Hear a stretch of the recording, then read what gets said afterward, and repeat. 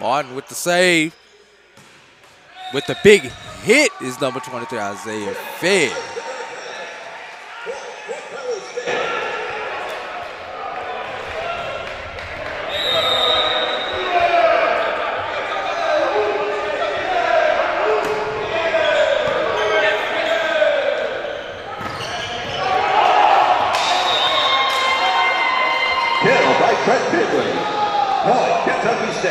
Trent Finley with the point right there, as you had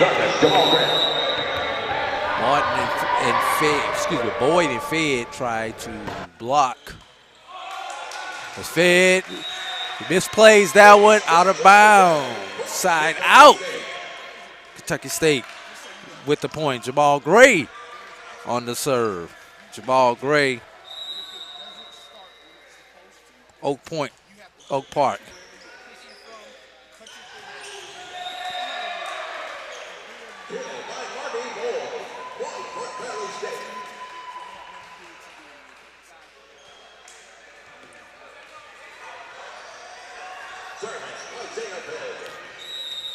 Isaiah Fed with the service.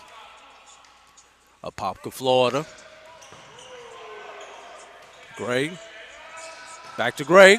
Into the net. Fort Valley now leads by a score of 15-5.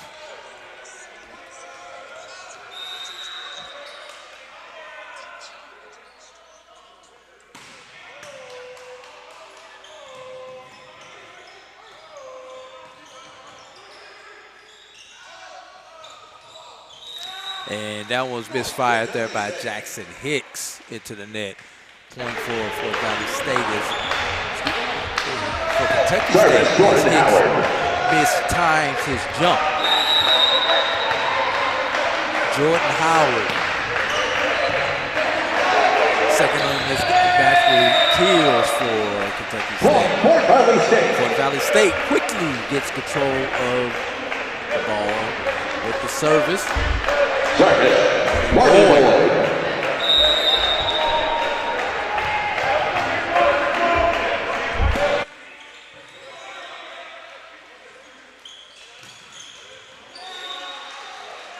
Cross-court shot there by Jordan Howard.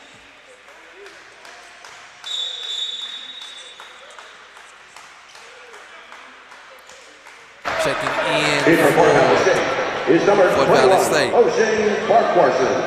O'Shea Farquharson from Hollywood, Florida.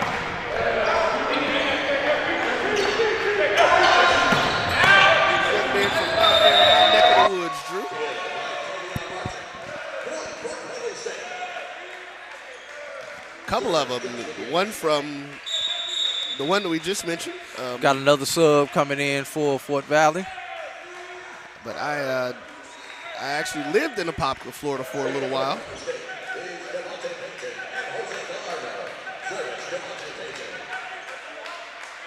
Jose Gallardo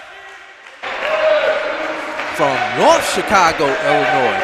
You know every major city boy has a direction in that city. North, south, east, west side of town, something. Just to separate themselves. Listen, that's the easiest way to do it.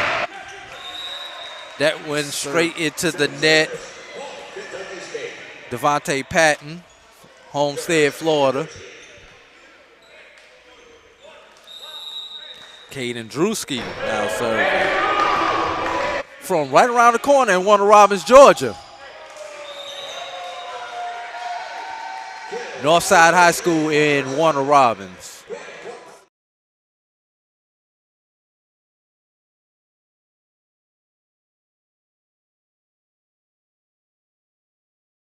Play there.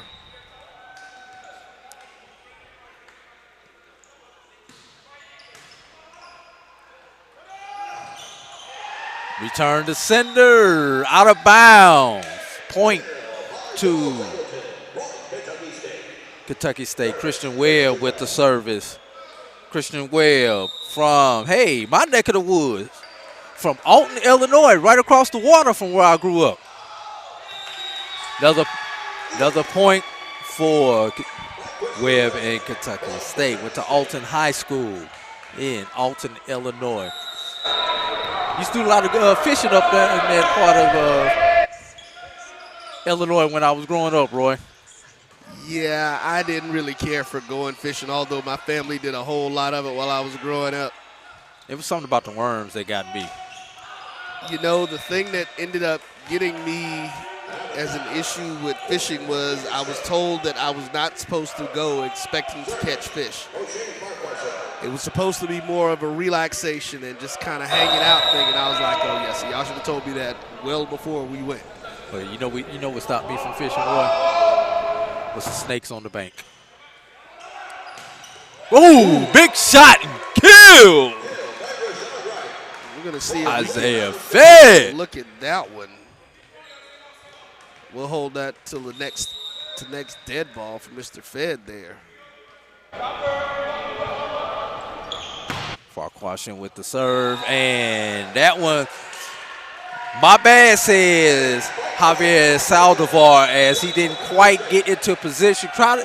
You can use your feet in volleyball. He tried to, at the last minute, stick his foot out to try to save it, as he didn't get into the position that he wanted to.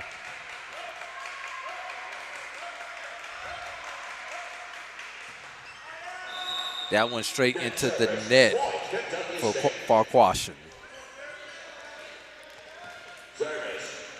Back in for the libero, Trent Finley.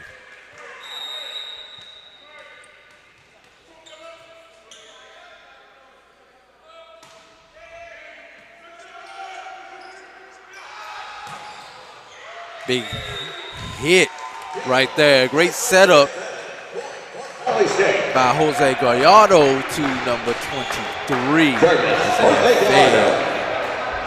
Got it doubled up here at HPE Arena. 22-11 in favor of Fort Valley State. Great dig there.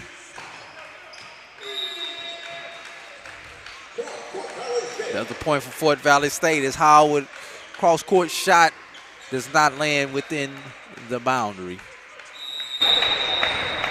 Gallardo 2 points away from game, set, match. Dunk. Gallardo and misfire from number 17, Jackson Hicks. Side out to Kentucky State. Jamal Gray.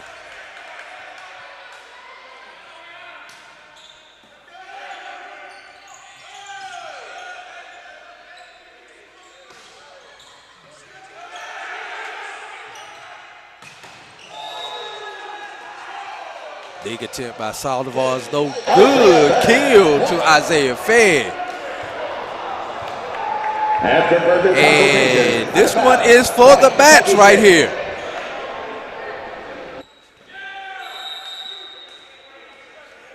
Fort Valley once again a side out from winning. And there it is. Check that, score is incorrect on the board. This is now match point. As Isaiah Fed gets the opportunity to serve. First time Fort Valley is actually serving for the victory in a set.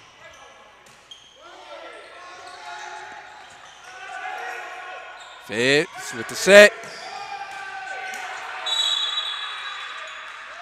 You have a net call. The net call was on Trent Finley, and with that will give the Wildcats the match. They win 3-0. They win by a score 25-20 in the first, 25-15 in the second, and 25-13 in the third. Taking a look at some of these stats. Leading the way for Fort Valley with 18 kills is Tavion Martin, followed by Jackson Hicks with 7. For Kentucky State, Christian Webb and Jordan Howard both had 7 kills each.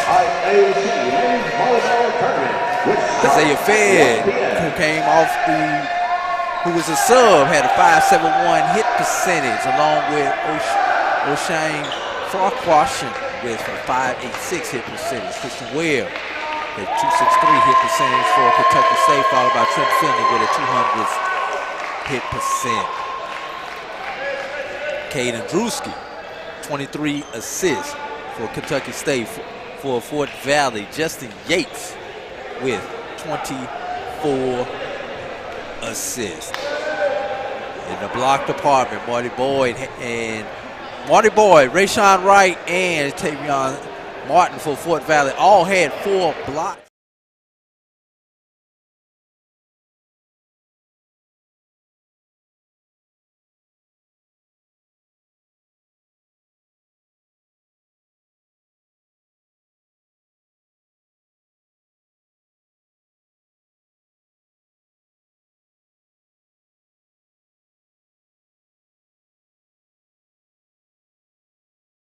Had 6, and with 5 digs each, Jordan Howard and Christian Webb.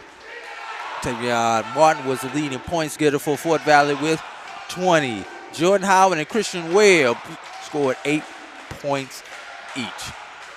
Roy, we've got about almost just shy of 2 hours before our next match, as we will begin in 1 hour and 45 minutes for our next match.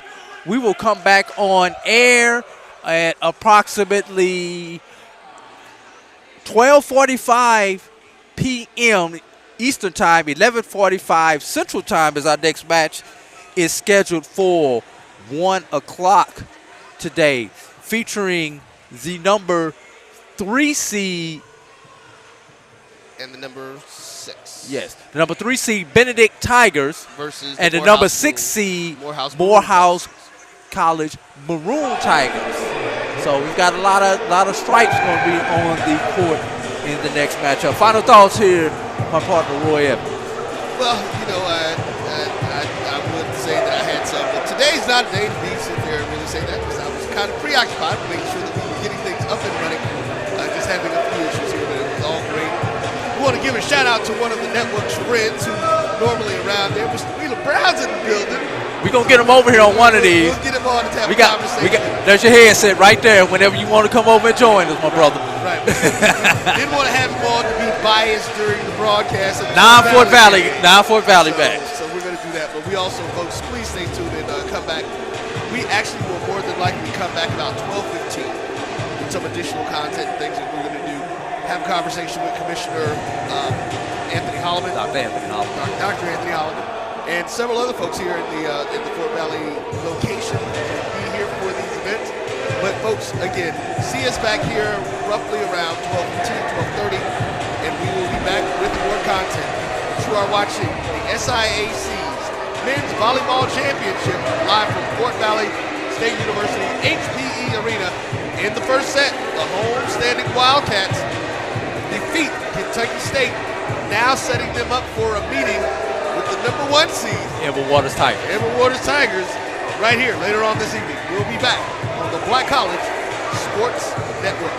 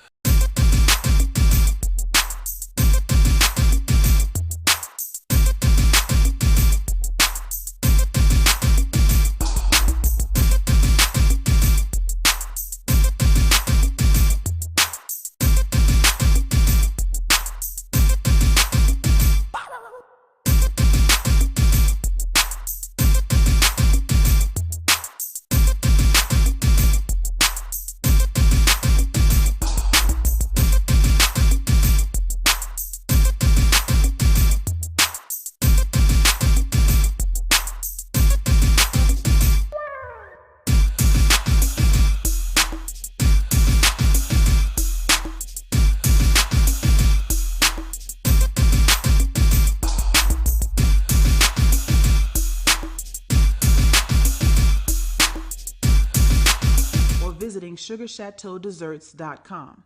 This is Carlos Brown, letting you know that we're on the move.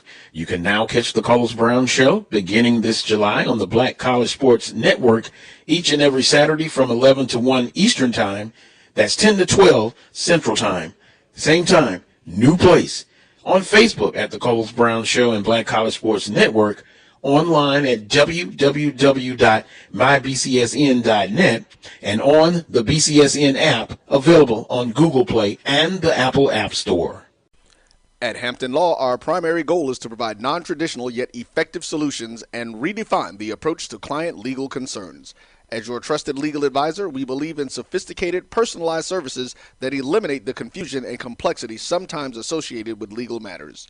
Our high standard for client care and concern, coupled with our extensive legal knowledge and skills, make Hampton Law a resource focused on the protection of the client's interest and overall goals. We value our clients and truly enjoy working with them. Visit thamptonlaw.com to conveniently schedule an appointment online. Tamika Hampton Esquire, 1631 Rock Springs Road, Suite 336, Apopka, Florida, 407-494-1471. thamptonlaw.com. This is Brian Fulford. A.D. Drew and I are co-hosts of the BCSN Sports Wrap. We talk about all things related to HBCU athletics. From the games, teams, coaches, and fan interest stories, we cover it all. You can find our shows on Facebook at BCSN Sports Wrap, YouTube at MyJBN Online, and everywhere you listen to podcasts like Anchor, Spotify, Google, and Apple Podcasts. You can also find us on the Jericho Broadcast Network's app. Make sure to download. We look forward to you joining the conversation and being a part of the show. From novice to aficionado, find yourself here. High quality cigars plus personal customer service. Slow Burn is Waco's only mobile cigar lounge, featuring a meticulous, curated collection of premium cigars. Visit our website, www.slowburnwaco.com. That's www.slowburnwaco.com. Some carriers will give you just one measly entertainment subscription. One is no fun. With Verizon, there's up to 7 entertainment subscriptions with your unlimited plan. That's 7 times the... 7 times the... No. 7 times the...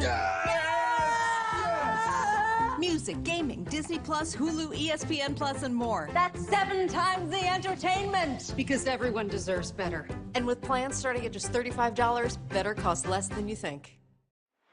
Let's get back to strolling instead of scrolling. Before we can safely come together, we need the facts on COVID-19 vaccines. Visit getvaccineanswers.org so you can make an informed decision for yourself and for your family.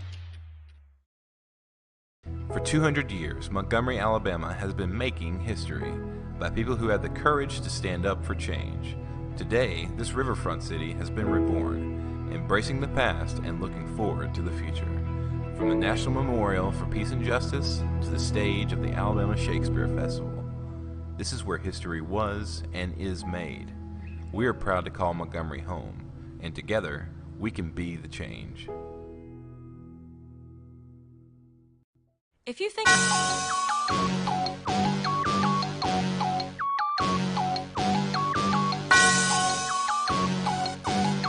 Yeah. I love my HBCU. And boy, I love it, love it. I love it, love it. I love my HBCU. And man, I hope my team they won. Yeah. I hope my team they won.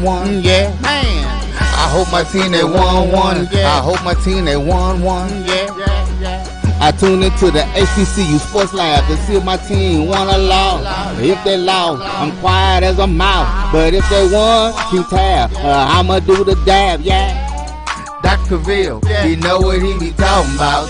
Mike and Charles, they know what they be talking about. They compress the analytic data with this hip hop. If you know them like I know them, they gon' tell you if your team, if they won or lost, and who the ball. So listen to Professor, yes sir, and pay attention.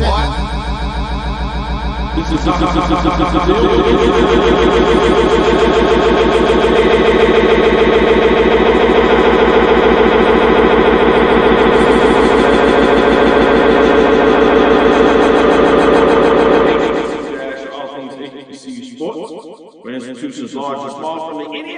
to the NCAA for insights and information on the HBCU sports culture.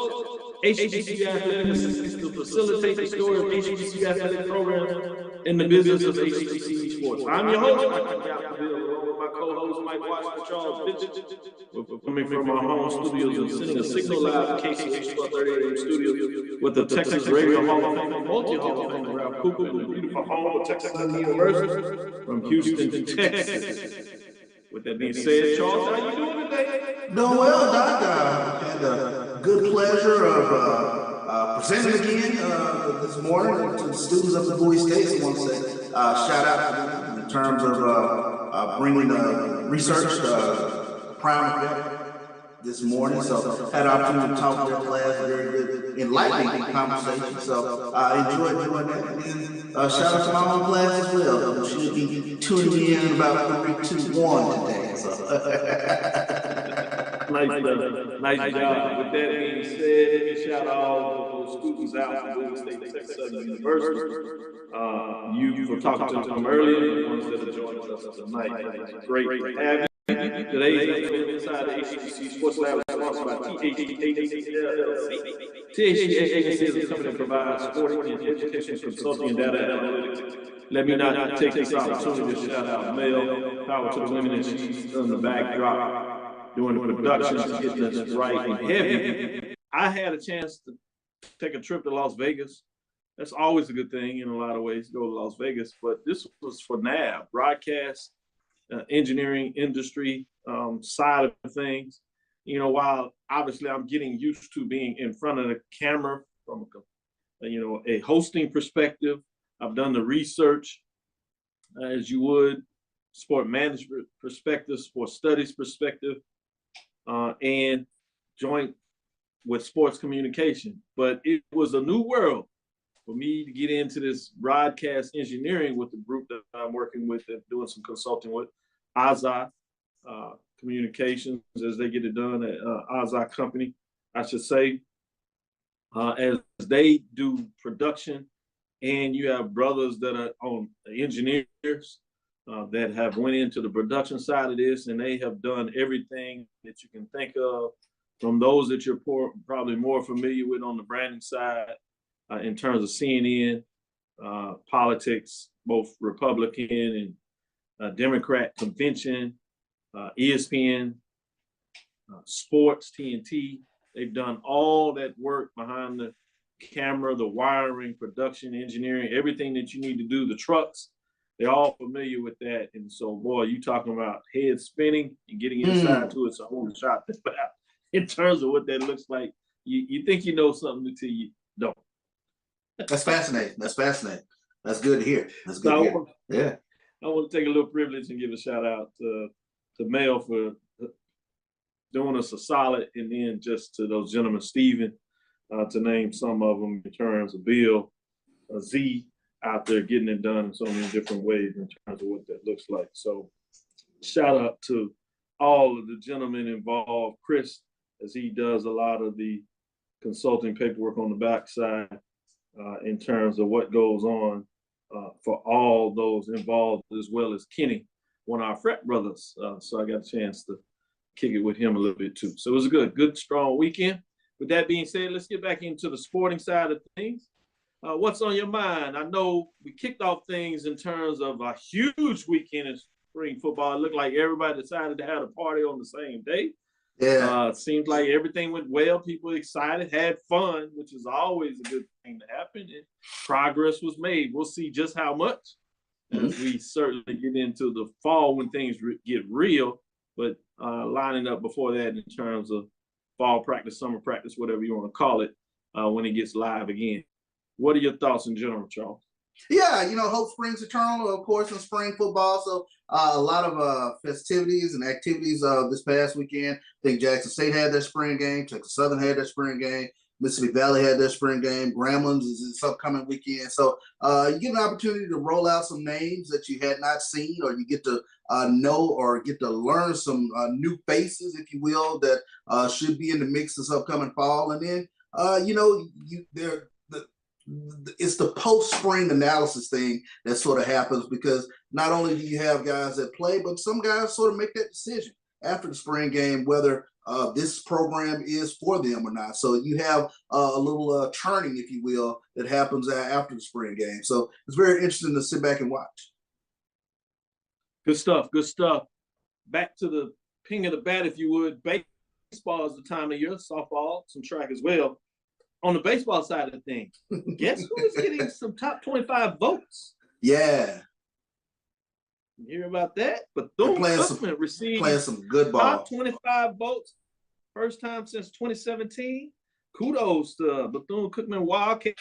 Everybody wanted to bury them last year in baseball, but it looks like they're live and well as they're in the heat of a race and playing some very good baseball and getting some recognition in terms of those that think just how strong they may be as they actually get votes in the top 25. So that's significant. Remember, in 2017, when they ended the season, they ranked all the way up to basically 30. Obviously, the top 25, but if you count it down with it, they were at 30. So significant to see that they're getting votes. Be interesting to see how the end of the season and second half of the baseball race goes, because it'll be interesting with that. But what else is on your mind in terms of some big news out there? I know in the middle of the SWAC men's and women's golf, and somebody that is a golfer like yourself, I'm sure you're sneaking in there watching things. What do you got for us? Oh, very much so. But before I get to golf, I wanted to mention big mega camp that's going to be happening at Prairie View in terms of big mega camp in terms of Coach Prime coming back to the SWAC. They'll have a big camp June 1st, I believe, at Prairie View, where a lot of different schools will be represented. So that made big news today while we were still talking about spring football. So now, attention turns towards the camps that will be happening towards the summer and things of that nature. So definitely want to put that out there with regards to that big mega camp happening at Prairie View. Yeah, that should be fascinating. I see with Grambling State, Alcorn State will be involved along with some other historically white colleges, including Georgia Tech at the Power 5 level, if you would, in terms of ACC. Fascinating. I think it was some 20-some schools, at least 15. A lot of schools involved in that. So it should be a lot of students there. Anytime I think you get a chance to see the facilities, Prairie View, for young men that oftentimes wouldn't recognize what Prairie View has been able to do specifically in terms of facility growth, where it was just 10 years ago, I think is a significant opportunity. So it'd be fascinating to see how do you make that move. Sure, Coach Bubba McDowell is excited with this opportunity, continue to push this forward. So I'll be watching with the one eye to kind of see what this means as things move down after people forget about it. What may come out of it as those individuals, particularly in this day and age with the transfer portal. As you just talked about at the end of this camp, a lot of folks going to start making moves. I think you even heard a couple of them as early as today. Player transferring out of Southern in terms of that. And you'll start seeing these popping up. A couple out of running back out of Jackson State. Sivion Wilkinson, Wilkinson, in terms of what that was. So it'll be fascinating to see what this looks like, where these guys go, will they stay in the HBCU realm or will they take their opportunity elsewhere. So fascinating to see what this means, particularly when we get into the race. Obviously, July, we'll get a chance to get a little more depth and talk about it and get everybody lather if it needs to be done, but we'll do that in terms of what that looks like. So great breakdown. Go ahead. Let me talk back to you. Make sure you get me a call, but you never let me let it down. And let's talk a little bit about it. SWAC Golf Championships are taking place in Jackson, Mississippi at the Refuge Golf Course. And I will say, Doc, that course has humbled me in many a day, but they're having a SWAC Championship golf tournament there over there in Jackson. And day one recap, Texas Southern Lady Tigers. They finished day one of the 2023 SWAC Women's Golf Championship in first place. They've updated the scores today. I think Prairie View is up Texas Southern is on top of Prairie View by 24 strokes right now. So they've widened that lead from the first day. I believe the first day they were up 11 strokes, but now they've widened that lead out. Second day, that normally happens as golfers get a little more acclimated to the course and things of that nature, get used to the green speed. So Texas Southern is leading on the women's side, and on the men's side, Arkansas Pine Bluff, they are playing lights out golf. They are -4 as of yesterday. So we'll wait and see where they come in today, as I'm sure they're still out there on the course, and we'll see whether they are able to increase their lead today. They're on top of Florida A&M by some 13 strokes after day one. So. How significant is that type of lead at the college level, and what you've seen over the years in the SWAC for folks that may not be in depth with golf, or for those that are, but they're either used to watching professionals or what they're doing on at the college level, specific for the SWAC? How significant is an 11-stroke or 18-stroke lead after day 2 and day 1 in terms of what we may see today coming in for the men's side versus the women? From what I've seen, it's like that day 1, and if you really take control of the golf championship, if you will, on day 1, it becomes a boat race, and then you can kind of ride your best golfers. They're going back out there on day 2, and they've gotten a little more acclimated to the course. They've gotten a little more acclimated to the green speeds, and they normally do better day 2, day 3. So sometimes you see that lead widen in day 2, day 3. But I've seen it where you've had teams, they click in some type way on day 2, and they start eating into that lead. I think there was one year in particular, Jackson State women's golf, when Jackson State had a women's golf program, that they ate into a lead and they were able to catch the team on day 3. So you never know. These things I've seen lately where it becomes a boat race after day 1, but you've seen it happen in years prior, where a team gets hot in day 2, and they get that rah-rah speech and they're ready to go out there and do business on day 2 and day 3. Good stuff when you break it down like that. So you don't see a lot of comebacks golf, at least in the SWAC, once a team gets out there, especially if it's a significant type lead, multiple strokes. You don't tend to see a team saying, all right, one kind of falling back and the team able to move forward.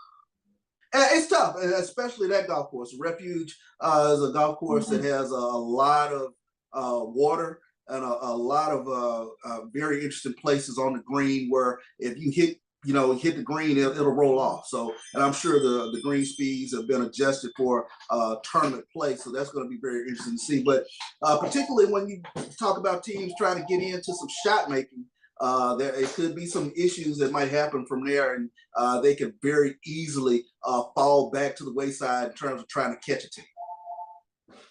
Good stuff. Let me give you this update here, and then we'll see what else you want to bring in. As we might need to change the subject as we get into it. MEAC announces new hiring staff. I thought this was kind of fascinating as they continue to move forward. Nita Easton, Sonia Steele announced on Tuesday the introduction of 2 new staff members and the elevation of 2 others as the 2023 academic year progresses and conferences move forward. Dr. Zanetta Ivy Bailey has been hired as the Associate Commissioner for Administration and Compliance, while Deborah Davis, who was no stranger, I should say, to the MEAC, has been brought in board full-time as the Senior Director of Accounting. Got to make sure the money right. In addition, Nakia Hill has been elevated from Administrative Assistant to Director of Administrative Service and Logistics, while Ohian Gaston, previously Special Assistant to the Commissioner, is now the Director of Administrative Services and Esports Coordinator. As they doubled down on esports and what I saw them do, I told you at the men's and women's MEAC basketball tournament, they were all in. It seemed like it was significant. This seems like more support in regards to figuring out how they're going to make that work. Bailey comes to the MEAC with over 20 years of experience coordinating student athletes, academic support offices, compliance departments, and managing full-time academic coordinator, interns and graduating assistants. She was previously the Director of Compliance at the University of Memphis, and before that, she was Assistant Athletic Director of Academics at Howard University. Davis, who had previously served as the Business Manager for Conference Office, will oversee the MEAC's overall accounting and auditing operations and practices. Hill and Gaston will be responsible for the day-to-day operations of the MEAC office, while Gaston will now serve as the conference office's main contact for esports. Interesting to see what that looks like. Any thoughts on that in terms of the hires, particularly at esports? Seems a little fascinating to me. Oh, no doubt. Esports is fascinating, but I think for me, you get a little bit more of an understanding of the day-to-day operations of these conferences, especially with regards to the positions and there's so much that goes on to the day-to-day operations and putting on championships for these student athletes. But it's good to see the various positions be highlighted in terms of who's getting what within the conference offices and things of that nature. So I like to see who is sort of the engine behind the car, if you will. So it's good to have those people recognized. Cool, good stuff. With that being said, any additional updates you want to get before we transition a little bit of softball? I want to give you some updates on softball and get your thoughts on that. We'll really get into baseball, but I want to make sure we give some love to the women as they are playing some fascinating softball, if you would, on the dirt, getting it done. What else you wanted to bring to the table of news of the day? Yeah, let's take a look at the SWAC softball weekly honors. The SWAC has tabbed Texas Southern's Madison Griggs and Prairie View's Jericho Rojas for their SWAC softball weekly honors for their outstanding performances this past week. Let's take a look at the hitter of the week, which was Madison Griggs. She produced 7 RBIs during 4 games this past week against Alcorn and Southern. She also tallied 7 hits in addition to scoring 3 runs during those contests while contributing a batting average of a gaudy .500, Dr. Padilla. And the pitcher of the week is Jericho Rojas. She went the distance during a 3-0 Prairie View shutout victory over Grambling this past weekend. She allowed only 1 hit while walking 2 and striking out 7 batters. So those were your hitter and pitcher of the week on SWAC softball. Perfect timing. With that, let's take our first break. As we'll come back on the other side, and I tease you a little bit about softball. We will promise to give you some softball. Make sure y'all don't get mad at us, and then we'll take a deeper dive into the baseball across the landscape space, non-conference, and then we'll get in really hot and heavy on the SWAC side. Stick with us after this first break. If you think all pads are exactly the same, think again. This is Always Ultra Thins reinvented with the Always Triple Protection System. This pad wicks gushes 90% faster, absorbs even more so you can feel dry, and locks odors in. Rethink your pad for up to 100% leak-free and odor-free comfort with the totally reinvented Always Ultra Thins. This is always like never before. Bounty versus the old family dish towel. Drying with a fresh sheet of Bounty leaves your hands cleaner than a used dish towel that can carry and redistribute food residue. So ditch the dish towel for better hand hygiene. Bounty, the quicker picker-upper.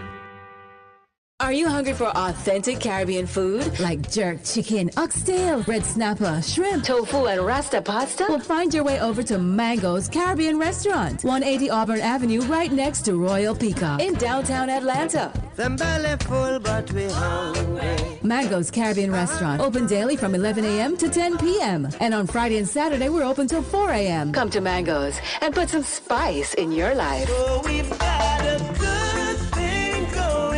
Mango's Caribbean Restaurant, 180 Auburn Avenue, right next to Royal Peacock in downtown Atlanta. For more info or directions, call 404-698-3992 or log on to mangoscaribbeanrestaurant.com. For instant coupons, text MANGOS to 313131. Tell your mama hungry, papa hungry, brother hungry. Mango's Caribbean Restaurant, authentic Caribbean cuisines. Open up the door.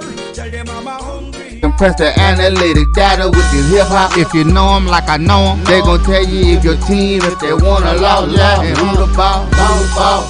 So listen to Professor, yes sir, and pay attention, cause he gon' teach a lesson.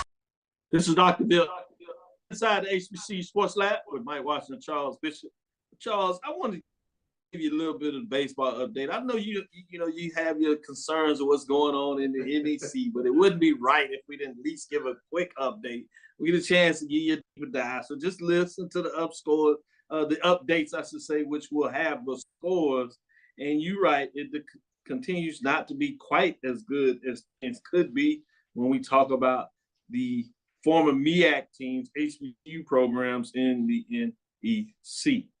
First off, we had Norfolk State. They lost a game, if you would, on Friday in terms of to Longwood as they continue to struggle this season. It's just been one of those things. It's been tough in a lot of ways of what that looks like. But more to that, you had a chance for Norfolk and Delaware State to get it done. And so obviously one of the HBC programs were going to get a win there. In this case, it was Delaware State shutting out Norfolk State 2-0 in that case. So that was a good thing for them. Maryland Eastern Shore, as they kind of bounced back and played some good baseball, they had a tough Friday session with Wagner where they lost 8-3. Coppin lost to Stonehill 11-6 in their opening games on Friday in terms of giving those updates of what they look like. And then you turn the chapter to Saturday to see if some teams can get back into it and what would happen in that matchup. Maryland Eastern Shore bounces back and gets a 6-3 win over Wagner, which is big. Coppin State bounces back, and check this out. They get their win over Stonehill 9-5 in terms of what looks like there. And then so Sunday, you have the final matchup of the three to see who would get it done. Can these teams get the 2 out of 3? Start out with the Delaware State and Norfolk State as they actually play 2 on Sunday. Delaware State wins the first one over Norfolk State 11-6. And then they actually bring out the brooms as they win a close one over Norfolk 8-7 in terms of what that looks like. Maryland Eastern Shore takes 2 out of 3 from Wagner as they win the final game 7-1. And Coppin State cannot get it done as Stonehill does take 2 out of 3 from Coppin State as they fall 4-1 in that matchup to give you what is taking place there. So fascinating to see what continues to go on in the Northeast Conference.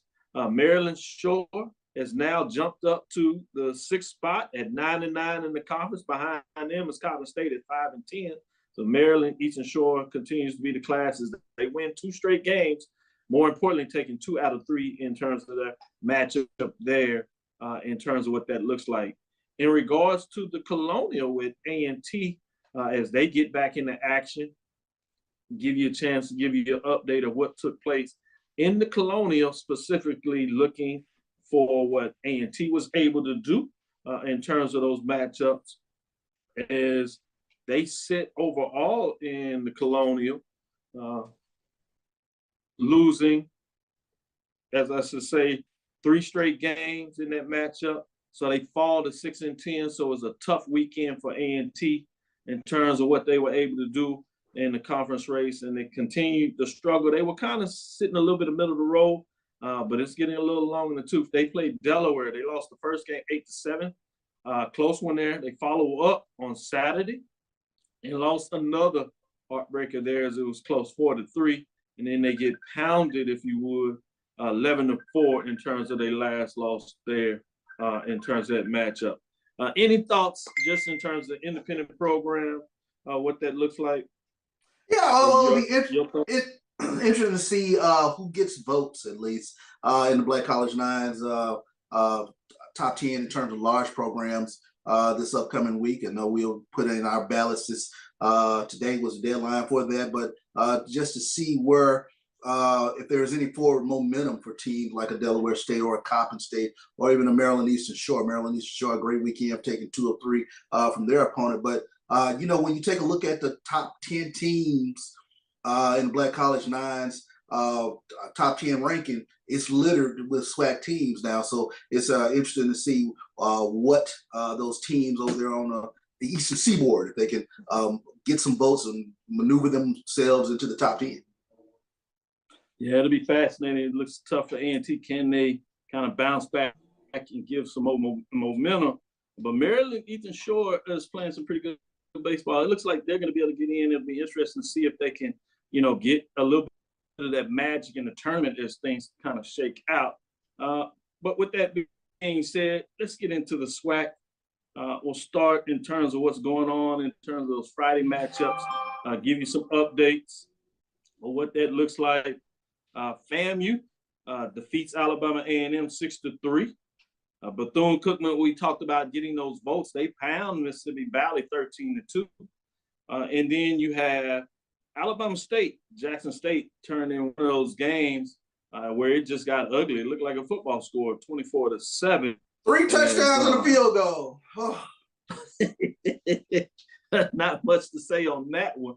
But with that being said, on the west side, you had another surprise to some people was not necessarily that Texas Southern won, but the fact that they basically 10-run ruled Southern, as it was 11-1 in that matchup. Grambling does what they're supposed to do in a lot of ways against Alcorn, or maybe even more so. They put up one of those football scores too, 17, as they shut out the Braves 17-0. Prairie View gets 2 touchdowns of themselves, as this is the refrain on this Friday, as they defeat Arkansas Pine Bluff 14-1 in terms of what looks like there. Let's get into Saturday, give you these updates while we're here on these scores, and then we'll come in and get you a little bit about to break these down in the next segment. But let's just give folks an update as we get into it so they understand what direction you're going when you break this down. On Saturday, Bethune-Cookman pounds Mississippi Valley 19-7. FAMU pounds Alabama A&M 16-7. So you see some of these crooked letter scores as teams are really struggling a bit, if you would. As you talked about earlier about the pitching, Prairie View pounds Pine Bluff 13-2. And then Grambling gets a 10-4 victory over the Braves in terms of what is taking place. With the top teams playing the bottom teams, you didn't have many of the lineups other than Texas Southern and Southern, as you said, match into that. So that was fascinating when you say what goes on there. With that being said, the tough news of the day is the Texas Southern games. They pushed those to Sunday to see if they could get them in. They were canceled and rained out. So Southern has had a couple of games canceled this year. That's 3 overall that they're in the hole, 1 against Prairie View. Remember, they were able to make up 2 of those games on Tuesday last week as we got into the show. But these 2 games against Texas Southern were canceled. So that's 3 games that there's a difference. So it'll be interesting how they played out. So no Tuesday makeup? And then I know you got a question. We'll answer that. Okay. Prairie View was defeated Pine Bluff 12-4, so brought out the room, a sweep there. Alabama State gets the sweep, but it's a close one in this matchup. They just get past Jackson State 6-5. Grambling Alcorn was postponed, so you didn't get to finish that one. So a hole in there. FAMU gets the sweep out of Alabama A&M, winning 18-7 in that matchup. But Bethune-Cookman sweeps Valley, but it is a close one in that Sunday matchup. It goes 11 innings, so they need the extra innings to get that done as they defeat Valley 6-3. Alabama State does get by Jackson to sweep them in terms of the doubleheader that day, 6-1 in terms of those matchups. What were you going to say there, Charles? So I was curious. There's no Tuesday makeup between Southern and Texas Southern. No, that is something that the coaches often will get together and decide. And I think that was something that Prairie View and Southern decided to do. Probably a lot more onus on Prairie View wanting to get that game in there. But oftentimes they have that week. They used to have the week at the end of the year where a lot of teams would try to find a way to get it done. But now with the expansion of the league, there's really not a lot of room for makeups unless they do it during the week. And that happens to be something that both coaches have to agree upon. As you know, finances is a decision maker. Do you bring your team back out there? And so that's another part of it. How much is the team want to go back on the road to play a game? So it'll be interesting to see what that looks like. I've seen what a lot of teams will do is they will at least play maybe one of the games if the second half or wherever they're going. But the problem you get now, these rainouts this weekend are part of the second half. So they were the return trip. And so essentially for Southern and Texas Southern, they end their record 2-2. Because remember earlier, Southern got 2 out of 3 from Texas Southern here in Houston with 2 big comebacks, if you would, late in 2 of those games to get 2 out of 3 at the time. And so I don't know what that would look like, but I've seen in some cases ahead of time where a team may have canceled a game in the first part, that they will go ahead and at least play 1 additional game on the road. So they'll be able to, have 4 games. We've seen that kind of stuff happens with doubleheaders, but not much more than that. It'll be interesting because this is kind of new. Last year, everything was able to pretty much get done. And so it'll be fascinating to see what that looks like. So great question. Yeah, it's very interesting to me. When you start taking a look at, especially this past weekend's games, even with the rainouts, the wheat is separated from the chaff, if you will. You take a look at the SWAC East, Bethune-Cookman, Alabama State, and Florida A&M. They've really taken a foothold of race over there in the SWAC East. Those are the three teams to watch. But things, I think, are still just completely playing out over there in the SWAC West. It's very interesting taking a look at the teams over there in the SWAC West. Grambling on top of the SWAC West right now, and Prairie View's right there on the heels there, a game back. Texas Southern is 2 games back in the loss column when you take a look at where they are in the standings in Southern, still lurking around. So they still have some work to do. Big weekend this upcoming weekend against Grambling. But I know, Dr. Bill, my focus this weekend, Bethune-Cookman heading to Montgomery. That's going to be a matchup of heavyweights when you take a look at this weekend. Good stuff, good stuff. And we'll get a chance to maybe get a little more into some of the big matchups. On the other side, we'll come back and talk about what Charles thinks about those scores that we've seen, and we'll break down a little more about the race that you're heading to. Stick with us. We'll be right back after our second break. We'll come back on the other side, give a little more D1 talk in terms of SWAC. Let's get into it. Stick with us. Be right back after this second break. Nope. Nope. Come on, him. Ooh, I like him.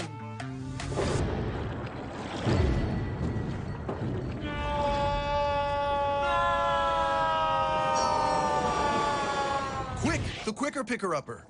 Bounty picks up messes quicker, and each sheet is 2 times more absorbent, so you can use less. He's an 8. He's a 9. Bounty, the quicker picker-upper. Supermarket sushi, really? No. Wait, Troy, you work here? I'm never not working. Like Head & Shoulders Scalp Shield technology, up to 100% dandruff protection, even between washes. Never not working, huh? Oh, Troy, you're such a good teacher. Yeah, I know. Never not working. Never not working. Never, ever not working. Are you serious? Never not working.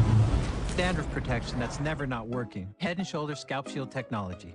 It's never too early to plant the seed, to share the tradition, and instill a sense of pride in your HBCU with your little ones.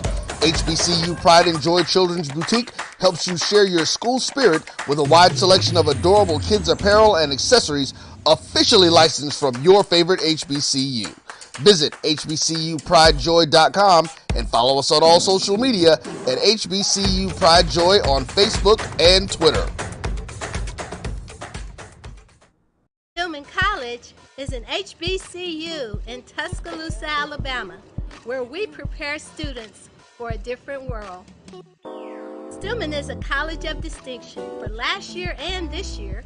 Our largest majors are business and biology, followed closely by psychology, criminal justice, and history for pre-law, communications, English, and religion. Our newest degree programs are in the Department of Computational Sciences, which covers cybersecurity, data analytics, and math. The Biomedical Academy prepares students for competitive entry into health professions and graduate programs. We have established summer biomedical research internships with major research institutions, such as the University of Alabama, Drexel and Temple Universities in Philadelphia, the Salk Institute in San Diego, California, and the universities of Florida, Indiana, and Iowa. We became creative with social distancing and masks for the pandemic. Our students enjoy movie nights at the stadium and the new Melissa and Davis Legacy Courtyard, where you can eat and enjoy friends. We have the Divine Nine Greek letter organizations, student government leadership, and ambassadors. Our small class sizes, nurturing faculty, and friendly environment let you know that Black Lives Matter at Stillman College each and every day. Applications are free. Sign up at discover.stillman.edu. Complete the contact card and apply today. Stillman College, where we prepare students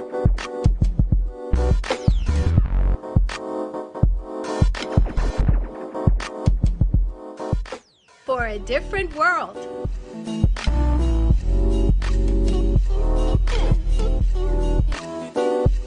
Press the analytic data with your hip hop. If you know them like I know them, they gon' tell you if your team, if they wanna love, and who the ball.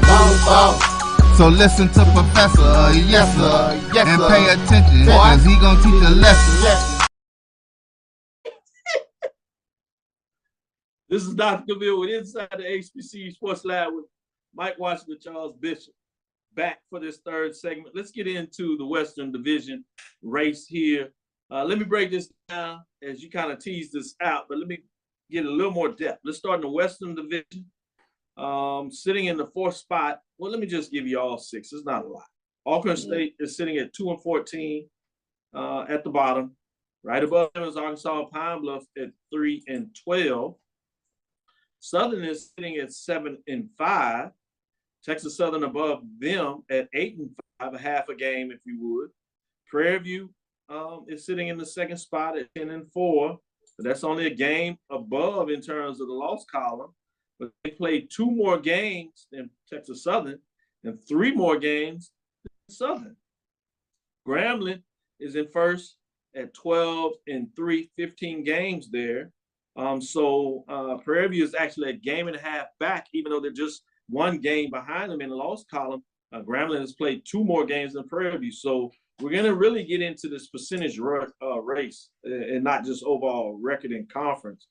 So Grambling is at 80%, Prairie View is at 71%, Texas Southern at 61%, Southern at 58%, just to give you an indication of those percentage, and that's winning percentage of what that look like. So it'll be fascinating to see what goes on there. I think more interesting is Grambling's on a 4-game win streak, Prairie View on 3, and Texas Southern on 1.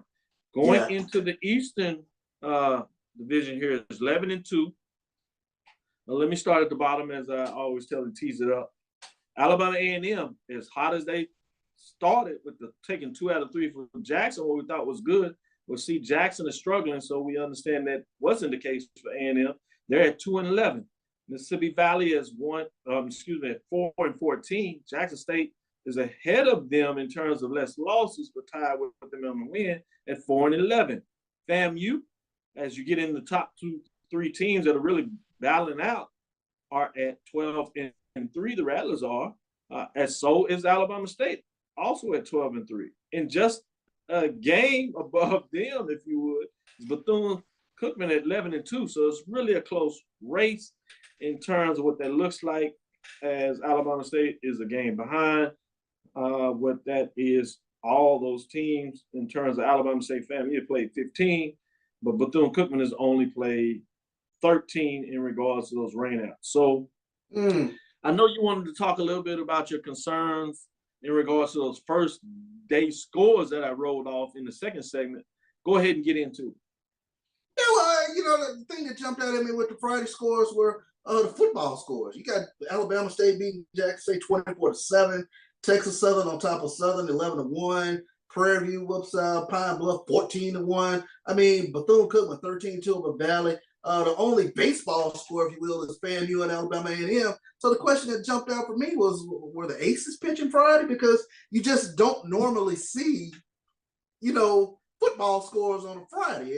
And I know Omar Melendez was pitching for Alabama State. I was following that a little closer. Kobe got pretty good pitcher for Jackson State in terms of one of their better pitchers, but he got roughed up Friday. And you talk about Southern, their pitcher got roughed up. Pine Bluff got roughed up. It just jumped out at me that these scores were so out of the norm, if you will, on a Friday.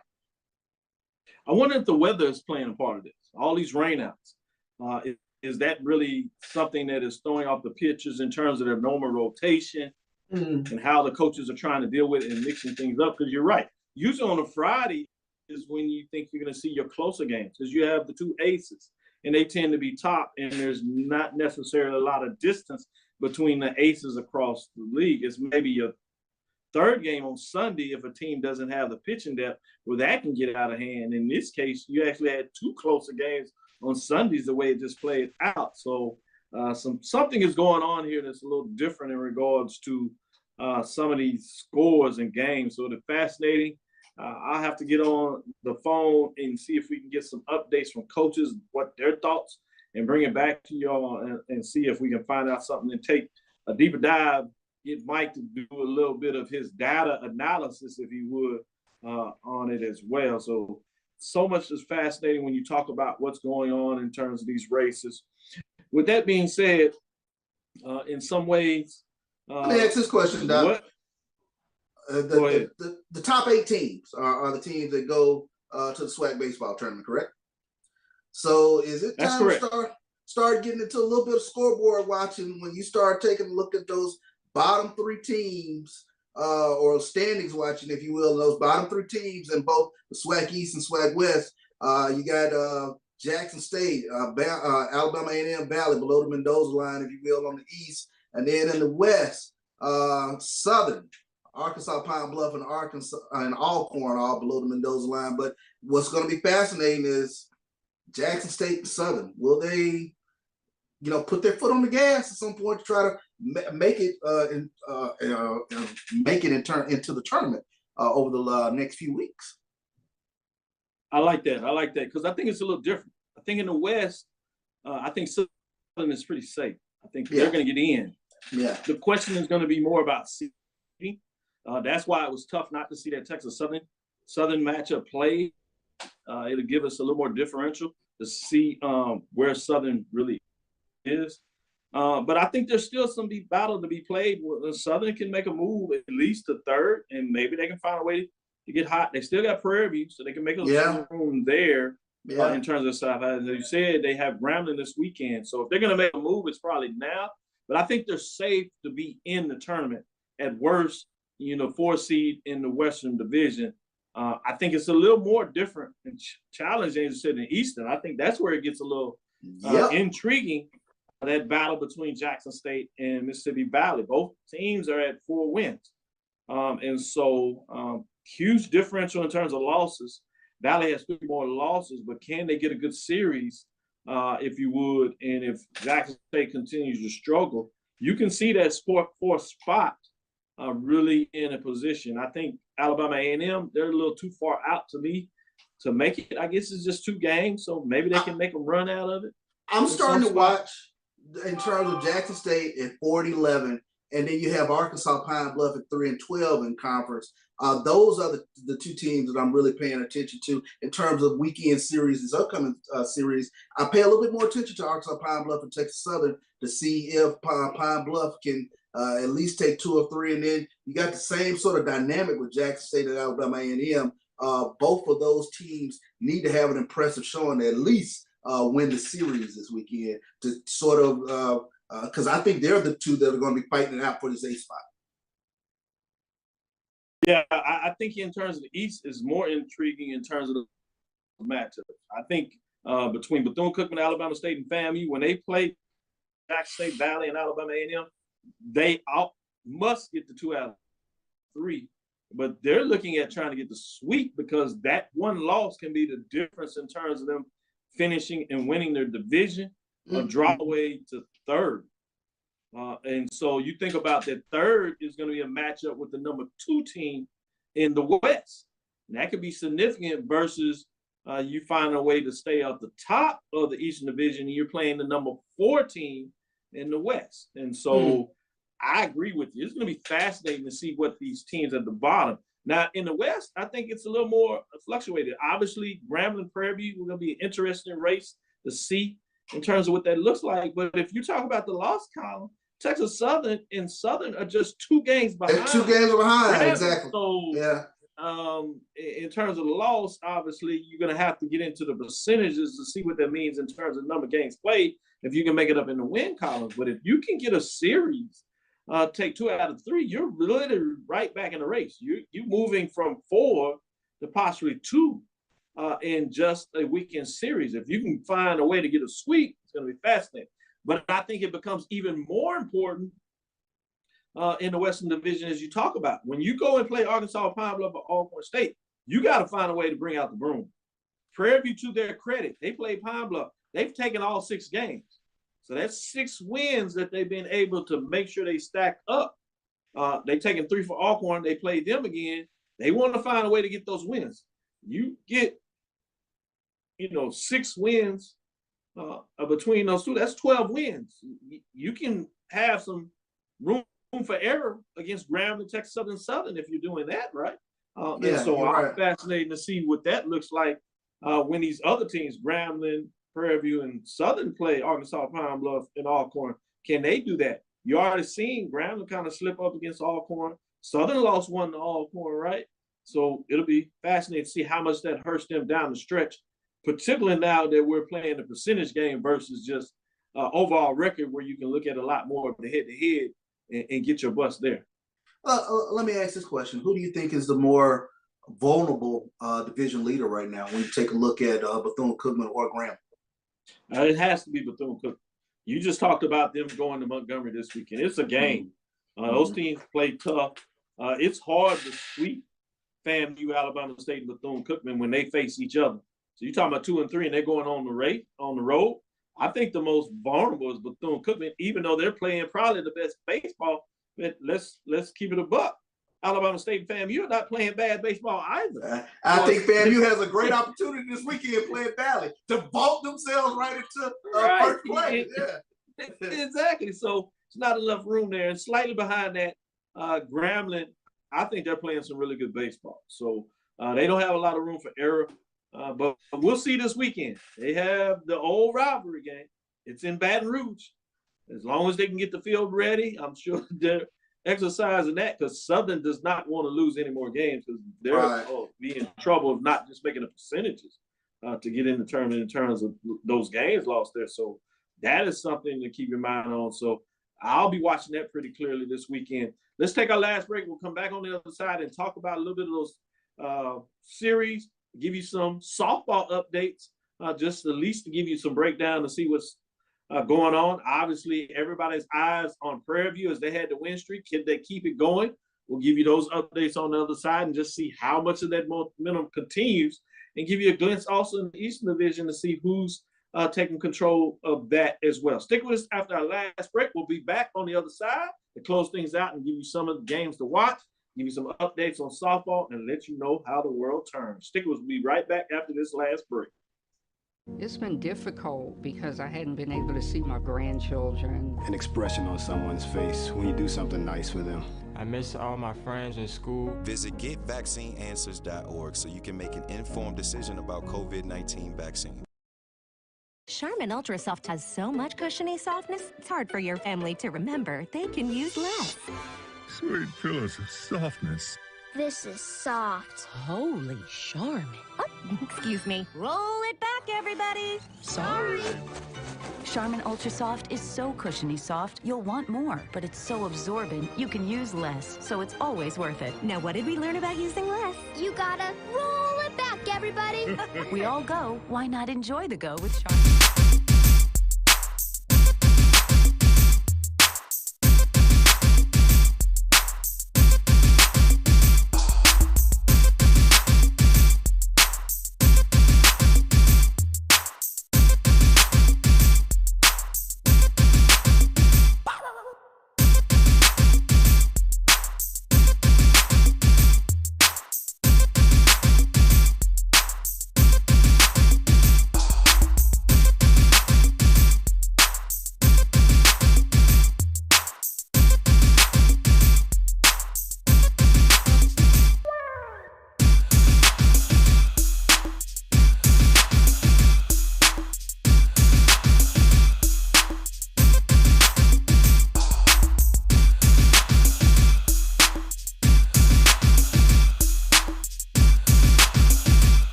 Welcome back to the BCSN Game Time Show, exclusively on the Black College Sports Network. We are at the SIAC Volleyball Championships, and thank you for watching that encore presentation of Dr. Cavill's Inside the HBCU Sports Lab from this past Tuesday night.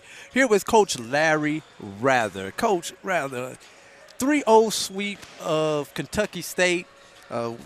First set 25-20, second set 25-15, third set 25-13. But numbers always lie. The match was not as easy as that score looks. Give me your impressions on that first match. The first match really came down to our guys did a great job of minimizing their own errors. We didn't have very many unforced errors, and Kentucky State kind of gave us some free points here or there, but they scrapped out. They're a scrappy team. They're going to play some good volleyball. They're going to do some good things, and I think we did a pretty good job of handling that a little bit throughout the sets as we went on. As you see, it got better with score-wise for us, what we held them to as we went on because we started to get a little bit more in a groove as we continued. Now, the first two sets, we saw you guys jumped out. Kentucky State will walk you down, will get close, even tied it, I think, maybe at one point in time in the first set. Then you guys would break back out and then extend it and ultimately win the game. Same thing happened in the second set, although the score doesn't indicate it. But Kentucky State did get on some runs on you guys after you guys had got on a run. So talk about those different streaks. You know, we had like 3 games in one within one set. Yeah, absolutely. That kind of comes down to just young mentality, young athletes not being able to be mentally locked in fully, and that's something we're working on to get our guys to. We have all freshmen and sophomores, all true 18 and 19-year-olds, so they're still trying to figure out how to play at this big boy level and mentally stay locked in the whole time. Kentucky State's going to do those kind of things to you if you lose focus, right? And you give them those opportunities of having a lax mindset, you're going to have that happen to you. So I think it really came down to just our mentality and kind of just taking time off when we didn't need to take time off. Yeah, true freshmen and sophomores in the second-year program kind of makes sense when you think about it, you know. Looking at some of the individuals from this match, Tavion Martin, 18 kills on the day. Just talk about him and what he brings to your team. Yeah, Tavion brings some aggression that we need on our court. He's done a great job of playing middle if we needed him to be in the middle, and he's played right side like he did this match, and he's starting to figure his things out. He's only been playing the game for a year, and that's when he got here to us. Before that, it was maybe 4 or 5 months that he played, so he's kind of figuring everything out on the fly and getting it going, and I think things are starting to click for him right now, and that's really helping us and helping our offense stay balanced out. Also had a hitting percentage of 500, which is a pretty good doggone hitting percentage. Tied for team lead with 3 blocks also. Now, on the defensive side, Jamil Scott, 11 digs, man. Just talk about some timely digs there. Jamil is a guy who played outside for us in the previous year and earlier this year. But he's always been a guy that we knew was going to sacrifice his body to get a ball up and wasn't afraid to get absolutely blown up. So we kind of made that switch and put him over to playing that libero slot for us, and he's done a great job for us as we've gone on, and it's been a new role that he's taken on with pride. Yeah. And anybody who knows anything about volleyball, everything starts with the setter. Yes. Justin Yates. So how important is he to the cause? Because without Yates, Martin don't have all those kills right there. You have to have somebody who sets you up. So talk about him. Justin's done a great job for us this year offensively. I mean, he was conference setter of the year 6-7 times. I think he holds the most conference awards for weekly awards. And he's done a great job of understanding what I want our offense to be and how I want it ran, and letting him have that freedom to kind of figure it out of what to do. And he's a great facilitator. There's some things that I wish he'll do a little more, and we're having those conversations.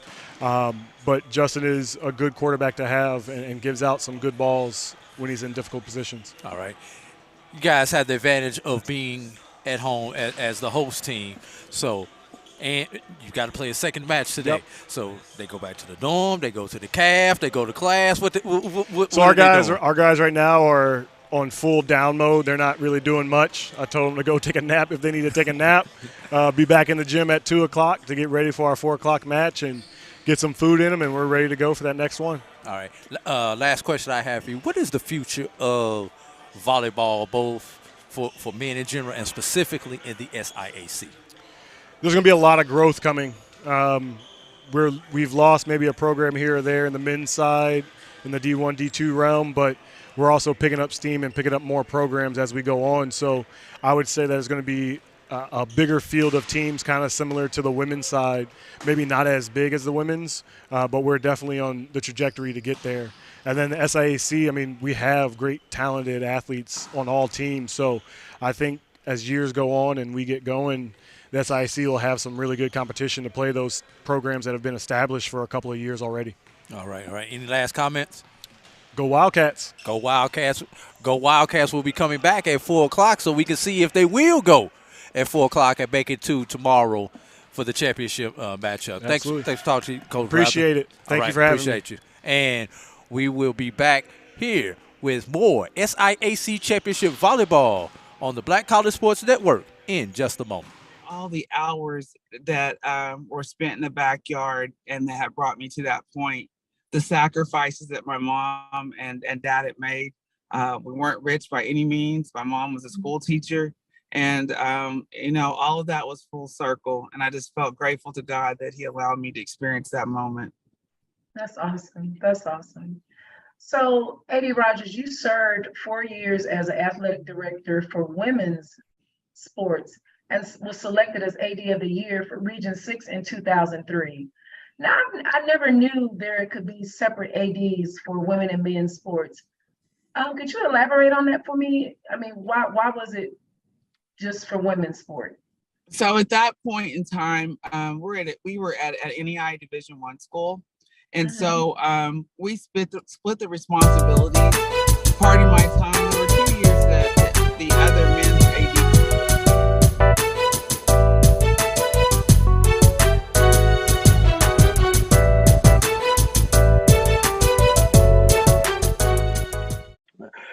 Doc, you mentioned Lincoln and the streak they've been on. They're the winners of 8 consecutive games.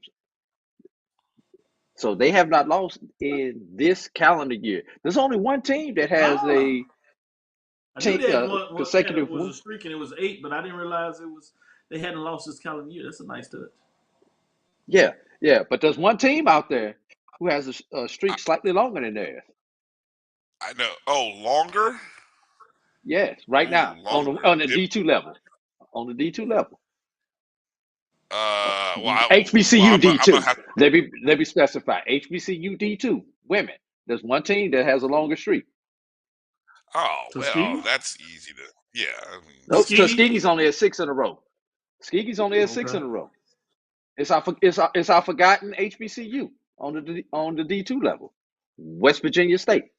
They're the winners of 9 consecutive women. Nice. Good. Okay. Yeah. I see you, Drew. Right. Yeah. Right, keep that computer churning. I like what you're spitting. Great observation there, Drew, about the records in Division II. I want to do a breakdown of looking at people's non-conference later, because that's fascinating when you juxtapose it against Division I, which we know that's a different story, but still, I think it is interesting to look at. Brian, 11 of the 29 women HBCU programs on January 22nd have double-digit wins. Nice. It's over 1/3 have double-digit wins. No one is winless. Nice. And I still say 20 wins is a mark. I think 20 wins is still an actionable mark that you look at and say, oh yeah. That's I love that 20. I love that 20-win mark. It's still significant, particularly at the Division II level, NIA level. You get to 20. Sometimes at them, they get a chance to get to 25. Really looking good. Right. But at the Division I level, if you can get to 20 wins, you're really doing something. Sometimes that demarcation may need to be closer to 17, 18. But it's something beautiful about that round number when you can put that 20-win mark on there. So I love that you brought that up. Yeah, I love that you brought that up. And take it one step further, everybody. 15 of the 29 are at 9 wins or better. So over half of our women's programs are at 9 wins or better with 5 weeks remaining in the basketball season. They're being At paid least I'm for their getting some money services. for it. Yeah. Yeah, and I guarantee you, if you went to those players and say, hey fellas, if we play these 2 games, you will get cost of attendance.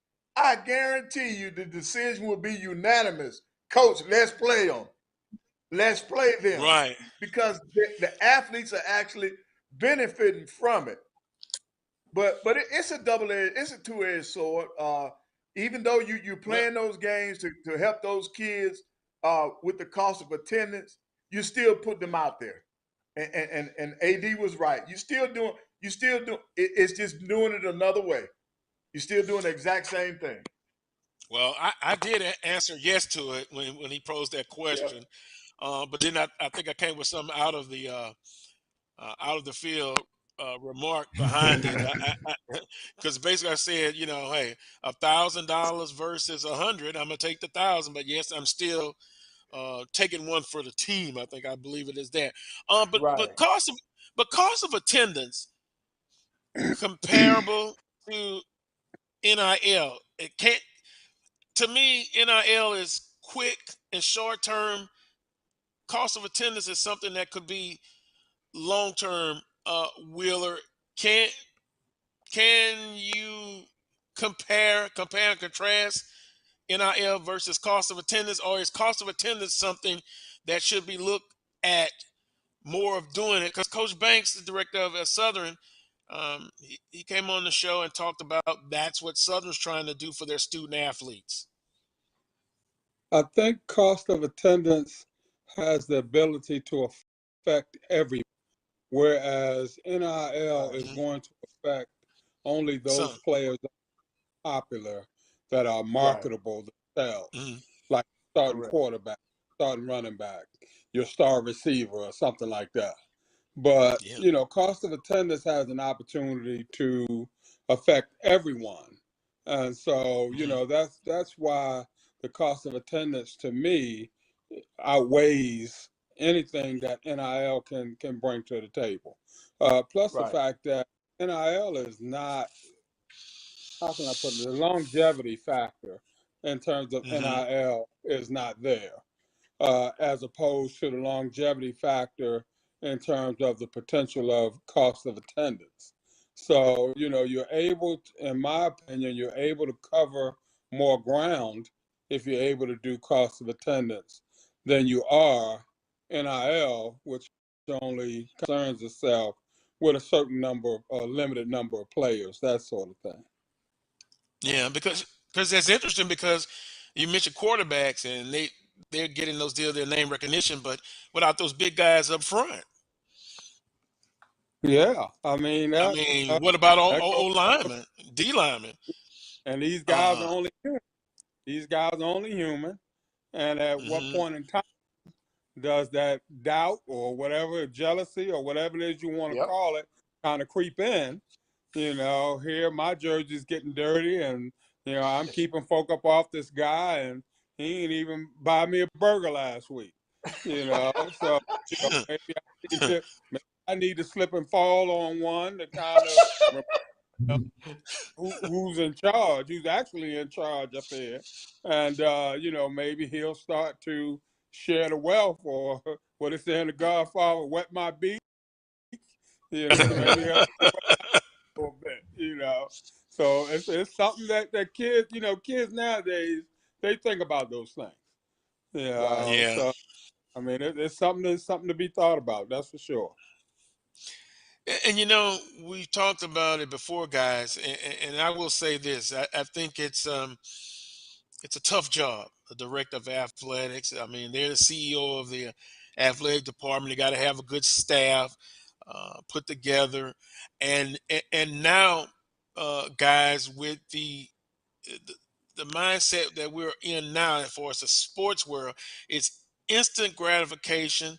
There's no honeymoon period, and even whether you're in the SIAC or CIAA, the SWAC, it's kind of different now. It's win and win quickly. How do you combat that? We are going to be playing Who's Most Likely To? Here with the insanely talented cast of 80 for Brady.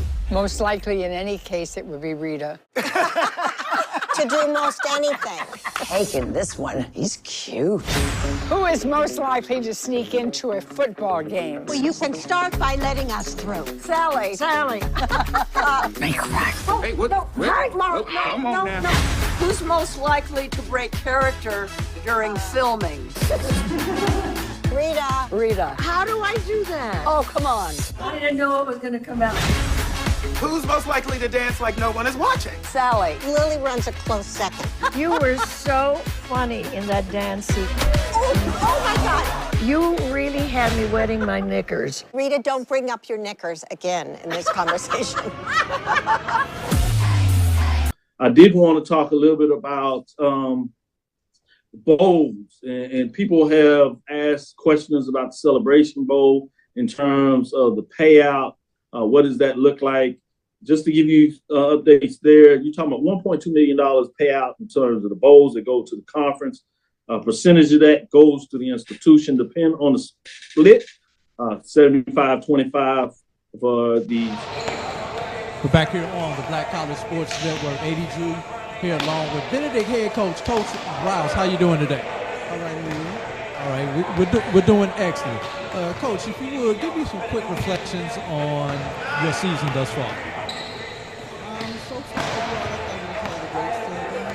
This is our second year, of course. Like as we know, we've already competed last year. Our record is we're 3 games ahead than what we were this time last year. So that's a great improvement. All right, now you come into the tournament as the number 3 seed. What are going to be a couple of your keys to victory today? First of all, we're going to take 1 match at a time. We're going to just focus on cutting back on our many mistakes. If we cut back on our errors, we're going to be productive. All right, last question for you, Coach. What is the future of men's volleyball, both in this conference and the overall national level? Men's volleyball is really growing nationally. Of course, it's always been sport out in the West, but it's coming down to the South. It's giving young men an opportunity to come to college and get an education. So it is really growing, and it's very exciting. Every time I've never seen a men's volleyball match, and to see the difference in, they just have to Any last comment? Go Tigers. Go Tigers. And we're about to go right now to a break. You are watching SIAC Championship Volleyball right here on the Black College Sports Network.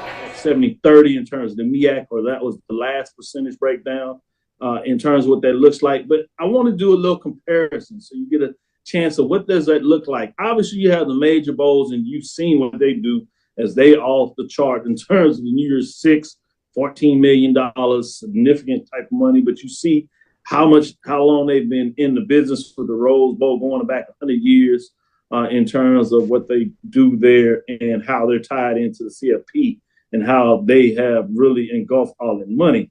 But if you look at some of the other bowls out there, there was an article that talked about the Quick Lane Bowl, really focusing on New Mexico State, which it was encouraging fans to purchase tickets. And it wasn't so much about purchasing tickets. Obviously, you want to support your team. But a lot of it would maybe be of the distance that a lot of fans wouldn't necessarily travel for a 6-6 Aggies team that was playing a 6-6 Bowling Green Falcons team, if you would, coming out of the MAC all the way in Detroit. So they were asking fans to support the team that did make a bowl and purchase tickets so they could donate them to Detroit area youth. That's a great thing for the youth to get a chance to get out and see some college football. But I wanted to get into some of the money. When you talk about this particular matchup, when you see what was going on here, 3 things to know about the Bowling Green as they entering into at that time the Quick Lane Bowl, which was this past week. And we are back here on the Black College Sports Network. at the SIAC Men's Volleyball Championship here in the HPE Arena on the campus of Fort Valley. I am here with Coach Lamar of Morehouse College. Coach, how you doing today? I'm doing okay. Morehouse comes in as the number 6 seed in the tournament. A little bit of a disappointing season overall for Tiger Nation, but just give us your reflections on the season.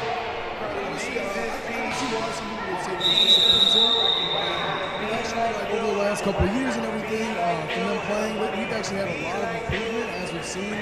We actually won our first set this year, so I figured that was a pretty exciting moment for the team. But we've been steadily progressing as a team, dealing with some injuries, dealing with some loss of players, and all that sort of thing. So I think that we've had a very positive season despite the losses. How tough has it been starting the program there at Morehouse? What was that? How tough has it been to start the program there at Morehouse? It's really tough to start a program anywhere and get your feet seated in like a foundation and everything like that. So really, it's always tough no matter what kind of organization you're starting. But it's been a lot. And some of the keys to victory for you guys today. Our keys to victory are just focusing on what we know that we're good at, and just trying to fine tune a lot of those just small things like passing well on a free ball or something like that. Making sure that we are ready for serve receive, always ready to hit. Just making sure that you have some type of intentionality with your play, and that's really what I'm looking for. Last question, I've asked this of everybody. What is the future of men's volleyball, both here in the SIAC and nationwide? Well, it's only going to get bigger and better.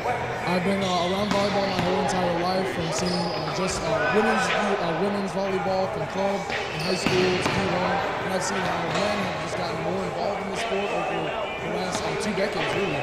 So I'm really excited. I think it's really just only going to get bigger and better from here. Any last comments, Coach?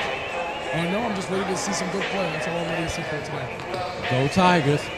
And we'll be right back here on the Black College Sports Network with more SIAC Championship Volleyball in just a moment. If you would, a week ago, I should say, the university closed travel, cost them $400,000 travel to Detroit. When you talk about the Celebration Bowl, one thing is unique. You heard last year, they got the deal with Delta, actually flew the teams in there to Atlanta, and that was at no cost to the teams. So you didn't have to worry about that type of cost where you see it doing $400K for Detroit. And so some interesting things there when you think about it. But this is really interesting when I've seen this, when you talk about these payouts. Because a lot of folks talk about $1 million, $2, $3 million payouts for these bowls. One thing people don't realize, a lot of times these bowls, a bigger number in there, but they'll charge you, as you see, for your travel, your hotel stay, food and things of that nature while you're in there. They'll also charge you for the band in terms of the band and who you bring in there. They'll charge you a ticket price for the band members in the stand. And so the payout for the Quick Lane Bowl was $150K. Yeah, let me say that again. The payout for that bowl game was $150K, and which is why you see the fact that they were encouraging their fans to buy tickets, because this is where it can get a little benefit to the team. New Mexico State athletic director was quoted saying that the university will retain 100% of the revenue from the first 2,000 tickets it sells, 50% of the next 2,000 tickets, which by New Mexico wants its fan base to purchase all of these tickets, because if they did, they could recoup $420K in terms of what that means. So just to give you some indications of what's out there and why you really need to look at the contracts, or at least get some more information of some generalities of these various bowl games to get an understanding of what that looks like. So just on the surface, I'll go to you, Charles. What are your thoughts in terms of what that looks like when you see, especially some of these small bowls, in terms of what they bring to the table when you compare? Because a lot of folks will instantly go to the larger bowl games and say, hey, they're paying out this. And just so one of the things we always like to talk about only is the business side. So you see some of the numbers that go out there and get an understanding what that looks like. What are your thoughts? Tremendously enlightening to really find out some of the ancillary costs. I think that those are things that you almost oftentimes take for granted, Dr. Gill, that those the charging for the band and things of that nature. So you never sort of calculate those into what goes into the bigger picture. But it's fascinating to see the numbers finally, out there for all of us to really grasp and understand, what a jewel that you have within the Celebration Bowl, I think. Yeah, and you see the numbers continue to move up, which always helps both in terms of attendance and the ratings, which is more powerful. So when you sit back in the table, it gives you a chance to continue to push for bigger payouts. Mike, what are your thoughts in terms of just getting a different framework of the bowl landscape, how varied it can be at times? Yeah, you often wonder, you look at all of the activities that take place, and then you look at, who's transporting the group here, who's transporting the group here, who's paying for this dinner, who's providing gift baskets for the team. Those are all costs that are buried underneath the umbrella of the bowl costs. So, and you take that into consideration, and then you wonder, does the bowl game have the sustainability of growth and volume over the course of 3 to 5 years to kind of, eat a lot of those ancillary costs down, such as transportation costs, hotel costs, dining costs, their awards costs, or whatever. I think in some bowls, some of the bigger bowls, I think some of the players get gifts or whatever. You wonder where that's covered, what pot that's covered in. So you get all those little, I guess, trinkets into that big basket of bowl costs. And then it gives you a different insight on, is this a viable bowl game? And like CB said, all that in consideration, it gives you more of an appreciation for not only the performance of the Celebration Bowl, but the growth that you've seen over the last 5-6 years.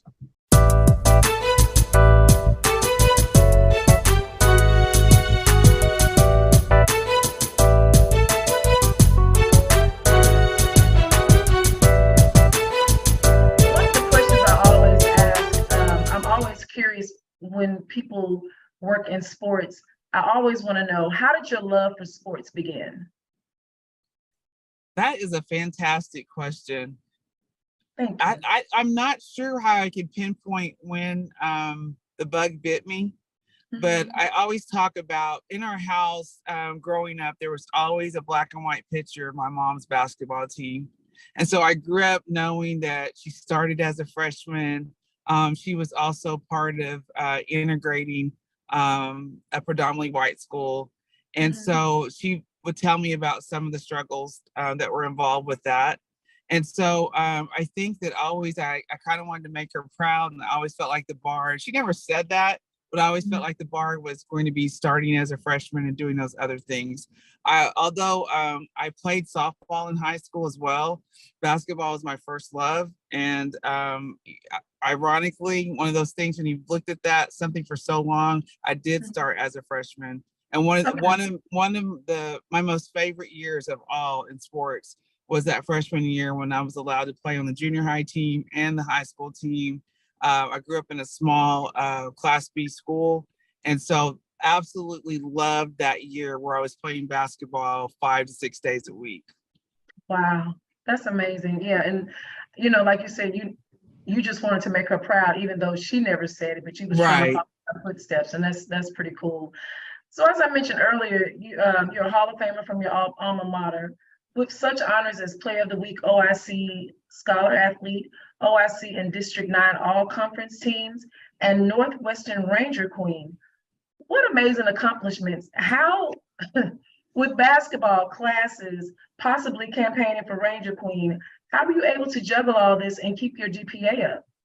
Well, it's one of those things that I absolutely loved college, and some of my friends from the Baptist Student Union, they were my sponsoring group for Ranger Queen. Okay. They talked me into it, and ironically, it's the first time that I learned that other people other people can see some things in yourself that you may not see at the time. Right. I never ever considered myself Queen material at all, and I wouldn't have had the nerve to do it had some of my friends were like, hey, we'll help you with the posters, we'll help you, we'll back you, you can do this. Everybody knows you, but they didn't know me in that realm.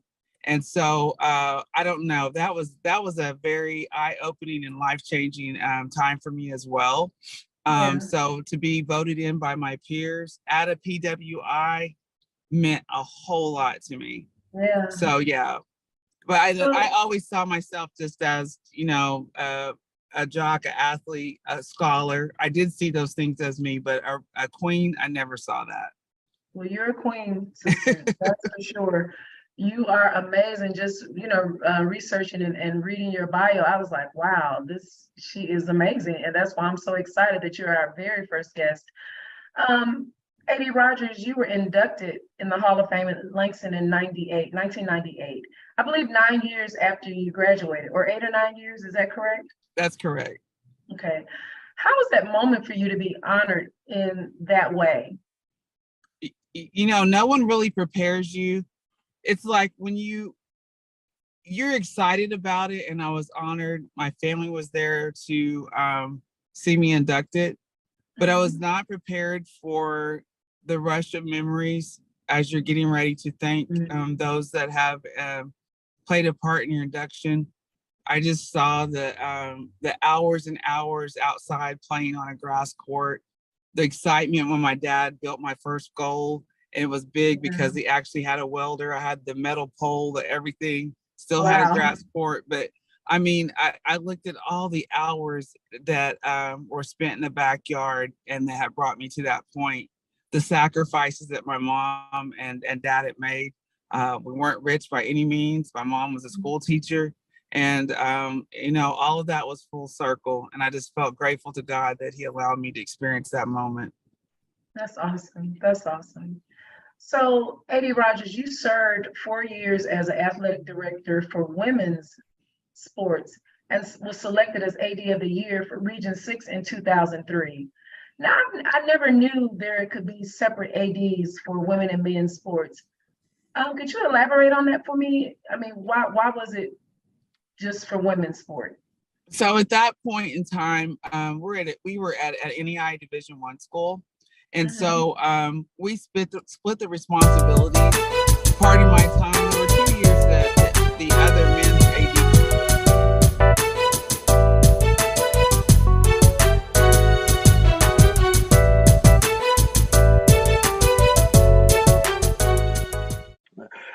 Doc, you mentioned Lincoln and the streak they've been on. They're the winners of 8 consecutive games.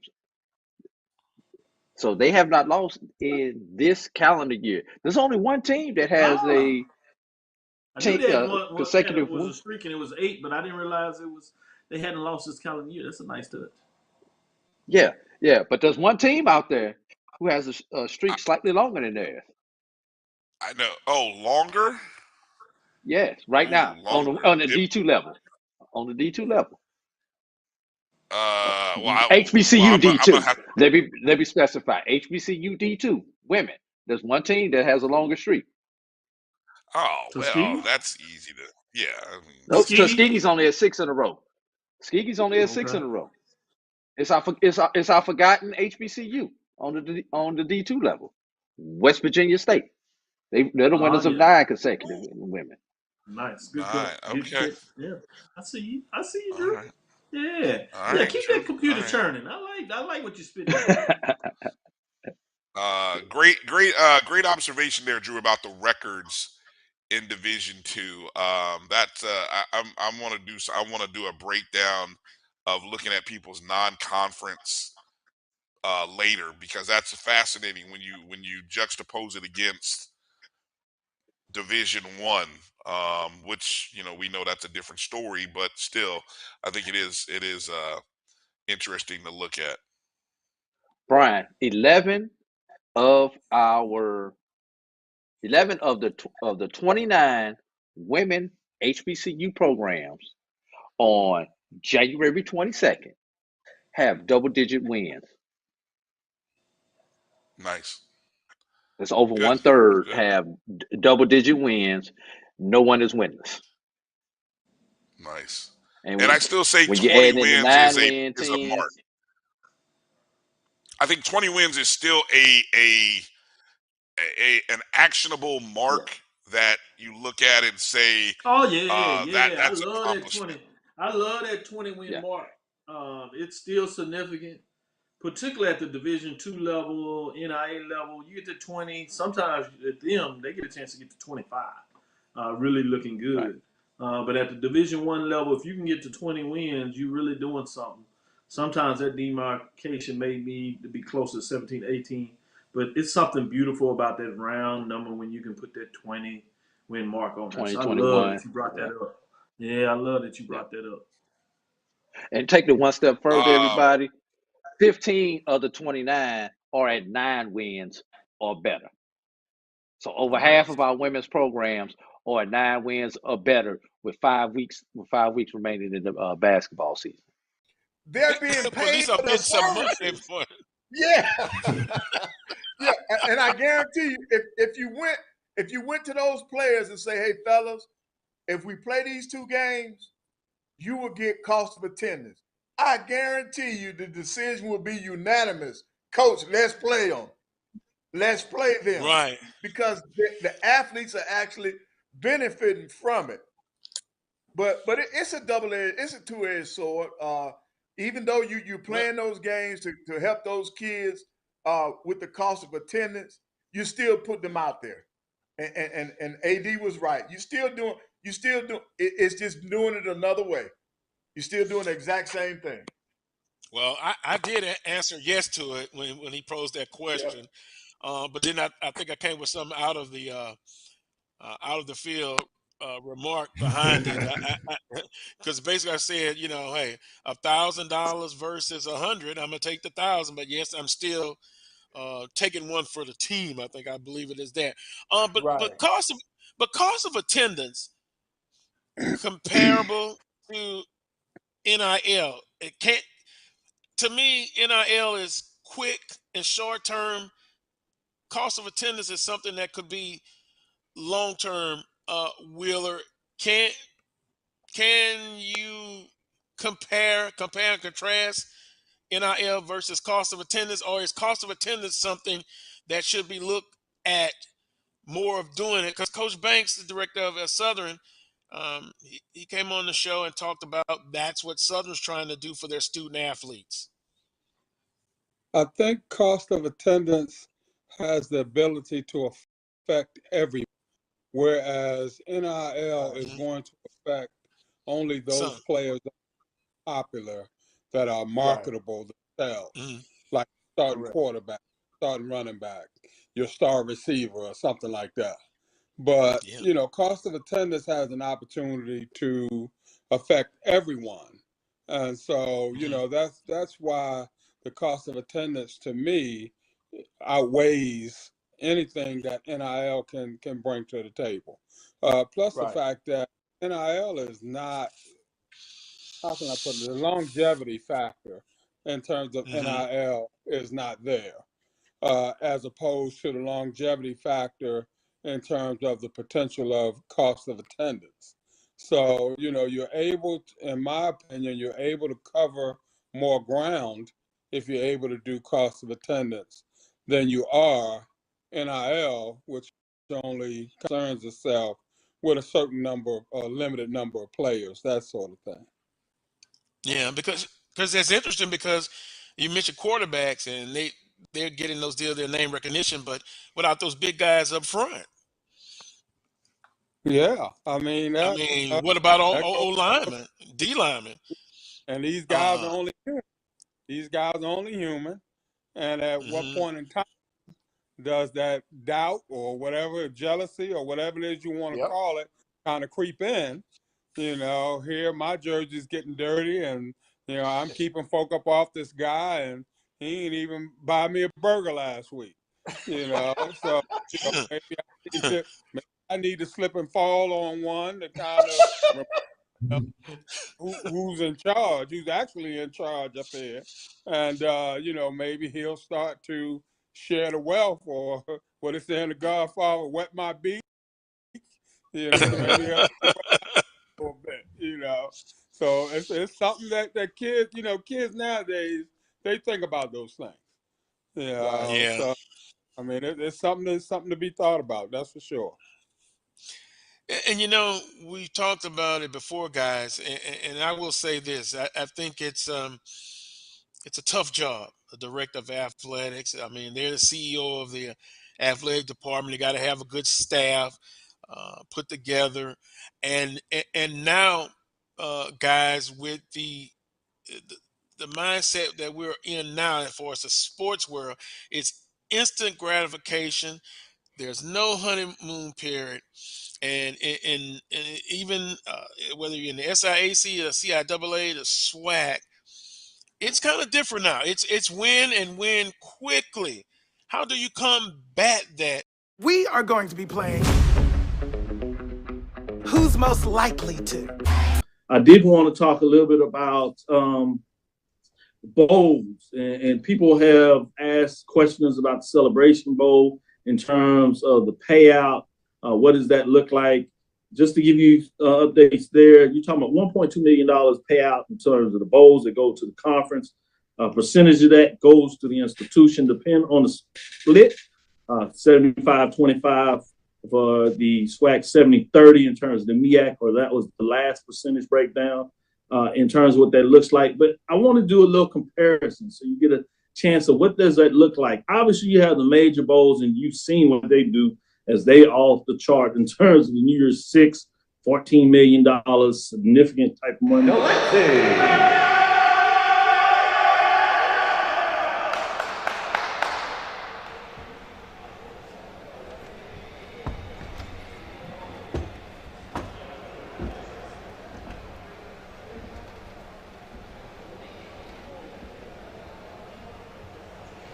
And now, your 2023 SIAC Player of the Year, from Benedict, Ross, Jesse, Alexi.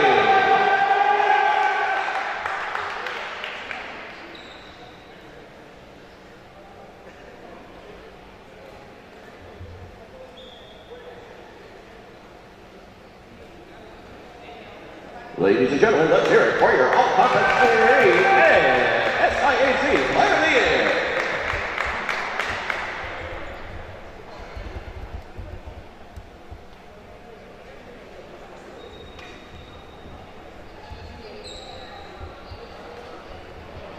Now, let's meet today's starting lineups. First, for the Morehouse Maroon Tigers. At defensive specialist, a junior from Saraland, Alabama, number 1, Jalen Campbell. At middle blocker, a senior from Chicago, Illinois, number 8, Chase Armstrong. At center, a freshman from Sterling Heights, Michigan, number 12, Devin Hardwick. An outside hitter, a sophomore from Los Angeles, California, number 13, Christopher Woods. At middle blocker, a sophomore from Fort Washington, Pennsylvania, number 15, Aiden Pullian. And an outside hitter, a junior from Newark, New Jersey, number 18, Williams Babalola. At libero, a freshman from Dallas, Texas, number 11, Miles Tucker. Morehouse is led by head coach Ashley Johnson and assisted by Lamar Johnson. Now, let's meet the starting lineup for the Benedict Tigers. At center, a freshman from Orlando, Florida, number 1, Kendersley Marcelin. At center, a sophomore from Nassau, Bahamas, number 3, Taryn Walken. At middle blocker, a sophomore from St. Croix in the Virgin Islands, number 5, DeAndre Taylor. At right side hitter, a sophomore from St. Croix in the Virgin Islands, number 8, Jomari Jacobs. An outside hitter, a sophomore from Nassau, Bahamas, number 9, Ross Jesse Alexi. At right side hitter, a sophomore from Nassau, Bahamas, number 12, Zion Beckford. And at libero, a sophomore from Nassau, Bahamas, number 15, Flynn Forbes. is led by head coach Gwendolyn Rouse. It's the Morehouse Maroon Tigers and the Benedict Tigers. Game 2 of the 2023 Cricket SIAC Men's Volleyball Tournament starts now.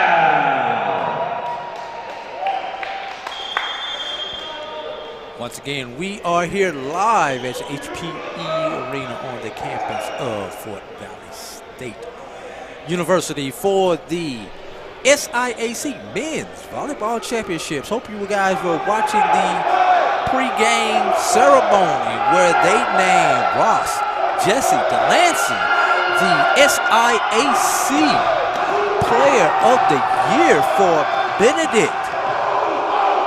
Looking at Delancey's stats for the entire season, he averaged 5.57 kills per match. And Drew, you know, as we jump into this one, Roz was also the player to watch for those Benedict Tigers. You can see his information there, the outside hitter and middle blocker. But he is doing his thing, man. The 6'6" young man is out there doing everything he can for Coach Rouse and the team. Yeah, and he scored a whopping, Roy, 398 points for the Benedict Tigers. Let's put that into perspective, Roy. On the season, Morehouse scored 385 points as a team. Okay, this is why he is Player of the Year. Yes, indeed. As we get ready to begin this first match, Benedict will have first serve. Up to serve for Benedict is Zion Beckford. Zion Beckford has a serve percent of 27%. And that kill is just off the mark for Benedict. Devin Hardwick with the attack, and it was outside. Benedict leads 1-0 here early in the action.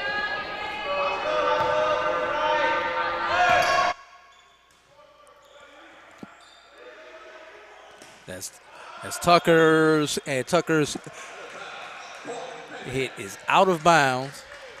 2-0 Benedict.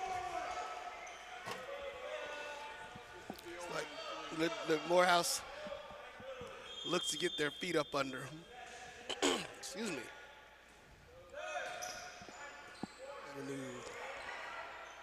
Set by Campbell, and that hit by number 15 Pullian is just wide, just long actually, and it is quickly 3-0 for the Tigers. We got the Tigers and the Maroon Tigers. So hopefully we don't get tongue-tied. Set by Campbell, and we've got a block and net call. In the net was Pullian on that play. Point Benedict.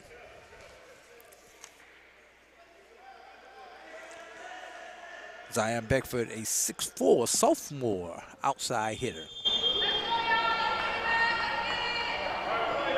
As the roster for most of these teams are freshmen and sophomores, all of these teams in this tournament are in their second year of competition overall.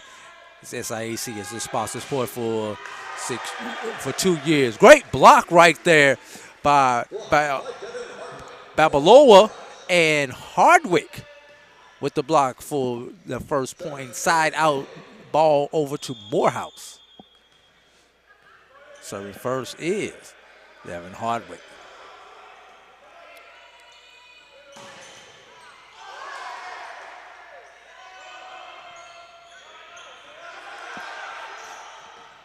Campbell Tucker, left hand attack by Hardwick, and ball bounced off of Benedict. Point to the Maroon Tigers.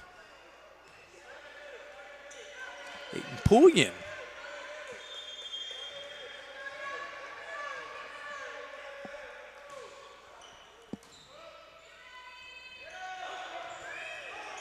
Saved there by 4. Free ball. Another attack there by Balboa.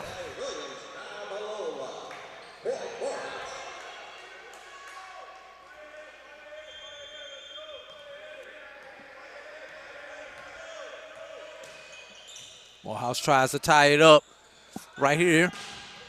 And out of bounds. Hit is long by our Conference Player of the Year, Delancey, as he misses on that attack. We're tied at 4.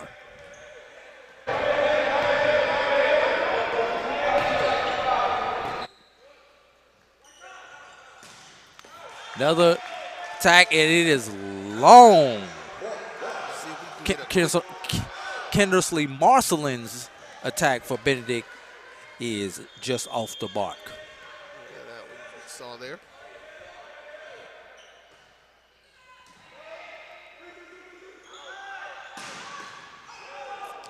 That one hits the mark right there for Delancey. And he tries to show Miles Tucker why he is Conference Player of the Year. Side out, ball over to Benedict.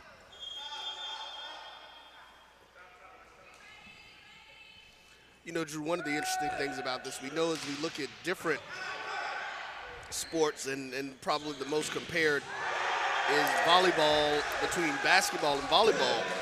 If there are men's and women's on the different levels. And one of the things that is constantly talked about is the difference in the athleticism. I really believe that in the volleyball space, the women's athleticism is really equal to the men, but these guys are getting up and getting really into this thing. It does make it an exciting brand of sport to watch. I think the athleticism is better shown on the women's side because women have been playing it longer and they start playing it younger than men traditionally start playing volleyball. Let's be real. A lot of men start transitioning to volleyball when they realize that they can't play basketball at a higher level, but gives them another opportunity to use their athleticism. You know, if we were in California, I wouldn't say the same thing, though. 7-6. Morehouse has the lead. Yeah. Devin Hardwick with the serve into the net. You know, and Drew, one of the things I think that people don't want to do is they do not want to take this Morehouse team for granted. They're all young. Like you've been talking to the coaches, and that's one of the things that we've noticed that everyone has said, that the conference is young. This is only the second year that the conference has been playing volleyball. Hardwick with the outside attack right there, cross court for the kill for the Maroon Tigers. Service, Christopher Woods. No, it's just a new sport. And so with that being a new sport, it's going to take time. And I think these coaches are actually building programs. Ball hits the net, not able to get it in, keep it in, was Delancey. And we have a timeout on the court. Your score, 9-7 in favor of Morehouse. You're watching SIAC Championship Volleyball right here on the Black College Sports Network. Follow the SIAC on Twitter and Instagram at the This is Carlos Brown, letting you know that we're on the move. You can now catch the Carlos Brown Show beginning this July on the Black College Sports Network each and every Saturday from 11 to 1 Eastern Time. That's 10 to 12 Central Time. Same time, new place. On Facebook at the Carlos Brown Show and Black College Sports Network. Online at www.mybcsn.net and on the BCSN app available on Google Play and the Apple App Store. Hello and welcome back. Take a look at this last shot here before we continue on with our action. As of course, the team at point going to Morehouse. As we're getting this together, this team, the team that wins this game is going to be set to take battle against the number 2 Central State Marauders. Who were last year's defending SIAC champion. No, Edward Waters was last year's champion. Central State was the defending champion. Edward Waters won the regular season championship this year. It's the undefeated conference record. Right. I stand corrected. Player of the year now serving for Benedict.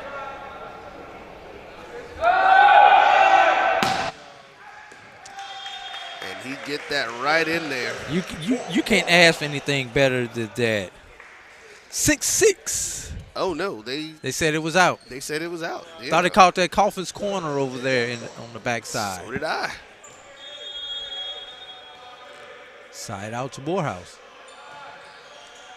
Chase Armstrong with the serve. Set by Marcelin.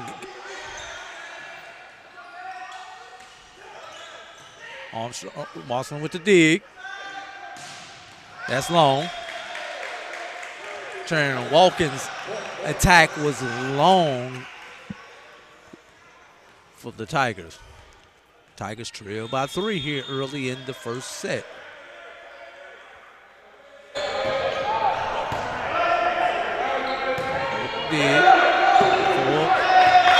And Delancey not able to get that one from the back row on the back row attack.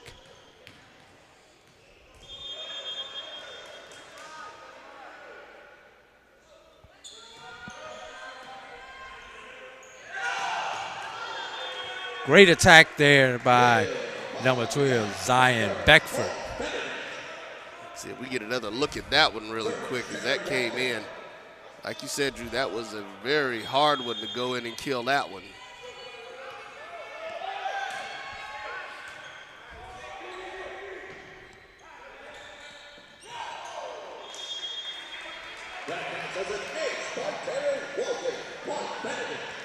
Benedict trying to go on a run to retake command of his game. Turns walking behind the line.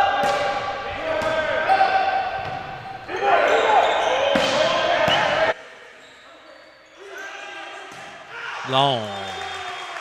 That shot is long by Jamari Jacobs.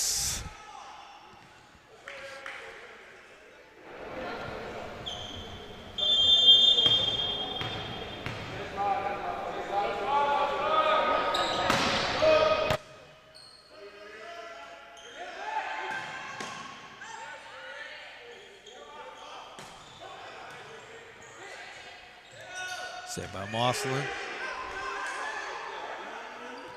Campbell with the set. And killed by Hardwick. Bounces off of Delancey. Let's take a look at that kill by Hardwick again as he got in there and really got that one going. Morehouse by 4. Play tries to play it off the net. Delancey's dig does not set up anything. Jacob tries to dig it out the net, unable to. Morehouse leads by 5.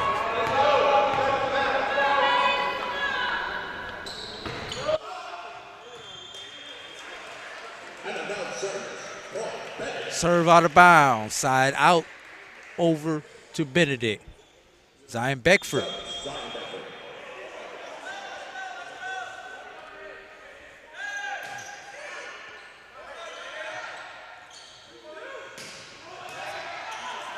Great dig right there by Delancey. Tip. Oh, great pancake. Oh, whoa, we got a whistle. We've got a net violation. We got an antenna violation. I don't know if we can go back and replay that, Roy, but the line judge said the ball was outside of the antenna when it was played back. Now we're going to have a conference.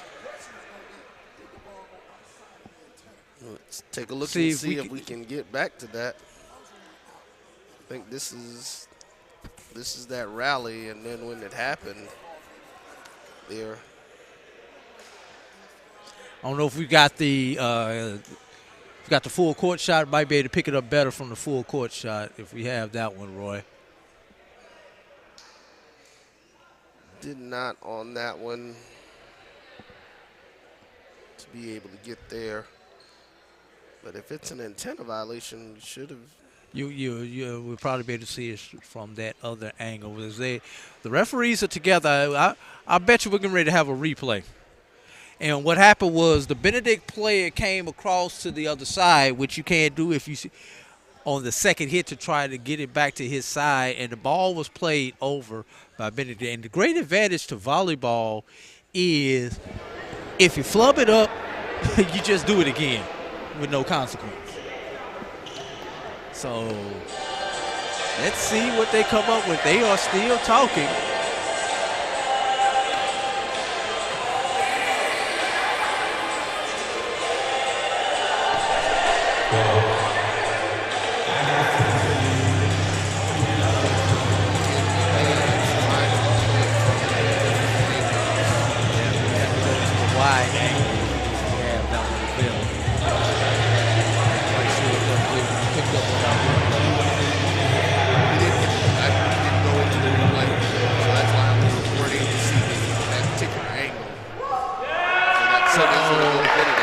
After further consultation, it's point Benedict. So now we're going to have the conversation, the dreaded conversation.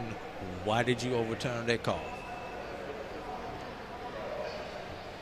And the Morehouse head coach Ashley Johnson is like, if it took you that long to figure it out and you're not sure, why aren't we playing the ball again? They just call it a rule. Now, what would make it look bad is if the official does turn around and say, let's replay it. Now it looks like that she's talking to Continuing service, Dion Sanders. So ultimately, after about 3 minutes of the conversation, Benedict receives the point. Beckford serve. And Aiden Pullion says, the heck with that. I'm going to get it this time and make sure of the point. Service, Aiden Pullion. Morehouse up 16-12.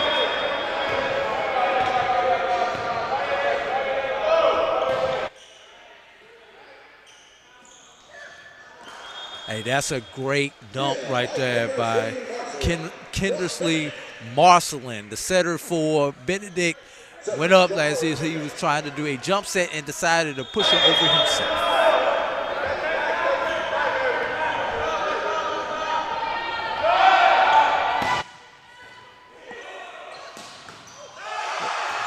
Nice dig. Great dig right there by Balboa. Babaloa. I want to say Balboa. Yeah, it's Babaloa. Babaloa. I want to say Balboa so bad. I apologize, Mr. Babaloa.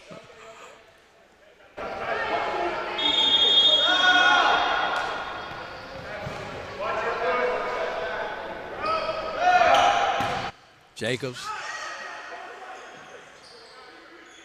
Tucker. That's walking with his great set right there by Marcelin. And they called the net violation on Delancey. Delancey making a lot of uncharacteristic errors in this match here. Yeah, well, you know, it's early. It is the first set, so you know, just kind of getting yourself in. Who knows? There may be some championship jitters. Well, he earns the kill right there. Delancey does.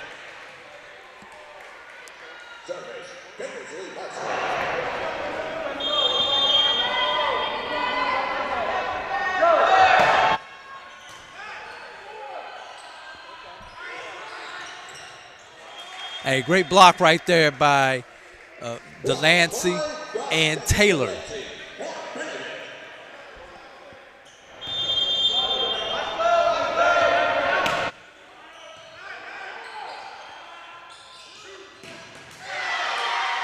Making sure that their block does not happen again is Devin Hardwick with the kill. You get a look at that replay coming up here. And he went in on that one, too.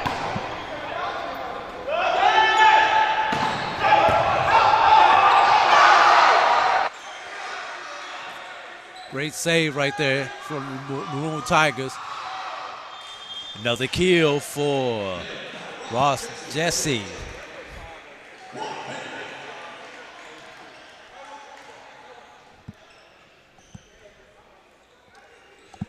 You know, Roy, at this point in the match,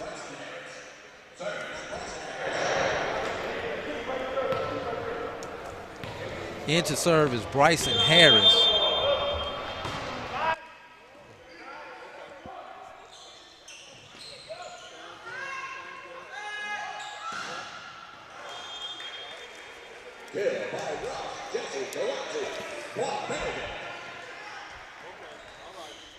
And we've got a tie game. Delancey has a 0 hit percentage as he has just as many errors as he has kills. 4 errors, 4 kills, and give that kill to Charian Walken.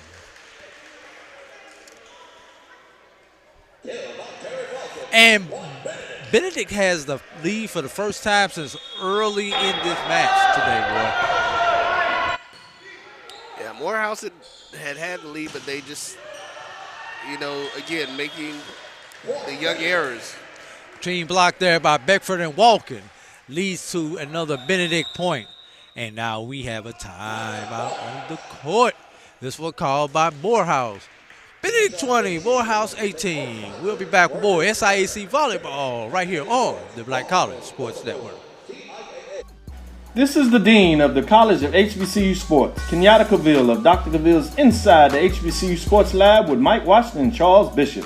Come mix it up in the lab where the course lecture is in session every Tuesday from 6 o'clock p.m. Central Standard Time on Facebook Live, YouTube Spreaker, or the BCSN app, as we discuss all things about the HBCU sports culture, including exploring the week that was in the sporting HBCU diaspora, as well as the upcoming week of HBCU sports. With me, the Dean, the College of HBCU Sports, on Dr. Cavill's Inside the HBCU Sports Lab with Mike Washington and Charles Bishop. Course lecture dismissed. This is Brian Polk. Benedict leads by 2 over Morehouse. And Roy, at this point in the first set, both teams have a negative hit percentage. What does that mean in English? They have more errors than they have kills between the two teams. Morehouse with a negative .077 hit percent. Benedict with a 0.43 on the negative side hit percentage. Hey, with the block right there, Jesse Delancey. Benedict is on a 5-0 run right now as they try to get ready to close out the set. They haven't put the point on the board yet. Should be 21-18.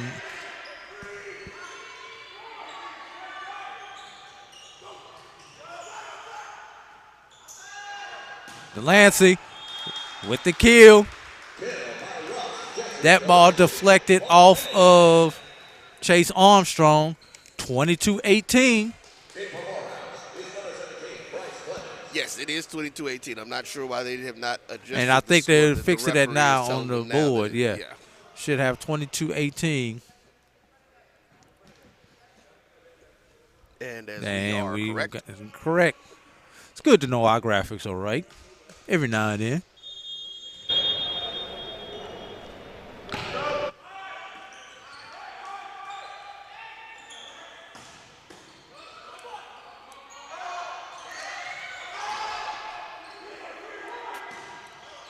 Free ball. Great set by Barcelon to Beckford for the kill. That would be a 7-0 run for the Tigers. Tigers 2 points away from taking this first set.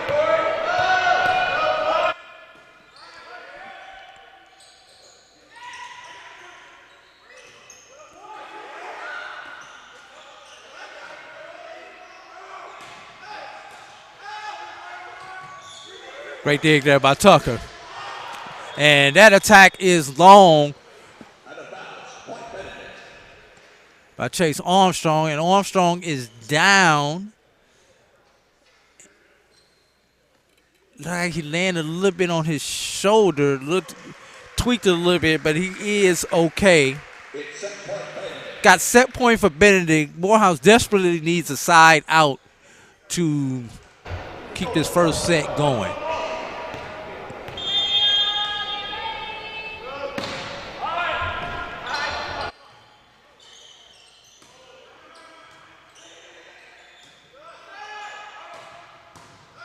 Great dig. It is not good. Dig attempt by Pullian is not good as Benedict wins. Whoa. Yes, Benedict wins the first match. They go in the wrong direction as they were crossing court and changing sides. So, with that, we shall return for more SIAC Championship Volleyball right here on the Black College Sports Network. This is Brian Fulford. AD Drew and I are co-hosts of the BCSN Sports Wrap. We talk about all things related to HBCU athletics. From the games, teams, coaches, and fan interest stories, we cover it all. You can find our shows on Facebook at BCSN Sports Wrap, YouTube at MyJBN Online, and everywhere you listen to podcasts like Anchor, Spotify, Google, and Apple Podcasts. You can also find the show on the Jericho Broadcast Network's app. Make sure to download. We look forward to you joining the conversation and being a part of the show. It's never too early to plant the seed.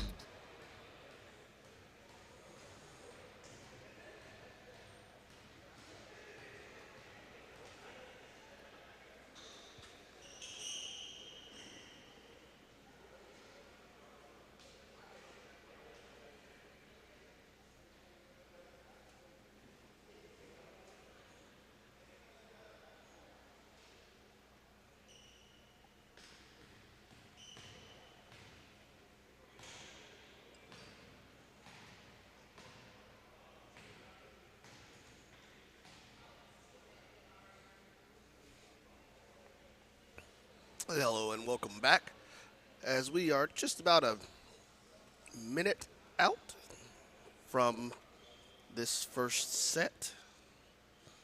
And of course, Benedict wins that first set 25-18. As we are getting ready for the next one, let's take a look at the bracket to show you, as we've seen, of course, the winner of our first match was the homestanding Fort Valley State Wildcats, defeating numbers 5 seed Kentucky State. And we also are now in our second game, of course, with Benedict versus Miles. The battle of the Tigers and the Maroon Tigers here in the SIAC, which has a plethora of Tigers. Our next event will have the Edward Waters Tigers facing the Fort Valley State Wildcats. And then the winner of this match will then battle the Central State Marauders. So that is correct. And in our first match today, we had the Wildcats defeating the Thoroughbreds of Kentucky State 3-0. And if you're Benedict, it's important that you go ahead and win this one 3-0 so that you can get your maximum amount of rest. For Morehouse, they're trying to get one set in right now so that they can extend and have life here in this SIAC tournament. Well, you know, Drew, listening to your interview with Coach, and like he talked about it, he was like, hey, listen, we had a good year. We didn't have the victories that we wanted, but they were still in a situation where he sees them getting better. Right. And again, as a second-year program, you know, we continually look at it like we talk about these SIAC schools. They just started this sport 2 years ago. Yeah. Only thing with that, Roy, everyone competing in this championship this weekend, at the end of this week, are second-year programs. So right.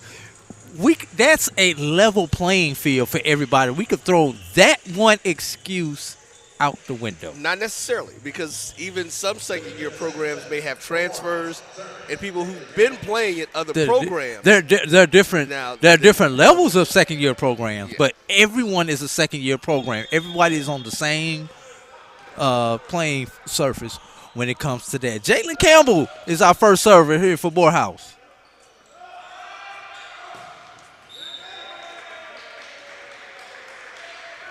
And at that point, goes to Benedict. Side out to Benedict. Jamari Jacobs on the kill.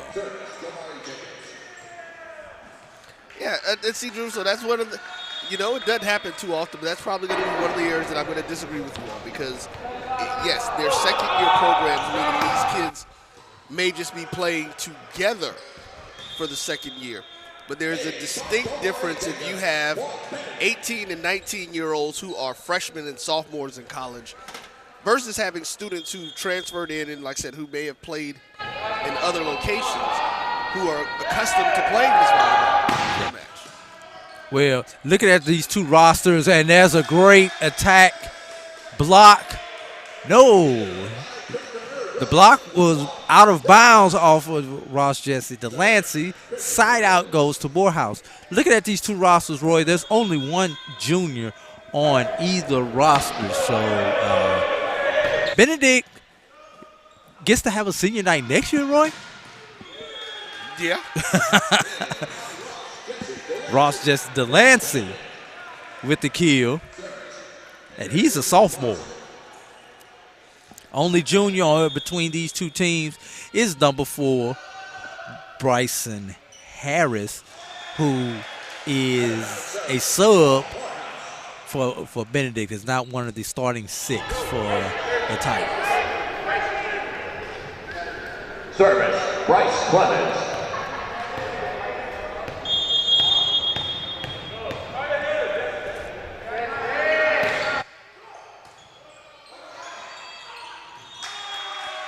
That is in.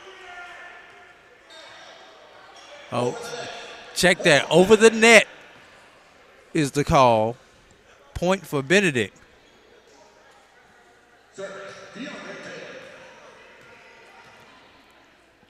Looks like they call Martin Kinserly with that error.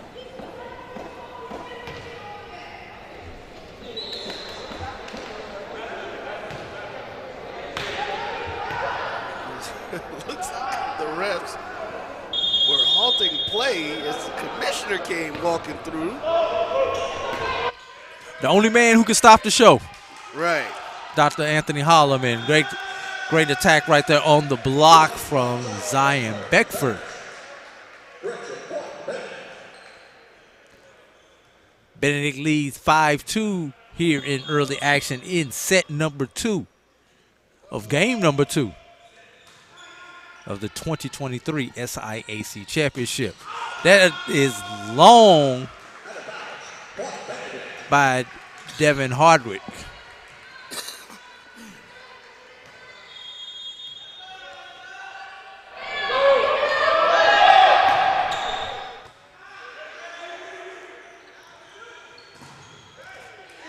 Great dig right there for the Maroon Tigers.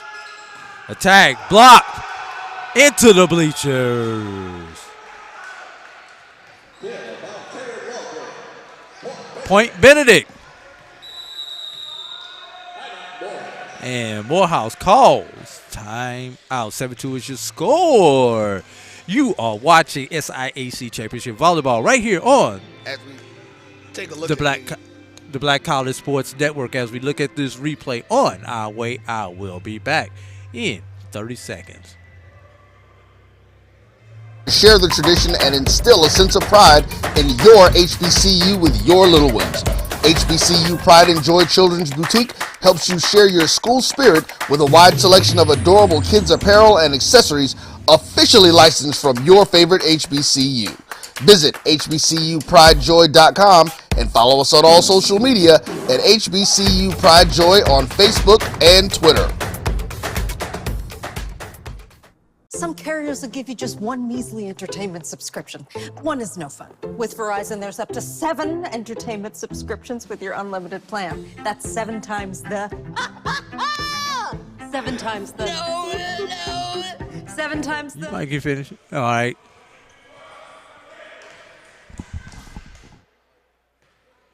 As we take a look at that. Weren't able to pull that one up, so I apologize. Welcome back. We are here at HPE Arena on the campus of Fort Valley State University.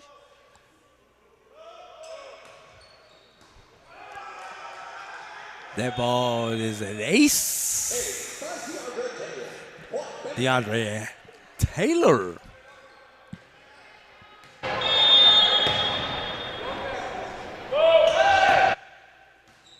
Another ace for Taylor. Ace by DeAndre Taylor. Point Benedict. 2 in a row. Benedict has extended the lead to 9-2.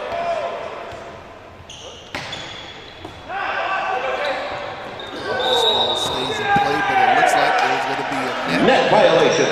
Point Benedict. Another point Benedict.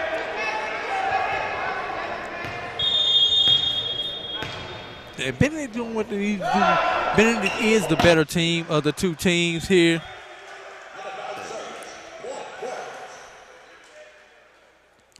And trying to make sure that they put the Maroon Tigers away early. So the announcer just said point Clark.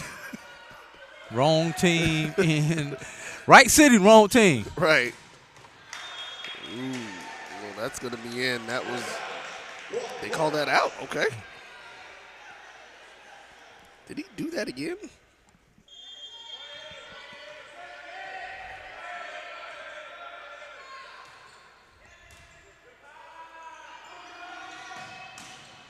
Great dig right there. Hardwick. And we've got a net violation on the Maroon Tigers, point to the Benedict Tigers.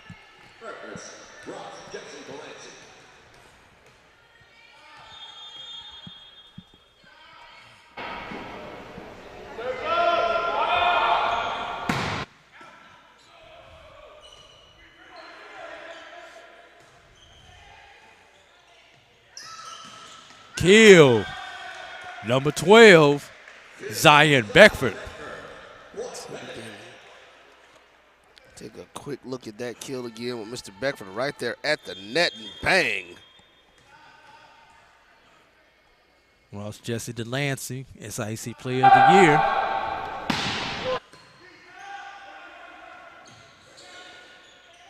Great dive there, but that one's going to be out.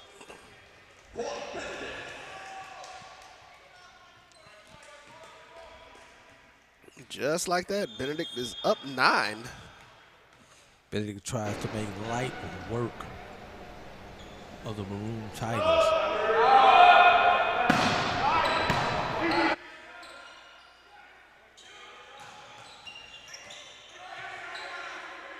Free ball by Delancey. Campbell with the set. And the swing and a miss by Darren Hardwick.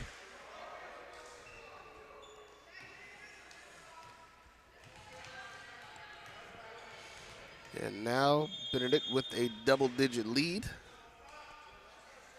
here in the second set.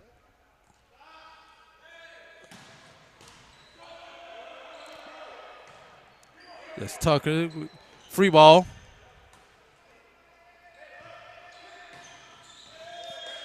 Missing the set. Missing the Marcelin set was Taryn Walken with the hitting error. Aiden Pullian steps behind the line for the Maroon Tigers. Awaits the whistle.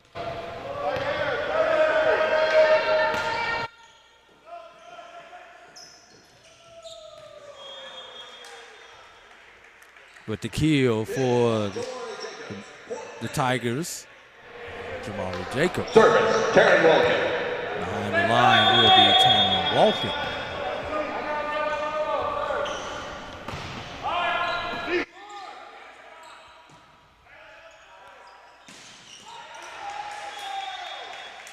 Attack there by Aiden Pullian. As Clint Forbes tries to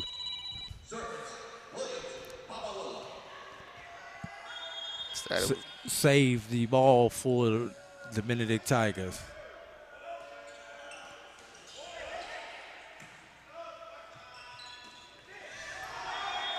Kill. Jabari Jacobs. Excuse me, Jamari, not Jabari.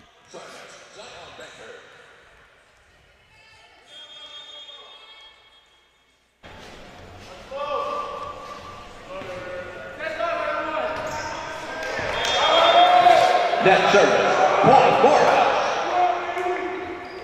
Service, Jalen Campbell.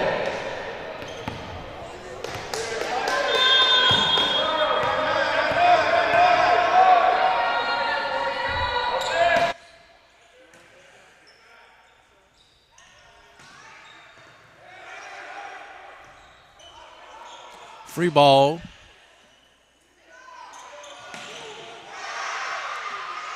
Great save by Delancey. Nice rally. Nice dig by Delancey right there. Point to Morehouse.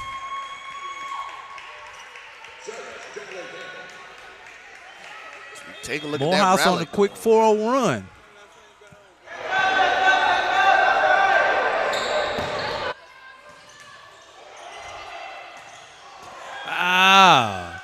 Missing the free ball opportunity for Morehouse. It's number 17, Bryce Clemens from Chesapeake, Virginia.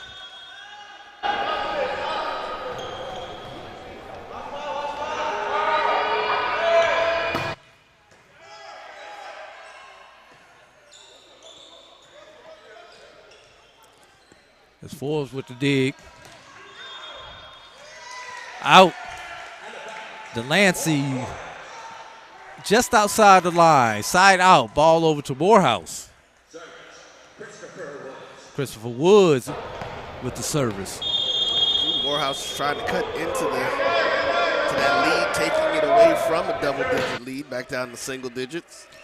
Yes, but if you're the Benedict Tigers, you're happy with trading points at this point in time. No pun intended. Because if you trade points with Morehouse now, you're going to win. Kindersley Marcelin with the service for the Tigers.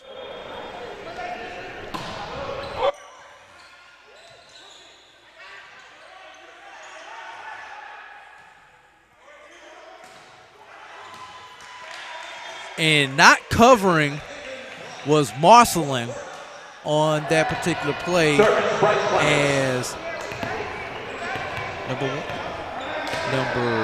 number 5, DeAndre Taylor, and number 3, Tran Walken went up for the block.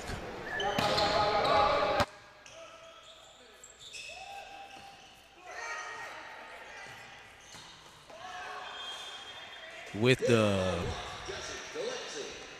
the gimme ball right there. Ross Jesse Delancey, now, the free shot. Drew, you do realize that you are going to need to start giving volleyball 101 with all these different terms that you're using that, you know, your average person who may not watch volleyball on a regular basis knows. I will do my best. Whenever I say something that is, the jargon may not be understood, please ask me so that I can try my best to explain. Other than point, that would say just go ahead and start doing it. So, you know, as someone of Jamaican heritage myself, and the conversation. Great dig right there. You know what a dig is. Know what a dig is. All right, another dig. And a block. Great block. With missing the pancake. You know what a pancake is. Well, here, we're going to watch that replay, and you can tell us as we look at the action that's happening right at the net. There's really good movement going on there. You have 3 players looking for, on the pancake, and The ball was deflected so that the pancake opportunity was not there. And the pancake block is when you stick your hand out on the ground and it looks like a pancake and you try to get it up under the ball. There you go. As we watch the Edward Waters Tigers enter the arena. Traveling up from Jacksonville, Florida.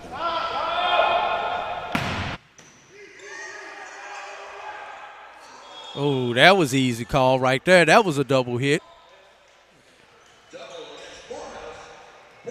I could see that one from all the way up here.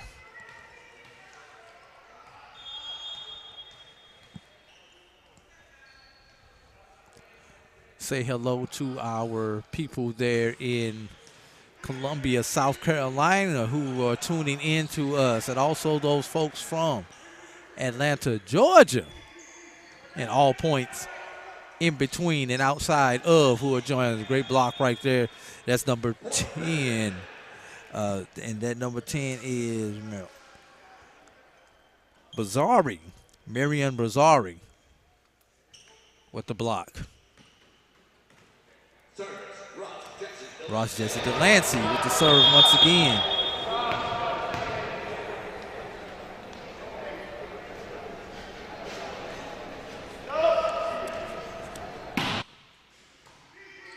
Delancey serve. Delancey with the dig. Set by Campbell. The attack by Hardwick is blocked and returned by Bedford and Bazzari. 23-12 for the Benedict Tigers. That's the ones in purple, you all. Roy, you want to take a guess as which color the Maroon Tigers have on? I would say there's a kid down there in white, but the Maroon Tigers have on maroon. But they do have, but he has on white, but he has on maroon too. Game point, set point for the Benedict Tigers. Columbia, South Carolina. And that one is into the net. Benedict will have to earn their victory via a side out. And a side out means you gain the point off from defense, off a defensive turnover.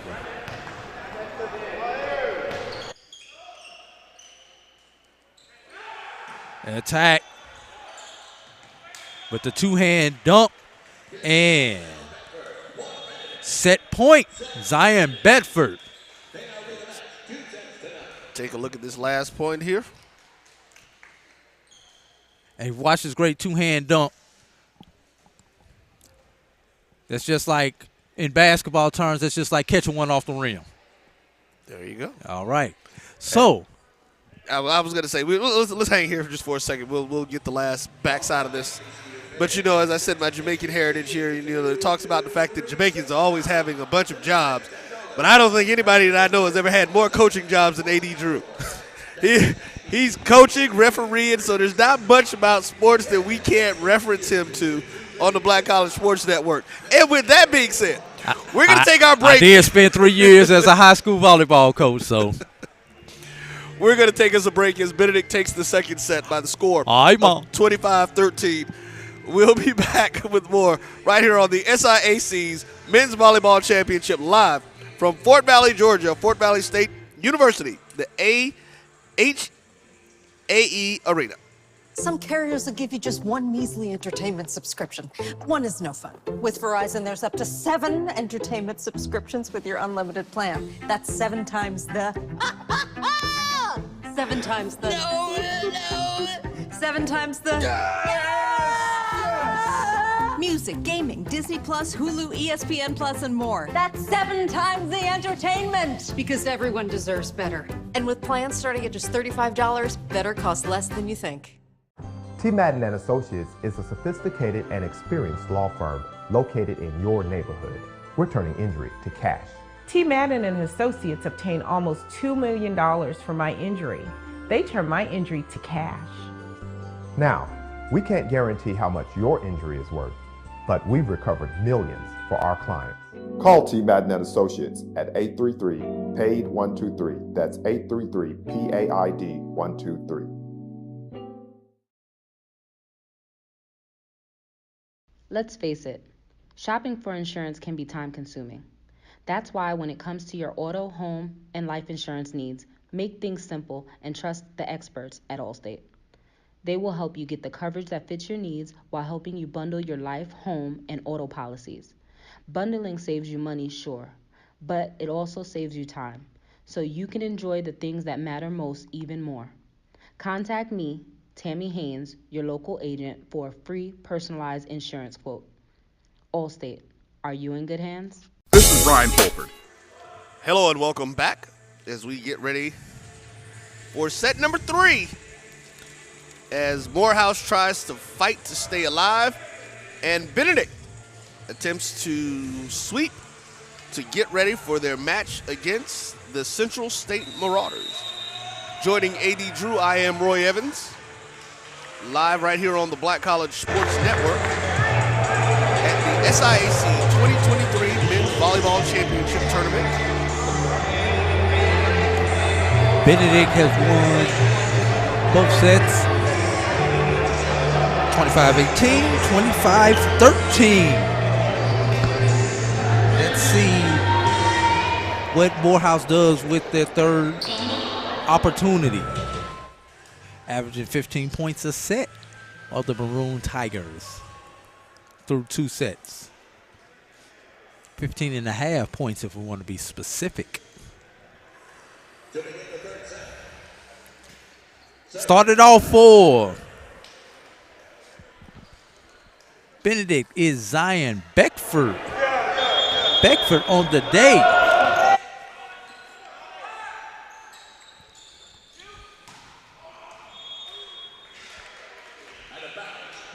That ball's out of bounds. Point goes to Benedict. Beckford on the day has a hit percentage of .667.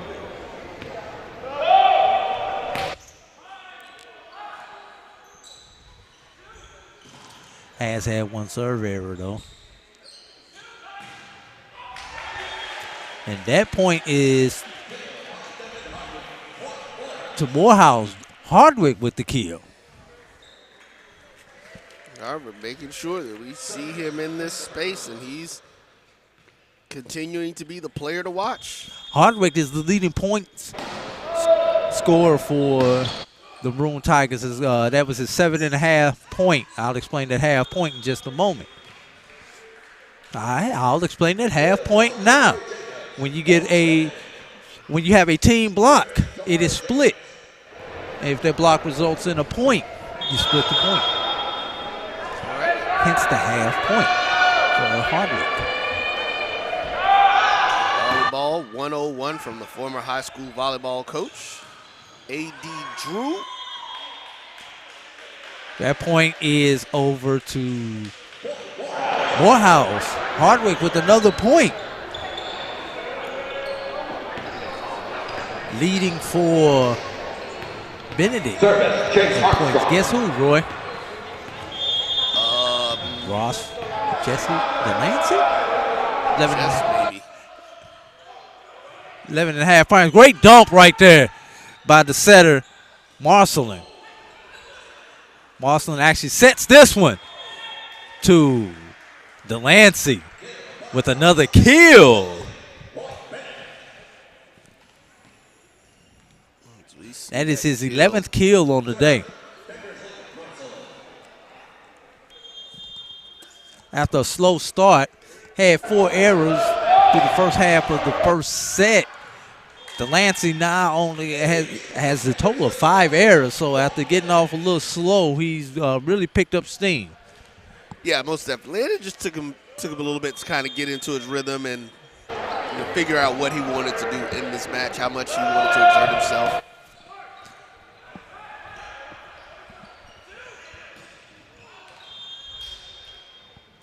And that is out. That ball was outside of the net cord. The net antenna, excuse me.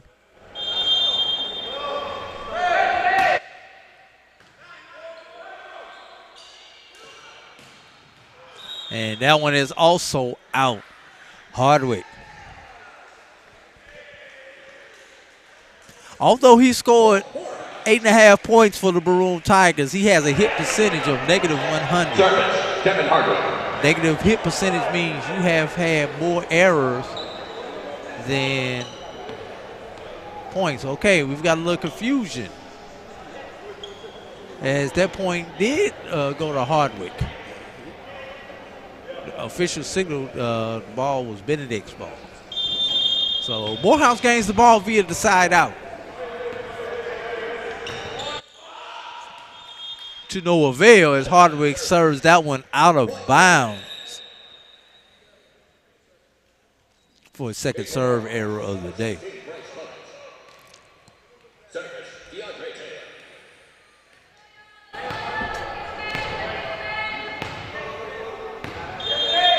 DeAndre Taylor.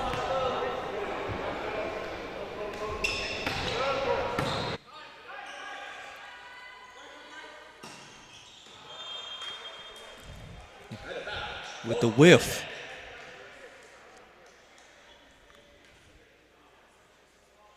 Let's see, that is number 17. That is, I'll give you that name in just a moment.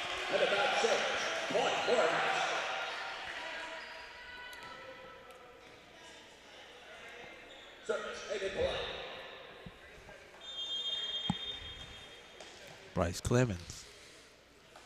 Bryce Clemens now with the serve. Check that. That was not Bryce Clemens with the serve. That was Aiden Pulliam with the serve.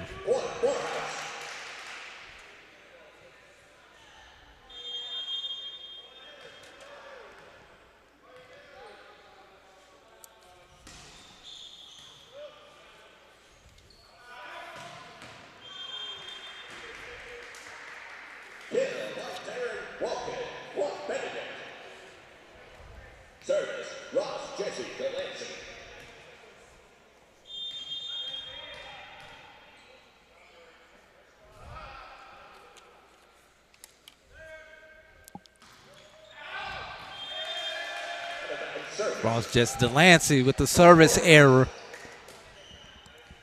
Side out, ball over to Morehouse.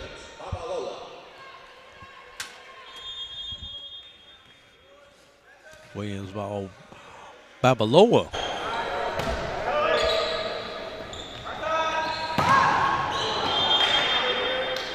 Kill by Terrence Walken.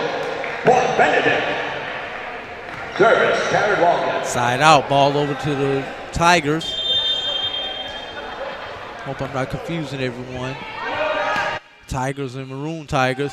So let's just say Benedict and Morehouse moving forward. Yeah, sometimes I forget my doggone self to say the school's name. That is out. Yeah, to point Morehouse, it was out of bounds. Hit error charged to Zion Beckford.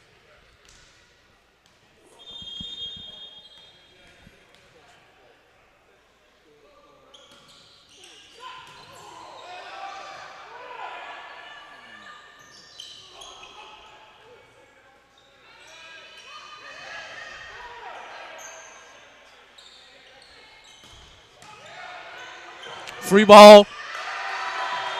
Give that kill to Bryce Clemens. Check that. They're going to credit Devin Hardwick with that kill.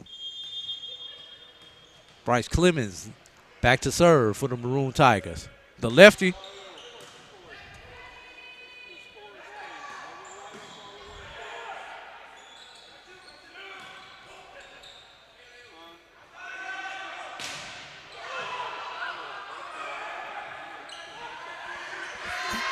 And too much for the Tigers. Maroon Tigers with the point.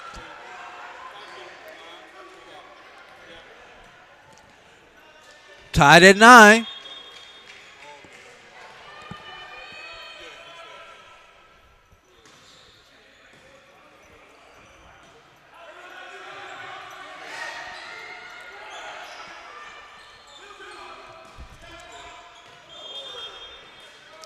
Side out, ball over to Benedict on a hitting error by the Maroon Tigers.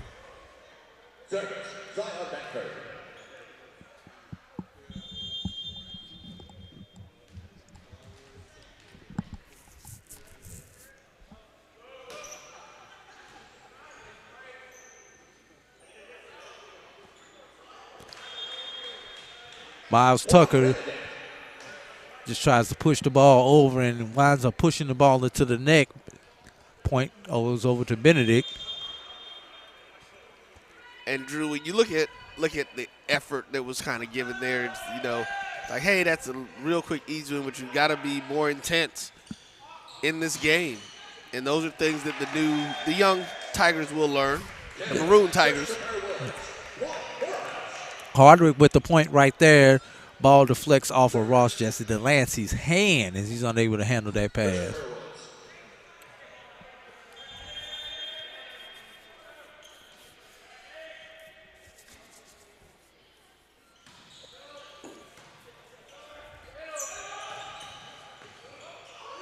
Nice save there. Great dig, great dig. Hardwick sets up Clemens. And a little bit of miscommunication. Clint Forbes did a good job with the dig, getting the ball into the air, which is all that you ask of your libero to do. Get the ball into the air and give your teammates a chance. But no one was there to receive the pass off the dig.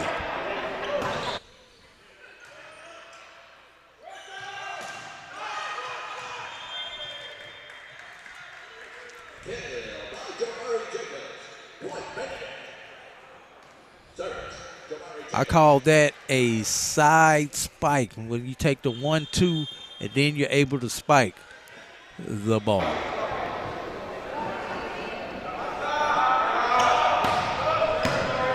Clemens over to Hardwick. Got a free ball at the net. Pushed by Delancey. It's over to Delancey with the kill. And the spike is good for Delancey as it deflects off of Maroon Tiger. Out of bounds to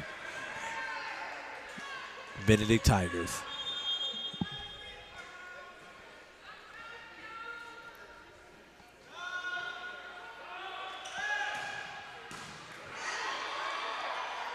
There's Hardwick over to Delancey. Tucker with the dig. And do we have a tip at the net? No tip at the net. Pulliam's attack is out of bounds.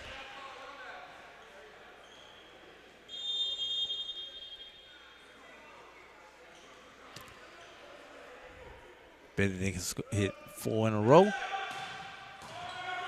There's Clemens into the Morehouse bench. Free ball.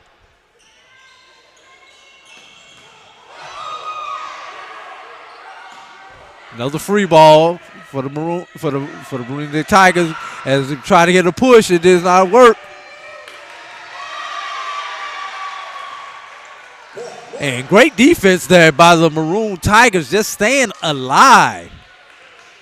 Definitely agree with you on that one, Drew.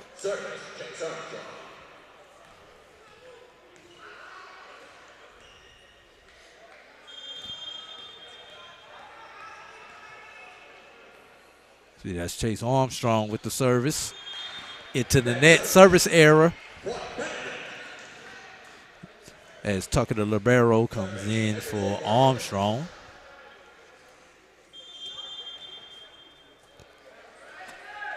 Kendersley Marcelin. Oh, great set and kill there by Ross Jesse Delancey. Mama, there go that man. Mr. Delancey doing as he normally does, being Mr. Everything. Delancey with a block right there.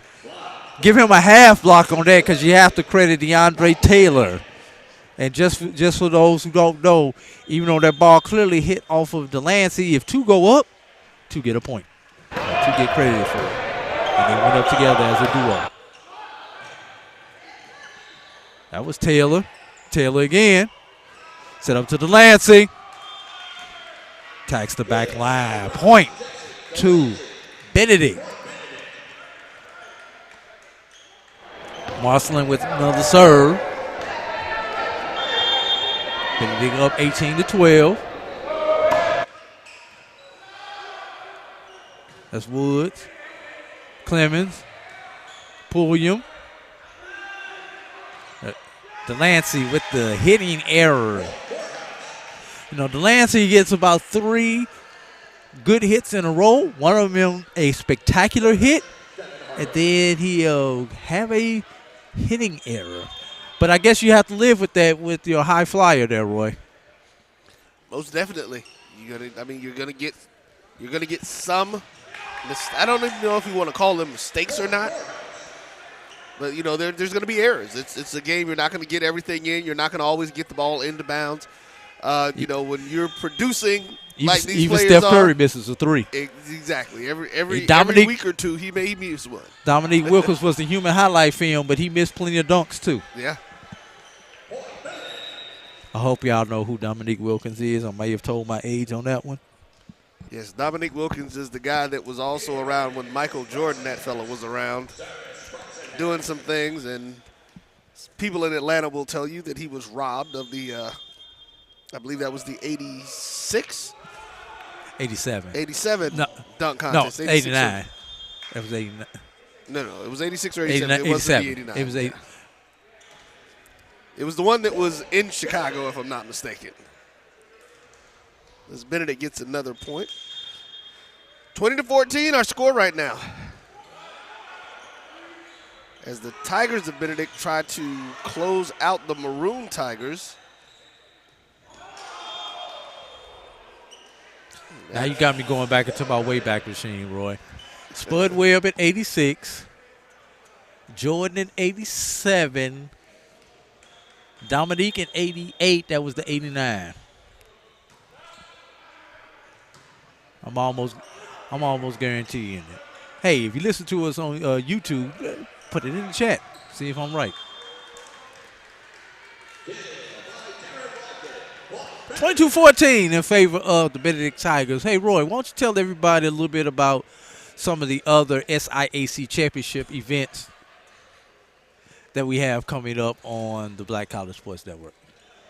Well, as we continue to get things going, we will be starting off next Thursday with the SIAC Track and Field Championships being held at Edward Moses Track on the campus of Morehouse College.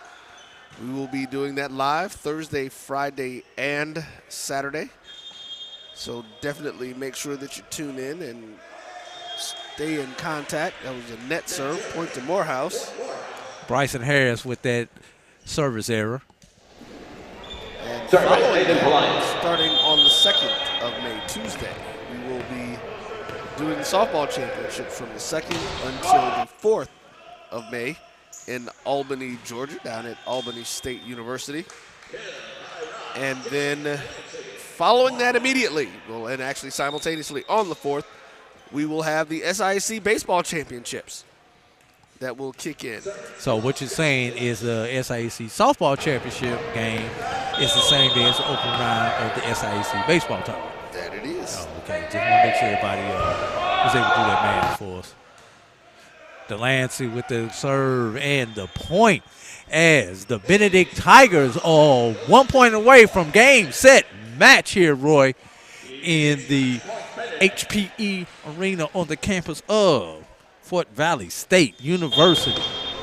Just over an hour into this match. Looks like we're going to have a 3-setter if we get this point here. And that, Roy, have we had anybody actually win a set on their serve? Everything has been a side out. I'm not going to see it on that. It was long by about a foot as the ball hit into the logo. I'm not sure. Yeah, the ball hit the logo. And there's a tip. So that ball, they said that ball deflected off Bryce Clemens. So point goes to Benedict as Benedict wins this match 3-0. And Benedict wins 18, 25, 18, 25, 13, 25, 16. Well, we are. And they have put 60 minutes on the clock, Roy. So with that, we are looking at approximately a 3:15 start time.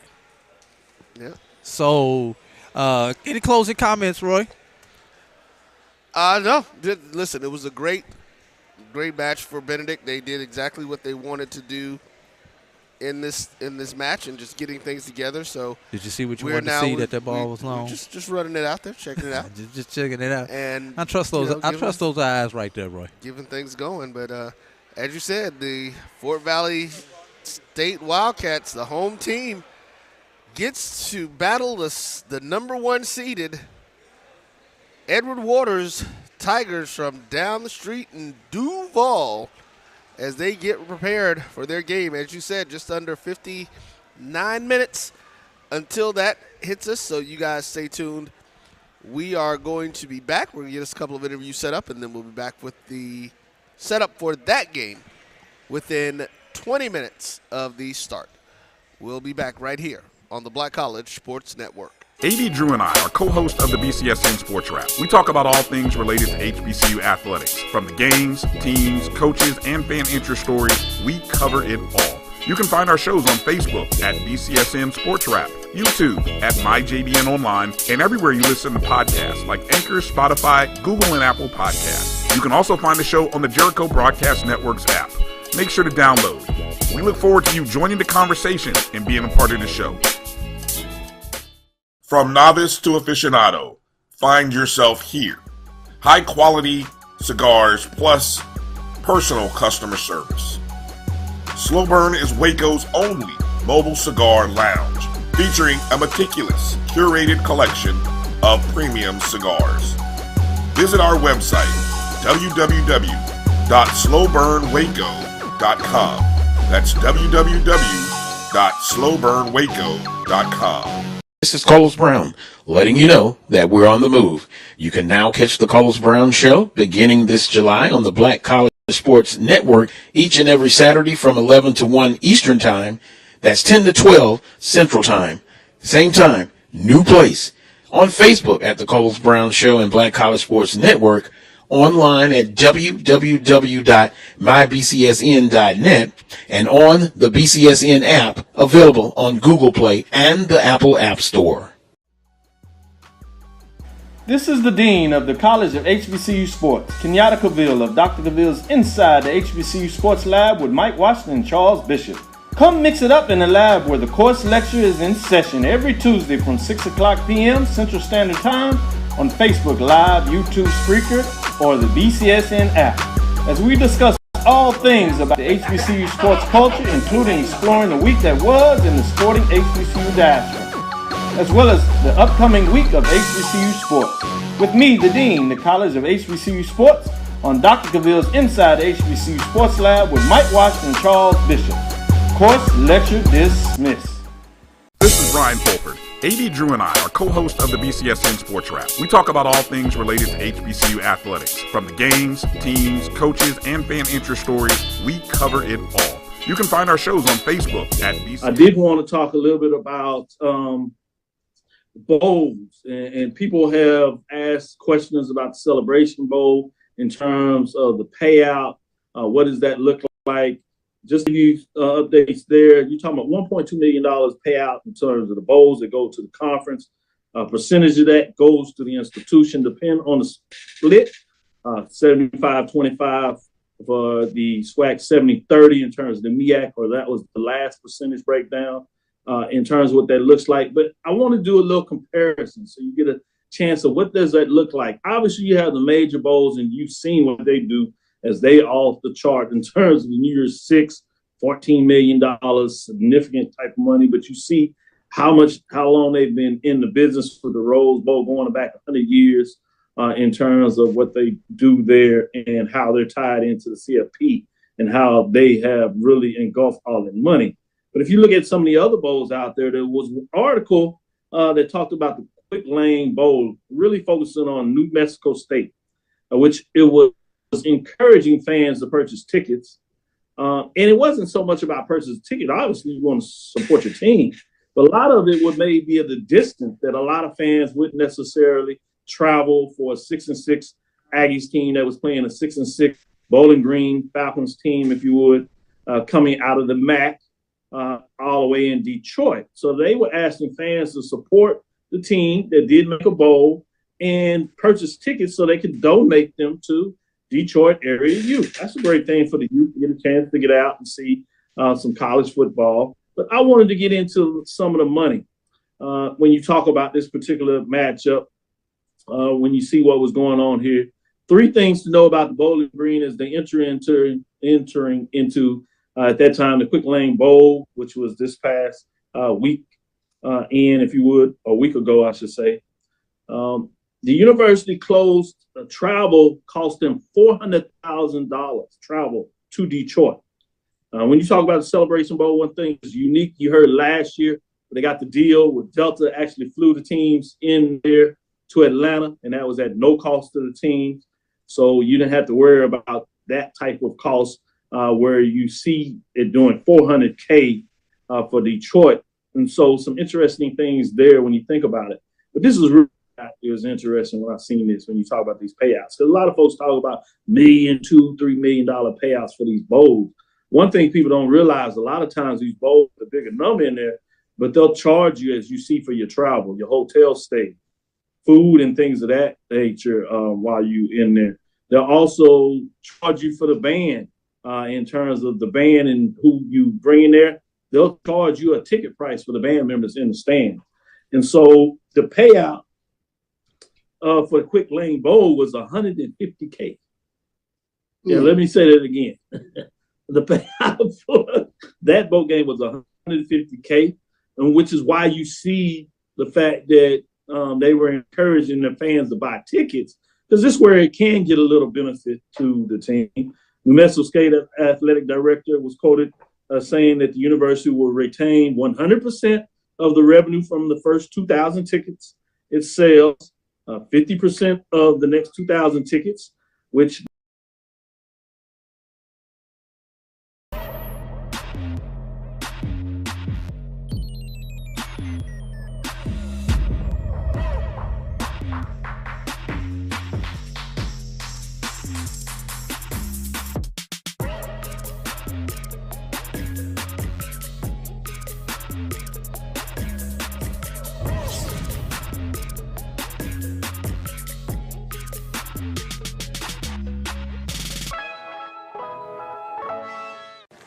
Supermarket sushi, really? No. Wait, Troy, you work here? I'm never not working. Like Head & Shoulders Scalp Shield technology, up to 100% dandruff protection, even between washes. Never not working, huh? Oh, Troy, you're such a good teacher. Yeah, I know. Never not working. Never not working. Never, ever not working. Are you serious? Never not working. Dandruff protection that's never not working. Head & Shoulders Scalp Shield technology. It's never too early to plant the seed, to share the tradition, and instill a sense of pride in your HBCU with your little ones. HBCU Pride and Joy Children's Boutique helps you share your school spirit with a wide selection of adorable kids' apparel and accessories officially licensed from your favorite HBCU.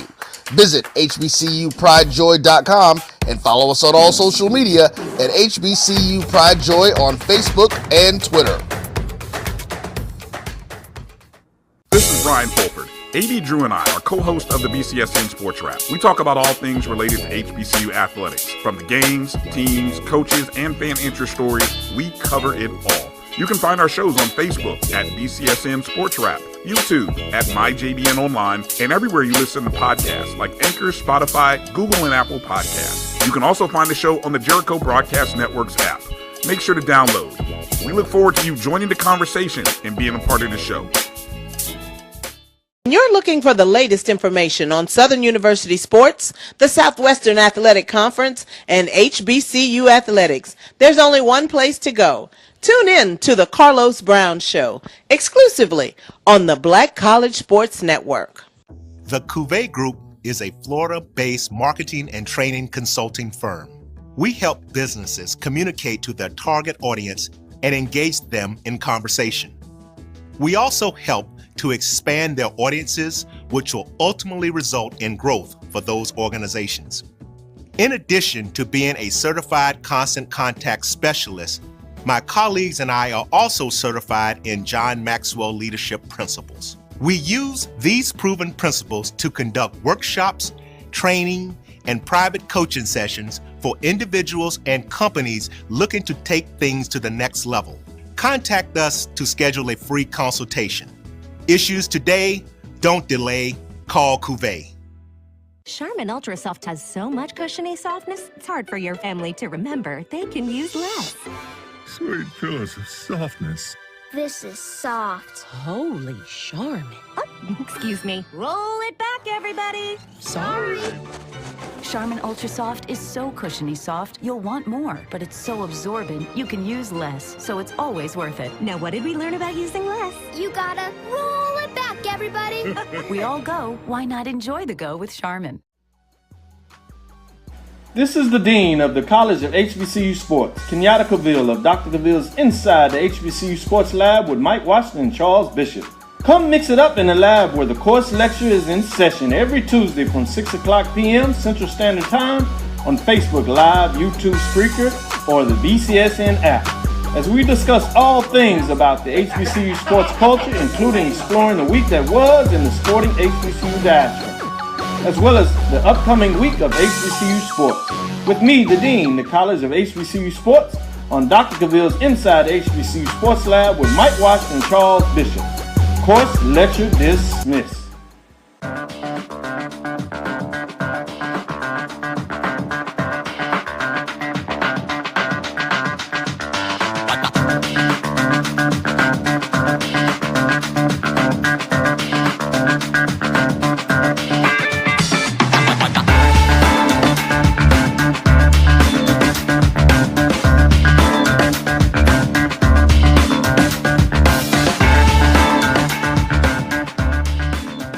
From novice to aficionado, find yourself here.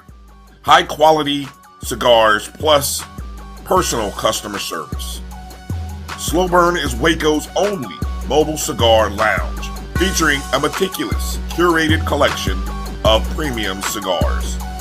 Visit our website, www.slowburnwaco.com. That's www.slowburnwaco.com.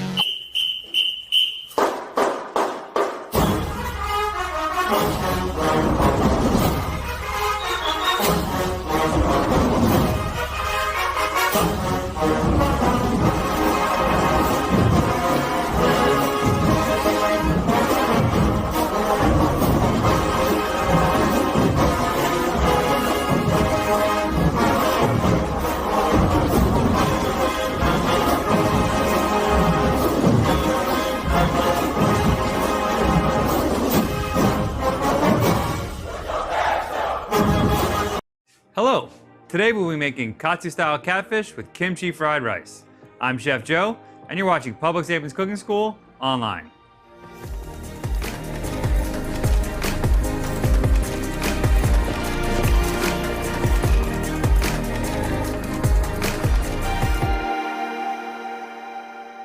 To get started, we're gonna season our catfish. We have some salt and ginger here. Give those a quick mix. And then we're gonna just sprinkle it. We wanna have our hand above the fish. This will help it get a more even coating of seasoning on the fish. A quick flip.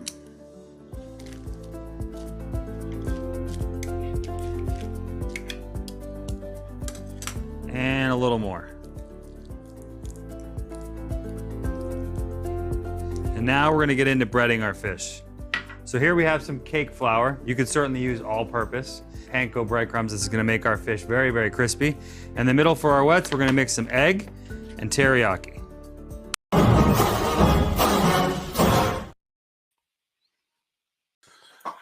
All right, hello and good evening, everybody. Welcome to another live episode of the ONG Strike Zone. Everybody, we made it in.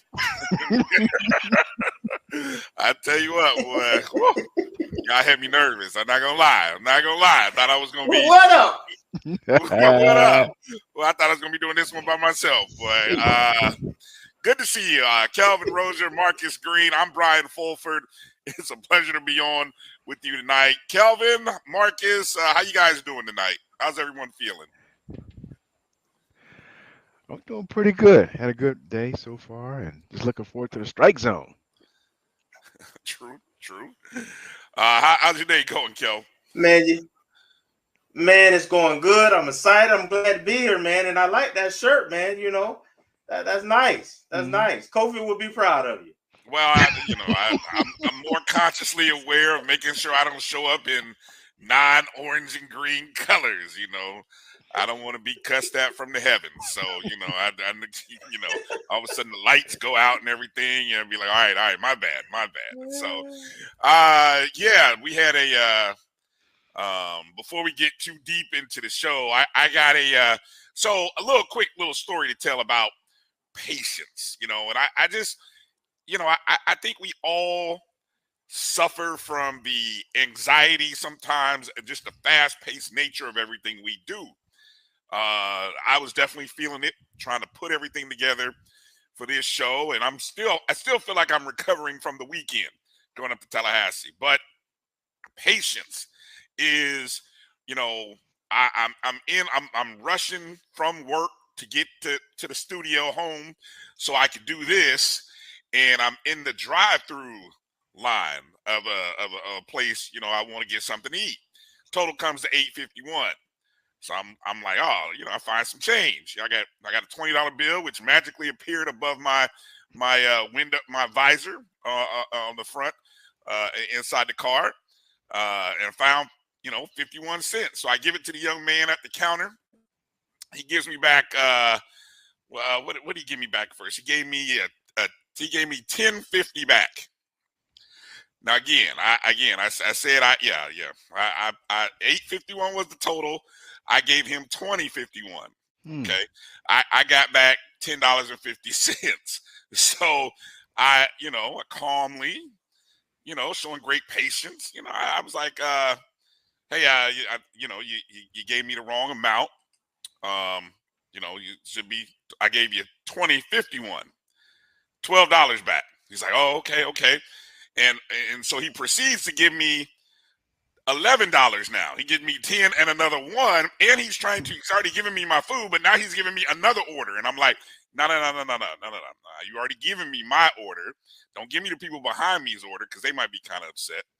In my younger days, I might have took it. But anyway, and so I proceed to, he's like, okay, I got to get my manager. So here comes the manager. Now, literally, I'm watching the manager on another order, and it's taking about a good minute, 2 minutes. And I'm thinking to myself, man, come on, I got to get to the show. I got to get going. And, it took 2 minutes. I'm just calm, patient, listening to a little Mary J on the radio. And I'm like, okay, here comes my change, my correct change, finally, $12. And so I calmly drive off. And I'm just thinking to myself, patience, how many times do we would have got annoyed, cussed out, been real loud, be indignant in the drive-through about, first off, the wrong change, and then how long it took the manager to give me the correct change. So that's how my day is going, fellas. That's my story on patience. I don't know, all right. Anyway, all right. Did you get some food? What side of town? Literally 3 minutes away from the house. 5 minutes away from the house. So it's a place I frequent. We'll put it like that. The same side of town that I live on. So yes, it was not in another side of town where you expect bad things to happen. Let me just put it like that. No, I mean, it's just, I think, the kid probably takes credit cards all day. And I think I threw him for a curveball when I gave him some cash. And then I threw in the change too, which is old school. So you got to do that old school math to try to figure out what everything is. But it's so anyway, enough of the long rambling about a story on patience. Thank you to everybody who's jumped in early on Facebook and on YouTube, watching us on Twitter, wherever you're watching us. It's the ONG Strike Zone. Please make sure you're following the show on Facebook, Twitter, and Instagram at ONG Strike Zone. You can even download the Jericho Broadcast Network's app. My JBN, my BCSN is where you can find and download the app on the Google Play Store and Apple App Store. We're going to primarily today be doing a lot of talking, breaking down the spring game. The spring game this weekend. Hopefully, you caught the pre-show that we tried to put together, Kelvin and I. Some people were there. What would you say the attendance was, Kelvin? It definitely wasn't the 10,000 I was hoping for, but I would put it in the ballpark of 5 to 6. Marcus, I don't know from what you can see while we wait on Kelvin's signal to hit back. What do you think the attendance was like? I didn't see a whole bunch of flashes on the crowd.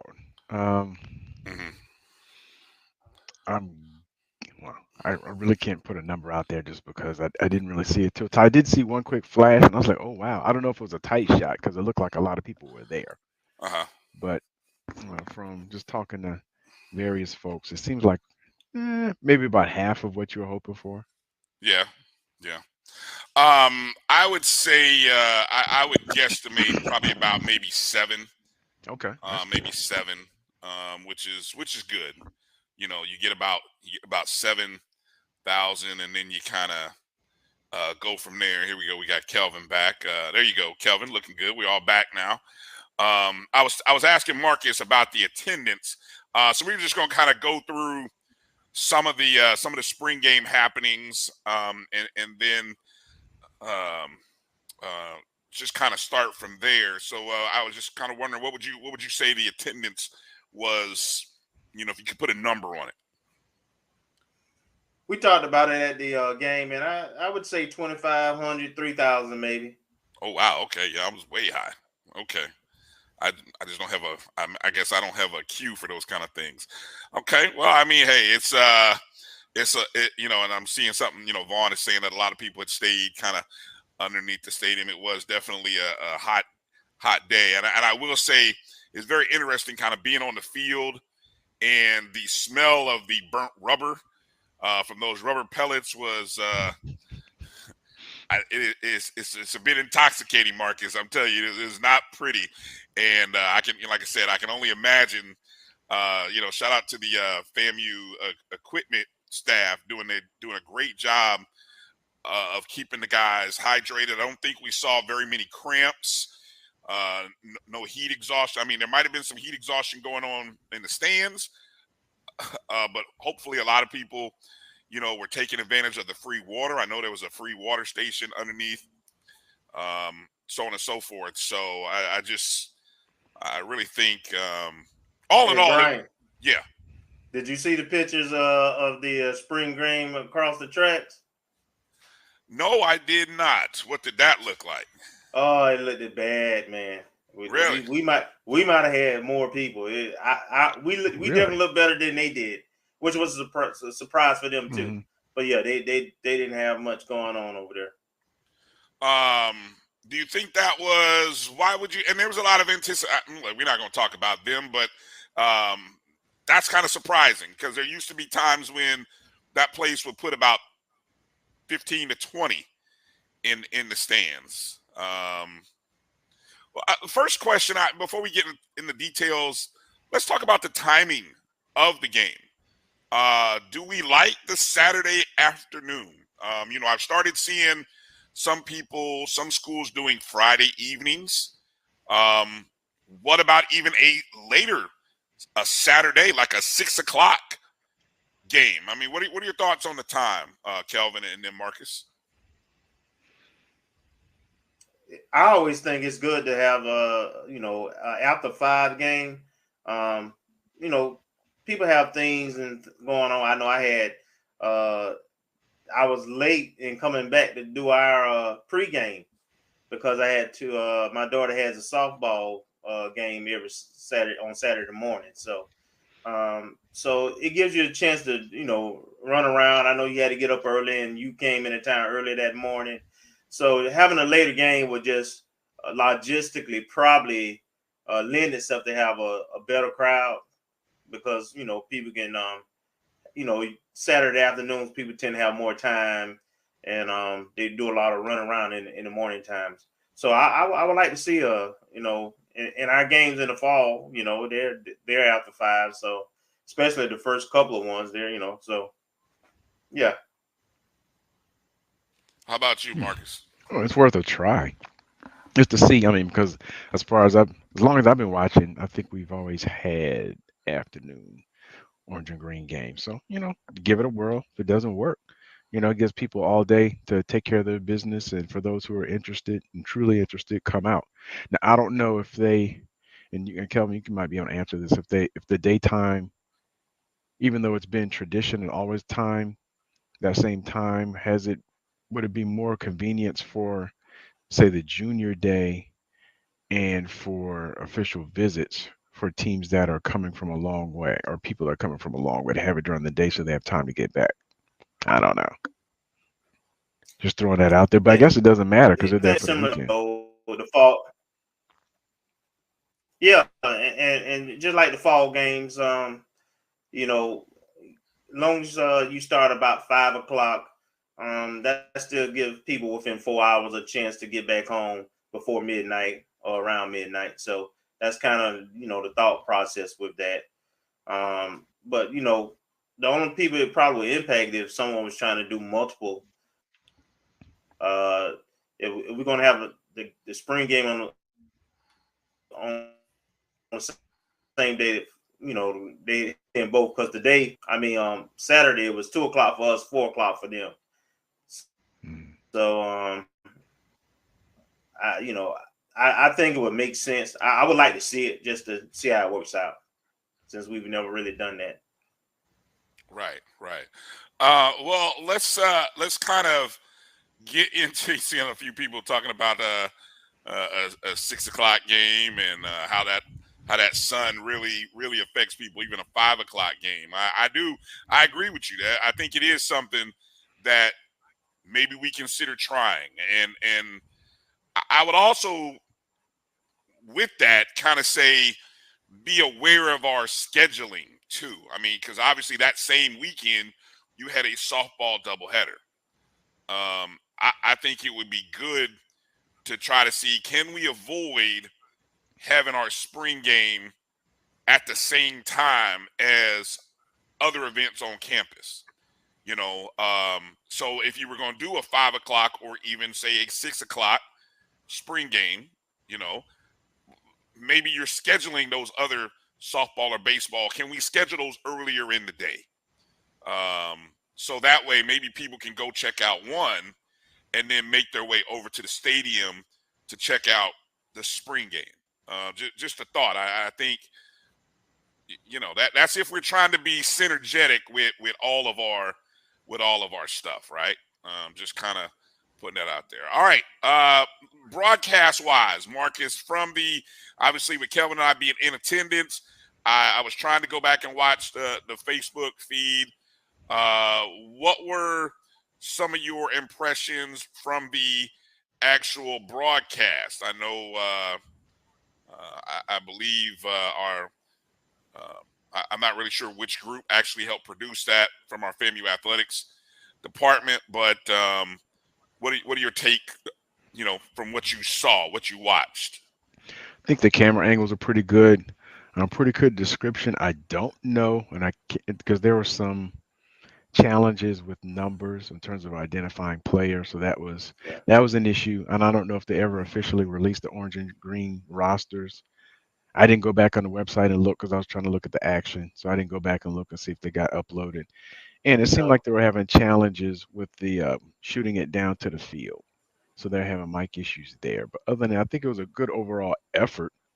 And I know I've seen some comments floating around as it regarding the commentary, but you have to kind of balance that a little bit with, okay, it's one thing if you're looking at a TNT national broadcast, but it's a totally different thing when you have your homeboys that are like your radio call announcers that are tied to the school. So you have to expect some hometown talk and all that other stuff. So you have to kind of couch it But understanding who, understanding the audience first and foremost, but also understanding the context in which they're broadcasting.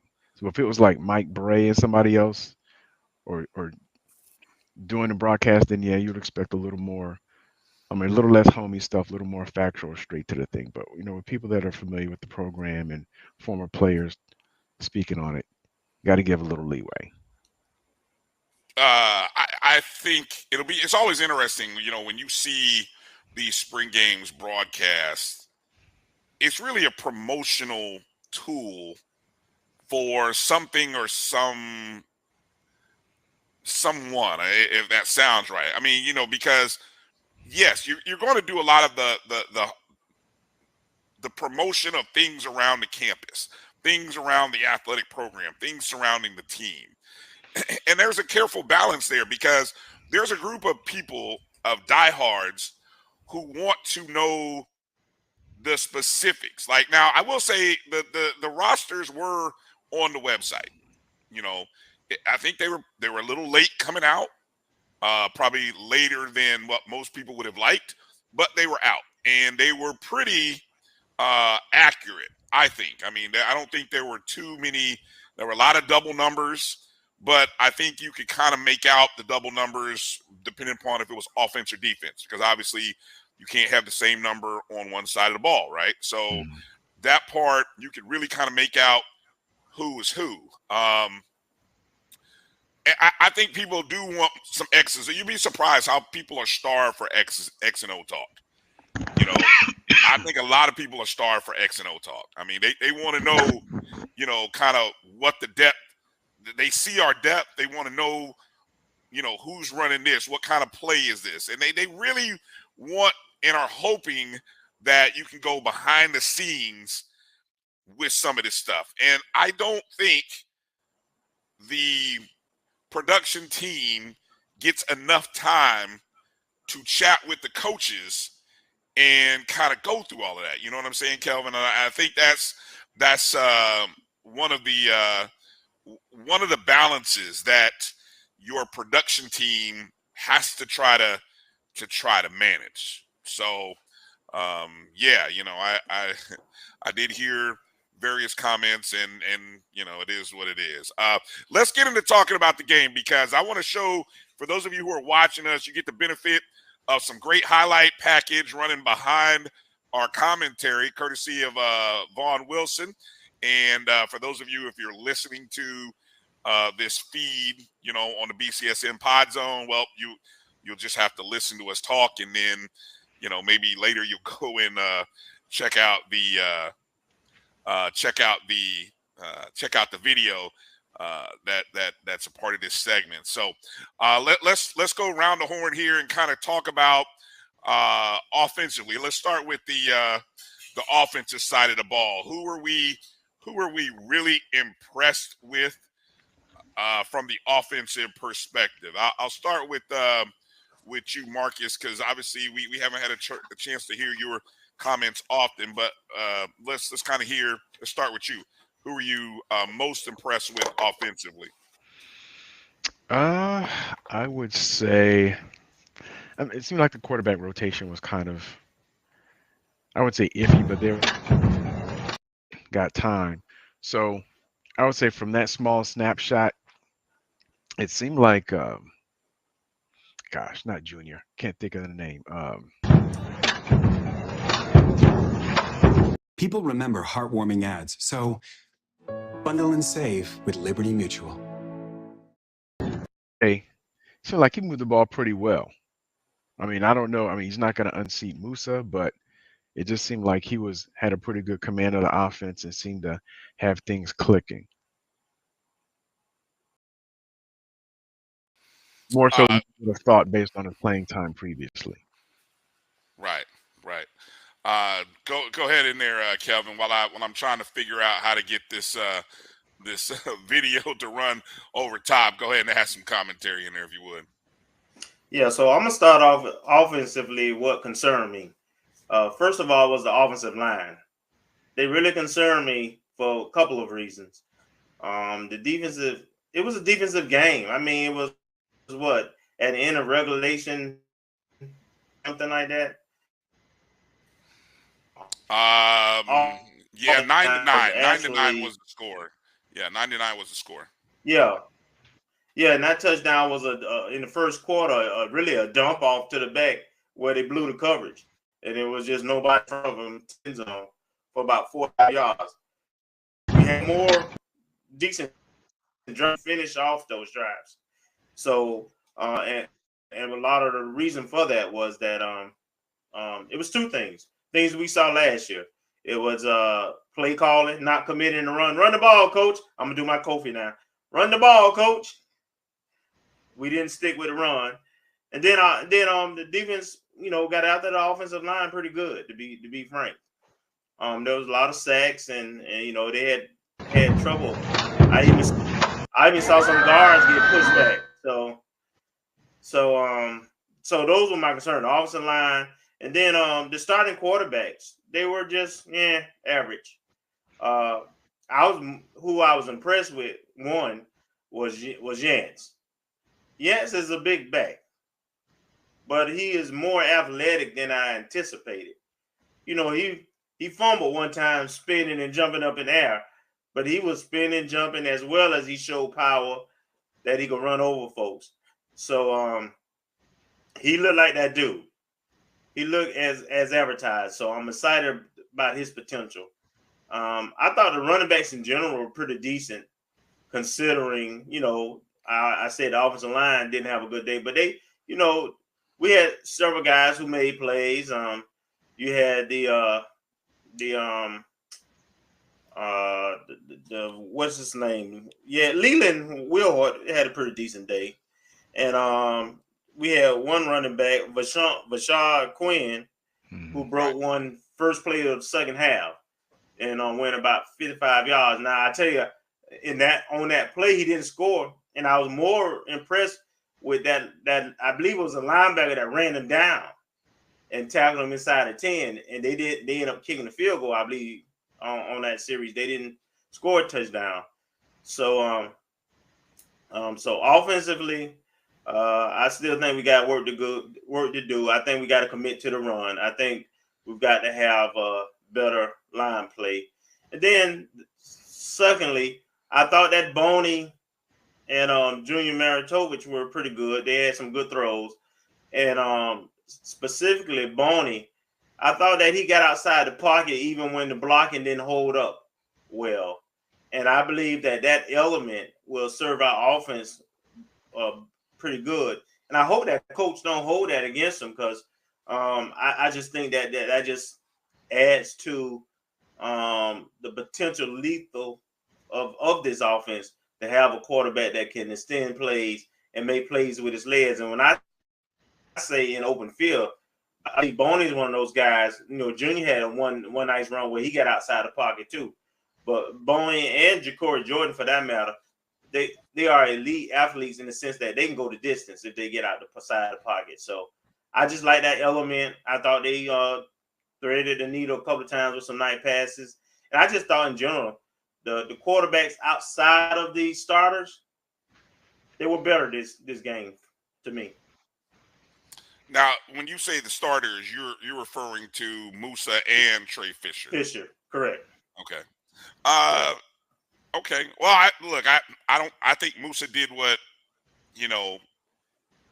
he's capable of doing. I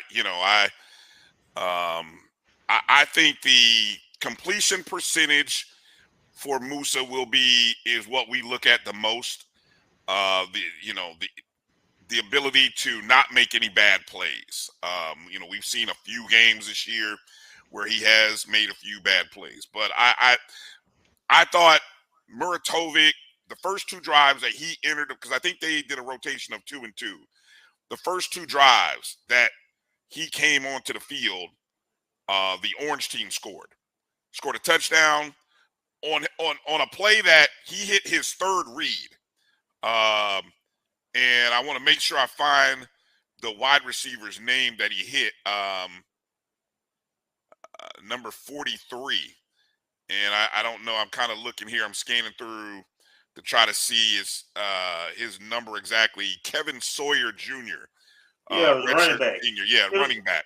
It was just a dump down, man. They don't make it more than what it was. No. Come on now. It was the third. It was the third. It was the third. Man, I mean, it was a dump down. He was out there by himself. He could have ran the ball. Made that pass, he could have man. ran the ball. Now stop it. Was, Stop it. I'm just saying, man. It was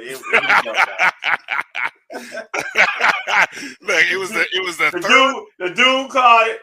The C had parted. The red C had parted. It was wide open. I mean, he was untouched into the end zone. He ran the pass had 5 yards. He could have ran the ball like the other quarterbacks that you mentioned did, and he didn't. He didn't. He stood in there, made the throw. I told you, there's a bit of a infatuation I have with Muratovic. I like the gunslinger. I think he's got the ball comes out of his hands and it just rips. It just cuts the wind. And there's a lot to like there. It really does. It really does. Hey, let me just jump in there because I think we had this conversation. Some folks in the stands had this conversation about where the game is today with quarterbacks. I understand our infatuation of what it used to be, but man, you better have some wheels now because the defenses are fast and athletic and strong and big, and there'll be times for that. But frankly, the mobile quarterback is where it's at, and you can just look no further than the Super Bowl that just had, and I hear you. You got to make some plays within the pocket, but you also got to be able to stay in plays, make plays outside of the pocket. You need both. Let's talk. So let me go to those running backs again that you mentioned, Jaquez. Yeah, and in the highlight package, you hear there's a nice clip of him catching the ball out of the backfield. The kid does it all. And the plays that I really like from him, he caught a ball in the flat that he basically, and there's that play by 43 right there. I wish we could rewind that. That was the third read. Rewind that. Third read. That was the third read. Because he was looking to his right, looking over the middle. He goes left. Anyway. That stride, boy, looks like Vince Young. Yes, sir. That's what I'm talking about. That's what I'm talking about, Marcus, right there. Wow, look, Jacory is a nice quarterback. Boney's nice. Those guys, he and Boney had nice runs, They had nice passes too. Yeah, they did. There's a lot of wealth here in the quarterback position. Let's be real. We got the future Florida A&M quarterback after the Jeremy Musa season this year is out here on the field. And these three guys are going to, if you want to throw Fisher, I don't think Fisher is in the same caliber with those other three, just from a size perspective. Yeah. But look, it's good to have depth, and it's good to push Moose. And yes, I will agree. If something happens, I feel like we've got a good quality backup plus that can really keep us going. Real quick, before because coming up in the bottom of the hour, we've got our next guest, our first guest, actually, Malik Obi from who'll be joining us from drafthbcuplayers.com. He's going to help us break down a little bit of this game. But I'll say one last point about the wide receivers. A couple of wide receivers that really impressed me. You had number 80, Michael Williams, the sophomore from Cleveland, and Oxendine, 83. I thought those two did well. Did really well. Manigo did good. I don't know that there were a couple of times when they threw a couple of jump balls towards the corner for him that the DBs made some great plays. And when we get to talking about the defensive side, we got a lot of good things to talk about on that side of the ball. But I thought we'd start with offense because you know, somebody said offense is what sells tickets, and that's what everybody wants to talk about. But you know, this this team is going to cut its teeth on the defensive side of the ball, without a doubt. So, Absolutely. yeah, let's get ready to take a break here, come back, and then we'll talk with Malik Obi of drafthbcuplayers.com, and we'll get a scout's perspective of what we saw. We'll talk about the guys who are going to be up for the upcoming NFL draft in a week from tomorrow. Like, right? It's coming up 8 days away. So, I mean, a big weekend is upcoming for our guys. So we'll get a chance to talk to him about those guys' future and more. And so you guys stick in there. We'll be back in a short 2 minutes. You're watching the O&G Strike Zone. We'll be back in just a moment. The Cuvée Group is a Florida-based marketing and training consulting firm. We help businesses communicate to their target audience and engage them in conversation. We also help to expand their audiences, which will ultimately result in growth for those organizations. In addition to being a certified constant contact specialist, my colleagues and I are also certified in John Maxwell Leadership Principles. We use these proven principles to conduct workshops, training, and private coaching sessions for individuals and companies looking to take things to the next level. Contact us to schedule a free consultation. Issues today, don't delay, call Cuvée. This is the Dean of the College of HBCU Sports, Kenyatta Cavill of Dr. Cavill's Inside the HBCU Sports Lab with Mike Washington and Charles Bishop. Come mix it up in the lab where the course lecture is in session every Tuesday from 6 o'clock p.m. Central Standard Time on Facebook Live, YouTube Spreaker, or the BCSN app, as we discuss all things about the HBCU sports culture, including exploring the week that was in the sporting HBCU diaspora, as well as the upcoming week of HBCU sports. With me, the Dean, the College of HBCU Sports, on Dr. Cavill's Inside the HBCU Sports Lab with Mike Washington and Charles Bishop. Course lecture dismissed. From novice to aficionado, find yourself here. High quality cigars plus personal customer service. Slow Burn is Waco's only mobile cigar lounge, featuring a meticulous, curated collection of premium cigars. Visit our website, www.slowburnwaco.com. That's www.slowburnwaco.com.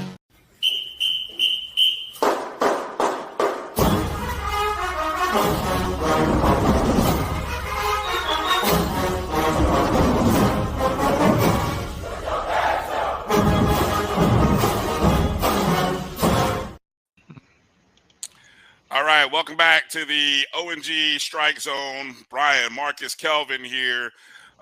Coming up this week, matter of fact, in a couple of days, we have Florida A&M's Day of Giving.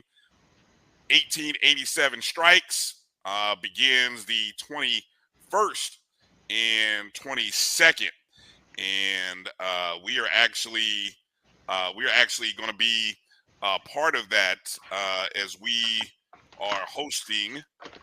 We're actually signed up to be ambassadors through the O&G Strike Zone. So, you know what we need. You know, and I hate to put this out to everybody. I'm gonna put it out here early. Okay, we are ambassadors. We are encouraging everybody to either donate through our web page, which I know we've been posting in a few places already, or you can you can text 1-887-STRIKES-325 to 71777, and all those funds are set up to go directly to athletics, to the athletic department. VP Sykes had issued a challenge, and so we answered the call. And so we are signed up as ambassadors there, and want to remind you, it doesn't matter. Look, I think the way we set this up, fellas, is if you can give $20 or $18.87, you know, something small, minimal, something that's not going to take a lot out of your budget, Every dollar counts, and we're gonna try to see if we can generate a good chunk of change off maybe 100 to 200 people. If you watch this show, I know there's a lot of people who watch but don't necessarily do the chats and things like that. But if you're watching the show, hey, there's a way to get involved, and we want you to be a part of our team and help us donate. So we set a goal to try to hit at least 2,000, but that's a small amount, and I think we could go well over that with the number of people who watch our show. So we'll make sure to put that up, a few other times throughout the show. Didn't want that to appear.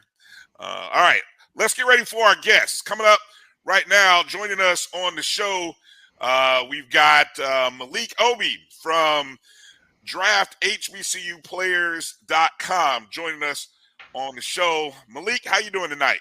I'm doing good. How you doing, fellas? Appreciate y'all having me on tonight. Appreciate you. Yeah, definitely. Doing all right.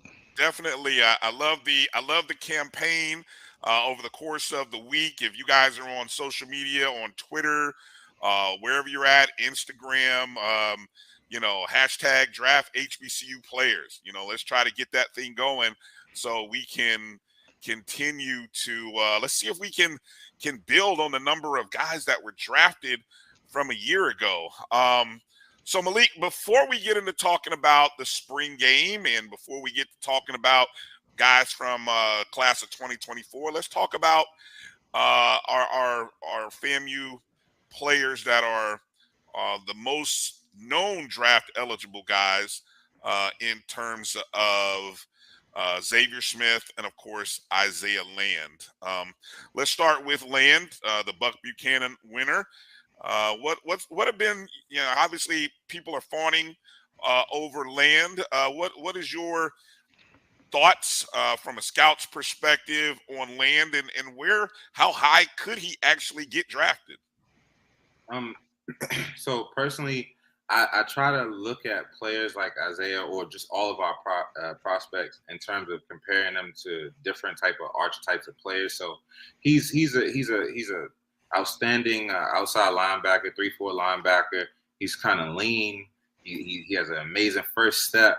He reminds me, ceiling-wise, of someone like a Leonard Floyd or someone like a Darrell Taylor from the Seahawks. Two guys who are really long and lean and who win with their first step, who have quick first steps and a lot of speed off the edge. I think that Isaiah is one of those guys that teams look at and say, wow, we really have a guy that can win as a pass rusher, and we can continue to develop and run support and continue to bulk up. But the potential is so high, and like you said, this is 2021 Buck Buchanan Award winner, but he's faced a good amount of competition and shown up, which is, to me, what matters and what makes the difference. So, just in my opinion and perspective, looking at a lot of our prospects and the difference between getting their name called or being a serious undrafted free agent, my hope is always to hear their name called, is the non-conference play. And I think that you don't win the Buck Buchanan Award or get to this level, especially not participating in the Senior Bowl, without showing that you can compete against the best outside of our football world. And in the same token, be consistent over years and years, which Isaiah, Xavier, BJ, and all of those guys have done. But in terms of your question, I think that Isaiah is certainly an early day 3 prospect. There's a lot of teams that can use, especially 3-4 teams, that can use a guy on the edge at outside linebacker that can, which he showed his versatility and growth, working to be able to drop back in coverage. But just that fire, that high motor off the edge. I mean, however you bring him in, and then just looking at, of course, James Houston, what he's done, and saying, these guys aren't the typical size or in terms of weight.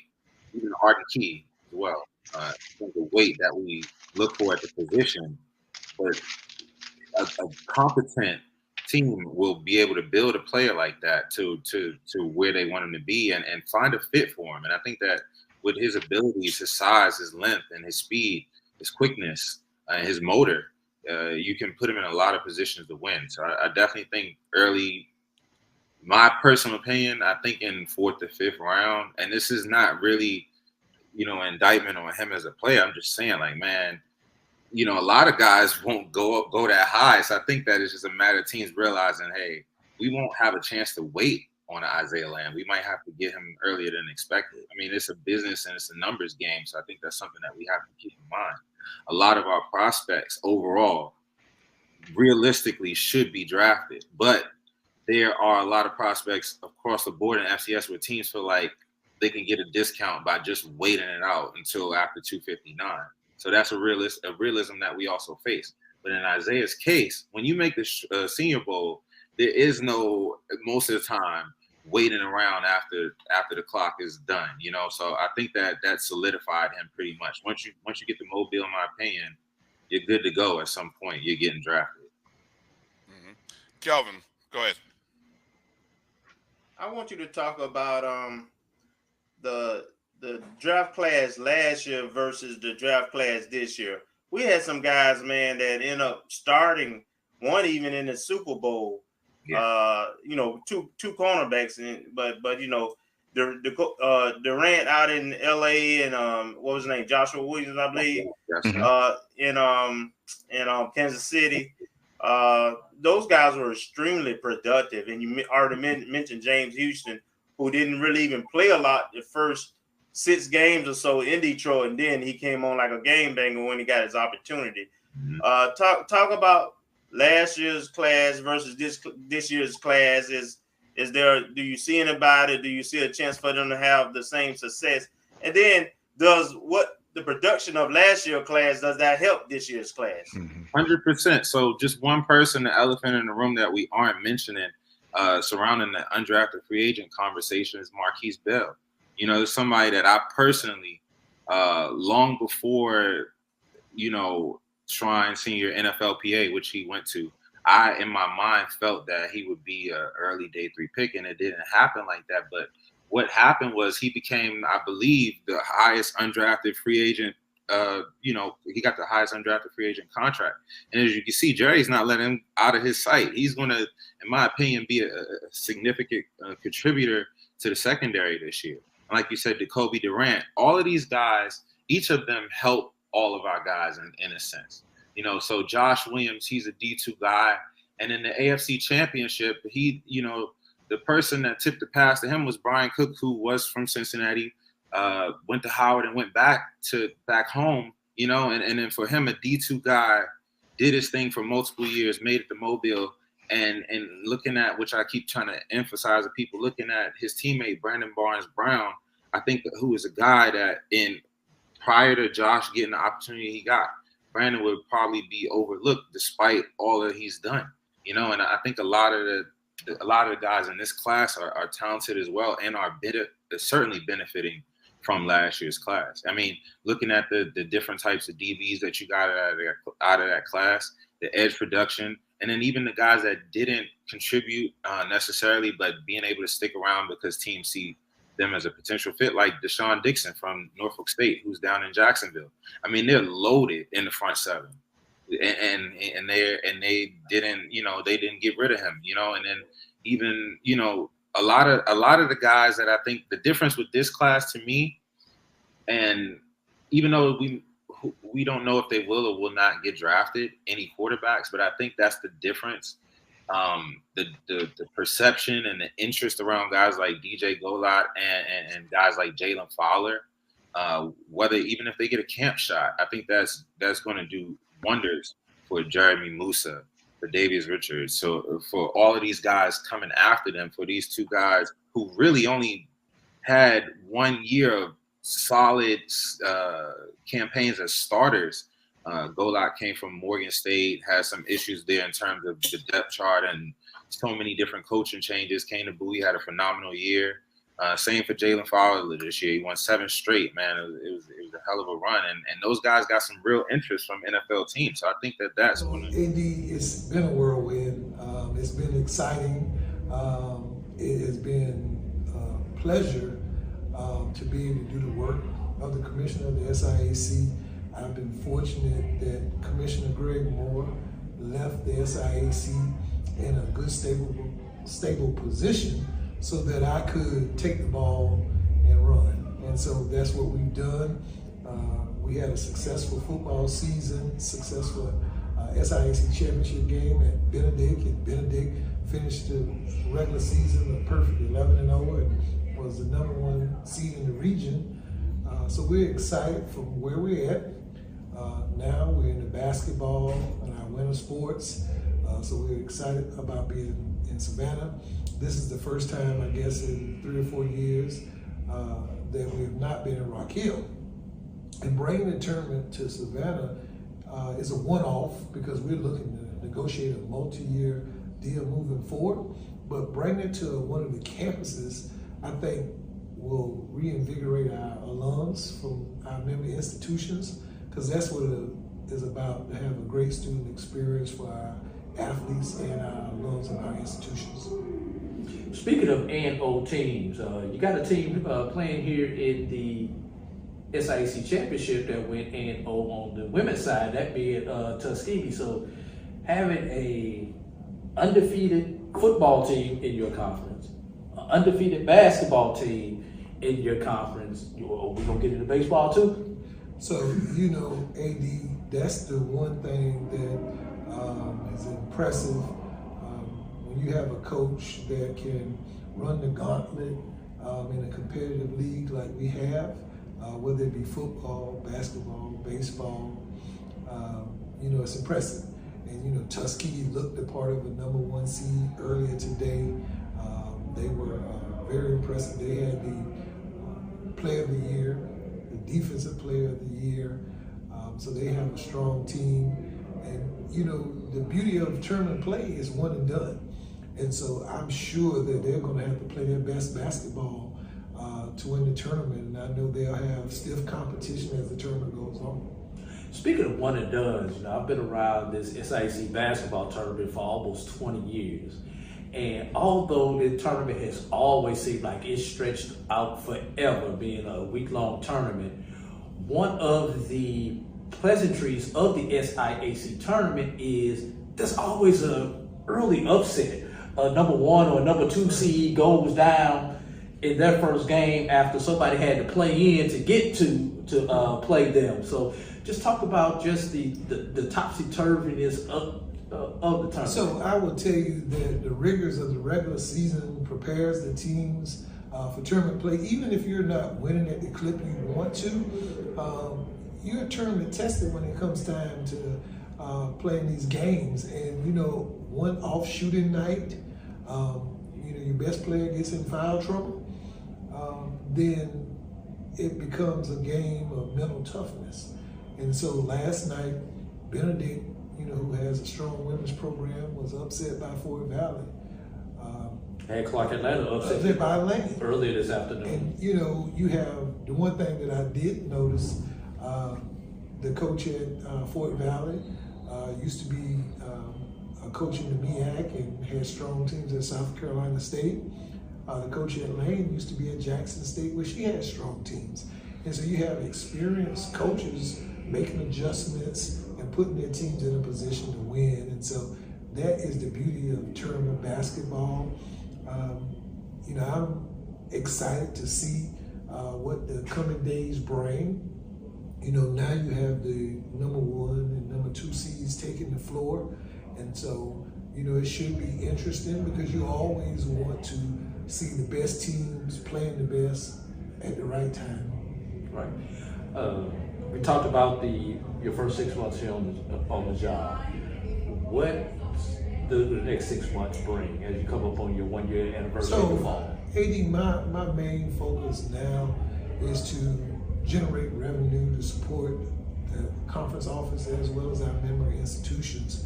And so we're actively engaging partners, trying to ensure that we have the ability to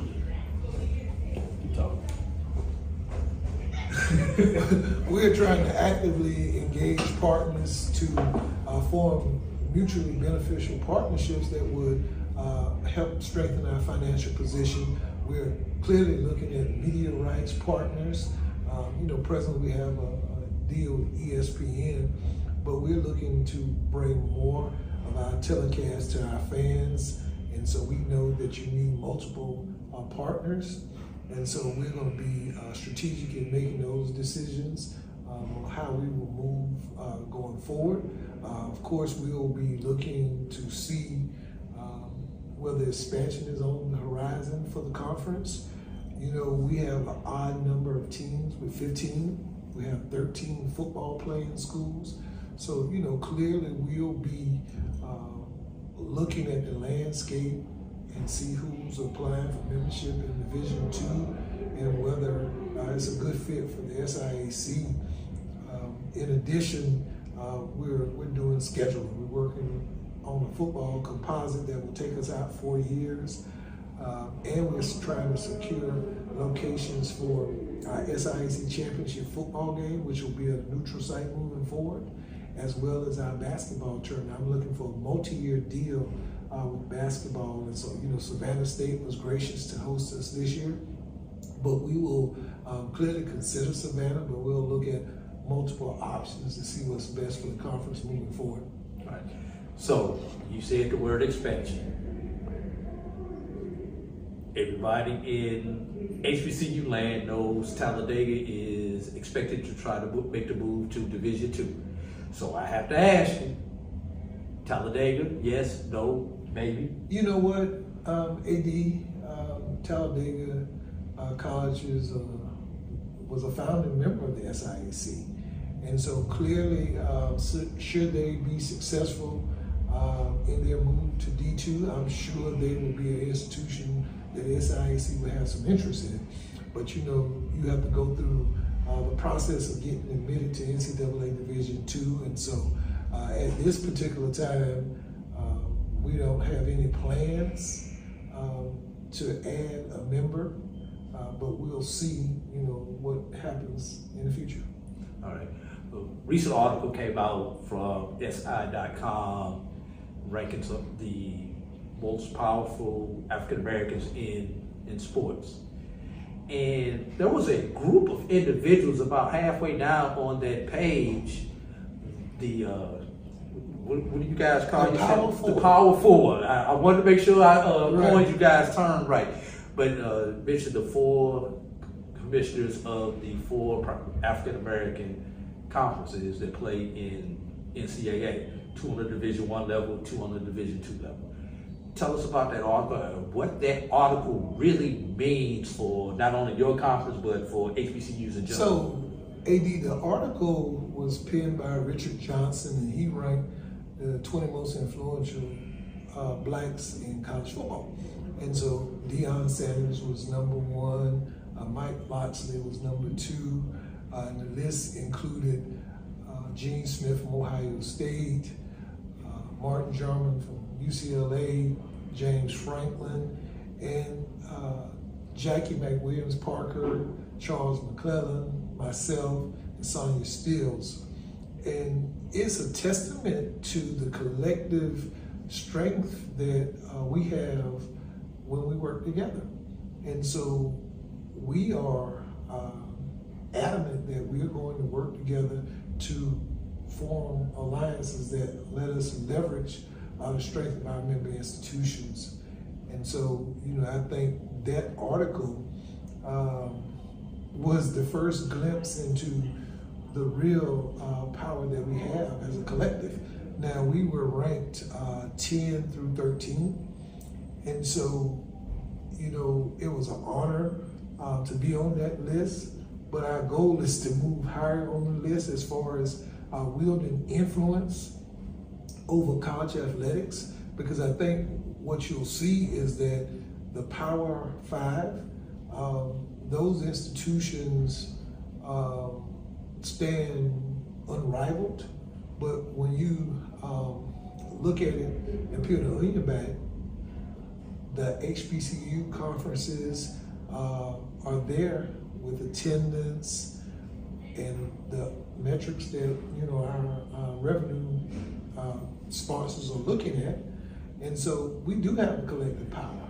We have the brand recognition of institutions like Tuskegee and Morehouse out of my conference, Howard out of the MEAC, Jackson State out of the SWAC, and the CIAA has, Winston-Salem, Virginia Union, and other institutions. Don't forget your alma mater. And my alma mater, Johnson C. Smith. But, I think this is one of the things that, when we started to be strategic in how we moved and operated, then people take notice. And so I think this article is validation.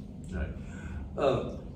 Over the last couple of years, we've seen things such as the SIAC conference add men's volleyball. We've seen institutions like Fisk add gymnastics. We've seen Howard just won a swimming championship in CAA. So outside of the traditional sports and then the traditional Olympic sports, is there any plans to add other opportunities for student athletes as a conference? So I will tell you, AD, that the SIAC was on the forefront. When I was chair of the AD's Council, I worked with Commissioner Greg Moore to partner with Eddie Drew here from the Black College Sports Network. We are live at the SIAC Men's Volleyball Championship. And with me, I have Coach Lauren Ford, Edward Waters University. Let me stop it and take that back. And the #1 seeded Edward Waters University. Coach Ford, how you doing? Great. How are you? I am doing fine. Let's start off talking about that. Coming in undefeated in conference, regular season title. What does that mean to this program at Edward Waters? It means a lot. Especially after last year. We shared a title and the guys really wanted to outright win it, so we worked for it. So it feels really good. And correct me if I'm wrong, this is your first season as the head coach with the Tigers this year, correct? After being on the staff last year. This is my first season. I was Got you. So, what makes this team special? Just they have better athleticism and discipline. They don't give up on the play. They're very competitive, and they love playing. That's simple as they love the game. Unfortunately, tournament time, everyone is 0-0 come tournament time. So, what is it going to take for Edward Waters to win this match today? I think we've been playing some really good volleyball since maybe 2 weeks ago. I think things are really starting to come together for us. We're starting to really know what it feels like to play next to each other. We're going to need our defense, our scrappiness. I tell us we need that dog in us to come out. And I think we'll work hard for it. All right. Last question. I've been asking this to all of the coaches today. Can you talk about just in general the growth of men's volleyball both on the national level and what it means for the SIAC to be competing in men's volleyball? Men's volleyball is one of the fastest growing sports in NCAA right now. And it's such an honor to be able to coach this group of people that majority of them look like me. And I think that's really important. I tell my guys that this is bigger than them. And kids see them playing and realize, oh, I can be a volleyball player now. Not just football, not just track, not just basketball. And I think it's all over the SIAC. There's so many great athletes, and they all look like me. I love the players, and I love the competition. And I can't wait to go to more. Any last comments, Coach? Nope, go Tigers. Ball. Eddie Drew here with Coach Ford, and we'll be back on the Black College Sports Network in just a moment. Is that we know that students are looking for opportunities to follow their passions. And so they're not all going to be bat and ball sports. And so when you look at men's volleyball, you look at wrestling at Morgan State, swimming.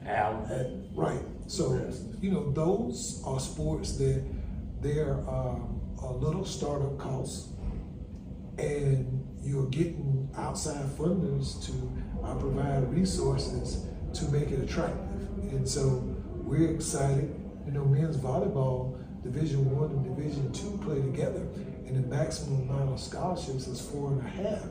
So you could really create a nationally competitive program in a short amount of time. You just need to identify a setter middle blocker, outside hitters.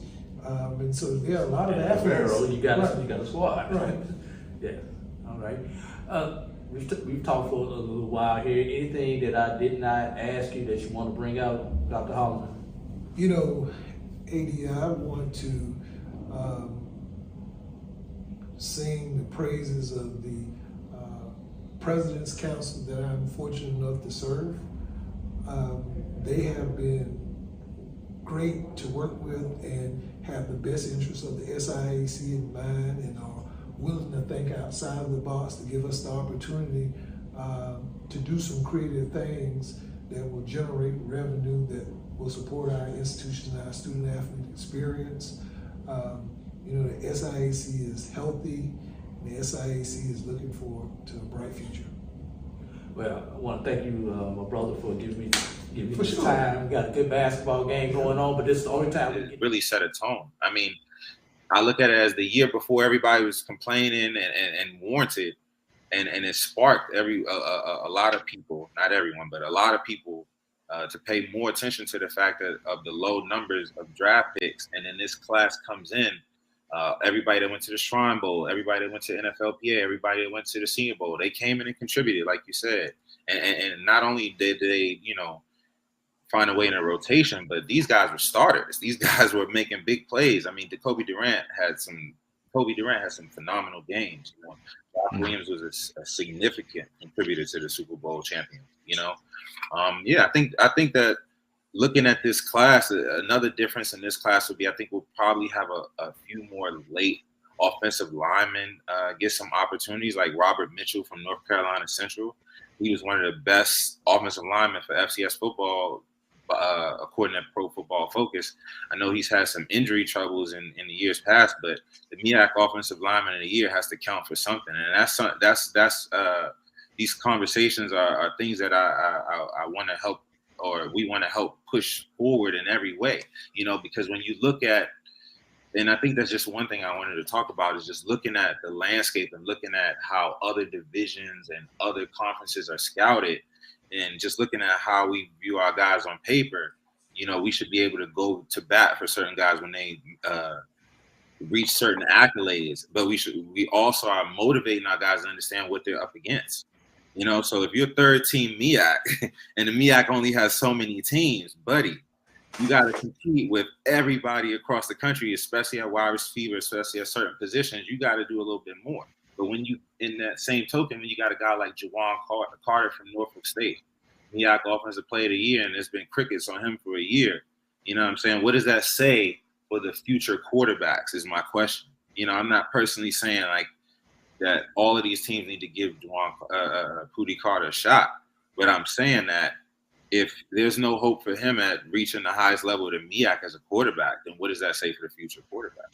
But in the same token, like I said, man, last year's class, even Akil Glass getting opportunities that he's gotten in the USFL. I think the USFL and the XFL are going to be, CFL, of course, as well, will be major pipelines as long as they can sustain themselves for our athletes. We got over 40 in both leagues, that class last year, along with the other leagues and what they're doing in the other leagues, even Justin Smith from Norfolk, Bryson Aline, he came a few years before that. But all of those guys in those other leagues, they're doing. Nigel Chavis from Norfolk. Savion Williams from FAMU is about to be a major factor in the USFL, So, I think that with all of the leagues and all of those strides that these guys are making in the last year, I think this class has benefited from it, and the future classes will continue to benefit from it. It's just a matter of logistically, how do we increase the number of draft picks in different ways? And another question for me is, how do we increase the visibility at pro days, or tighten up this whole pro day thing, because it's kind of all over the place. But we'll get to that. But yeah. Mm-hmm. Go ahead, Marcus. Malik, thank you for coming on. I wanted to ask you about Xavier Smith. Yes, sir. In terms of, I guess start coming into the year, the headliner was Isaiah Land and all eyes on him. And Xavier Smith had his accolades, but it seems like ever since the Steve Smith interview, things are really taken off for him. Even though he didn't go to the combine, he's gotten a lot of PR between Steve Smith having him interviewed, I think he was on the NFL Network today. I didn't get a chance to see it, but I saw a promo by Steve Weish saying that he was going to be on around 2:30-ish, and he's been on a few podcasts. Where do you see him projected, and where do you think would be the best fit? Because I'm seeing a lot of tweets today about this team X, this team Y interested in Xavier Smith. Where do you think his skill set is the best fit for him? All right, so Xavier Smith, I'm really high on Xavier Smith. I personally think that this is my personal opinion. My player comparison for me is Peerless Price. I just think that there's a jam log on what is quoted as undersized wide receiver. I mean, it's even looking at Tank Dell, there's so many guys under 190, 180, and they're being critiqued for despite the production. I mean, Xavier, his production has been consistent. And that's the one thing that you can say in terms of HBCU football. When you put it on paper multiple years, all conference, you know, Phil Steele, all of these awards, it makes people come to your tape, and the tape is the proof. You know, I mean, he's shown that he can do everything, the X, the Y, the Z. You know, he's done some special teams, and the hands are there. And I think that sometimes in the case that we're in the situation that we're in, you know, having a guy like Steve Smith go to bat for Xavier Smith, we got to take the benefit as it comes, because there's a lot of receivers out there, especially at the Eastern Washingtons and all these places, where these guys are about the same size, and they're trying to find a way to differentiate themselves or get some type of hype behind them. And people are just, you know, the one critique on Xavier, like if you look at his RAS score, was his size. You know what I'm saying? And it's like, a lot of teams won't care about that, but we won't know until the draft, you know, until the draft board finally comes out, you know, until the ball starts rolling. I just think that he's gonna be another guy like a Hunter Renfrow, all of those smaller guys. He's a very physical receiver. So he's a very physical receiver after the catch, and he's very aggressive when the ball's in the air. So I mean, size is subjective, but you know, I think he's going to help break down barriers this year. I mean, even looking back at Tariq Cohen, he did so much as an undersized running back, over 6,000 yards at A&T, and it took him to do a backflip and catch 2 footballs for the rest of the world to see, like, wow, this guy's phenomenal. You know what I'm saying? So if Steve Smith, in this regard, is going to be the torch to finally get people to see how serious Xavier is, if nothing else, if not the UNC tape, if not anything else, if that's going to be the final push to get him where he needs to be, then I'm good with it. But I think we got a lot of work to do in terms of just looking at the growth of the game, especially in terms of size. I mean, these guys are phenomenal, and he's shown, like I said, he's going up against some big corners. You know, he's checked the boxes. You know, I think he's an NFL talent. To answer your question, I think the player development, the receiver development in Pittsburgh is bar none. That's always a choice. But in my personal opinion, I would love to see Xavier, and this has nothing to do with my job, but I would love to see Xavier. I think he'd be a perfect fit in Seattle. And I also think he'd be a perfect fit in Los Angeles, depending on what the Rams do at quarterback. I just think his ability to get the ball from anywhere and go east-west, or you know, or beat you over the top. I mean, he has that ability, and you know, they say he has sneaky speed. I don't think it's that. I think it's his ability to separate. I think it's his releases that gives him that extra inch, you know, of separation, and he makes up for it with his speed, and that's the difference, you know. And like I said, he's a physical guy. He makes you pay. You know, you're gonna have to get 2 guys, you know, coming downhill at him. You know what I'm saying? He can make you miss, and he can run through you to an extent. You know what I'm saying? Like I said, when the ball is in the air, he's gonna go up.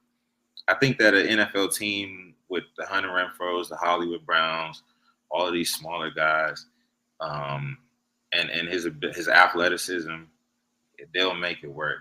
Steelers, Seahawks, I would love the Commanders as well. I think that'd be a great fit as well. those three would be the biggest three for me. Maybe even the Vikings. I'll say the Vikings as well. I really would like him in Minnesota. Hey, so Malik, I put up there that Steve Smith's Agent 89 Gang of Misfits, those stock trends, you know, where Xavier Smith popped in there along with guys like, you know, Jackson Smith, Chigba, and Jordan Addison. Those are names that we'd heard from. Those are major guys who've been getting a lot of talk. So, I mean, when a guy like Steve, so, I mean, I guess, is the validation when a former player like Steve Smith, when he adds on, like scouts like yourself and other scouts see Smith and know what Smith can do, but when a guy like Steve Smith sort of stamps it, does that really does make a difference, huh? That's the ultimate validation. I'm gonna be honest with you. I mean, it's nothing that I can say to go against Steve Smith in terms of his eye. Everybody has their opinion, but this is the game that we're playing. I want to be able to say, in terms of HBCU football, I want to motivate, and this is me personally. We all have different methods within our team of trying to do this, but I personally want to motivate every player that steps into a black college to know that if they push themselves to their limit, that they can possibly make it to professional sports. But we're talking about the best of the best. And when we talk about draft HBCU players in terms of scouting, I want to be able to put Xavier Smith, Isaiah Lander, whoever, against the best in the country. And we can clearly do that. You know what I'm saying? If Steve Smith sees that, then it's not just bias from our end. You know what I'm saying? And that's the difference in terms of discussion with HBCU football. I don't want anybody to think there's any bias on my end. I want people to respect everything that comes out of my mouth because I'm going to think about it. And I'm going to try to have some proof behind it. You know, it's all opinion. But when it comes to these players, I want to make a case that they can compete with anyone in the world. And Xavier, if you look at the stats, if you look at the tape, and like I said, non-conference play, a lot of those guys he played against are in this class or in the next class, especially from UNC, especially from a lot of those non-conference teams that they played early in the season. They're here. You know what I'm saying? And so you talk about Josh Williams. He went out to Mobile and competed with a gauntlet of receivers. And that's what you have to do. That's in this thing, we scouting, whether it's the radio shows, whatever, we're putting our name on the line. And these scouts are putting their name and their careers on the line. They got kids, they got a lot of family to feed. We got to go to them and say, look, Xavier Smith is that guy. When they watch the tape, they got to be willing to vouch for that and go into these front offices and say, yeah, I put this guy on the board. I'm betting my life on. I'm betting the house on. And that's what it comes down to. And when a guy like Steve Smith says that, who is very brash about how he feels, and will quickly tell you if somebody is not just up to his level or just NFL level, whatever position, but especially wide receiver. If he's all of these guys in this class, and like you said, Jackson Smith, JSN, all of those guys, for him to call out an FCS guy, just take away the HBCU. You get an FCS guy on that list, it says a lot. So for him to say a black college guy, it means a whole lot. And that's a big stamp. You know, and that's what a lot of these publications are. It's about building your voice, your stamp to mean something. Mel Kiper, all of them guys, but it's all a network. You know, so maybe that's what it takes. If Steve Smith says it, and that's the difference in somebody watching the tape. You know, it's always still word of mouth, you know. Right. Malik, can you hang in with us for another 15 minutes? I want to take a quick little commercial break and then come back, and let's get into talking about some of the current guys on this current team, Florida A&M team, and talk about the guys. You got some great grades for some of the guys for the class of 2024. So I want to get into some of that with you right here on the other side. You're watching the O&G Strike Zone. Hang in there. We'll take a quick 2-minute break and be right back. The Cuvée Group is a Florida-based marketing and training consulting firm. We help businesses communicate to their target audience and engage them in conversation. We also help to expand their audiences, which will ultimately result in growth for those organizations. In addition to being a certified constant contact specialist, my colleagues and I are also certified in John Maxwell Leadership Principles. We use these proven principles to conduct workshops, training, and private coaching sessions for individuals and companies looking to take things to the next level. contact us to schedule a free consultation. Issues today, don't delay, call Cuvée. This is the Dean of the College of HBCU Sports, Kenyatta Cavill of Dr. Cavill's Inside the HBCU Sports Lab with Mike Washington and Charles Bishop.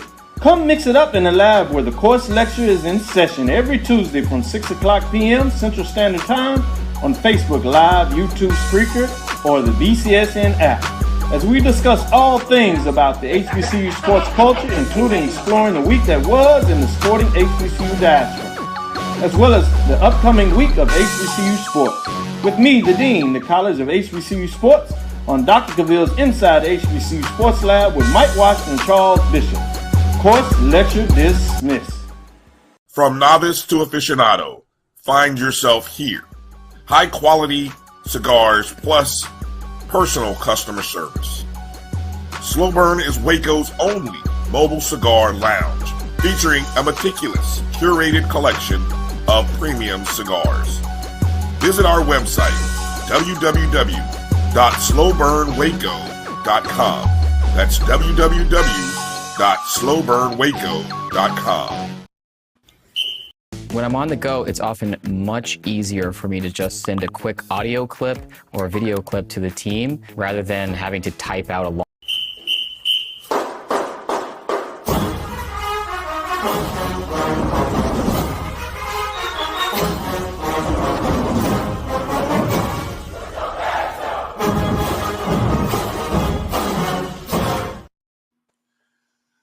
Welcome back to the ONG Strike Zone. Hour number 2, Brian, Kelvin, Marcus, and joining us, Malik Obi of drafthbcuplayers.com. Malik, let's get into the class this current FAMU team. Yeah. And the class of some guys will be possibly draft eligible in 2024. You had a chance to watch the spring game. Just in general, before we get into talking about some of the specific guys, just what's your general take from what you saw from the spring game, or as you follow these guys from FAMU compared to other schools? What do you? I'm not going to ask you to prognosticate a season. That's for guys like us to toss around all year and guess where somebody's going to land. But what do you? How excited should Rattler Nation be about what we see out on the field, and how worried should the rest of SWAC Nation be? I'm gonna be honest with you, and there's no bias. I just think that when it comes to the SWAC, when it comes to Coach Willie, it's a different standard play. It's a scrappiness. And this is something I'm looking at with FAMU just in terms of last year and just on paper and just, like you said, the spring game, is the talent that you're bringing back and the key players. One of my favorite is Kendall Bowler. Of course, BJ had a great career at FAMU after transferring over from Mercer, and Kendall's come over and he's done his thing. Last year he was really solid. I think that on offense and defense you got key players, and this is the difference. When you look at FAMU, you look at some teams, but specifically FAMU, and this is in terms of HBCU football.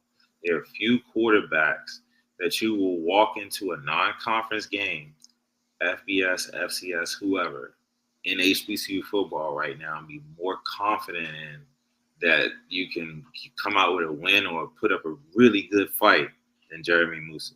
So I think that's a tribute to Coach Willie in terms of his past as a quarterback and development. But that UNC game said a lot, you know what I'm saying? And he's still developing, and this year will show a lot in terms of his development. But just the confidence, and like I said, Xavier, they just came in and really were confident after you shook the jitters off, and the confidence that they displayed and just throughout the year to fight, you know. But the key players, Kendall, Kamari Stevens, I mean, it's guys, like I said, on both sides of the field. It's some real guys, and all teams bring in talent. You know, I don't really get too caught up in the transfers and in the high school kids till they start playing, man. But just looking at the guys that you're bringing back and building around that talent, especially Boulder, Stevens, and Musa, is like they're solid. In the spring game, I felt like spring is this. It can be a toss up, but it was fast football, fast paced football. You know what I'm saying? Fast paced, hard hitting spring football. But yeah, it was good football, and you know a lot of teams come out flat. You know what I'm saying? It just seemed like you had some chemistry there when you got certain guys. And one I can't forget, almost slipped my mind, Isaiah Major. You know what I'm saying? But when you got certain guys, it just seems it's good to watch these guys grow and just naturally become leaders. You know, I don't know, man. I think that FAMU is going to be solid again. It's just the difference is who's gonna really step up in those non-conference games, because that's going to be the difference in making a run. You know, FAMU wins or put up some really good fights at the beginning of the season.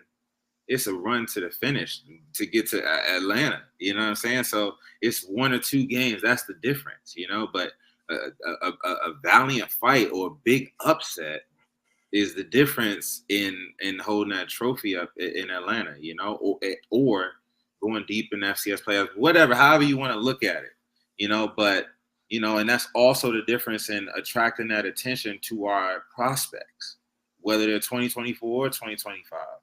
You know what I'm saying? The more teams you knock off and the win streaks and the competitive nature and the tape, the more these guys will get the looks that they deserve, and they'll bring looks to other guys who didn't even know that they were getting attention, you know? And that's what it's all about for me. You know, because we always gonna play football. We always gonna take pride in HBCU football. We always gonna take pride in our schools, period. But I want to take pride in the football part too, against anybody, and say, yeah, FAMU, my school, Morgan, whoever, you need to watch them. They legit. Do we need to start talking about them moving up from D2 to whatever, or do we need to start talking about them moving up from SCS to FBS? These are the type of conversations that we really need to have, especially with the moves like James Madison and some of these teams making. You know, fam, you've been solid, but can they take the next step and we really start talking our stuff here? You know what I'm saying? That's what I'm talking about, because all of that is going to continue to bring more kids. That's going to continue to bring more talent, bring more money to our schools, and then we can start opening up more conversations, man. We need to start 10 years down the road. We need to start talking about, I ain't trying to start no arguments, but we need to start talking about Florida State on CBS. You know what I'm saying? We need to start having these conversations that y'all was having in the 90s, early 2000s, 80s, 70s. You get what I'm saying? Oh, yeah. But our talent got to be there, and these guys got to know what it is. You know what I'm saying? We ain't just here to be here. We here to talk about some top-notch football. We got top-notch talent.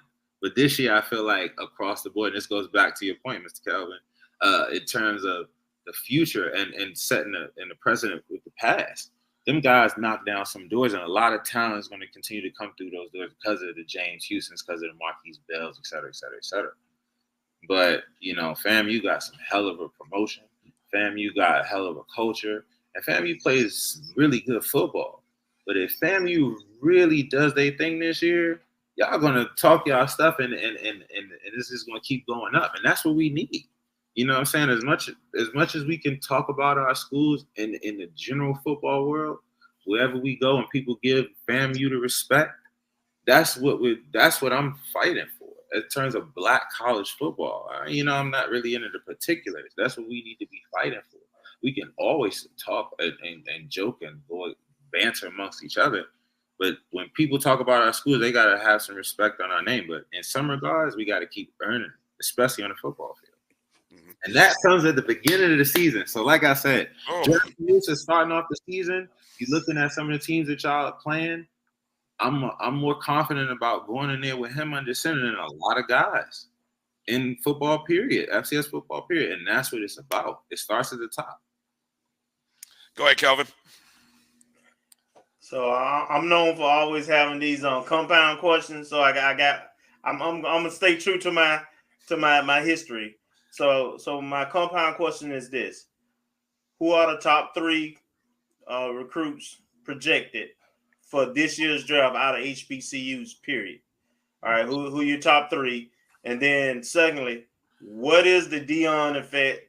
And that includes Eddie George and all the other NFL coaches, guys who have NLs, Eddie at Alabama State, you know, guy at Texas Southern.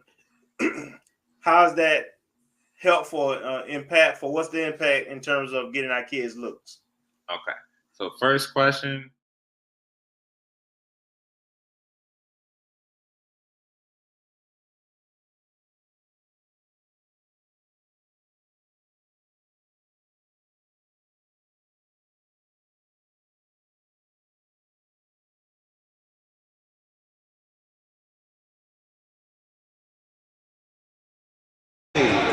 And be sure to like our page on Facebook at the SIAC for all the latest information. Share your game day experience with us. Tweet us your photos from today's game using the hashtag LeadersRiseHere. Don't forget to follow the SIAC on Twitter and Instagram at the SIAC.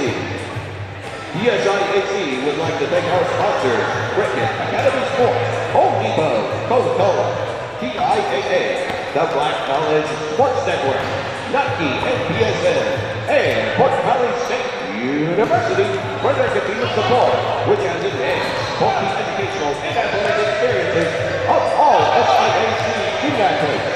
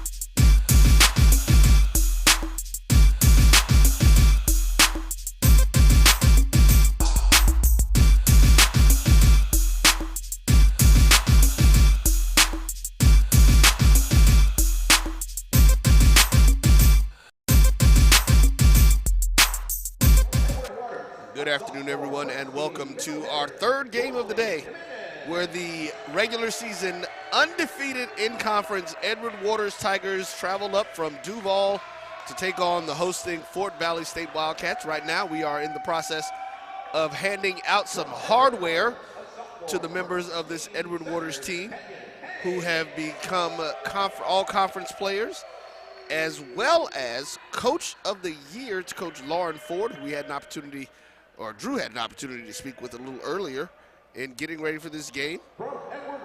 So we want to send a shout out to Superfan and all the E-Dub folks down there in Duval and all across the nation who are tuning in, checking it out. As you got, this is the third Edward Waters player. I believe there's 2 more who will be getting superlatives as well. So they are loaded up here on this Edward Waters team with players in the all-conference teams. And it's a great thing. They've had a great season. Again, I believe undefeated in conference. And yep, Setter of the Year also is an Edward Waters player.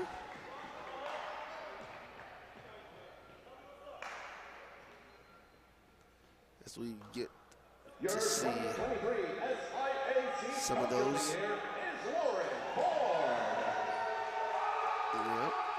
Player of the Year, Setter of the Year was just Kenyon Hayes, as we just talked about. And Coach of the Year, there she is, Lauren Ford from the Edward Waters Tigers.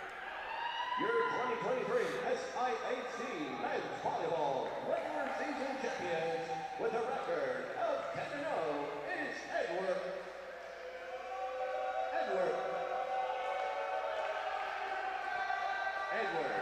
Waters University. As I believe the announcer was actually just looking for a person there. It's like, no, it's the school that they have there. You see the team taking their pictures as the regular season conference champions.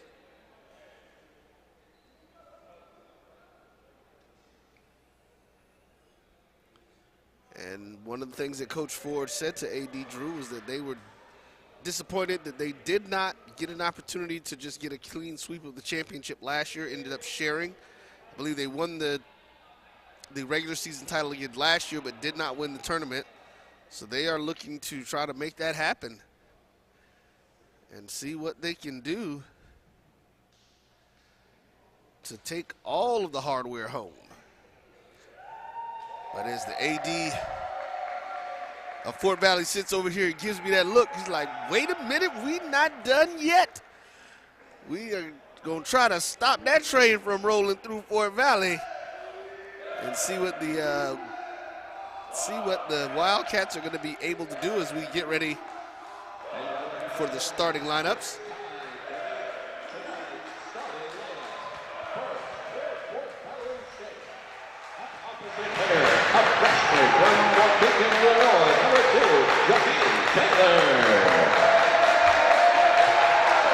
Middle blocker, a sophomore from Dion in Trinidad and Tobago, number 14, Rashad Wright.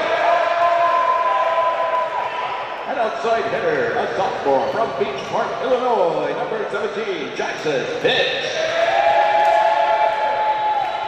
An outside hitter, a freshman from Apopka, Florida, number 23, Isaiah Penn. At middle blocker, a freshman from Orangeburg, South Carolina, number 24, Tanya Martin.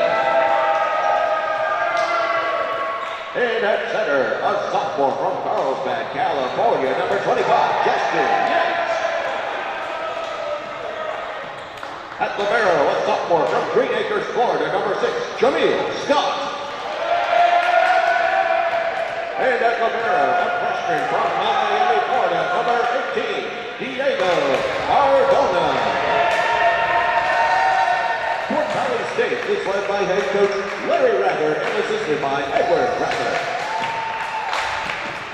Now, here is the starting lineup for the Edward Waters Tigers.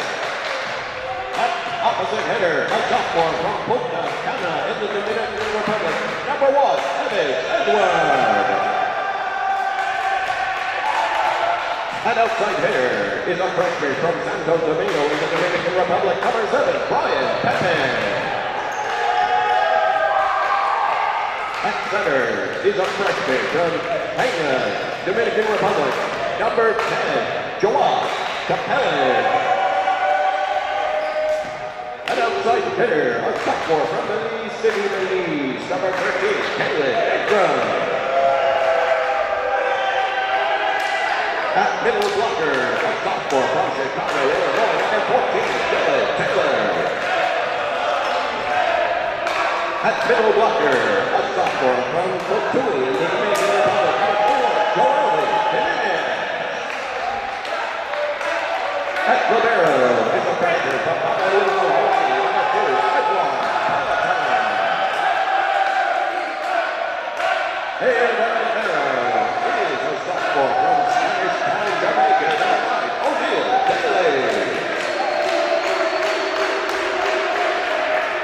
Edward Waters is led by head coach Lauren Ford and assisted by Tasia Ballmer. All right, AD Drew here along with Roy Evans as we have heard the starting lineup for both of these teams here today.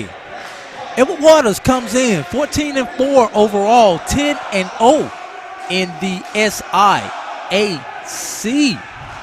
Fort Valley comes in 4-6 in conference, 7-19 overall. They did win their previous game today versus Kentucky State with a 3-0 sweep.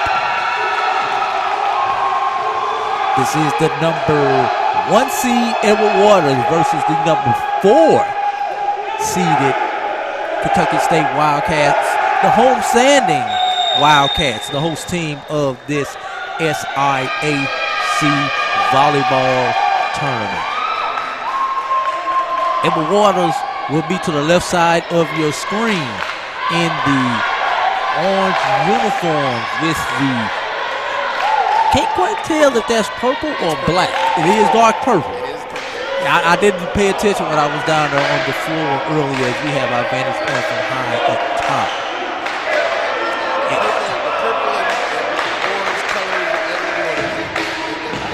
They stay with those colors. They do not go against those colors. They do not deviate. On the right side of your screen will be the Fort Valley State Wildcats. They will be in the blue top with gold numbers, a little bit of white trim on there, and the white shorts. They will be going from your right to your left. And we're about to get underway here in this semifinal matchup in the second annual SIAC volleyball tournament. 2 years that this sport has been in this conference. Great growing sport. Roy. Yeah, definitely. So looks like we're going to be serving down on this end from Fort Valley. Yes. Justin Yates will be the opening server for the Wildcats. And we are underway. Big hit outside the line, though, for Kaylin Ingram. Justin Yates, our server, is a 6'2" setter, sophomore from Carlsbad, California. Back row attack. Great stuff there by Evans and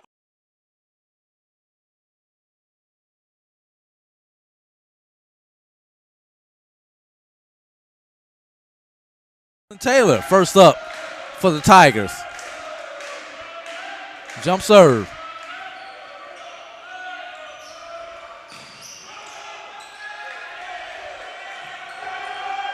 Capellan with the set.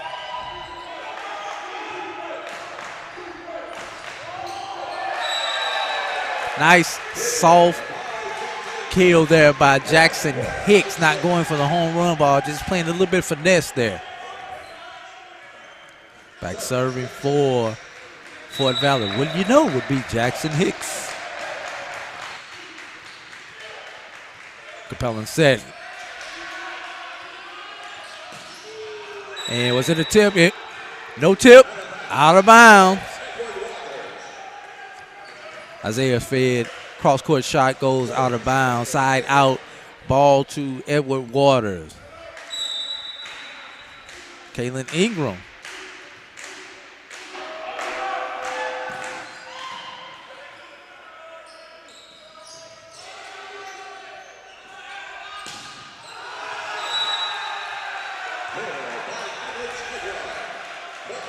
See if we can get a look at that one again, Drew, really quickly. Get it up on there, and boom. Comes down. It's going to be a point, EWU. Net serve by Ingram. So, Drew, here's the question that we now have to ask as we look at this. Fort Valley State comes in warmed up. They've already played a match today. Already had the opportunity to get themselves in the gear, kind of knowing, pay attention to what they're looking for. Edward Waters is getting in traveling off the bus. How do you think that impacts these games? Didn't impact Evans Ward on that kill right there. But no, it's important for Edward Waters to get off to a great start to take any momentum away from Fort Valley, because if Fort Valley is going to win this match, they definitely have to get this first one, because you have to worry about legs if this were to go 4 or 5 sets. Yeah. So their key is going to be win the early ones and don't try to drag this thing out. Exactly. And also, just keep in mind, if you have a 24-26 match here in this first one, that's something else that will take legs away from Fort Valley. But Fort Valley does have one advantage, because they are hosting. They had the opportunity, if they wanted to go and relax in their own environment, in their own beds, versus Benedict, who's in the stands sitting right now, basically had to just hang out here in the gym. And it's kind of, you just can't get comfortable just sitting in the bleachers in the gym. Get your bite to eat and go sit back down. Right. What else you going to do? Go sit on the bus? Exactly. Not going to go to the hotel and turn around and come right back. If you go to the hotel, you're not going to do anything but drop some bags off and come on back. That's it. Justin Yates on the serve. Check that. That was Tavian Martin on the serve.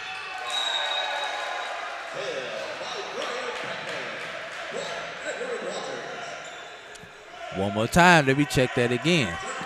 That was Isaiah Fed on the serve. Brian Pepin, 6'1", from the Dominican Republic. Santo Domingo in the Dominican Republic.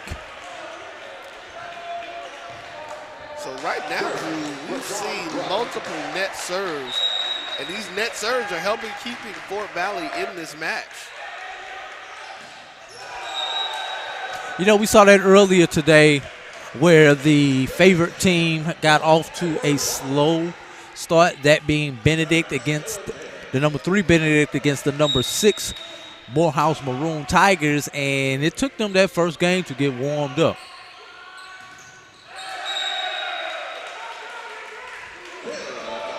Point over to Fort Valley.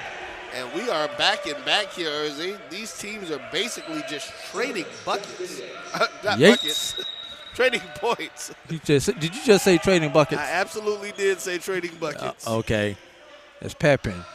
Capellan. Kill. Ingram. Let's take a look at that one again. And if we take a look at that, let's see what angle we're coming from. Great deal. Watch the set, cross-court set, perfect for the outside hitter as he's coming back across the court. Back to live action.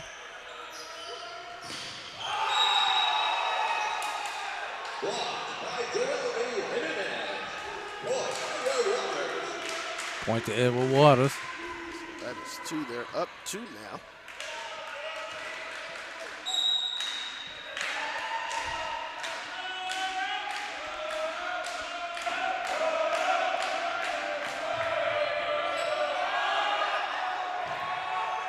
That's Cardona with the dig. It's long for Jock Taylor.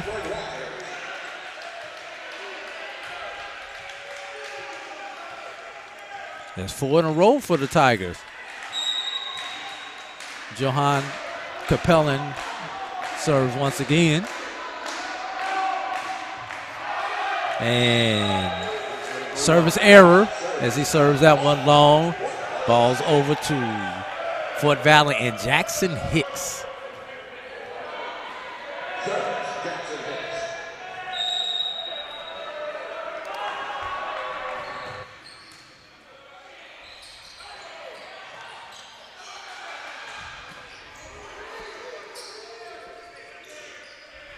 They are keeping this good rally going on. And there's a and that's what you call in your face from Kalen Ingram. Kalen Ingram with this vicious kill right here. Great setup by his teammate behind him. The behind the back setup.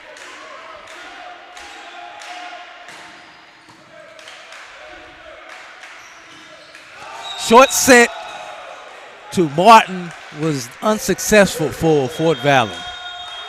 And we've got a timeout on the court from Fort Valley. 12-8 is your score. Edward Waters has the lead. You're watching SIAC Championship Volleyball right here on the Black College Sports Network. This is Brian Fulford. AD Drew and I are co-hosts of the BCSN Sports Wrap. We talk about all things related to HBCU athletics. From the games, teams, coaches, and fan interest stories, we cover it all. You can find our shows on Facebook at BCSN Sports Wrap, YouTube at MyJBN Online, and everywhere you listen to podcasts like Anchor, Spotify, Google, and Apple Podcasts. You can also find the show on the Jericho Broadcast Network's app. Make sure to download.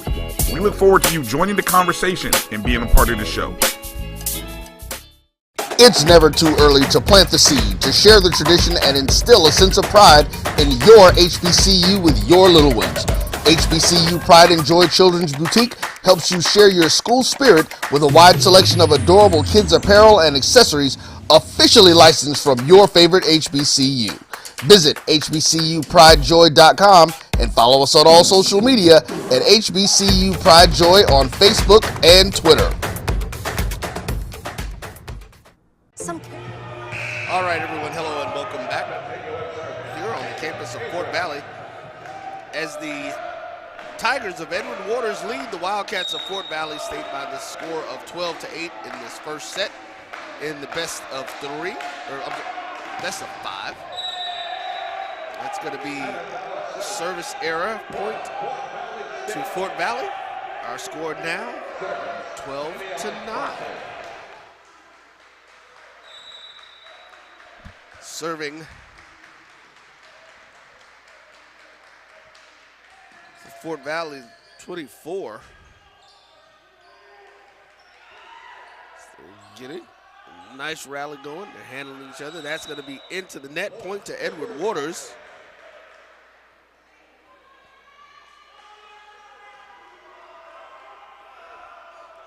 (13-9) is our score. Service Edward Waters, number 21.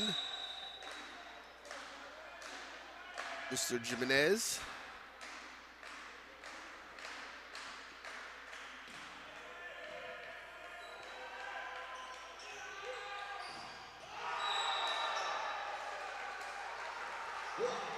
That's going to be a block. Let's take a look at that block again by Edward Waters, as they were able to stop that point. The kill attempt and gets the score.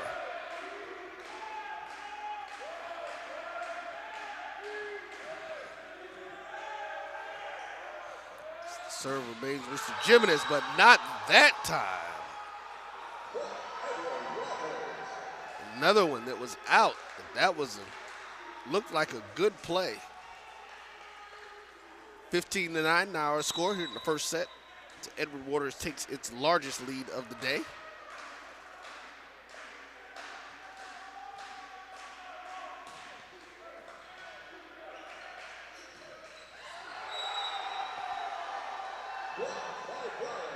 Another big block by the Tigers here as we take another look at that one.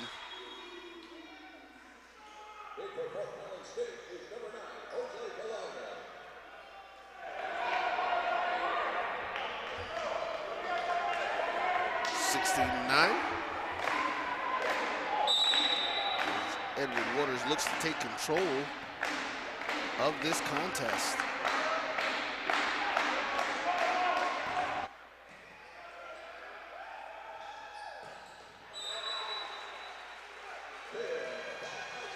And then there's a big kill by Fort Valley right there. So we take another look at that play. Bang! Right in the heart of that Tiger defense.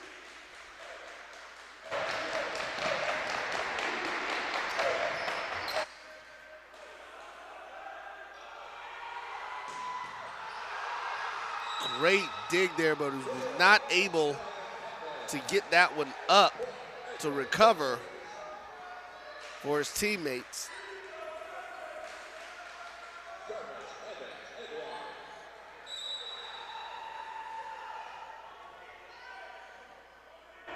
Edward Waters with a 7-point lead.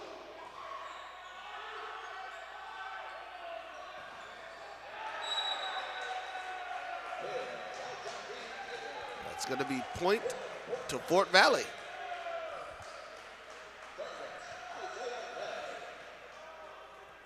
Isaiah Fed serving now for Fort Valley.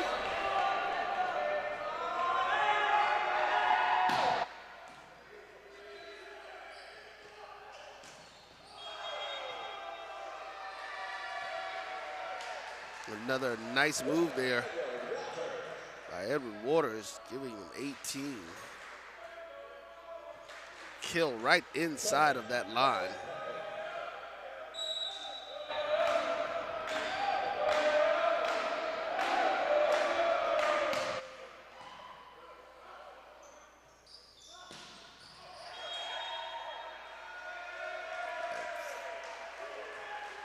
Point is going to go to net violation. Point goes to Fort Valley.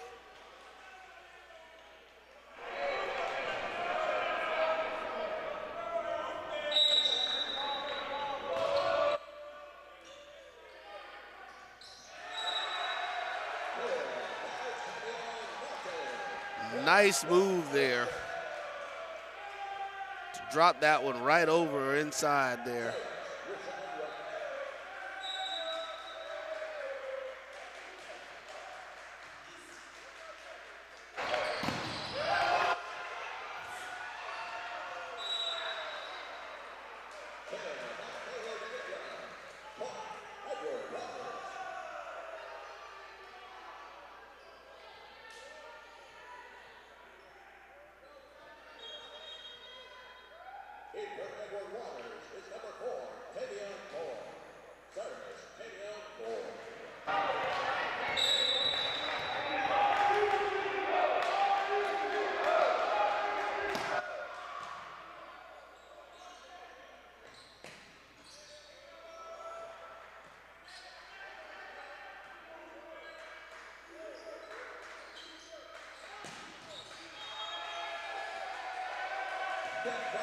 Another net violation. Point goes to Fort Valley as they try to claw their way back in. Down 5 now. 19-14 is our score.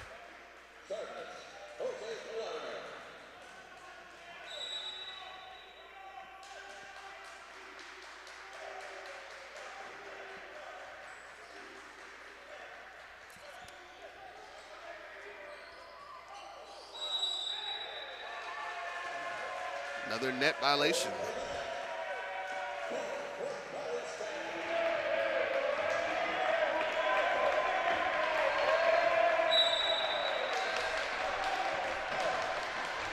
Fort Valley is making a go at this to get back into this match.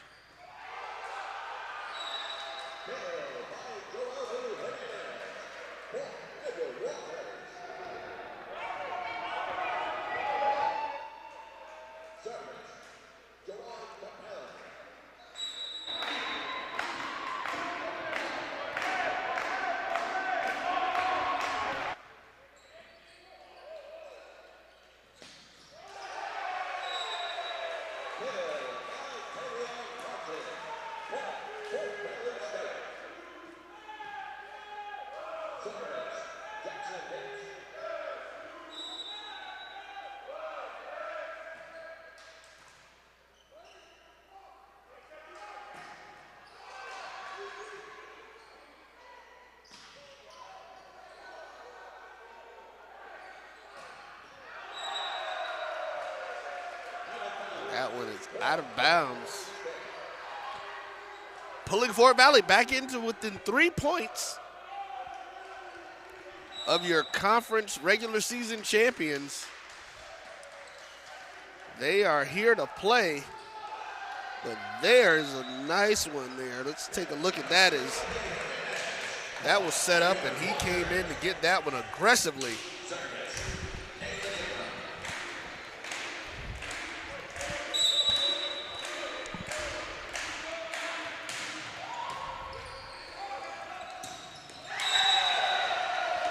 Killed there by Brian Pepin. And I'm back just in time to call this timeout, Roy. Yeah, there you go. I should have just waited one play.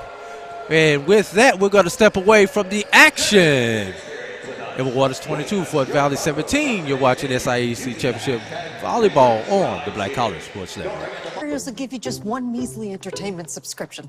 One is no fun. With Verizon, there's up to 7 entertainment subscriptions with your unlimited plan. That's 7 times the... 7 times the... No. 7 times the... Music, gaming, Disney Plus, Hulu, ESPN Plus, and more. That's 7 times the entertainment. Because everyone deserves better. And with plans starting at just $35, better costs less than you think. T. Madden and Associates is a sophisticated and experienced law firm located in your neighborhood. We're turning injury to cash. T. Madden and Associates obtained almost $2 million for my injury. They turned my injury to cash. Now, we can't guarantee how much your injury is worth, but we've recovered millions for our clients. Call T. Madden and Associates at 833-PAID-123. That's 833-PAID-123. And we are back to live action here at the HPE Arena on the campus of Fort Valley State University in Fort Valley, Georgia. Great pancake right there by Diego Cardona.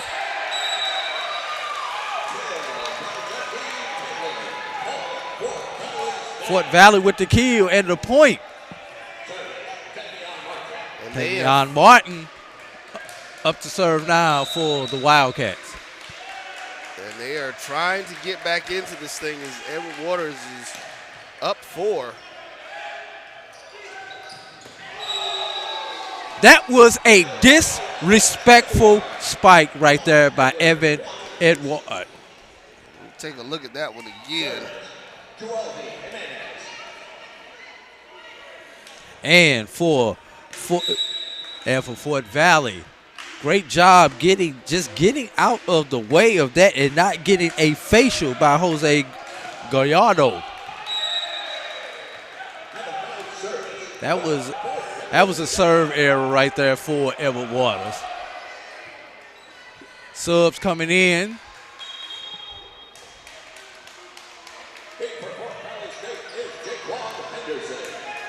Jaquan Henderson back on the floor for Fort Valley. And he will be the server.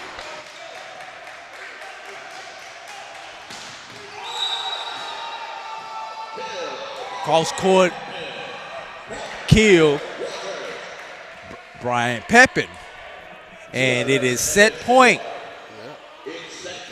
for the Edward Waters Tigers. Serving it up for the Tigers will be Evan Edward. Drew, want to give a shout out and to your partner. We got Jock Taylor back in for the Wildcats. Go ahead. So I just wanted to say, want to give a shout out to a few people who are tuning in and kicking it with us. Your partner, Brian Fulford, with the BCSN Sports Wrap, the longest running HBCU streaming program in the country, will celebrate its 25th anniversary this August. I thought you was just talking about Sports Rap, the longest running show. That's what I said. Oh, BCSN Sports Rap. Oh, yeah. Yeah. It is the longest The flagship show. Yeah, of the network. Brian and I have been doing it for the last 7 years, 6 years, something like that. Yep. Also want to shout out Mr. Charles McNeil. Charles the Mac Daddy McNeil. You remember him as being one of the voices that was prominent for us for Payne College as well as Benedict. And that's an ace to end the set there, Roy. Let's take a look at that one again. The best thing to do, hit them where they ain't. And ain't nobody on that back line there, Roy. Not at all.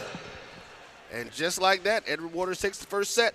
We're going to go ahead and step away. We'll be back with the start of the second set after this, right here on the Black College Sports Network. Let's face it, shopping for insurance can be time-consuming.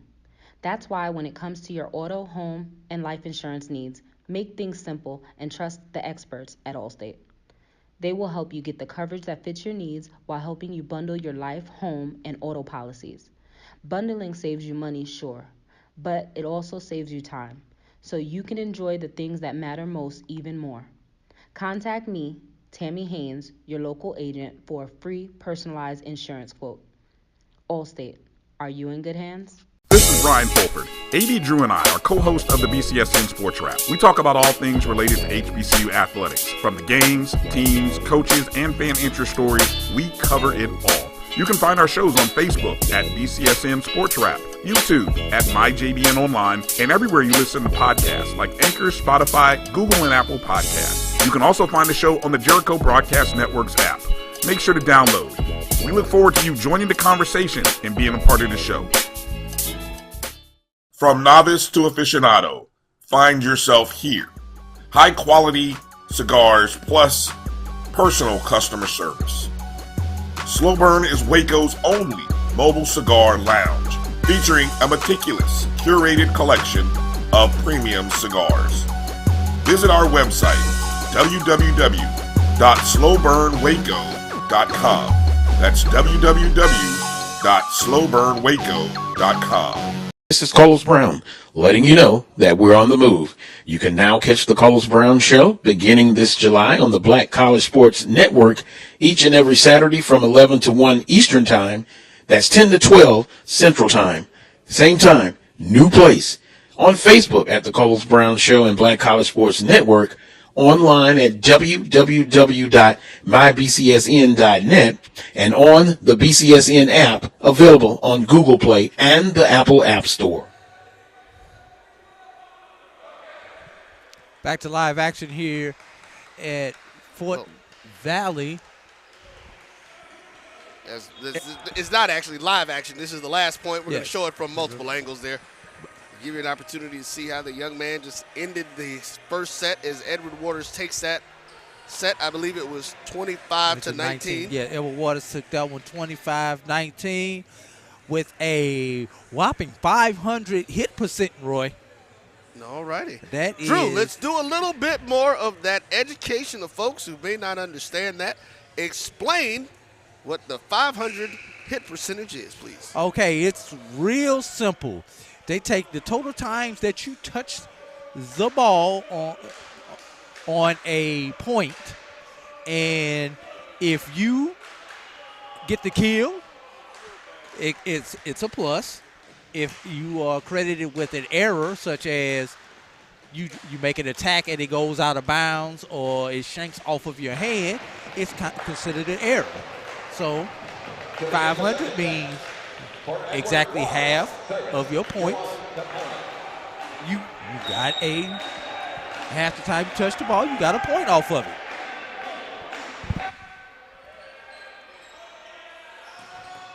Whoa. Another disrespectful kill right there. This one by Tavian Martin. Side out. A ball over to Fort Valley.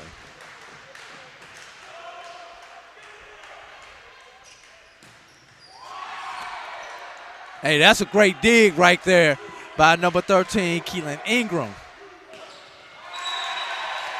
To no avail, though, Tavian Martin gets the cross-court kill. 2-0 Fort Valley. See that coming up here, and here is that point right behind him. And you have to serve.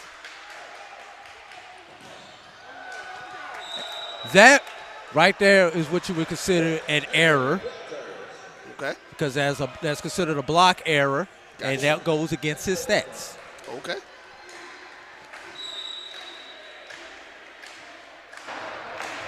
I'll try to educate as much as I can. That is definitely a serve error. Yep. That's a different set of stats that goes against. Okay. And Central State is now in the house as they're watching this match to see who their possible opponent is for tomorrow. Kill right there, number 21. Jimenez with the kill right there. Jimenez coming in here and saying, no soup for you. Jovi Jimenez from the Dominican Republic, a 6'6" sophomore.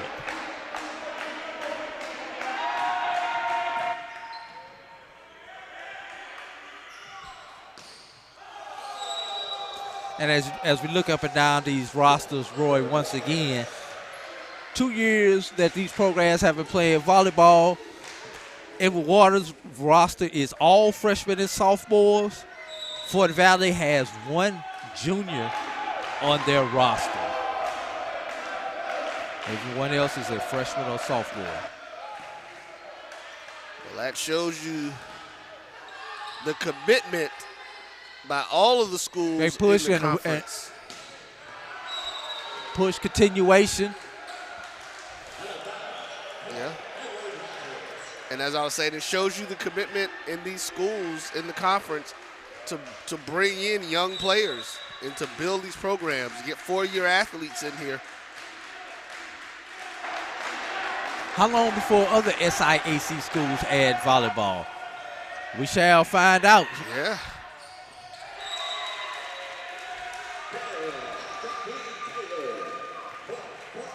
The one excuse no one has is we don't have the equipment, because everyone plays women's volleyball. So it's all in the there. SIAC.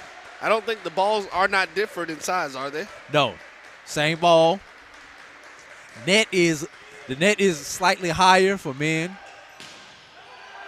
but every net equipment, every net stanchion has the adjustment where you can adjust it up to the 7'6" height for men. Or is it 8 feet? Can't remember what college is. I believe it's either 7'6" or 8 feet for college volleyball. Okay. And women's is 6 inches lower.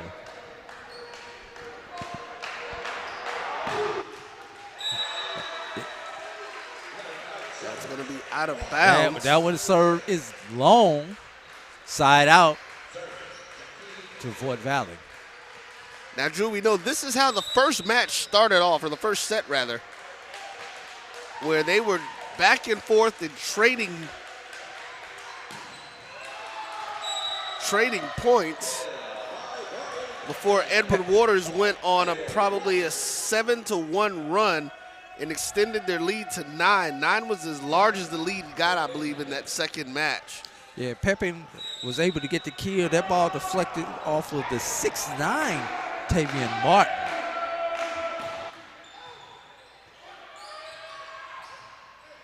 Great dump.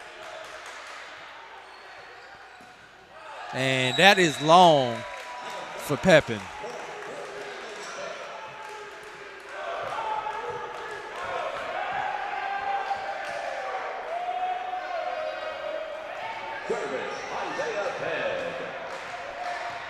Fort Valley hitting at 100. Edward Waters at 5:15 early here in the second set. And that was an ace. That is officially an ace.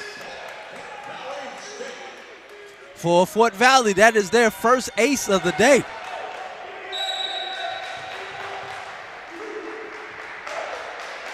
Mr. Bed getting hyped and getting into his groove.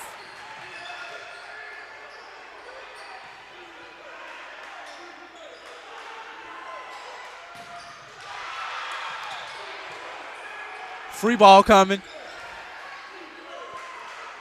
Great save and rally there. Hey, that's what you call a great team block right there for Edward Waters. Number 14, Dylan Taylor, and number 10, Johan Capellan, going up together and getting that block. Check that. That was number 13, Kaylin Ingram. No, that was 14. That was 14, Dylan Taylor. And he will get the benefit of serving behind his great defensive play. There's a push. With the hit, the ball deflects off of Cardona out of bounds. Take a look Point at that. Edward Waters. Take a look at that again. As you can see, Cardona he was square to the ball, was just not able to get his hands up quick enough. And if you're a hitter and you're hitting the ball, the hardest place to defend if you're a defensive player is when that ball is coming at your head, because you have to worry about not only hitting the ball but getting your head out the way. Let's be real. And we've got a double hit right there probably. Let's see. Yes, that was a double hit. It's not a clean set. Not a clean set for Capellan.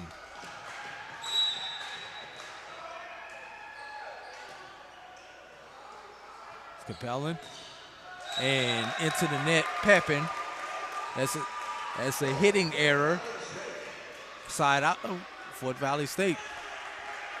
Well, Drew, in this set, Fort Valley is the first to 10.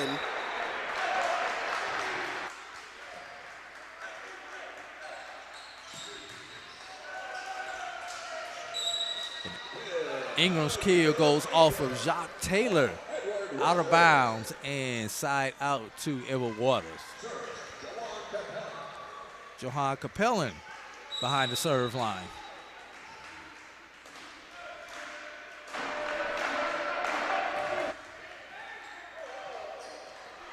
Great dump by Yates.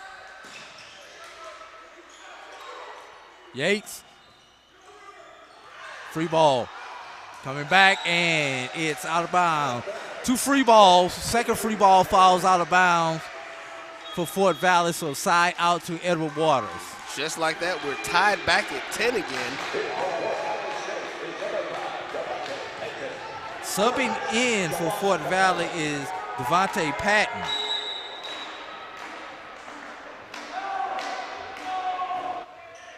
Payton, excuse me, not Patton, Payton. We've got a lot of net action, out of bounds.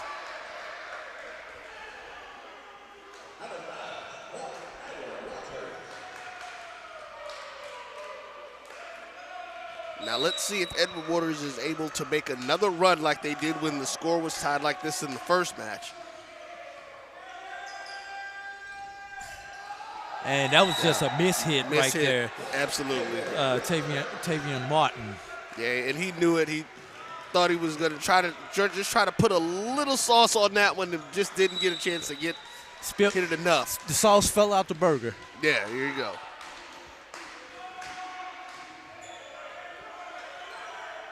Okay, dump right there. Number 25, Yates.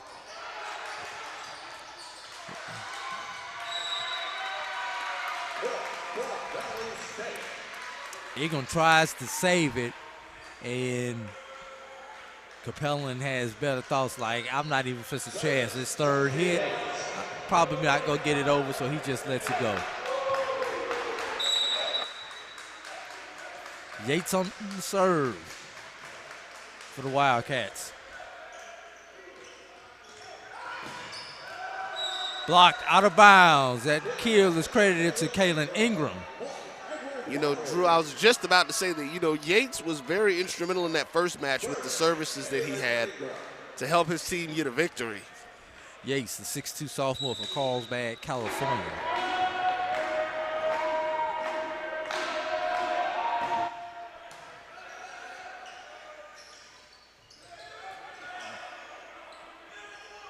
Back row attack, and probably a lift. Yes, it is. That was prolonged contact. It was that signal. And that means? That means it wasn't clean. It's almost like a carry in basketball, if we put it in the basketball term.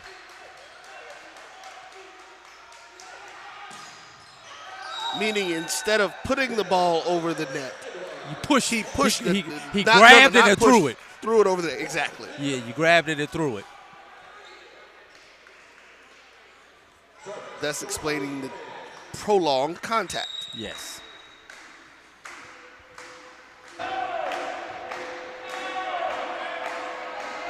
Volleyball term, that's a lift.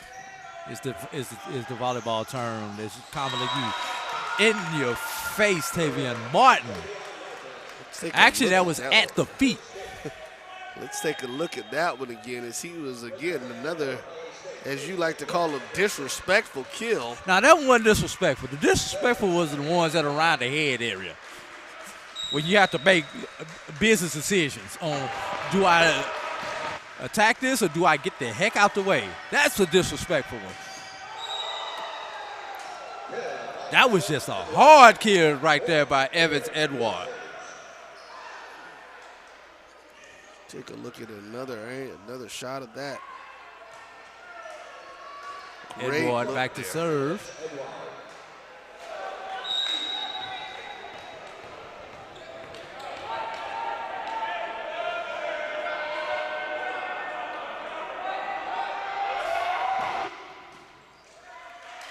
Cardona with the dig. Cross court shot by Fed is out. Point to Edward Waters.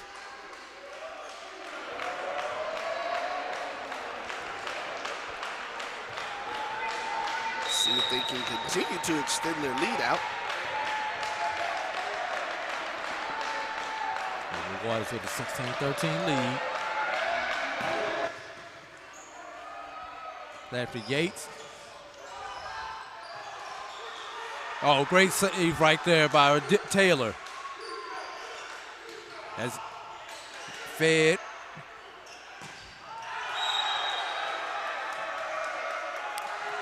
Point to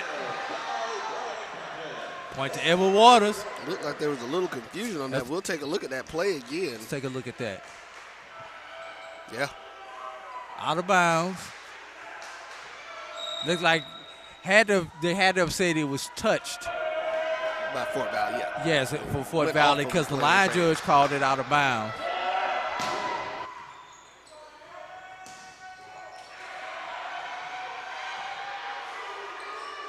Great save there. Cleared the bench area.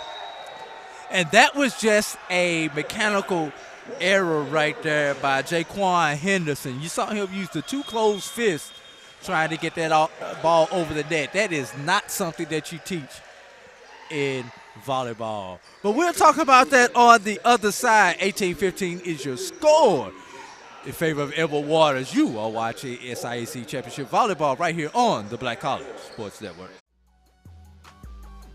This is the Dean of the College of HBCU Sports, Kenyatta Cavill of Dr. Cavill's Inside the HBCU Sports Lab with Mike Washington and Charles Bishop. Come mix it up in the lab where the course lecture is in session every Tuesday from 6 o'clock p.m. Central Standard Time on Facebook Live, YouTube Spreaker, or the BCSN app, as we discuss all things about the HBCU sports culture, including exploring the week that was in the sporting HBCU diaspora, as well as the upcoming week of HBCU sports. With me, the Dean, the College of HBCU Sports, on Dr. Cavill's Inside the HBCU Sports Lab with Mike Washington and Charles Bishop. Course lecture dismissed. And welcome back. So we take a look here at the last point from multiple angles there. Get in there.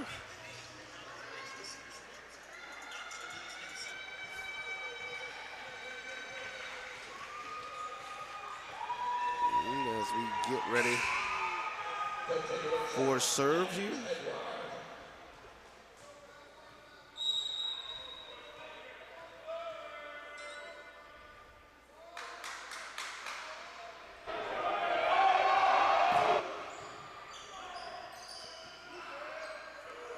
Serve up. And 4 hits. The ball never cleared the net. That ball crossed the top of the net cord and came back. So very simple. You only get 3 to get it over.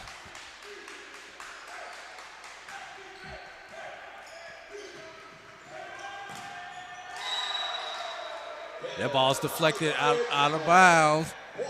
Point Edward Waters. Brian Pepin credited with the kill.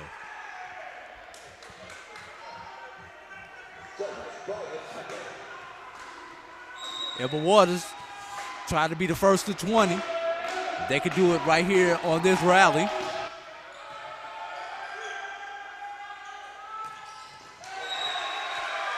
Not quite so. Not just yet. Not just yet, my brother.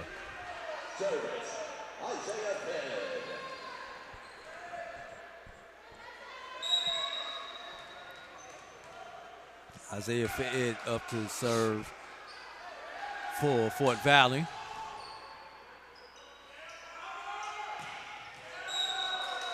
Corner shot, kill, credited to Kaylin Ingram.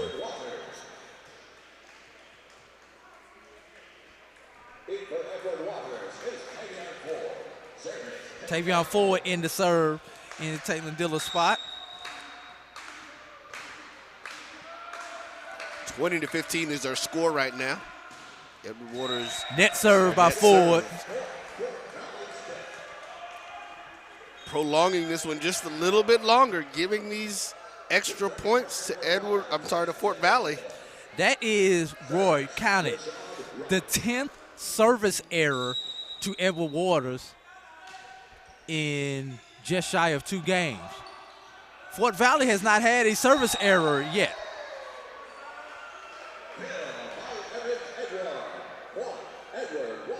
Let's see if we can get a look at that kill. It just kind of bounced off of somebody, almost hit the rep on the other side over there.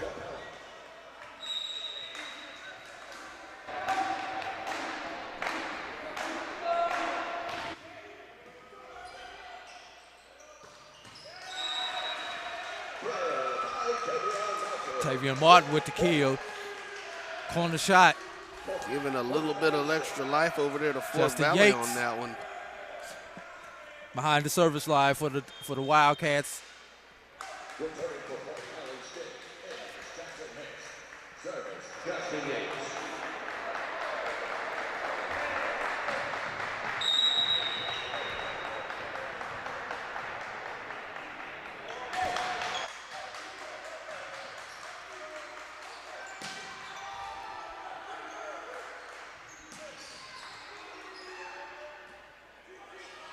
That's not where you want to put the ball at, but Edward Waters is able to get away from that. They took a mistake and turned it into a positive, as that ball was set too close to the net there by Johan Capellan, but Fort Valley was not able to take advantage of it.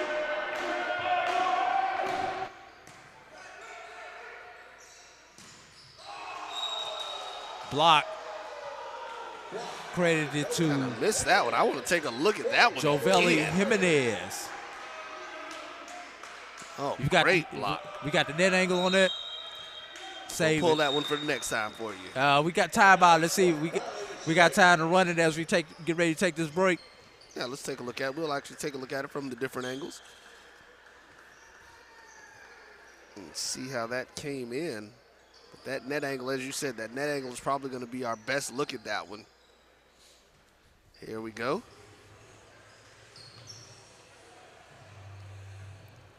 Great positioning. Didn't even let the ball get over the net. He was in the opponent's space altogether. Edward Waters up 23-17. Edward Waters with 13 kills compared to Fort Valley and their 16 kills. Except Fort Valley has 17 errors compared to Edward Waters 7. But what's keeping Fort Valley in the game? Those 10 service errors. There you go. 10 service errors. Both teams have had one ace in this game.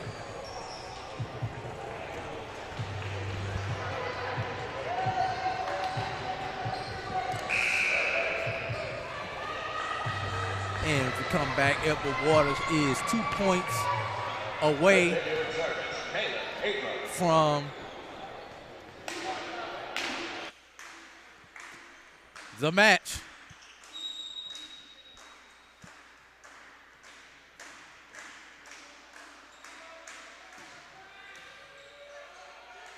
As Yates. Capellan. Oh, great kill right there. No one rotated over the cover for Fort Valley as Evans Edward was able to get the kill. Set point.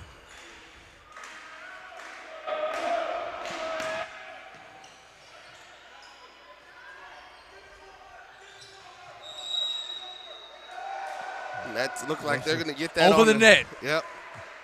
Over the net, and that sucks as a way for the set to end. But if you are from Duval, you're loving it as Edward Waters has just gone up 2-0 right here in this semifinal matchup here in the SIAC Men's Volleyball Championship. We are going to take a pause for the cause, and we shall return with the third set.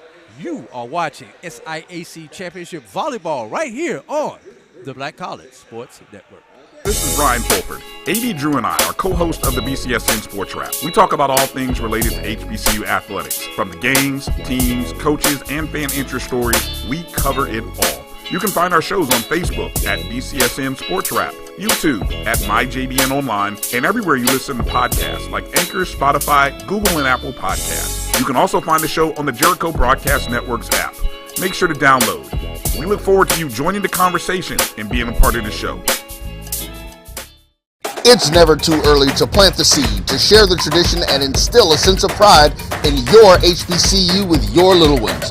HBCU Pride and Joy Children's Boutique helps you share your school spirit with a wide selection of adorable kids apparel and accessories officially licensed from your favorite HBCU. Visit hbcupridejoy.com and follow us on all social media at HBCU Pride Joy on Facebook and Twitter. Some carriers will give you just one measly entertainment subscription. One is no fun. With Verizon, there's up to 7 entertainment subscriptions with your unlimited plan. That's 7 times the... 7 times the... No.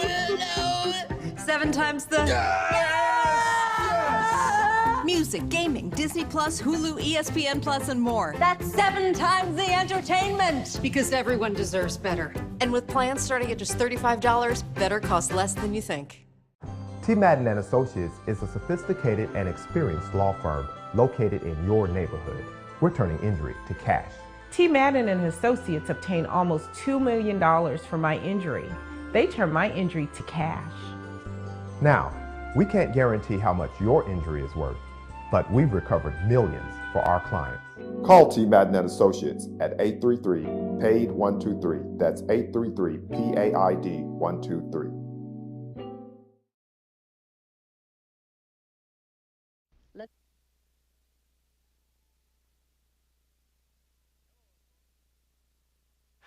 Hello and welcome back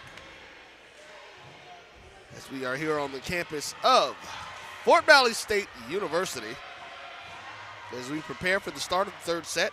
Edward Waters leads 2-0, having won the last set by the score of 25-17. I believe the score of the first was 25-19. Alongside AD Drew, I am Roy Evans. We are here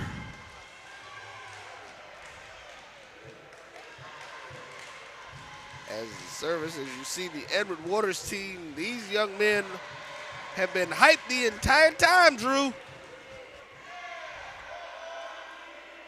What more do you expect there, Roy? And they are definitely into it. When they're on the road, their team is their cheering section.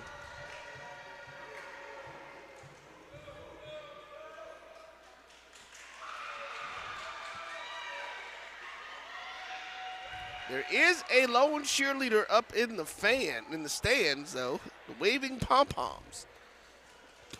Your eyes are better than mine, Roy, because I don't see her. I am sure that is a mother. If you just look straight ahead, you shouldn't see her unless your eyes are just that bad and you just can't see that far. We're not gonna bring that up on you on the live broadcast. So nobody actually heard me say that. So let's continue as we get this match underway.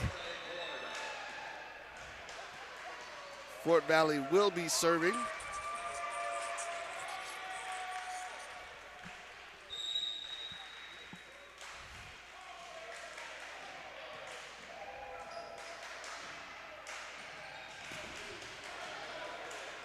Great play right there. Not quite sure what happened right there, but Edward Waters winds up with the point. Well, let's take a look. And there you go. Oh, that ball just kind of got caught up in the no man's land.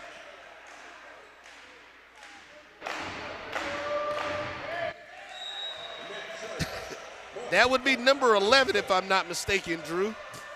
That would be correct, Roy, as we wait on our live stats to update.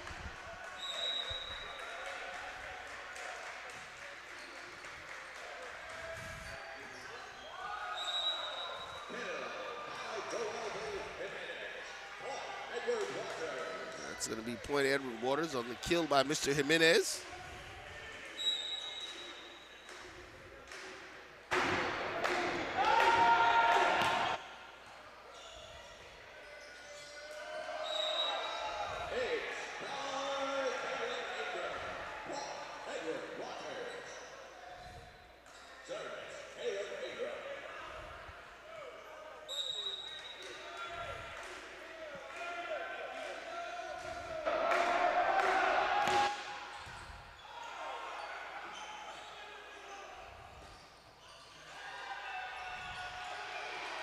Free ball.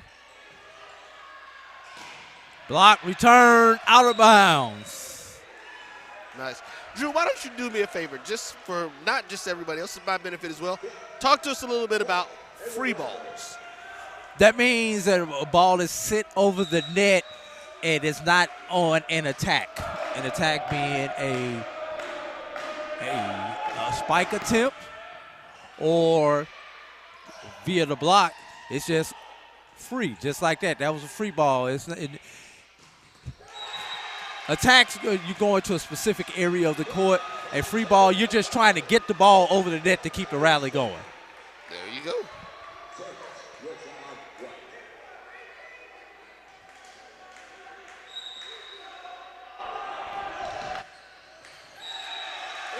There's going to be an ace. Let's take a look at that one. I always like to show an ace. Second ace of the day for Fort Valley.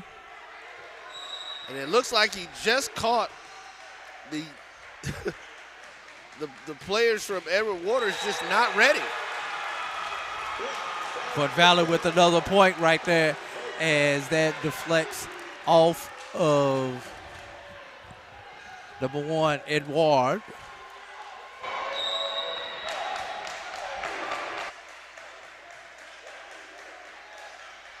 Edward. That's Patal.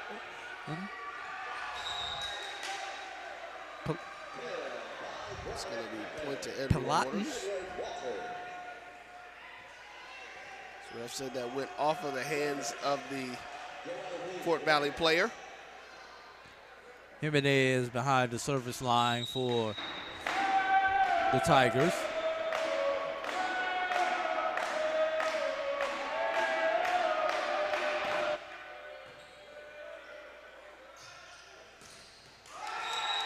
Kill right there for Tavion Martin.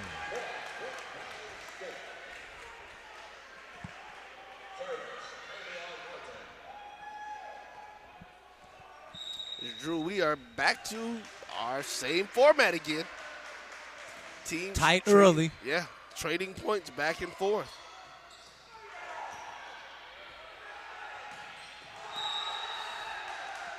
First of all, can we go back and play that? Let's watch this dig out the net right here. Great dig out the net to keep the rally alive. And then to ultimately set up the attack and kill for the Tigers.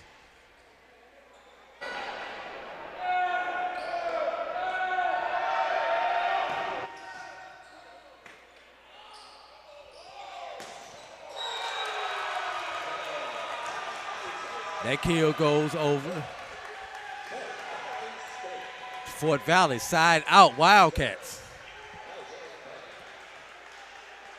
Isaiah Fed behind the serve line for those same Wildcats.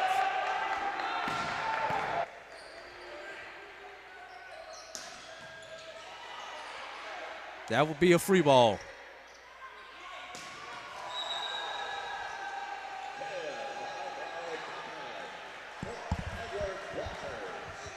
Back and forth we go. Roy, I'm going to give you the stat of the day after this serve right here. Brian Pepin back to serve.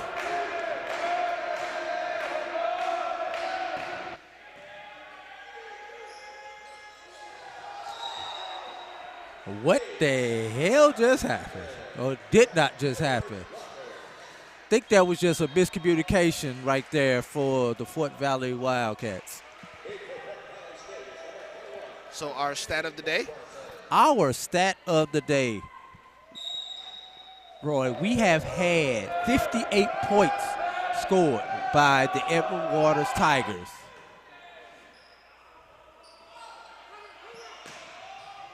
Well, I'll hold that thought till we finish this rally. Make that 59 points scored by the Edward Waters Tigers. Roy, here's your stat. Johan Capellan has 30 assists. Oh, wow. Yes. Here's the interesting stat. Fort Valley has 2 assists. Oh, wow.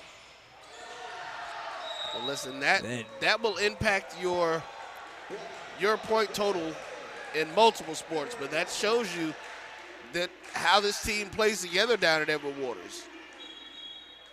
You know, knowing where your teammates are on the court, knowing where they're supposed to be, being able to put the ball in the correct places is showing and providing dividends for these E-Dub Tigers.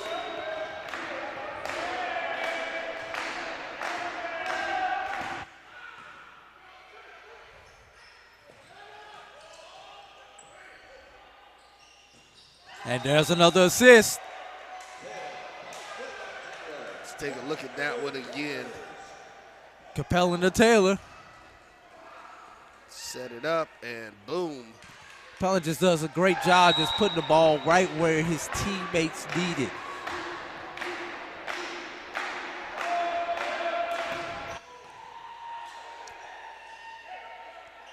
Capellan. And there's another assist to Taylor. And we have a timeout on the floor, and we are going to do the same. 12-6 Edward Waters, you are watching SIAC Championship Volleyball on the Black College Sports Network. Let's face it, shopping for insurance can be time-consuming. That's why when it comes to your auto, home, and life insurance needs, make things simple and trust the experts at Allstate. They will help you get the coverage that fits your needs while helping you bundle your life, home, and auto policies. Bundling saves you money, sure, but it also saves you time, so you can enjoy the things that matter most even more. Contact me, Tammy Haynes, your local agent, for a free personalized insurance quote. Allstate, are you in good hands? This is Brian Fulford. AD Drew And as we return back to see the Edward Waters Tigers breaking their huddle, getting prepared to come out. Drew, talk to us a little bit about why you believe that the assist stat is so important. Well, that means the setter is doing what they are supposed to do. In order for you to get that many assists, that means that on your digs, you are controlling the ball on your digs in order to allow your setter to get into position so that he can put the ball where his attackers can do what they need to do.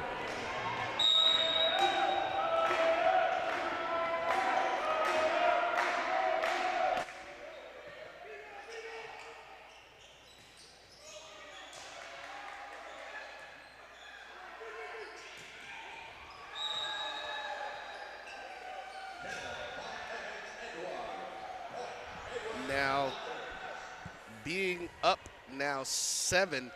This is the largest lead that Edward Waters or either team has had this early in the point totals for the matches that we've had here.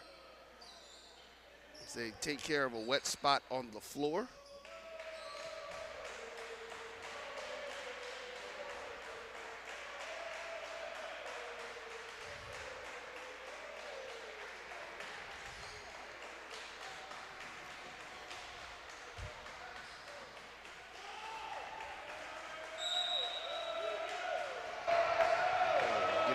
Serve.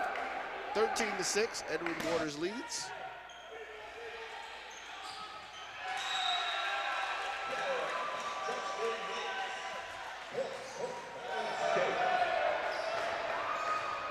Service, O'Shea Parkwarson.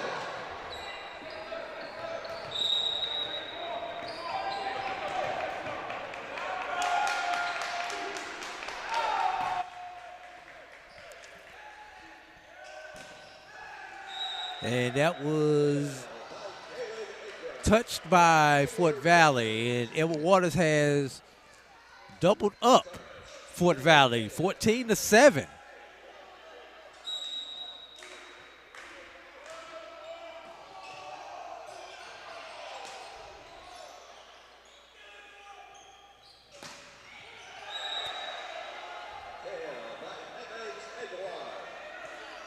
Edward with the kill.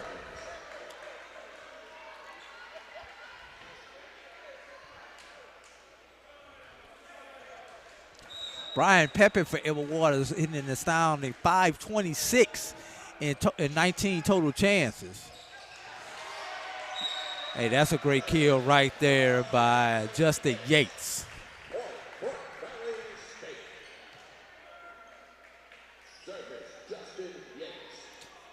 And would you know, he's getting the serve.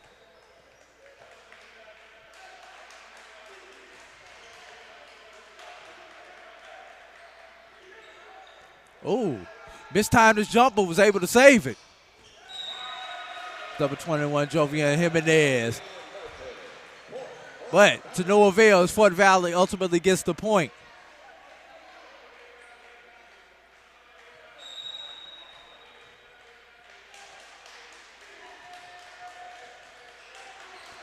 That's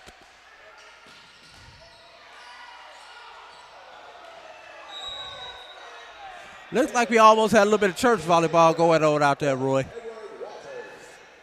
I'm almost afraid to ask, but what does that mean? Church volleyball, you know how church volleyball, the open palms, just slap it at the ball. Okay. And Justin Yates was trying to save that ball.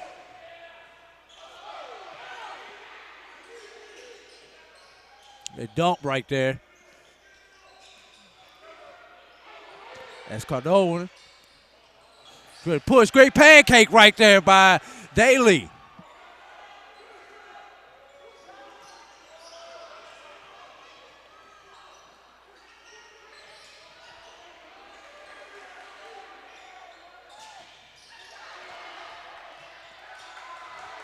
You can do that in college volleyball. You got an extremely good rally going on right now. And that was touched. Yes, it was. There's a kill for Brian Pepin. I would do How that. much of that can we get, Roy? Well, I actually reset it as a 20-second one, so we'll run that at the next break coming in. Okay. Got a little bit more of that one. That was a nice long rally right there. And great plays on both sides. And we've got a sub coming in. Kyrie Mitchell replaces Jackson Hicks.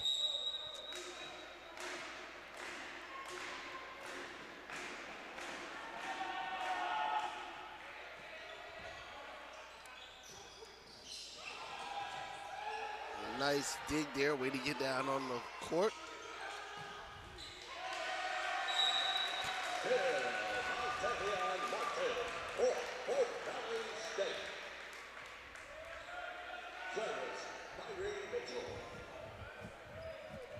Fort Valley back within 7 points.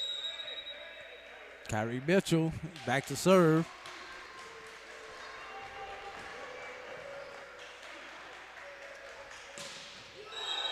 Another assist for you-know-who. These Edward Waters Tigers play together.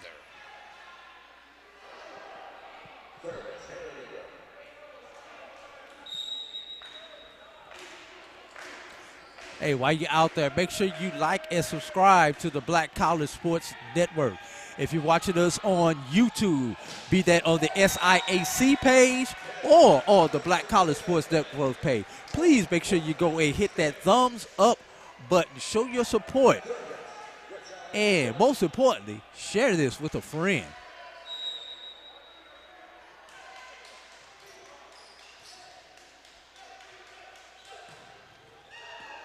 And that's a touch and a point kill. Edward Waters. Inching ever closer, 1 point from 20.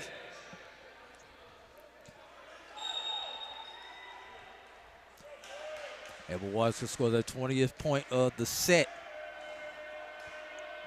on this rally. And, oh, great save out of the net by Yates. Oh, what a beautiful dump shot right there by Evans Edward. Dump shot, getting it just over the outstretched hands of the blocker, clearing it by just a few inches and the ball falling right behind them.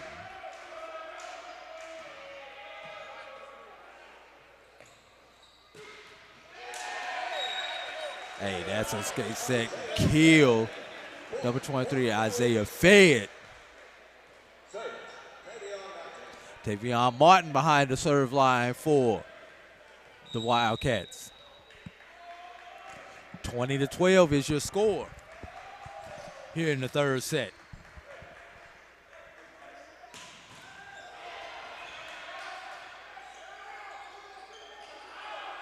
And that one is out.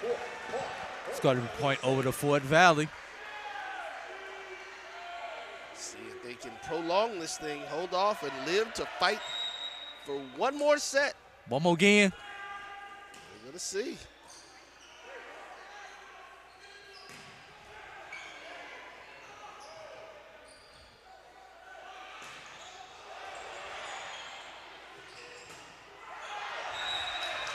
It's going to be Fort Valley. And that was just a missed thank you ball there by Edward Waters.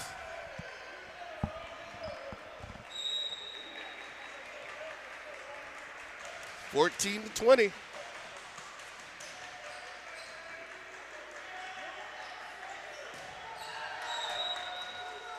And that was a touch on that one. Oh, probably deflected off the hand of Justin Yates. Point over to Edward Waters.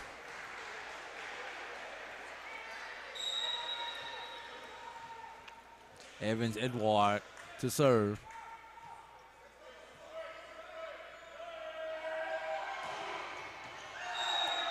And the serve is long.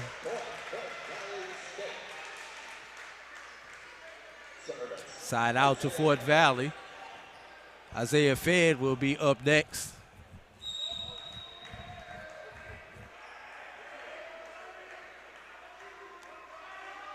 Drew, do the stats show how many? We know that Edward Waters is undefeated on the year. Do the stats show how many sets they've won, or have they? You'd have to go dig into the deep analytics of Edward Waters. And I could see if I could find my Edward Waters stat sheet, if I could find that information out for you, Roy. Well, right now, Fort Valley is fighting their way back in. And there's I believe that now becomes the third service error for Fort Valley, but it came at a very inopportune time.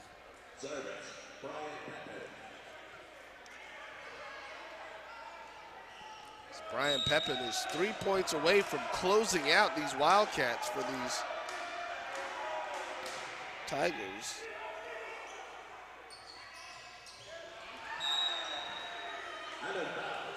Certainly another out of bounds. Roy, in their 14 wins, they've only gone 3-1 one time. That was to Central State. And they've only gone to 5 one time. And that was against this Fort Valley State team. Okay.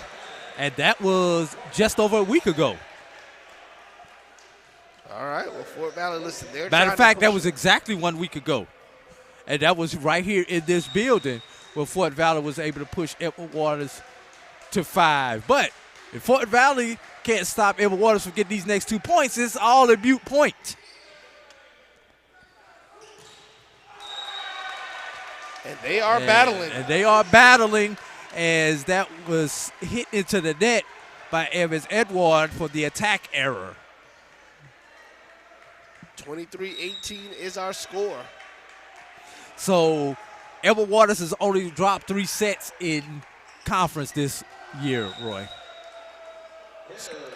And now we are here. We are at match point for the Edward Waters Tigers.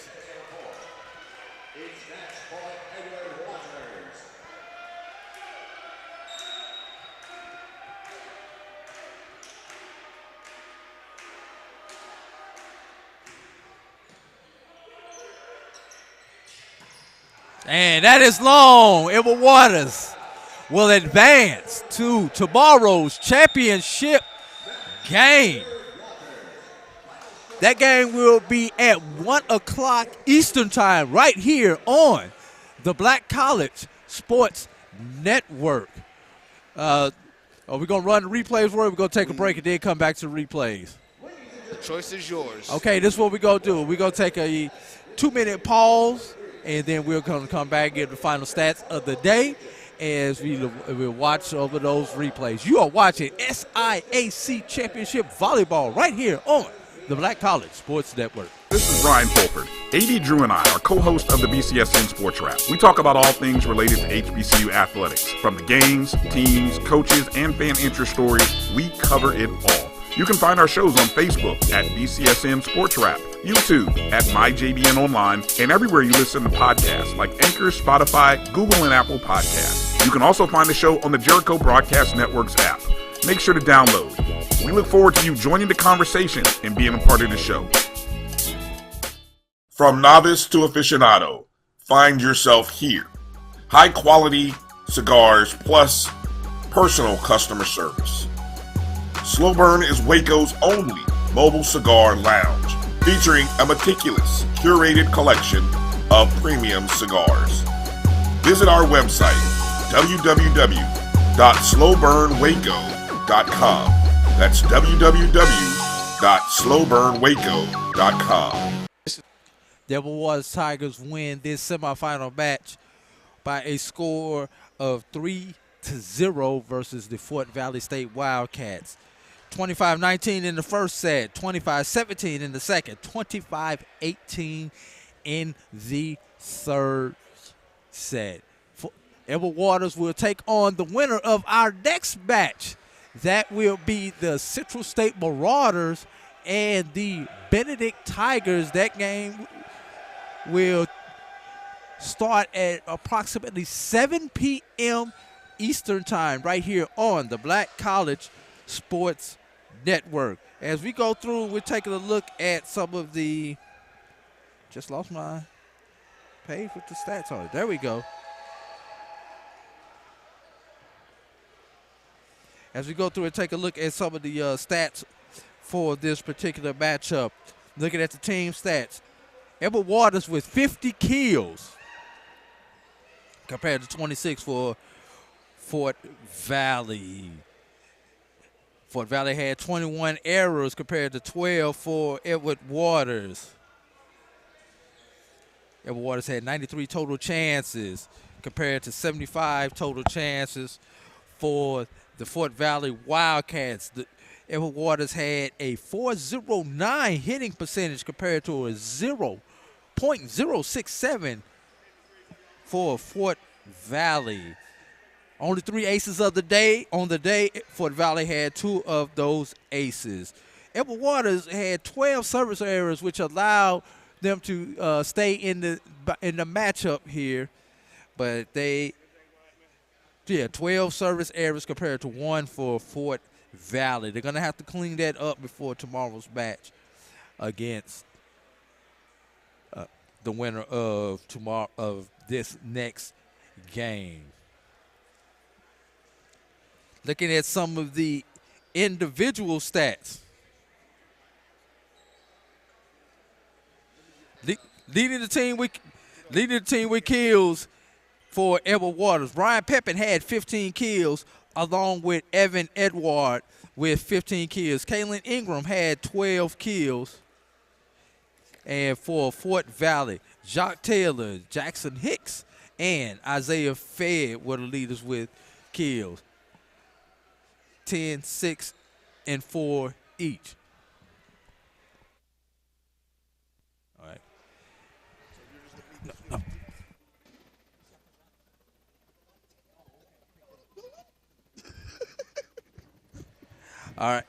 All right. Continue to look at some of the individual stats for these two teams. Devontae Patton with a 500 hitting percentage. These led Fort Valley. Justin Yates with a 300 hitting percentage. Evan Edward and Jovelli Jimenez with a .462 hitting percentage. The stat of the day, Johan Capellan with 40 assists on the day compared to Jose Gallardo of Fort Valley with 14 assists. Dylan Taylor had 6 blocks for Edward Waters, followed by Brian Pepin with 4. Tavion Martin had 2 blocks for Fort Valley. Leading the way in digs, O'Neal Daly was the leader in digs for Edward Waters with 7. Jacques Taylor had 5 digs for the Fort Valley Wildcats. So with that, I want to remind you guys to make sure that you stay tuned later on today on the Black College Sports Network. Make sure that you stay tuned for Dr. Cavillo's Inside the HBCU Sports Lab with Mike Washington and Charles Bishop, as they will talk about everything within the HBCU diaspora and the world of college sports. And with that being said, we are going to go to our CEO, Roy Evans, with some distinguished folks from Duval, Edward Waters. Okay, there we go. All right, everybody. We are here with Coach Lord Ford, as well as Coach AD, Dr. Ivana Rich for A-Dub, as you hear the players giving them their shout-outs. One of the things that we wanted to make sure we mentioned, Coach, congratulations on winning Coach of the Year. Thank you very much. So let's start off with Dr. Rich. Dr. Rich, talk to us a little bit about this team and this coach and how you've enjoyed this process so far. Well, I can tell you one thing. This team is very special, and Coach is very special. And so for her to come in and really get this group together and get them to this point in the season, 10-0 record, first time in school history. This is a history-making team. I'm so proud of them. Well, there she is. She laid the table for us, 10-0 in conference. You talked about it a little bit before the game, that you wanted to make sure the team came in. They had some unfinished business. What makes this team special, Coach, besides you? Thank you for that. They're just such a good group. You know, they love the game. And I think that's the biggest thing. They love playing every day. We want to play. We want to play. We want to play. And they love competing. And the competition is such a big deal when it comes to sports. You got to want to go out there and win. And they're very, goal-oriented when it comes to that. Well, I'm going to drop in. Now, I'm normally not the stat nerd for the team, but Drew was pulling a stat.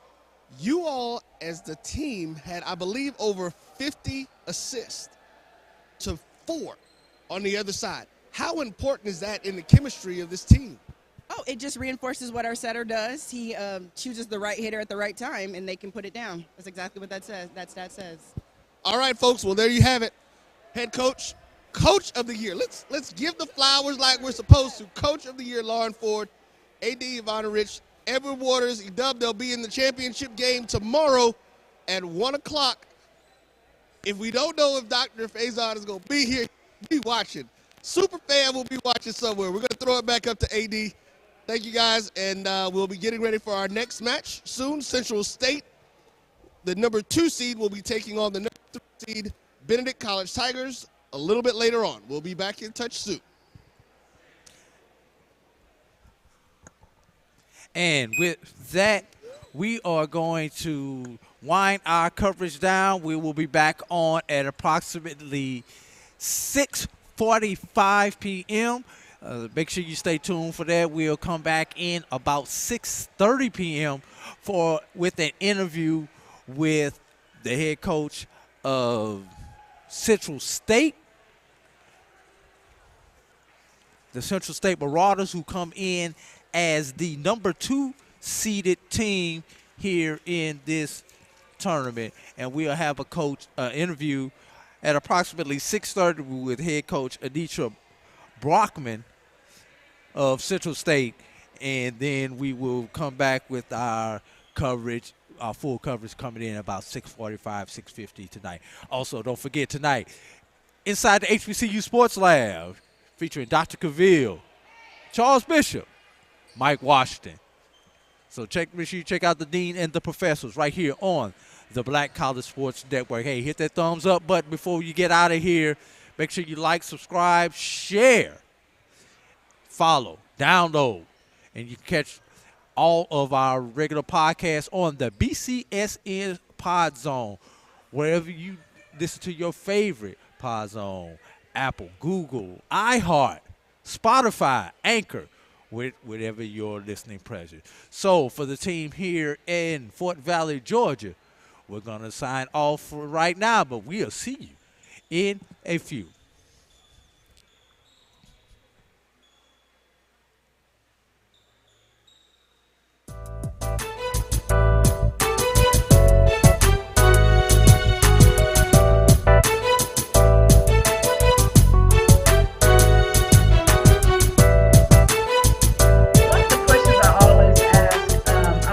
Curious, when people work in sports, I always want to know, how did your love for sports begin?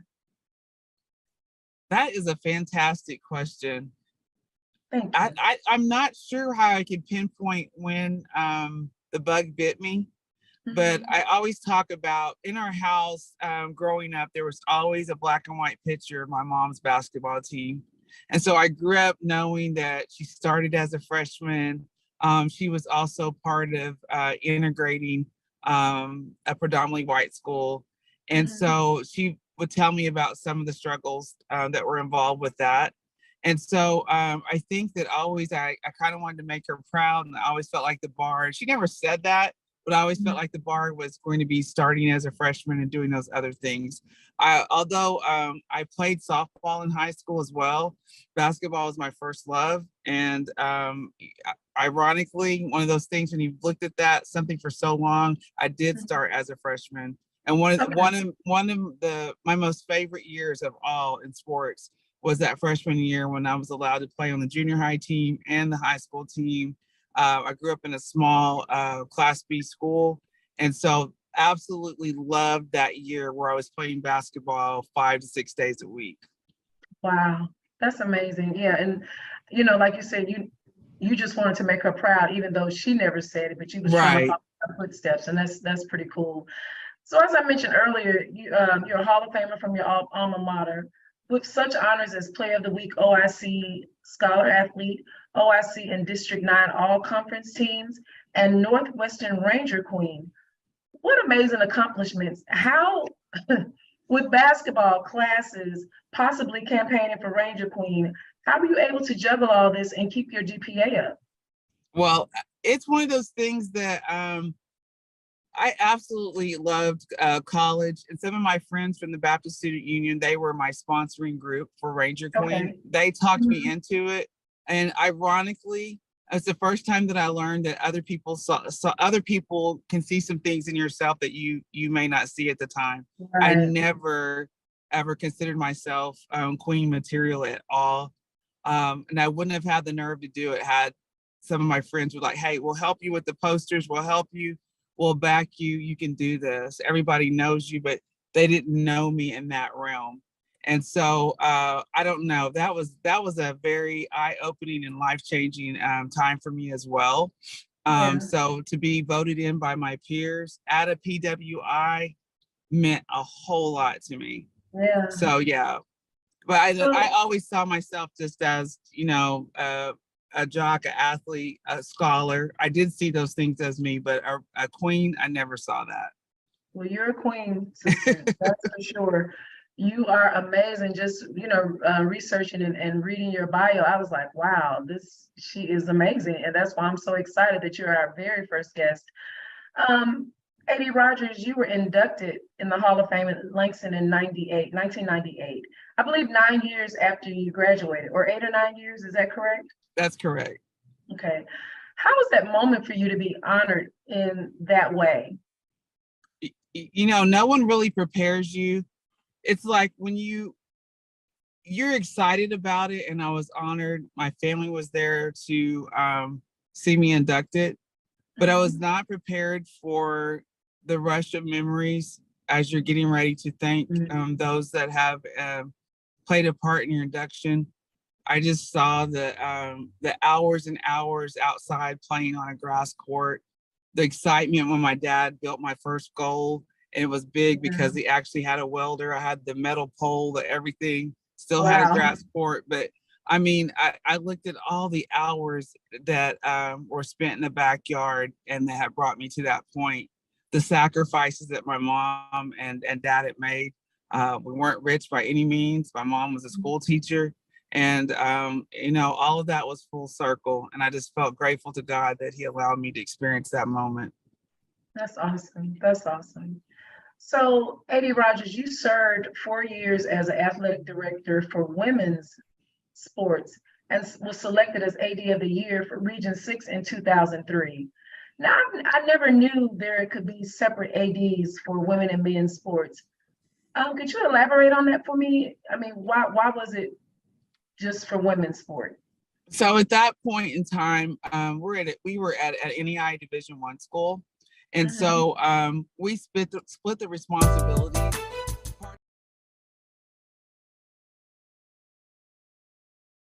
Stepping back, Dion helped us, Black colleges as a whole, in many ways.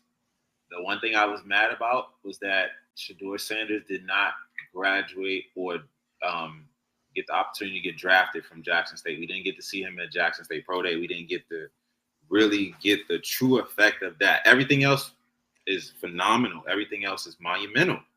But that, especially with the last HBCU quarterback, Tavares Jackson, being gone for over a while now, just trying to knock down those doors and everything we did, I think that would have been so substantial. And then you see as soon as he leaves, now he's a Heisman candidate and all this stuff. But nevertheless, I think that Dion had a profound impact. I think it comes down to which schools took advantage of the moment. In my opinion, this is my opinion. I think that FAMU, just looking at it, however you're looking at it, on the field, off the field, and just who y'all are. You look at the engagement numbers, look at all of that. When it's time for people to say, oh, what's an HBCU? Who are the schools that's doing the work on the field, in athletics, whatever, to draw more attention to their schools? A lot of teams benefited from those years. You know what I'm saying? And in a lot of different ways, endorsements, a lot of different ways. And some could have and didn't do as well as they could have. You know what I'm saying? But listen, I always felt like Dion Sanders one day is going to be Florida State's coach.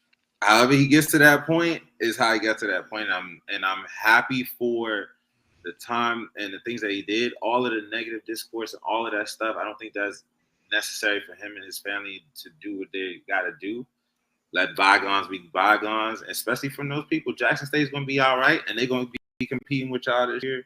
They're going to try to do what they got to do.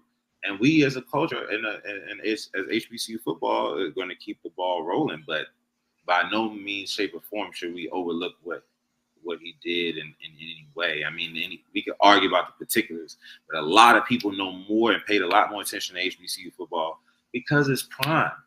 And this is in respect to, and I think that people disrespect our coaches a lot because we have a whole lot of NFL experience at every position in the coaching staff, not only head coach. And these guys have been putting in the work for years to help our guys. But there's only one prime as a person, as an entertainer. And I think that Coach Eddie George, I think Coach Hugh Jackson, if you want to name particulars, a lot of those guys are doing great jobs in their own way, you know. And we can't look for everybody to be as everybody's not. There's no other prime. There's no other Dion Sanders. In terms of who he is as a person, in terms of marketability, in terms of personality, there is no other. All right, but there's plenty of guys out here that are fighting a good fight, and there are plenty of guys out here that are putting together talented, competitive football programs. And the difference is Coach Eddie George, Tennessee State, they play some damn good football, and they play a damn good schedule. Coach Vincent and A&T, they're going to play a damn good schedule. Coach Prunty and Hampton, they're going to play a damn good schedule. These teams, the SWAC and the MEAC, our schools, we really compete. And a lot of these guys that are, a lot of these teams that are switching conferences, they're really going to compete too. You know, so all of our teams are trying to all of our programs in our schools are trying to elevate. You know, we just got to and then we also have to look at it in some ways, and I don't just mean marketing, but just overall some ways that Jackson State thrived from that time, and other schools can use it. I mean, there's a lot of schools that can help themselves. I mean, like last year, I was like deciding if I want to make tweets about schools that don't have accurate rosters up at the D2 level, some FCS. You know what I'm saying? I mean, because people, when it comes to, if I'm talking to Jim Nagy, or if I'm talking to whoever, a scout or somebody that's not really familiar with our schools, and they go to a team's website and it has 3 games and we're in December, that's a problem. You know what I'm saying? And you shouldn't have to look at me funny because I'm calling out one of my own schools. We need to get this right. We're not helping the players. You know what I'm saying? So I think it's a lot of different ways to look at it, but overall we're pushing forward. And most importantly, the talent is warranted, and they're backing up the discussion. They're backing up the conversations from FAMU, from Xavier Smith to like I said, Isaiah Land, to Aubrey Miller. All of those guys, they have made it to the point where they've made it undeniable. You know, and that's what you have to do. And that's always been what it's been. Of course, we know that you got to be the best. Jerry Rice wasn't average. He was the best. You know what I mean? All these guys were phenomenal at their time coming into the league or as prospects, you know, but it's just about visibility. And a lot of the guys that when the spotlight is on them, they stepped up. Even down to D2, Andrew Farmer at Lane College. He's been on a tour of showcase games since the season ended, and he'll likely get a chance somewhere. You know, so overall, you know, it's warranted. These discussions, all of the shows, all of the podcasts, all of the tweets, the draft guides, all of this stuff is warranted. These guys are doing what they have to do. And, you know, the product is getting better. You know, we watched a great game at Celebration Bowl. We watched some great HBCU football throughout this year. And we will this year too. And that's the thing is, you got Davius Richards who's going to go and play UCLA to start off the season. FAMU is going to start off the season with a solid schedule. But like I said, man, you got a quarterback. And just looking at marketability, we all know.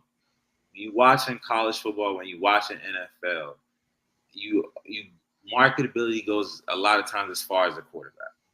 And if this quarterback can compete, that makes the difference, you know? We don't want to watch a team that we don't know who the quarterback is. You have multiple quarterbacks, you don't have one. FAMU has a quarterback, you know? And FAMU can go at the beginning of the schedule and say, we got a guy that could put up 250, 300 yards, just like y'all. You know, and like I said, at UNC, the games that matter in terms of draft and the tape, you know, because I'm expecting Jeremy Musa as a D1 FBS SEC transfer to come and do his thing. But he showed the growth from where he previously was coming into that UNC game and a lot of these games. That's the difference.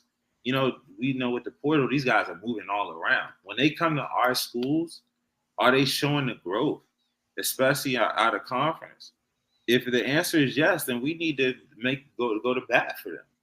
You know, so next year, if Jeremy Musa starts the season off solid in any way in terms of that non-conference schedule, we're going to look at what he's done in the SWAC, making all conference, and all he's done since he came over, and say, okay, look, this is his growth from where he was before to now.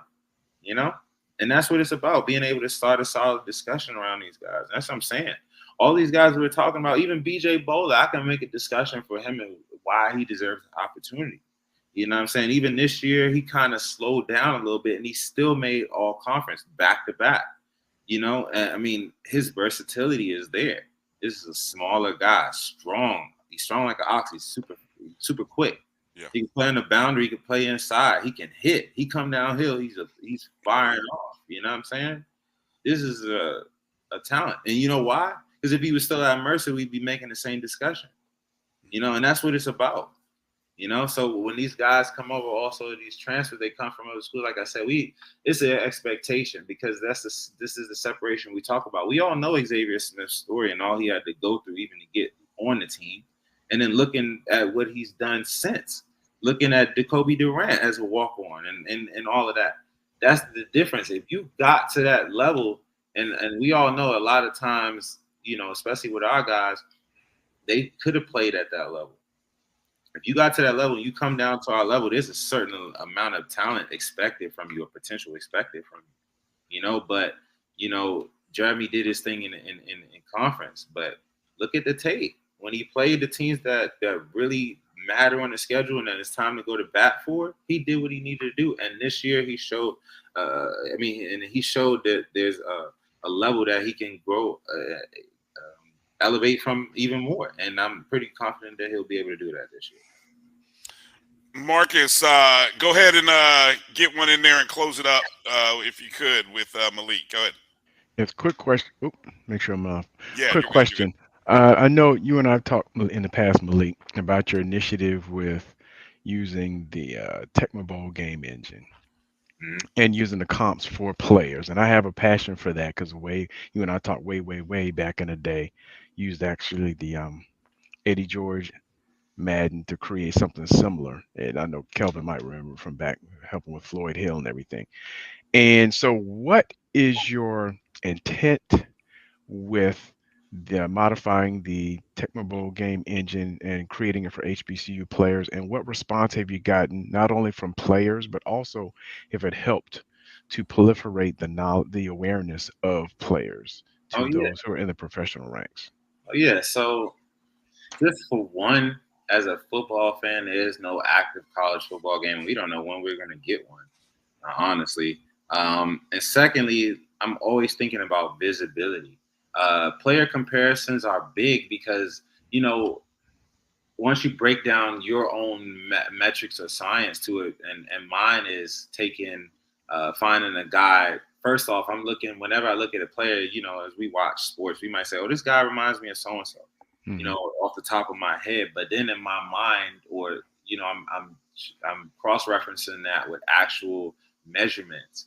You know, is you know, Xavier Smith is a solid receiver, but he's not Randy Moss in any way. I can't make that up in size and length in no way. So we want to find accurate, you know, comparisons in terms of measurements, and then looking at what they do in terms of traits. Traits are important. You know, is this guy a body catcher? You know, how does he release off the line? Is it more head fakes? Is it a lot of shoulder shrugs? And then just more general stuff. You know, is he a high catcher? How does he high point the ball? You know, how elusive is he after the catch? How elusive is he in space? Who does he remind me of in that regard? And then once we get a couple of these in a row, there's a comparison. Now it's my job to get you to see that. And for you, that might be FAMU. That might be you. Like I said, with Peerless Price, Xavier Smith is young. He didn't see Peerless Price. So but he's a football player. I'm trying to get him to understand first, this is the similarities because I think that you can learn from this guy. And some of the things that he did well at his size and especially at a different time to succeed in the NFL when it wasn't as pass friendly and we didn't have a lot of the things that we have now in terms of the game.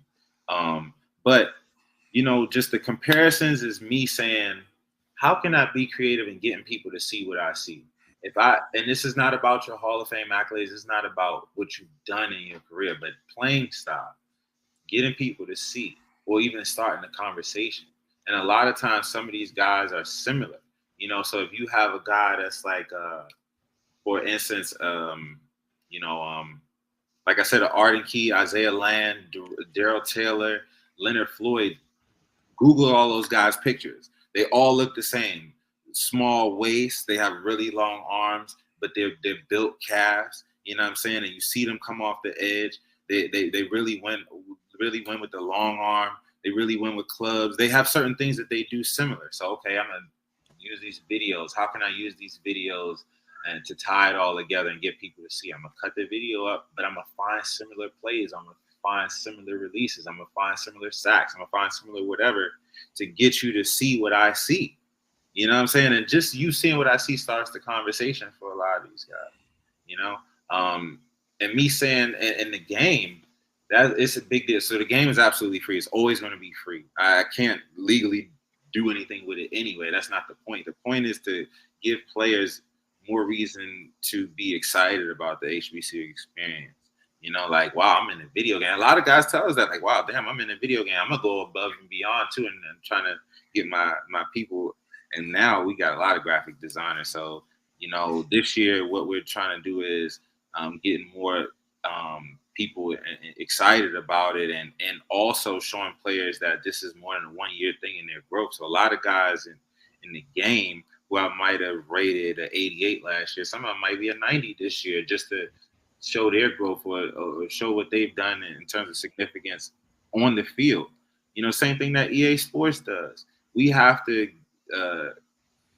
raise morale in every way. And that's what we do with hashtags and all that stuff. So I'm like, let me just find something different. The game you can play on your phone, you can play on your computer. You can get a Nintendo Classic if you could find one and download it on there. And eventually we're going to make actual physical Nintendo cartridges.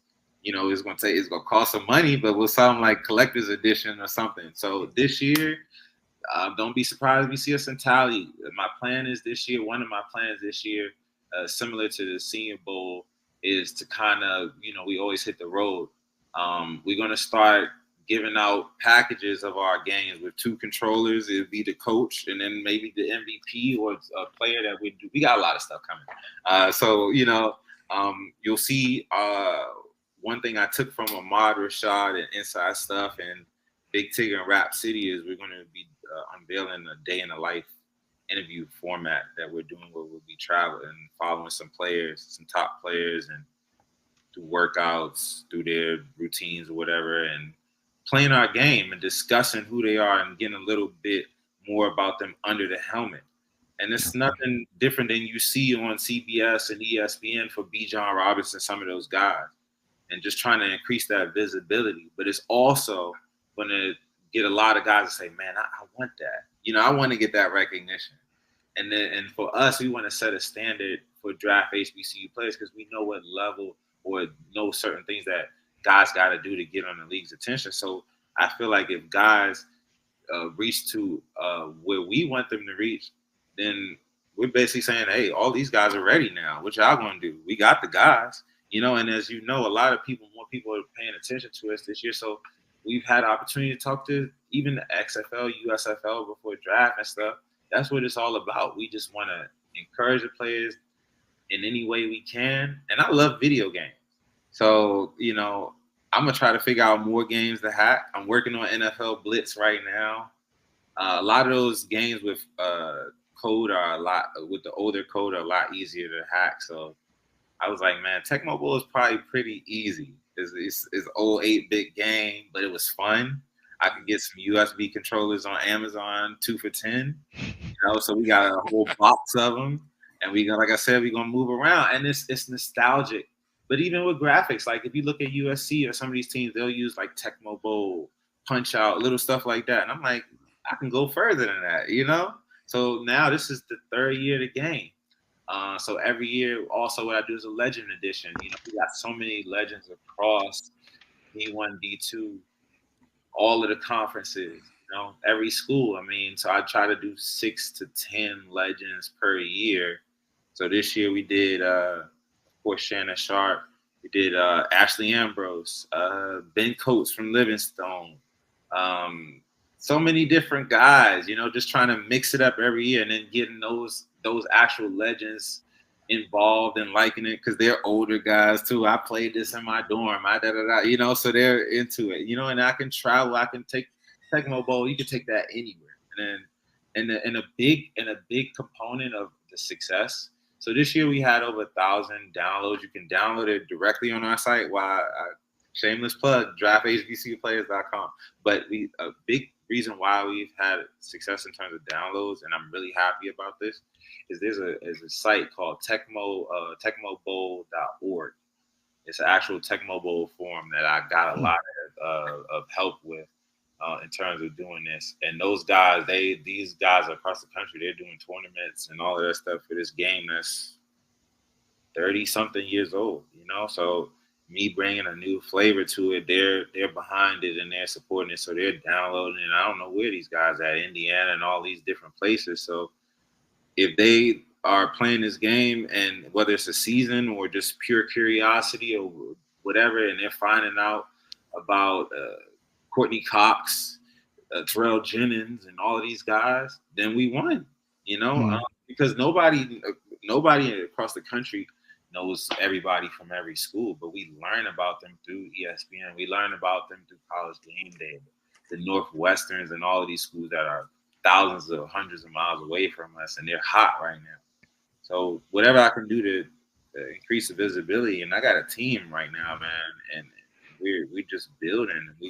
Everybody's good at something, I don't know everything about every prospect, so we got my guy Gerald. He's the man when it comes for us for D-line, linebackers, front seven, and all of that, and my guy, Coach Addison Hayes, he's actually Edward Waters' offensive line coach. So whenever he's not out there on the practice field, he's drawing up scouting reports for us on the offensive lineman, and Coach Nooks, my guy, David Nooks, he was just at one of the top JUCOs, and, he's had so many of these guys when he was at Lackawanna, so we're just trying to build on our team.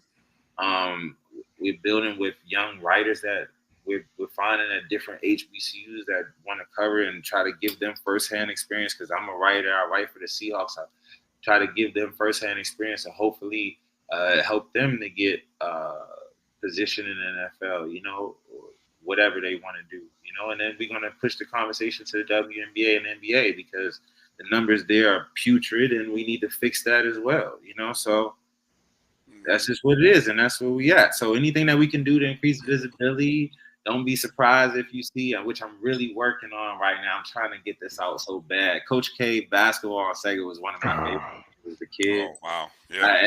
And I'm working on it. So I switched that to Coach Jones, Coach Robert Jones from Norfolk State. I made a whole other trailer and all of that.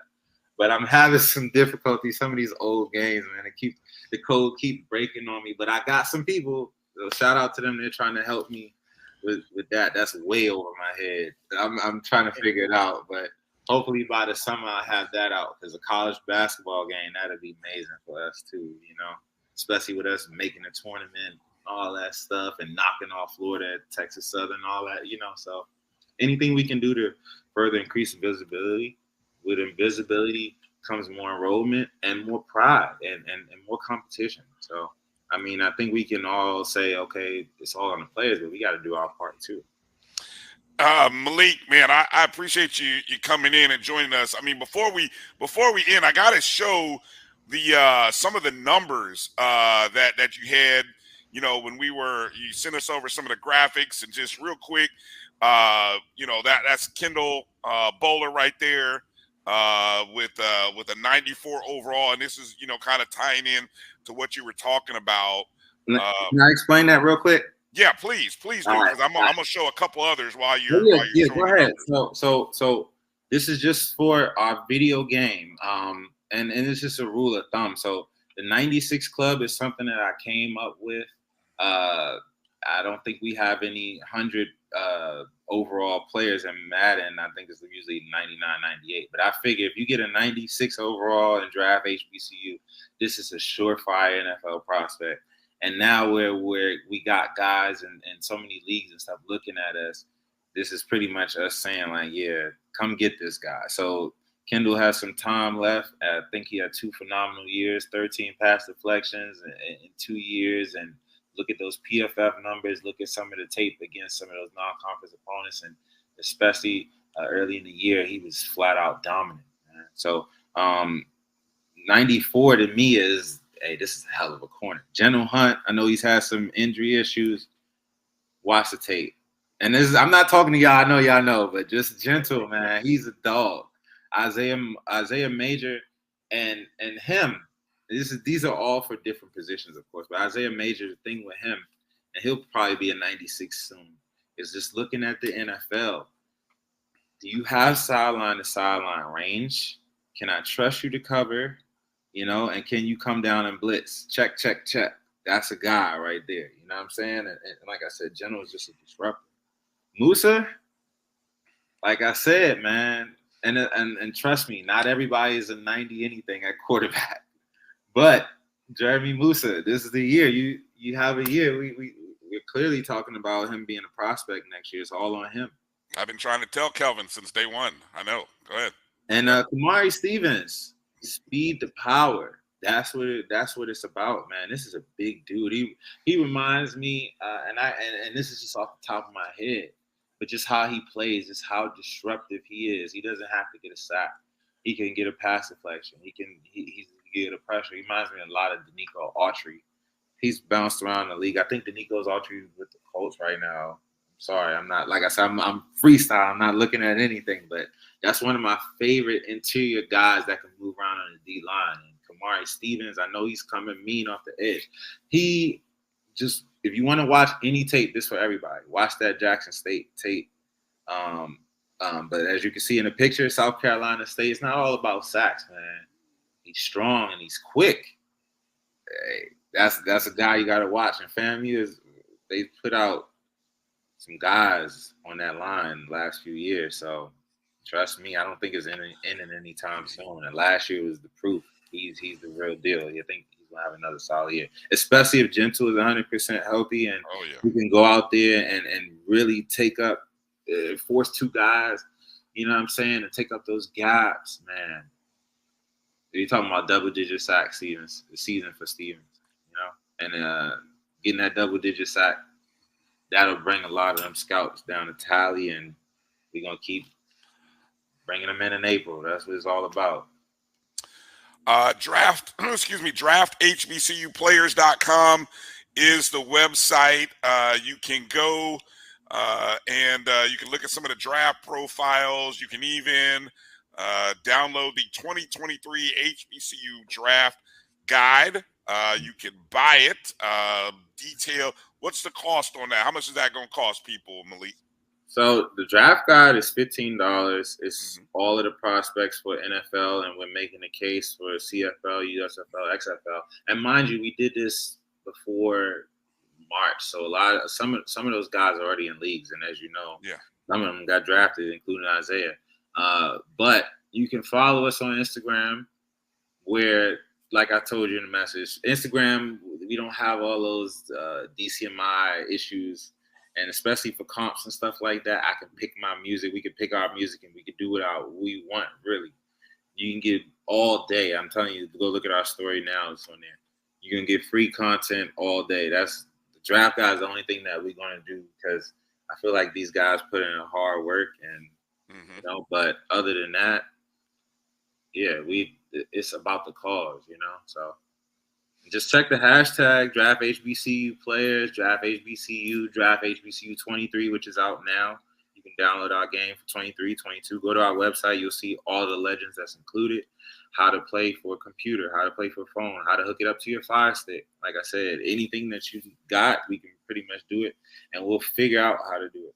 I got a lot more games coming. You can follow me on Twitter at NFL Malik. Our Twitter is draft. That's Malik with 2 I's. Our Twitter is draft HBCU. Our Instagram is draft HBCU players. And also one more plug is our connecting recruiting page. And this is my guy Gerald and this is my guy Tim. There's this all in draft HBCU recruits. They're trying to build a bridge pipeline for high school players that want to come to our schools, want to get their tape, their coaches, etc. And for coaches that are, you know, especially because we're spread out. A lot of our team is across the country. So we're just trying to use our network to get as many players as we can in as well. So that's their thing, and we're trying to build on that. Man. I'm primarily focused on the NFL and watching football, college football Saturdays, NFL Sunday. But as many black college kids as we can get in, as much talent as we can, draft HBCU recruits, send a tape over, and they'll get to you as soon as they can. Right. Definitely. Hey, Malik, man, we appreciate your time tonight. Great stuff. You know, awesome to be able to chop it up with you. And, you know, probably, you know, as we get later on into the summer, maybe even into, you know, early June, late May, whatever, we kind of do a post draft analysis. I posed this question to my guy 80 Drew on another show. I kind of set a line. I said, what's the number of guys get drafted over or under 4.5? I don't know if you caught that on one of the other shows. What do you think? Over or under 4.5? So, you know, basically you're saying either 4 or 5 or more. I'm gonna take the over. I've been stuck on 5. I've been stuck on 5, and I'm gonna say 5 because the 3 that you asked about, but I think there's so many variables. Yeah, you got a lot of teams that are looking at guys just because of who they are, and in the analytics, we got analytics guys too. You got guys that by the numbers and advanced analytics and all that, they deserve a shot. Alfonso Graham at Morgan State. I mean, he's had 2 years, but last year we had a lot of undrafted guys that came in and made an impact. I just seen today Roderick Perry. I know he spent some time in Illinois, but he dominated South Carolina State. He just got back on the Browns for another year, you know. So I think we'll have 5 drafted, and I think we'll have 10 to 12, maybe 13, even with all of the guys in the USFL and the XFL. Yeah, I think we'll have another 10 to 12 undrafted.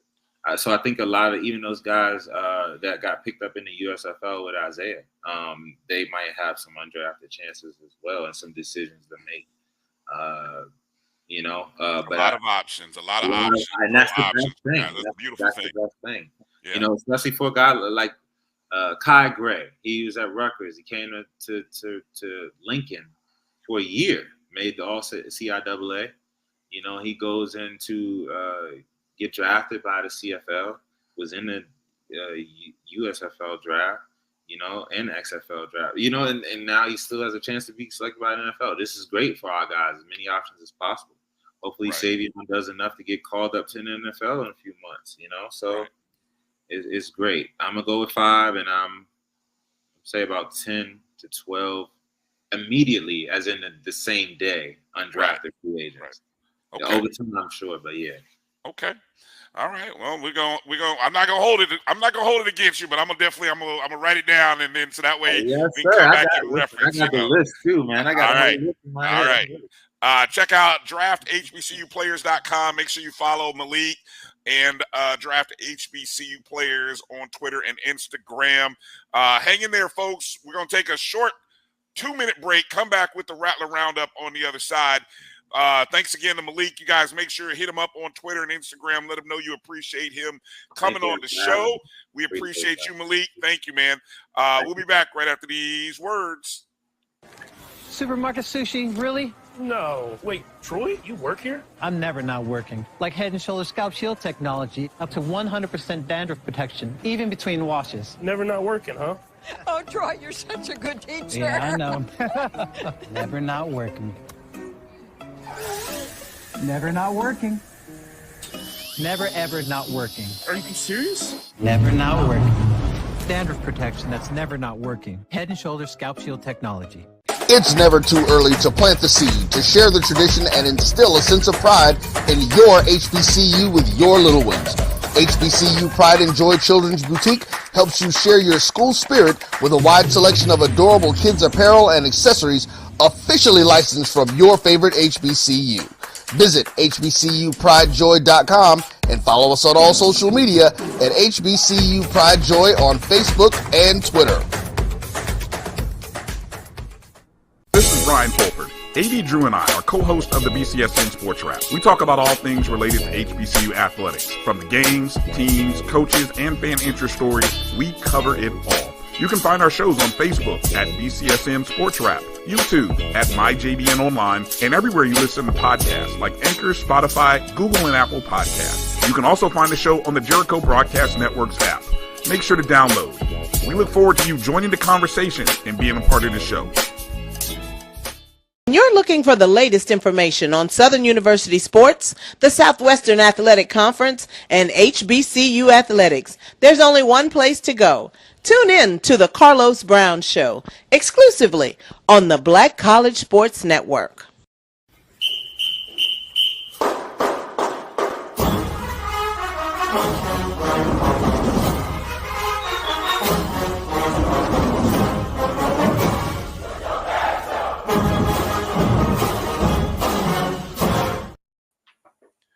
All right, welcome back to the O&G Strike Zone. Brian, Kelvin, Marcus, we appreciate Malik for coming in and joining us. Wow, lot of information there. Yeah.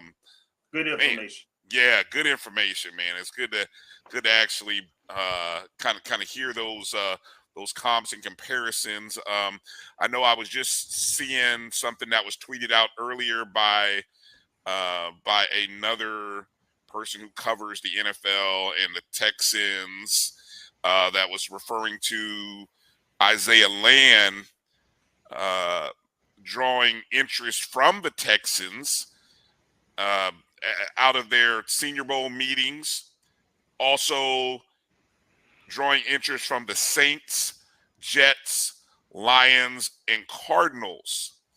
And that's according to KPRC 2 in Houston. So that's, and if Malik is on point, he says at the early part of day 3, where you can see Isaiah. I'd love to see him go. Let's see now. What are the rounds again? Round 2 through 4, or is it 2 and 3 that go day 2? Is that how they usually do it? Yeah. It's you got what, the first day is round 1. Round 1, yeah. Mm-hmm. The second day is 2 and 3, and then I think the third day is 4 through 7. Mm-hmm. Okay. All right. So we're talking a round 4 potential there for Isaiah. Would love to see Smith get drafted early as well. Want to remind you guys while you're here to simply text 1-887-STRIKES-325. Send that text to 71777. And we are a part of the Day of Giving that is coming up here at the end of the week, the 20th and 21st, the 1887 Strikes. We are ambassadors for this, and all of the funds that you send through our site are going directly to athletics. And I know there are different people and different groups sending money to different places. Like I saw one for the Diamond Club, which is going probably directly to baseball. There are other entities for other schools, but we would like to think that if you watch our show, you love FAMU athletics first and foremost. And, you know, all we're asking is, hey, $20, a $20 donation or $18.87 at minimum. Send that to that number. Text that 1887 strikes 325. Text it to 71777, or the website, which we'll be blasting out. We'll be retweeting over the next 2 days, so you can also do that. So that begins tomorrow, April 20th through the 21st. So that's tomorrow and Friday. And let's help. We set a small goal, $2,000. But I feel like with our show, with our followers, especially the people who watch that don't necessarily get into the chat rooms active, you know, a lot of room there. So shout out to everybody who's come in. Dr. Lori's in there. Dr. Cavill, I see. Clarence Kinney, Bull, I saw him jump in there a little late, but he got in. Edwin Moore, Sweet got in there. Tamara T, Mary 305, Montre Bennett, J Mac, a lot of the usuals that we love. You know, and so we just want to encourage all of you guys to go ahead and donate and join us. All right, let's get into the Rattler Roundup here, because we don't want to run too late in the time. I just want to show a few pictures, if you guys don't mind. Can I show a few pictures? I had a great time shooting some photos over the weekend, and I'm trying to drop more of them out onto the net, and I tell you, it's been a task getting it done, but it's better late than never. So I feel like I just had to take a couple of the ones that I'm really, really super proud of. Just, you know, my photography bug is coming out here. And then I tell you the one, and I think I got it in here. Do I have it? Oh, this series right here. And I sent this out earlier, and I called it the highlight of the day. Because if you, and Kelvin, we were there. We talked to Isaiah Major, right? What did he say it was like tackling Jaquez Yant? It was like, yeah, it was a battle. You know, and he was fighting it every day. That he's a baller, he's a player. And the other name he talked about was his teammate who be in that linebacking core with him is Jordan Moore. And I didn't even know I took this photo, to be honest with you. And then so I'm scrolling through and I said, oh, dog, I just captured a one-on-one battle between Jaquez Yant on the left in green, Jordan Moore in orange, and that 4-shot series. And this was at the end of the game, if I believe, in overtime regulation. And I think, you know, the way they did the overtime, they went from the 10, then the 5, then maybe the 2. It was just like one play, can you get in? And Yant is trying to power his way past Moore. And Moore won this. I think Yant came up about a yard short of the goal line. And so I was just like, yo, I mean, I couldn't even believe I caught that. But I mean, that was the summation of orange versus green in coming down to that one battle. Real quick, defensively, guys, I want to I don't want to skip too far past this before we get into the roundup. Defensively, Marcus, what did you like from what you saw from the defensive guys? I seem like they're fast, attentive, and aggressive. Mm-hmm.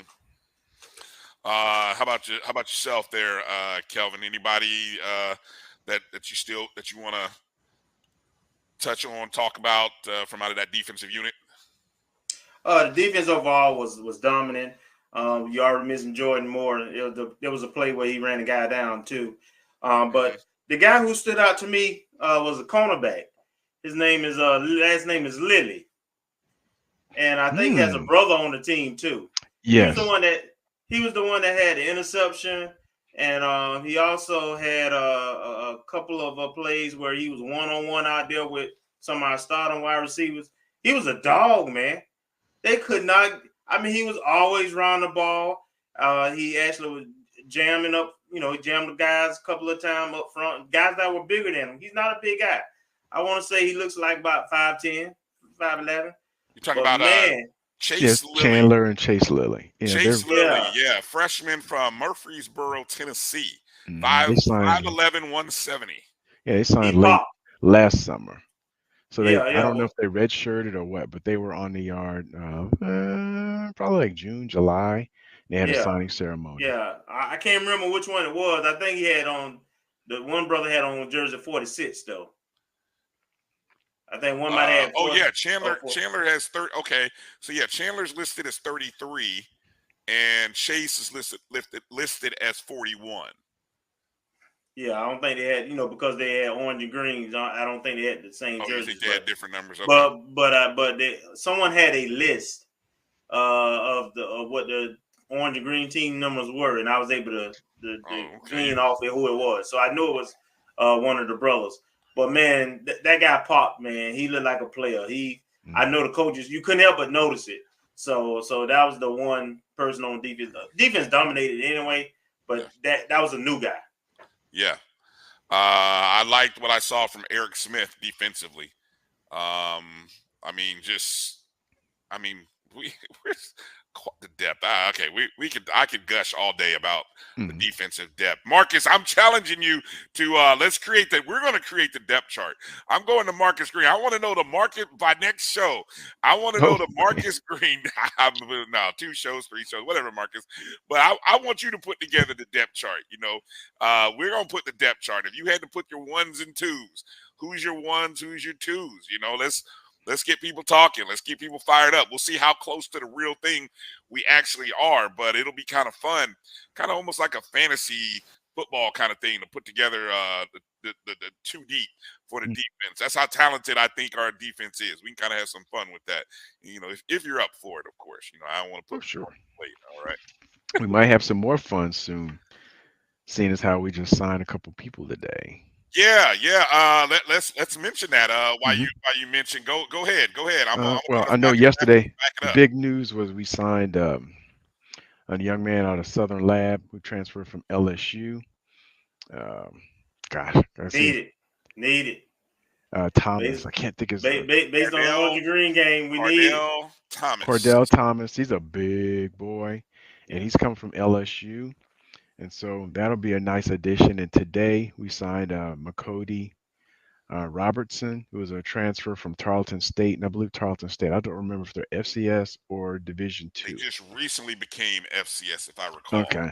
And so he's a defensive lineman. And I know we signed him maybe 3 weeks ago. Well, he committed today. Let me not say signed. He committed.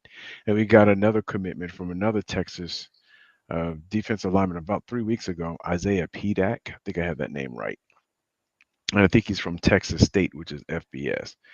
And during the show, I was keeping track. We offered 2 more Texas people, a Texas A&M kicker. Let me see, Alan. I'm not sure how to pronounce his last name. Guerreri. And we offered another defensive lineman from Abilene Christian, the same place where Trey Jones came from last year. And his name is, let me right on the tip of my tongue, Tyron Bradley. He's class of 2021. So we're not messing around, and we're trying to build that depth. And even like on previous shows I mentioned, I thought our overall MVP is our depth, because when we had injuries, we still were able to go 9-2 and have sufficient people. And I think we're just building on that. While we're talking about stuff just kind of recently coming out, I'm just seeing something from one of the Carolina Panthers websites that are saying that Xavier Smith has drawn interest from the Panthers per Steve Smith, per Aaron Wilson. Yeah, hey, look, I would it surprise you if would it surprise you at all if Steve Smith has made a couple calls to anybody who still is? I know it's some new people in Carolina, but he's one of those guys that probably has his number retired. They want to stay in his good graces. So that's all good, man. That is all good. All right, let's get back to the roundup here. our golf team just came out of the 2023 SWAC Men's Championships. We had a tough day in round 1, where I think we were in 4th place, if I'm not mistaken. Yeah. Out of the 6 teams competing, we challenged and moved our way all the way up to 2nd, and I think we finished before Alabama State did. So I remember that last time I was watching it, I thought we might have sole place of 2nd, but it looks like Alabama State closed their round, with a pretty good score. But in total, we finished with a score, and basically how that works, basically it's 5 golfers, and they basically take the total number of strokes. So among our 5 guys in those first 2 rounds, that's where. Well, actually, how does that work? No, what I'm just showing you is the round 3. I thought the team competition was only the first 2 rounds, but maybe it was 3 rounds, huh, Kelvin? Yeah, it's 3 rounds, and okay, and, so we held on then. We held on to 2nd. Yeah. They take the scorer, the top 5 scores, throw one out or something like that. But we had a rough day today. Yeah, I can see. Yeah, I can see. And we still managed to come in 2nd, which is positive. Given that was the kind of worst that we shot, and worst of the day. Worst of the day. It was, but we still held on. That's how big of a lead we had, and we still ended up in tied for 2nd. The UAPB group was just ridiculous because I think they had the top 3 golfers individually overall. So I mean, when you're playing with that kind of fire, our guys did well to do what they did. Speaking of, there we go. Speaking of those all SWAC golf honors, first team was Jacob Uyesato was first team. That's Jacob on the left, and second team was Caden Cannon on the right. And so shout out to that team overall. And I believe they still have one more event, Kelvin, if I looked at the schedule, right?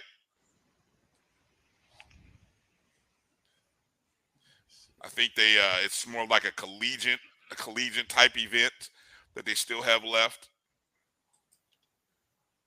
So that comes up for them. I don't know the location of it. I know Kelvin's looking for it right now in terms of the location and the actual date. But I want to just say congratulations to Coach Rice and those golfers, for doing well. And so, when you look at what we've done in the spring, let's see, we've got a 3rd place in bowling, 2nd place in men's golf, regular season title in women's tennis. Women's tennis tournament begins this weekend. Somebody catch me. This weekend, this weekend, the 21st, which is today's Wednesday, Friday. Mm-hmm. So it begins Friday in New Orleans. So again, any Rattlers in the Bayou area, we want to definitely encourage you to go out to I believe it's the Pepsi Tennis Center in New Orleans, and go support the Rattlers, or Lady Rattlers there, and let's see, can we finish off the beautiful regular season by playing some great tennis in the postseason. Kelvin, do you know, is that double elimination or is it single elimination? I am not sure of the tournament makeup. If I remember correctly, no, I'm not sure. Okay. By the way, golf has a tournament, the Collegiate Championship, May 8th through the 10th. Okay. So that'll be their last event for the season. All right. And it's just to note that it's golf and bowling, 2 sports that kind of go year round, where that team really is almost like they have 2 seasons or 2. It just kind of starts late fall or kind of about September, and then it runs all the way into the spring. So, I know the championships and such, are in the spring, but they play year round. So, outstanding job by those teams, and a lot of encouraging, a lot of things to be encouraged about going to next year. Yeah, J Mac brings up the point that got to remember that Coach Rice came back mid-season with this team. So, but these are all the guys that he recruited. So they were still young his team guys. too. Mm-hmm. Yes, very, very young team. So the expectations are going to be really high for this group going into next year. All right, let's transition over to the baseball diamond here, and I just flash up the SWAC standings after our weekend sweep of Alabama A&M. I believe we had was it Joe Perini who got SWAC Hitter of the Week? Yes. Okay, so we did have a SWAC Hitter of the Week in Perini. You can see, big numbers against Alabama A&M on the road in Huntsville. We lost 17-7 football score against University of Florida, our midweek thing, which it upsets some people, but we all know it is what it is for right now. And until we start winning a SWAC title, then we'll fuss about maybe winning some of these games in the midweek. Got to get some more pictures. Yeah, well, there's a lot of pitchers. We need to get some pitchers that can maintain their stuff. That's the challenge. That's the challenge. This weekend. So before I get into this, say again. Got hurt. We don't. Wait a minute. Say that again. Lost you a little bit. Say that again. No, I was just saying that we had some guys that some quality, some better quality pitching that's not available to us, and so just like with football, we've got to build the depth, the quality depth, with the pitching staff. Interesting when you say not available to us. That's interesting phrasing. Injuries. Okay. Mostly. Okay, all right. I'm reading too deep. So the standings, Bethune-Cookman, I saw is starting to get some votes in the top 25. So they're sitting still in first place in the East. State and us tied at 12-3 overall. We got the benefit of our schedule right now, where we had Alabama A&M, and then we get Valley in Tallahassee this weekend. So this is a favorable part of our schedule. We just got to continue to win SWAC games, and eventually, I don't know who Bethune and Alabama State play, if they're even playing each other, but anybody in the top 3 is liable to slip. And what you don't want to do is you don't want to slip to Jackson State, A&M, or Valley. That's what you don't want to do, because that'll cost you seeding. That'll cost you a division title. And so that's what everybody's playing against. The top 3 teams, we're all playing against it. And then when we play each other, then it's going to come down to you need to win 2 out of 3 probably. That's what it's just going to come to. You can see over on the west side, Grambling State is the team that's hot right now.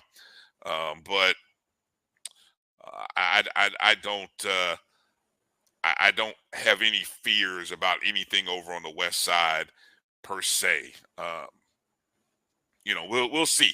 We're just reaching the first week or 2 of the second half of the season, so we'll temper our expectations for the west side for a little bit later. Let's take a peek over softball. Well, this is where the standings were coming into today, where we were sitting just a game and a half behind Alabama State. Unfortunately, we had to go play 2 in Alabama A&M. Didn't fare too well, did it, fellas? Nope, they took 2. So I now know we're one of 10 the and games. 7. I No, know one of the games was 8-1 loss. What was the second game? it was 5-4 in 8 innings. So I take it we went to extra innings and lost. Gosh bless it. Yeah, I know. It's like, So that would drop us to 17 and 18 overall, 10 and 7. mm-hmm. And in Alabama conference A&M, play. yeah, they jump over us, I guess, in terms of win percentage because they got the Yes. 2 wins.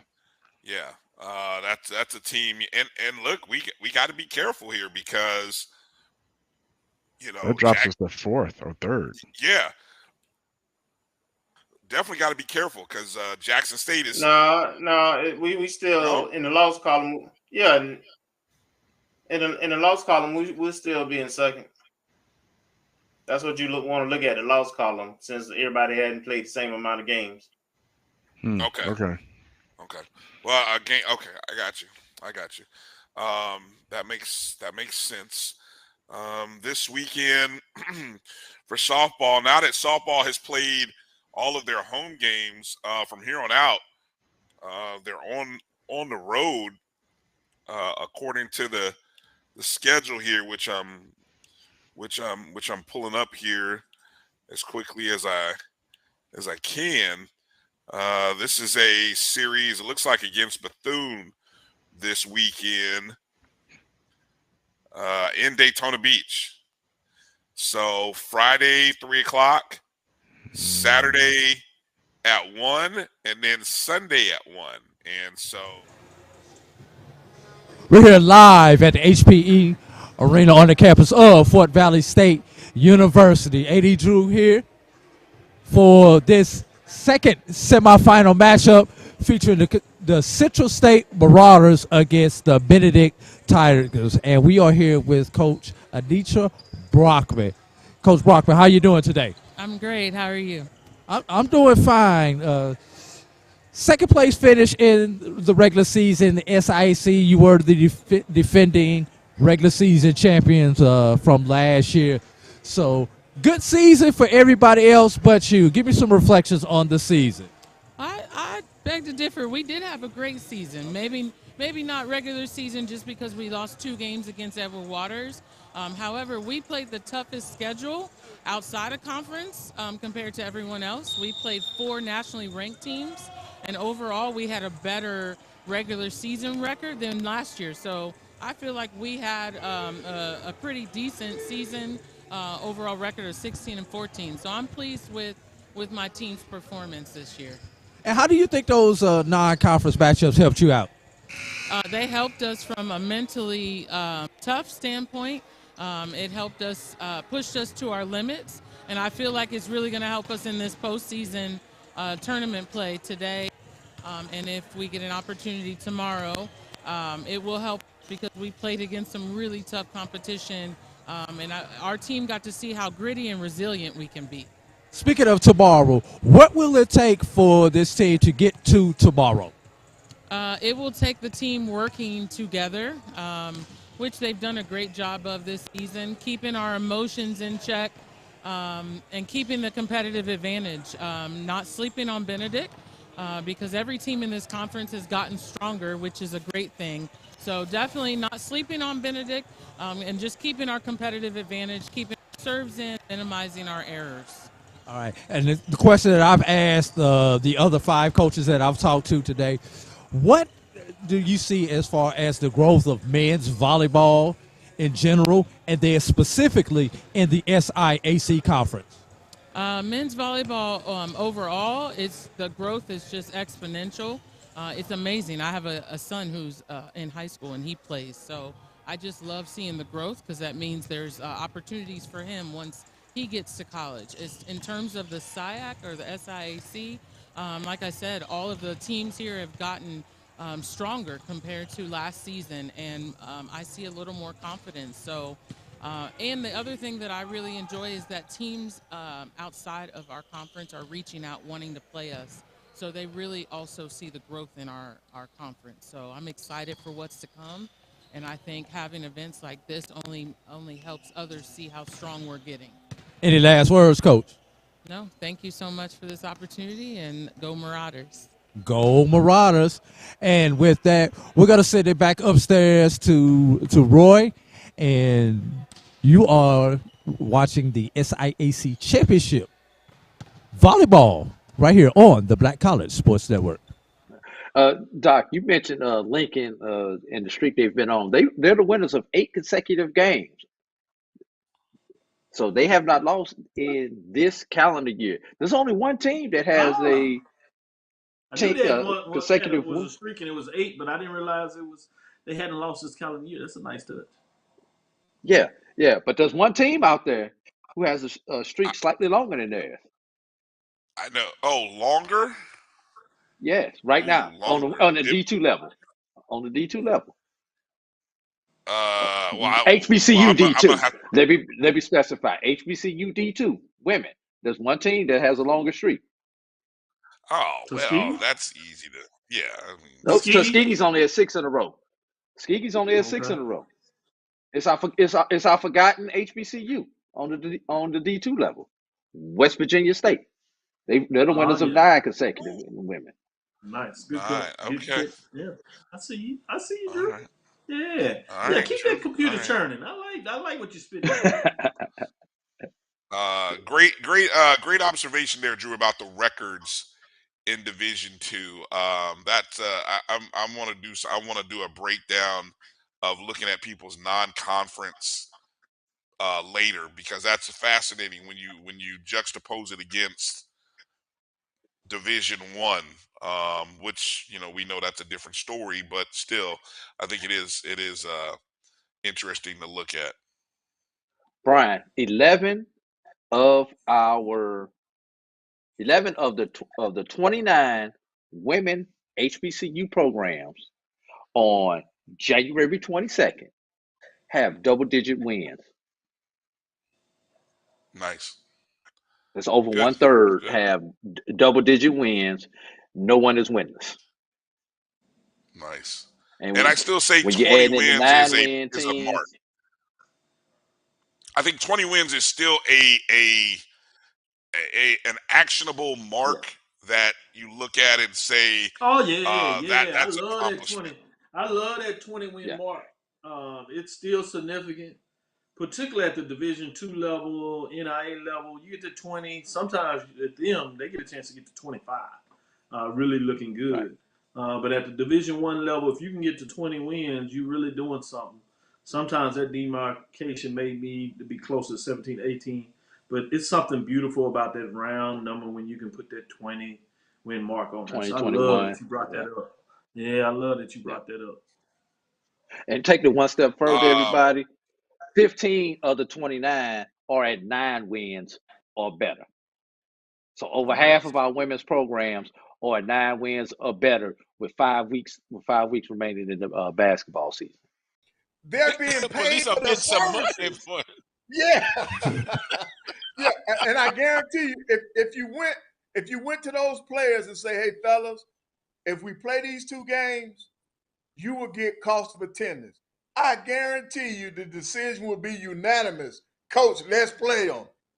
Let's play them. Right. Because the athletes are actually benefiting from it.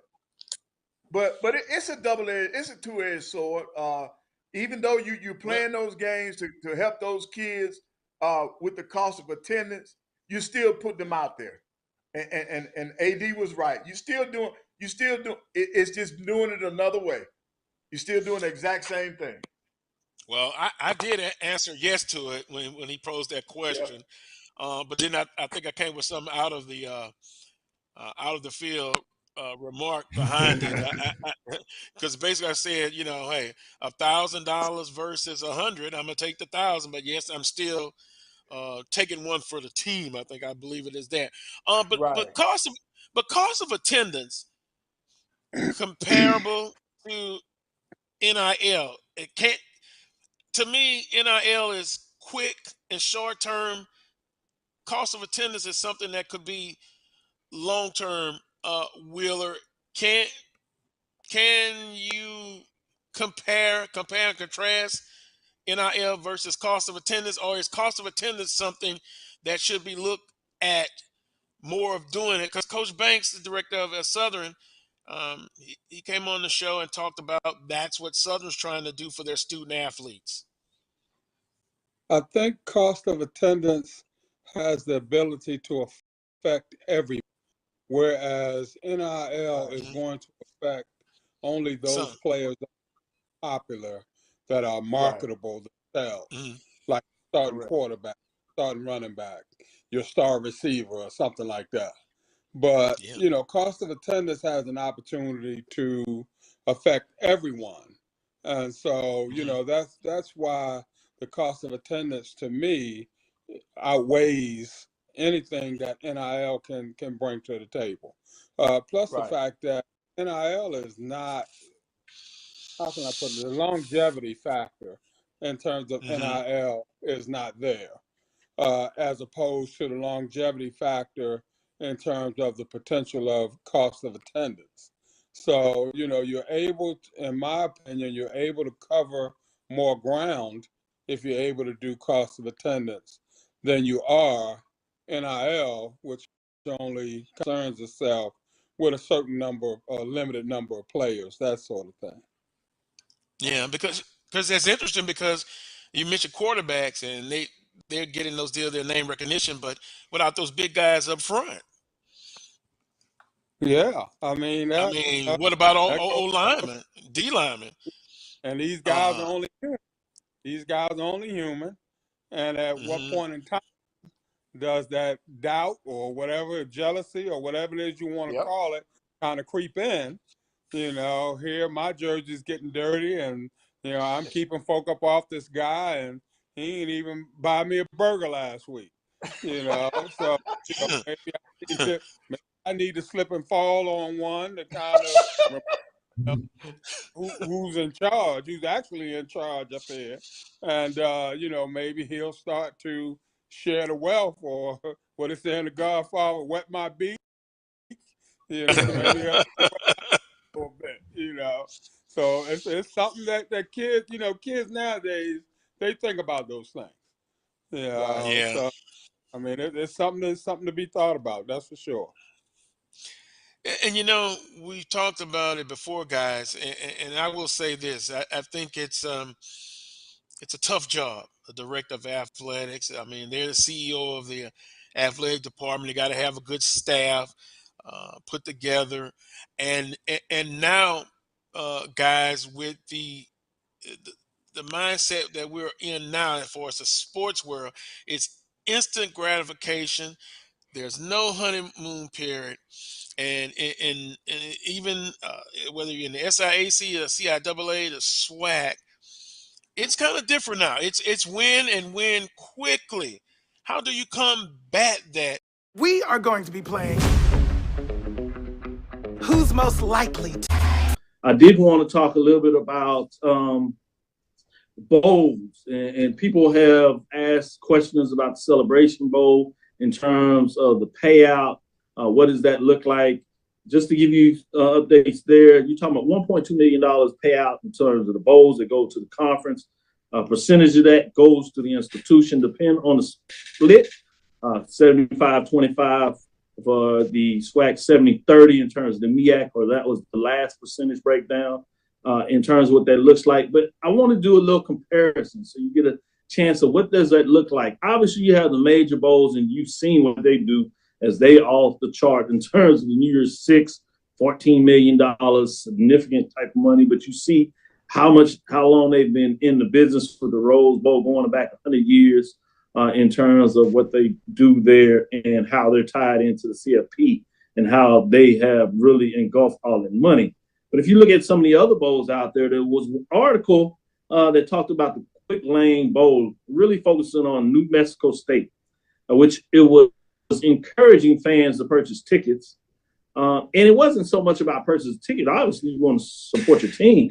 But a lot of it would maybe be of the distance that a lot of fans wouldn't necessarily travel for a 6-6 Aggies team that was playing a 6-6 Bowling Green Falcons team, if you would. coming out of the MAC all the way in Detroit. So they were asking fans to support the team that did make a bowl and purchase tickets so they could donate them to Detroit area youth. That's a great thing for the youth to get a chance to get out and see some college football. But I wanted to get into some of the money. When you talk about this particular matchup, when you see what was going on here, 3 things to know about the Bowling Green is they entering into at that time the Quick Lane Bowl, which was this past week, if you would, a week ago, I should say. The university closed travel, cost them $400,000 travel to Detroit. When you talk about the Celebration Bowl, one thing is unique. You heard last year they got the deal with Delta, actually flew the teams in there to Atlanta, and that was at no cost to the teams. So you didn't have to worry about that type of cost where you see it doing $400K for Detroit. And so some interesting things there when you think about it. But this is really it was interesting when I seen this when you talk about these payouts. Because a lot of folks talk about $1 million, $2, $3 million payouts for these bowls. One thing people don't realize, a lot of times these bowls have a bigger number in there, but they'll charge you, as you see, for your travel, your hotel stay, food and things of that nature while you in there. They'll also charge you for the band in terms of the band and who you bring in there. They'll charge you a ticket price for the band members in the stand. And so the payout for the Quick Lane Bowl was $150K. Yeah, let me say that again. The payout for that bowl game was $150K, and which is why you see the fact that they were encouraging the fans to buy tickets, because this is where it can get a little benefit to the team. New Mexico State athletic director was quoted saying that the university will retain 100% of the revenue from the first 2,000 tickets it sells, 50% of the next 2,000 tickets, which by New Mexico wants its fan base to purchase all of these tickets, because if they did, they could recoup $420K in terms of what that means. So just to give you some indications of what's out there and why you really need to look at the contracts, or at least get some more information of some generalities of these various bowl games to get an understanding of what that looks like. So just on the surface, I'll go to you, Charles.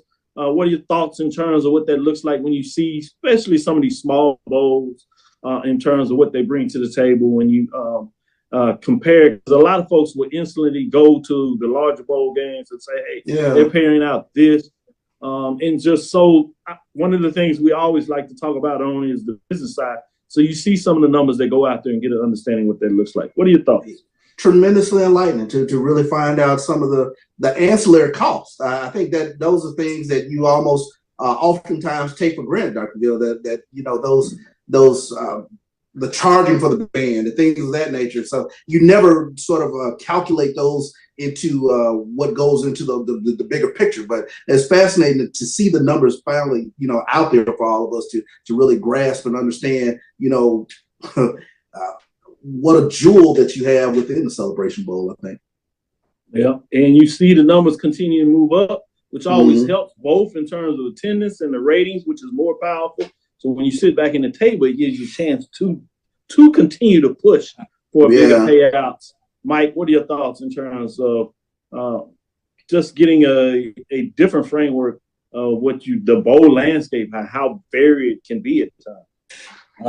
Yeah, you often wonder, you know, you look at all of the activities that take place, and then you look at, you know, who's transporting the group here, who's transporting the group here, who's paying for this dinner, who's providing gift baskets for the team. Those are all costs that are buried underneath the umbrella of the bowl cost. So, and you take that into consideration, and then you wonder, does the bowl game have the sustainability of growth and volume over the course of 3 to 5 years to kind of, you know, eat a lot of those ancillary costs down, you know, such as transportation costs, hotel costs, dining costs, you know, their awards costs, or whatever. I think in some bowls, some of the bigger bowls, I think some of the players get gifts or whatever. You wonder where that's covered, what pot that's covered in. So you get all of those all those little I guess trinkets into that big basket of bowl costs. And then it gives you a different insight on, is this a viable bowl game? And like CB said, all that in consideration, it gives you more of an appreciation for not only the performance of the Celebration Bowl, but the growth that you've seen over the last 5-6 years.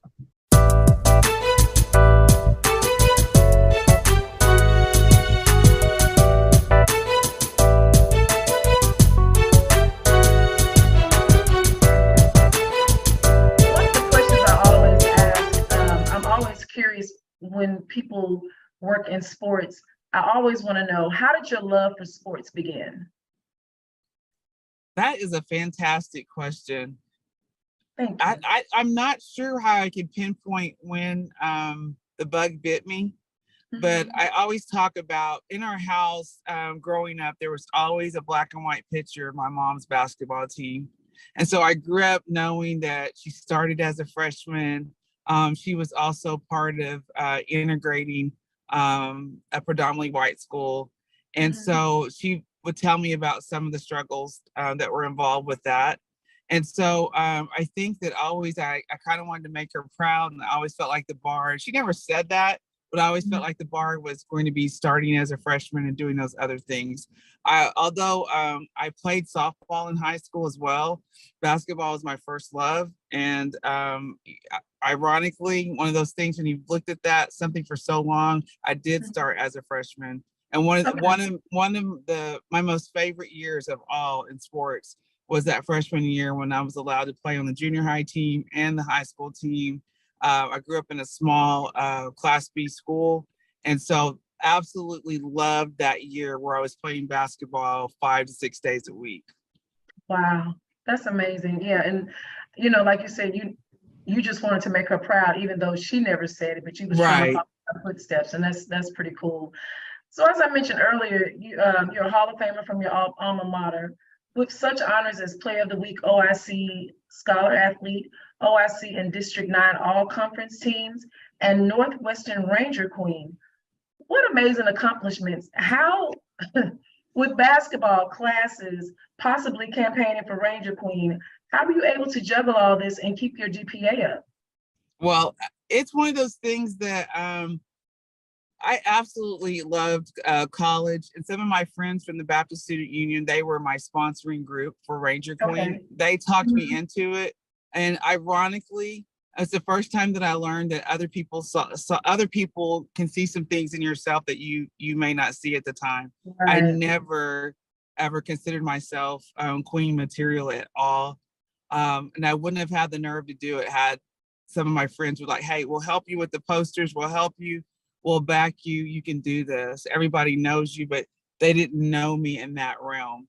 And so I don't know, that was a very eye-opening and life-changing time for me as well.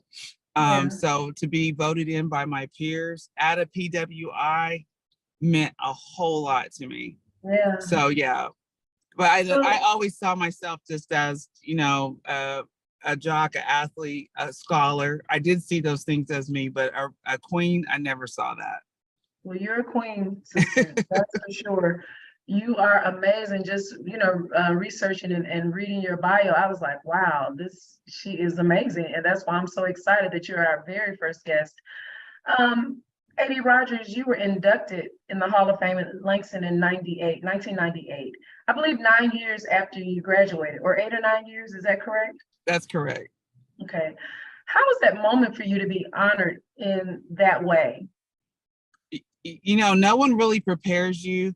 It's like when you're excited about it, and I was honored. My family was there to see me inducted, but I was not prepared for the rush of memories as you're getting ready to thank those that have played a part in your induction.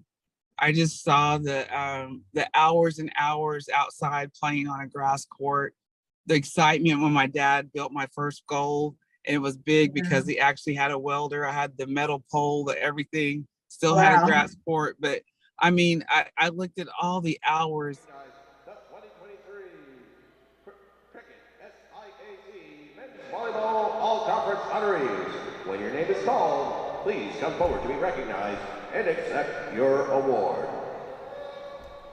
From Central State, a sophomore, first team outside hitter, Cameron Lee.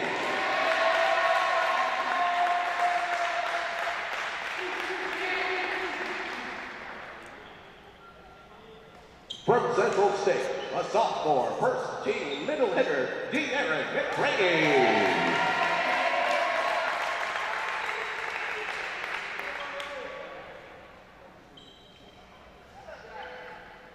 And from Central State, a sophomore, first team libero, Victor Scherer.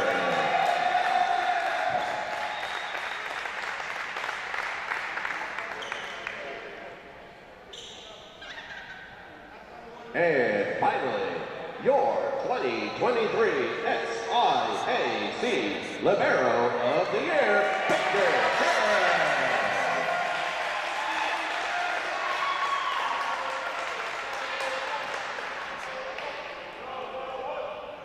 Ladies and gentlemen, let's hear it one more time for your 2023 SIAC All-Conference honorees.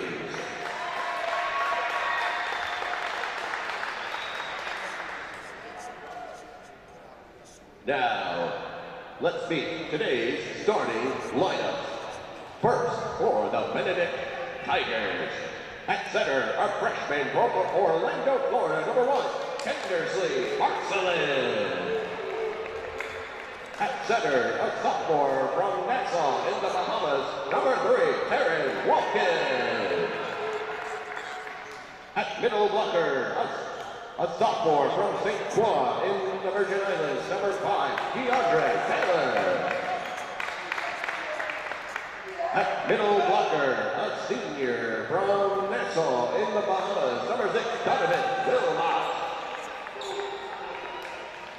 At outside hitter, a sophomore from Nassau in the Bahamas, number 9, Ross Jesse Delancey.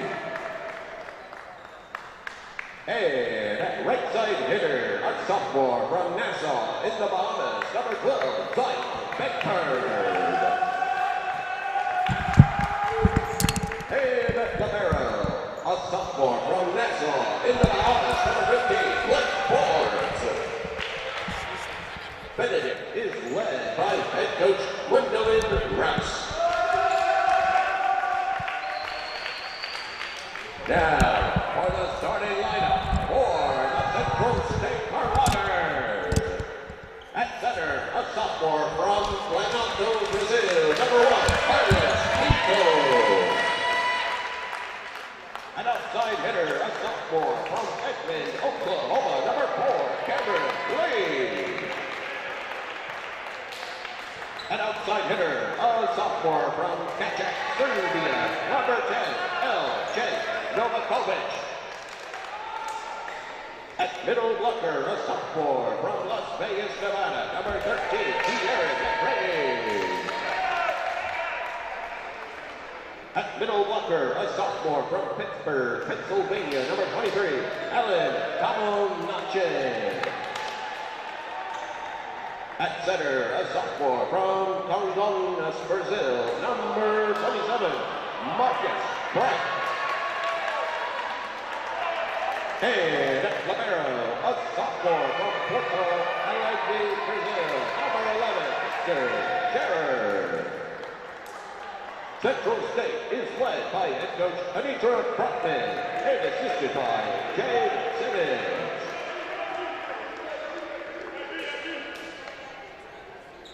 It's the Benedict Tigers and the Central State Marauders.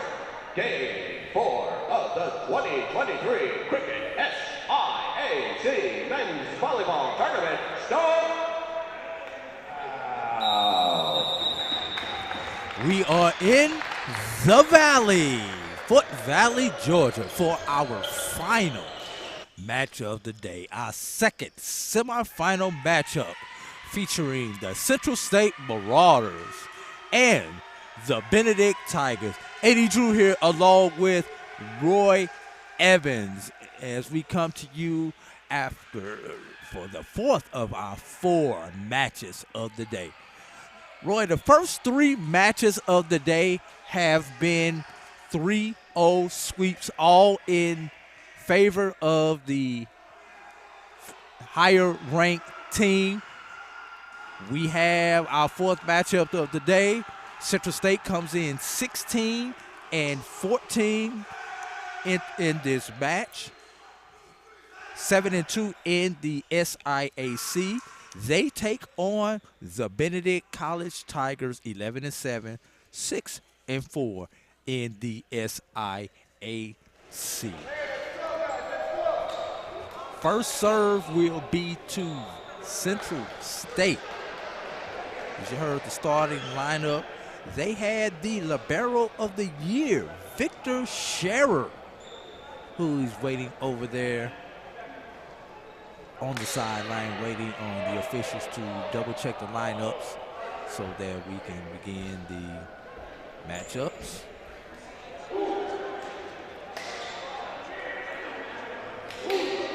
Victor Scherer is your libero. Carlos Pinto, number 1. Number 10, Labise Novakic. Number 23, Alan Tamo Noche. Number 27, Marcus Frank. Number 4, Cameron Lee. And number 13, De'Aaron McCrary for Central State. For Benedict, who will be serving first. Go over that lineup for you in just a moment.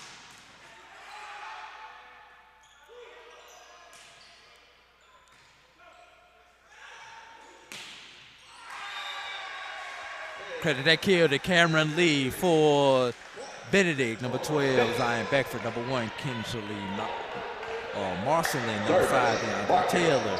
Number 9, Player of the Year, Ross Jesse Delaney. Number 3, Taryn Vulcan. Number 6, Devontae Wilmot. And your libero is number 15, Clint Forbes. And that is out of bounds by Ross Jesse Delaney.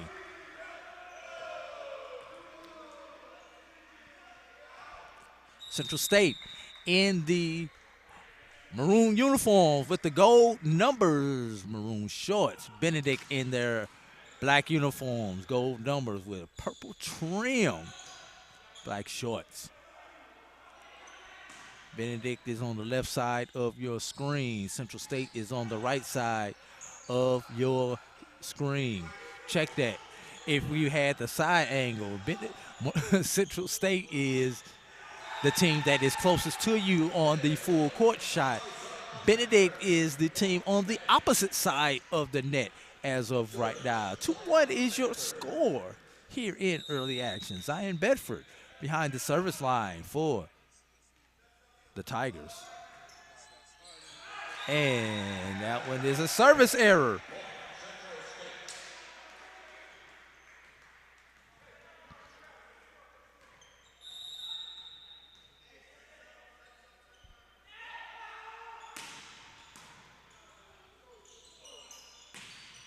And into the net for Beckford. Side out. Point goes back to Central State.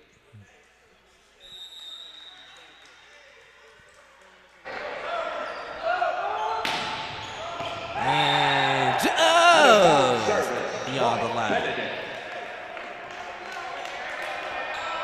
Service, Henderson Marshall.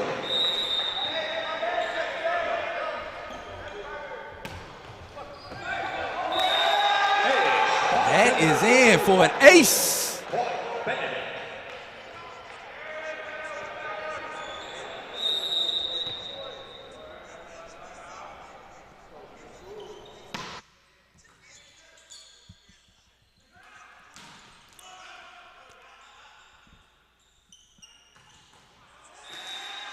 And that was touched. That's another point for Benedict.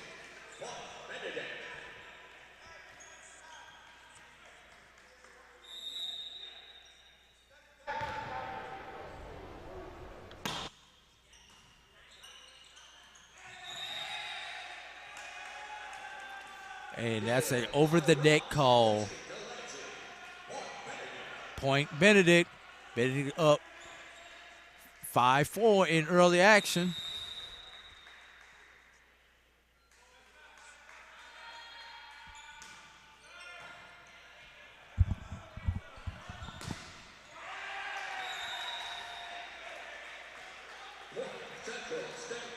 Side out ball over to Central State.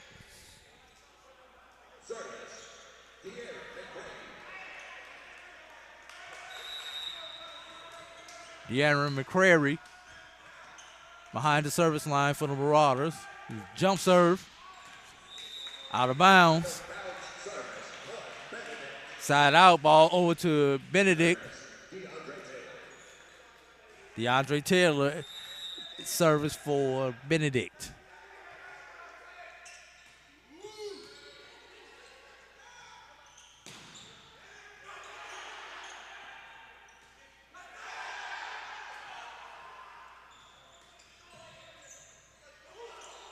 Free ball over for Benedict. And get that kill to Novakovic. Point goes over to Central State. We're all tied here at 6, a 6-pack apiece for both of these teams here in early action.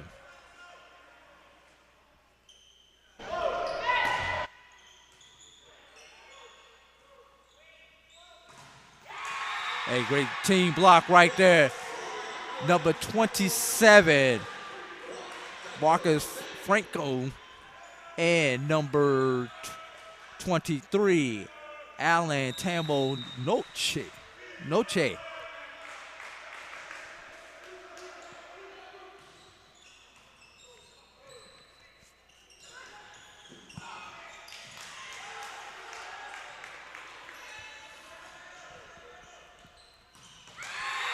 Give that kill to Noche.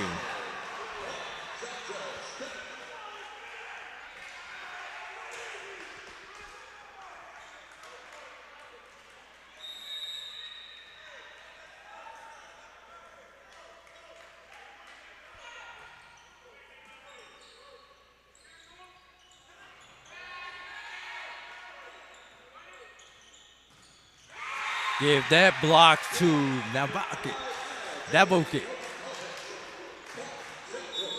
Novakovic. And we have a timeout on the court. 9-6 your score in favor of the Marauders. You're watching SIAC Championship Volleyball right here on the Black College Sports Network. It's Carlos Brown, letting you know that we're on the move. You can now catch the Carlos Brown Show beginning this July on the Black College Sports Network each and every Saturday from 11 to 1 Eastern Time. That's 10 to 12 Central Time. Same time, new place. On Facebook at the Carlos Brown Show and Black College Sports Network. Online at www.mybcsn.net and on the BCSN app available on Google Play and the Apple App Store. This is the Dean of the College of HBCU Sports, Kenyatta Cavill of Dr. Cavill's Inside the HBCU Sports Lab with Mike Washington and Charles Bishop. Come mix it up in the lab where the course lecture is in session every Tuesday from 6 o'clock p.m. Central Standard Time on Facebook Live, YouTube, Spreaker, or the BCS.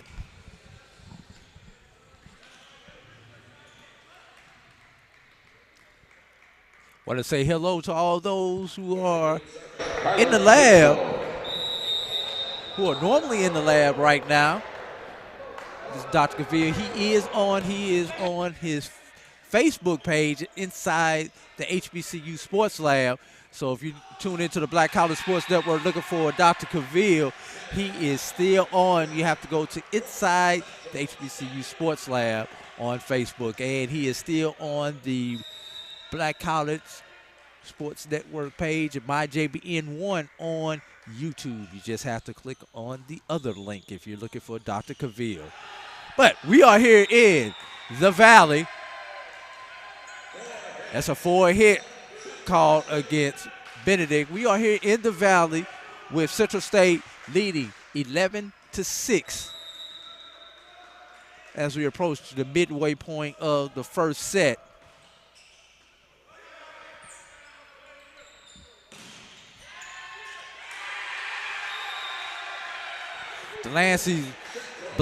Delancey's attack is rejected by Novakovic, and it falls out to Central State. Central State is on an 8-0 run right now. in this first set. Make that 9-0 as we have an ace. First ace of the day for the Marauders.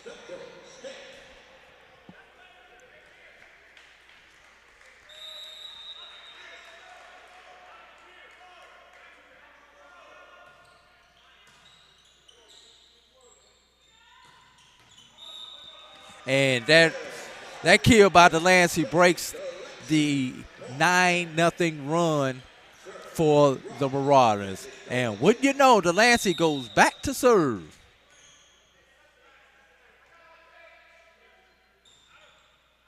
And that is long side out. Ball over to Central State. Divakovic is back to serve for the Marauders.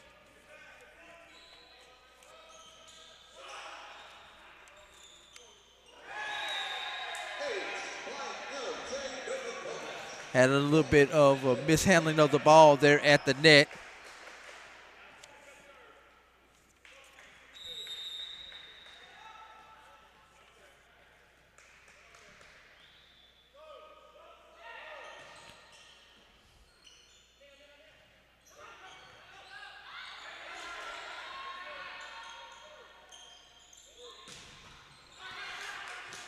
Great dig there by Scherer.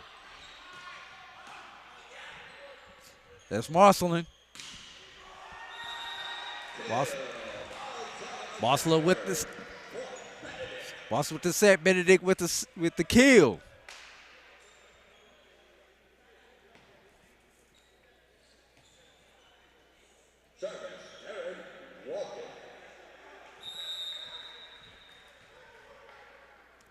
Taryn walking behind the serve line, and he serves it long. Serve error for Benedict. That is their third serve error in this first match. Well, Drew, you mentioned it here a little while ago. It seems that the way that things have been going today, the higher seeds have been just been taking out the lower seeds, and we're going to see how this goes with Coach Brockman and her Marauders. Third serve error for the Marauders right there.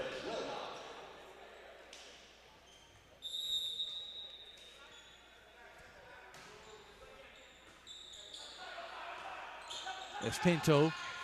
That's set to Lee. And that is long for Walken.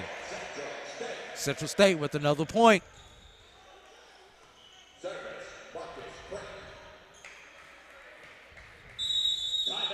And Benedict calls their second timeout of the match. We're gonna take a break from the action. You are watching SIAC Championship Volleyball right here on the Black College Sports Network. This is the Dean of the College of HBCU Sports, Kenyatta Cavill of Dr. Cavill's Inside the HBCU Sports Lab with Mike Washington and Charles Bishop. Come mix it up in the lab where the course lecture is in session every Tuesday from 6 o'clock p.m. Central Standard Time on Facebook Live, YouTube Spreaker, or the BCSN app, as we discuss all things about the HBCU sports culture, including exploring the week that was in the sporting HBCU diaspora, as well as the upcoming week of HBCU sports. With me, the Dean, the College of HBCU Sports, on Dr. Cavill's Inside the HBCU Sports Lab with Mike Washington and Charles Bishop. Course lecture dismissed. 17-9 is your score here as Benedict has taken their second time out of the day. Central State trying to show their dominance early here in this opening set of our final match of the day. And joining us to make this a official three-man booth. Don't know how much time we have from him, but this Wheeler Brown we talk about, he can take all the time in the world. You normally catch him on the Carlos Brown show. And we get to see him live. I only get to see him live about 2-3 times a year. Usually I catch him at a football or a basketball game. But Wheeler, how you doing, my brother? I cannot complain, not one bit. Yeah, life is good. Life is good. first of all, I want to thank you and your institution here in the Valley, Fort Valley State University, for you guys' hospitality and putting on such a fine event here. It's been a pleasure for us to host the tournament. It's kind of like a last-minute type thing, but you're always ready to contribute whenever necessary, and we're just glad to be home and not have to travel on the road, that sort of thing. So, wish the outcome could have been a little better earlier, but we did what we did, and it was a good season overall, and proud of our kids, and just looking forward to the future, looking forward to getting better. And that is long there for Kinsley Marceline. So, got a couple questions for you as an athletic administrator. Mm-hmm. And we're going to stay on the theme with volleyball. Mm-hmm. What has been your impression from the office side as far as volleyball and the growth of volleyball, both overall and here in the SIAC? Well, I think the initiative was well thought out and well intentioned. I think volleyball on the men's side is an emerging sport, and for the powers that be to come up with the concept of it being played on a Division II level, I think was a great concept. I didn't realize so many high school boys play volleyball, and so it's been a pleasure watching our kids grow and develop, and watching the other teams that come in, that sort of thing. A lot of these teams have kids from out of the country. I see a lot of Bahamas kids, and I see some other people on the rosters. I've seen some Brazils, and some other Caribbean countries. Yeah. I saw Trinidad and Tobago earlier, Dominican Republic. So, yes, you are right. It's brought an international flavor it's to our definitely HBCUs. opening some eyes, no doubt about that. And, it's the travel is expensive because you don't have a whole lot of teams that are playing. And so, in order to get a good cross-section of games, you got to put your teams out there on the road, that sort of thing. And so hopefully more schools in the region get volleyball. We can kind of, keep those costs pretty much under control, that sort of thing. But it's been good. I think our kids like it. The students have really grasped it and, really love coming and watching the guys play, that sort of thing. And so it's been good for us. It's definitely been good for us. I remember when former athletic director here in the Valley, great dig right there by number 15, Clinton Forbes. I'll hold that point to this is over. He's not able to make the second one as that goes out on we had a 22-13 score. But I remember former athletic director here at Fort Valley, Dr. Anthony Holloman, when he was athletic director, now commissioner of the SIAC, talked to me about volleyball. This may have been about a year out from it coming to fruition, and just telling me about it. And I gave him my 2 cents on it for whatever he took it worth. He probably gave me about a quarter of that 2 cents back on it. But no, I respect Dr. Holloman.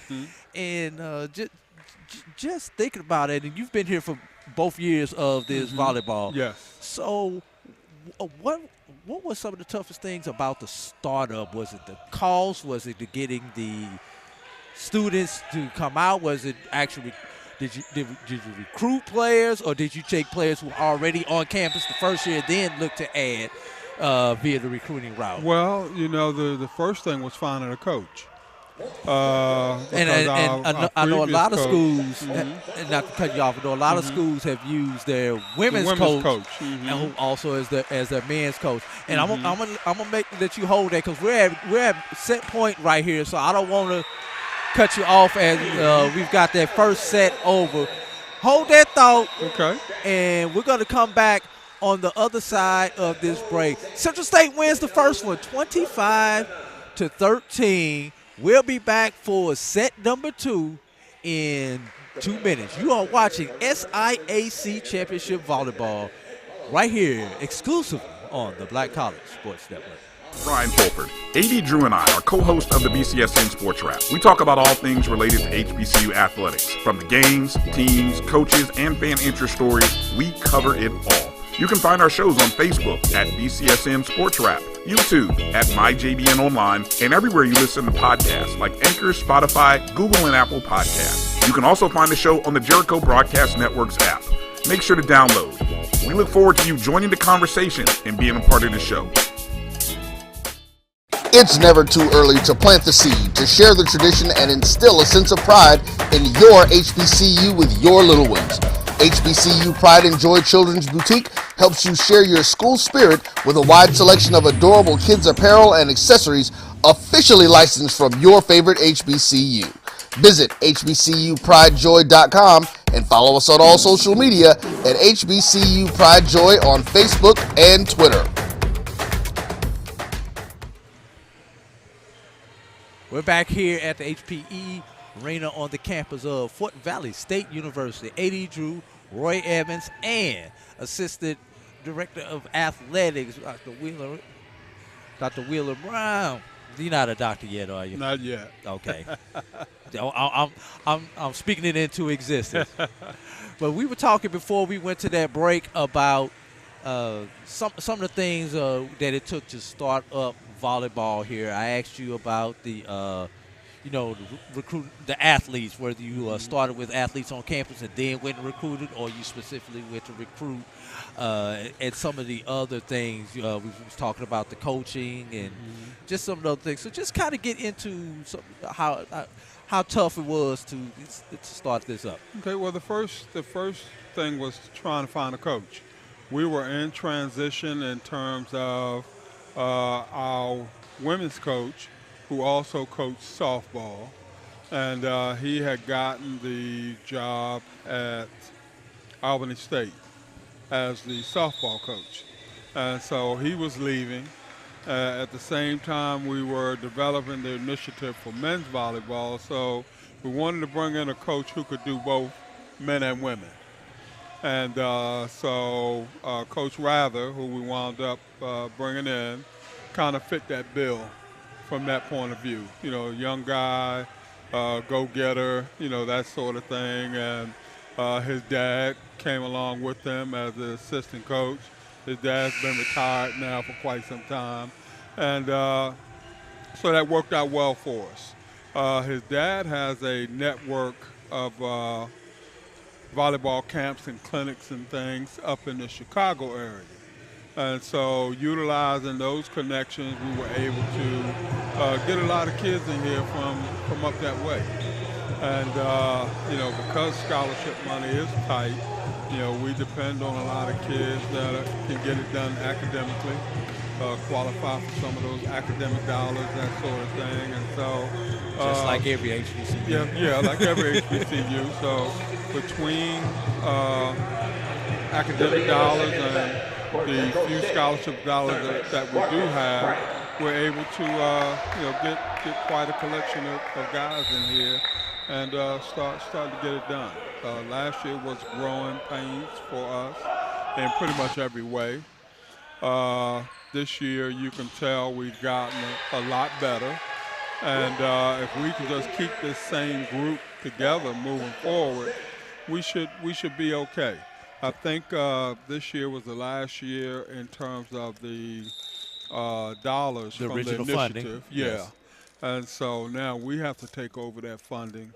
And, quite naturally, like every HBCU, we're wondering where the dollars are going to come from. But, we're adamant that we're going to keep men's volleyball thriving and keep it moving. And so we're going to find a way to keep it here and keep moving forward. And how has it been received on campus by the general student body and then by the other athletes who are here on campus, other student athletes on campus? I think they fit right in. Athletes are athletes. And, they tend to gravitate toward each other, that sort of thing.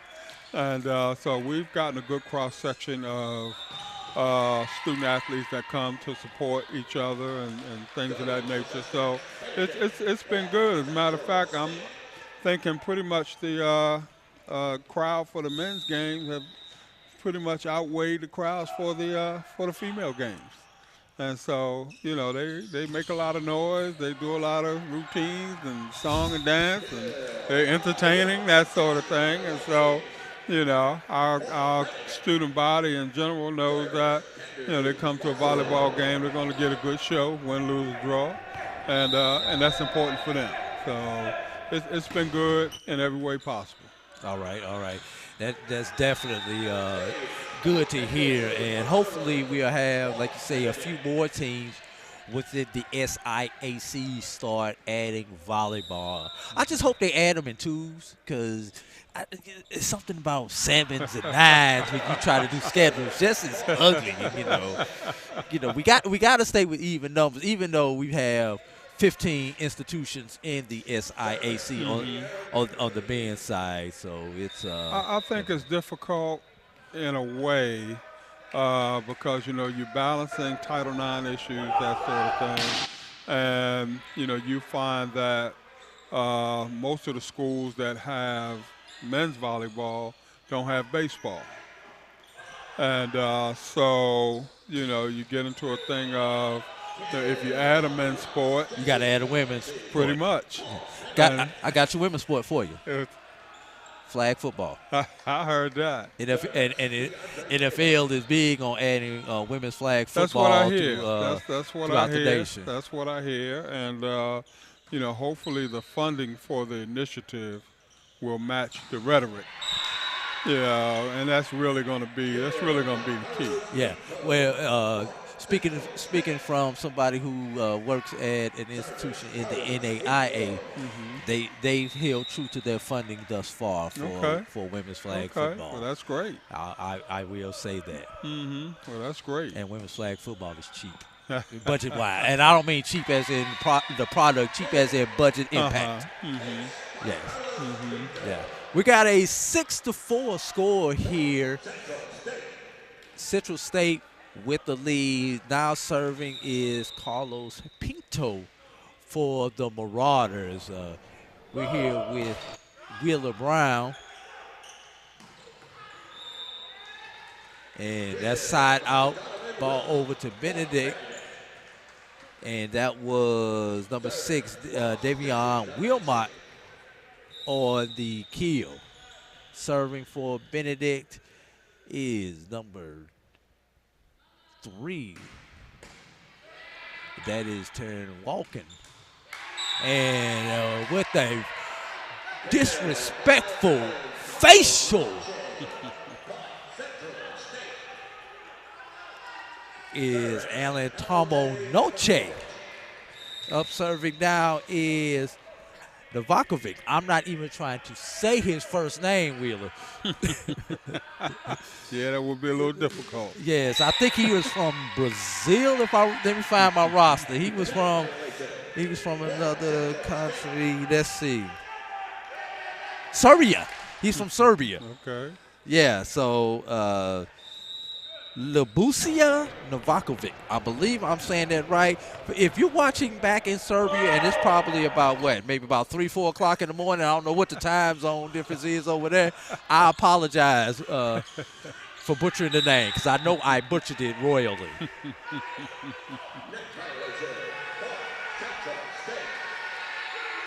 Point Central State. Central State won this thing last year, if I'm not mistaken. They did, and their only 2 losses this year were to Edward Waters in conference. But I want to give your team credit, Fort Valley. Fort Valley was the only team that Edward Waters was undefeated in conference, but Fort Valley was the only team that took them to 5 sets, and that occurred 1 week ago right here on this court. I thought we were going to pull that out. Which had we pulled it out, probably would have gone a long way towards us facing them today. But they came in here with their A game today and showed us why they're undefeated in the conference. So, hats off to them, no doubt about it. Yeah, I think that there may have been a wake-up call. They came in ready for you guys this time. Definitely. And I think they wanted you guys back in that semifinal. I believe so. I believe so. We went up 2-1 last week. Oh, so they had we to were fight. up 2-1. Yeah, they had to fight. Yes. And so yeah, it was quite a match, no doubt. And you know, sometimes you coach as well as I have. Teams need that wake-up call when they are cruising through a season with that much success. And that was probably a good wake-up call without the L. Because sometimes you just need to take a doggone L or take a butt whipping to wake up and then go ahead and finish out the season with the on the dominant level that you can. That's true.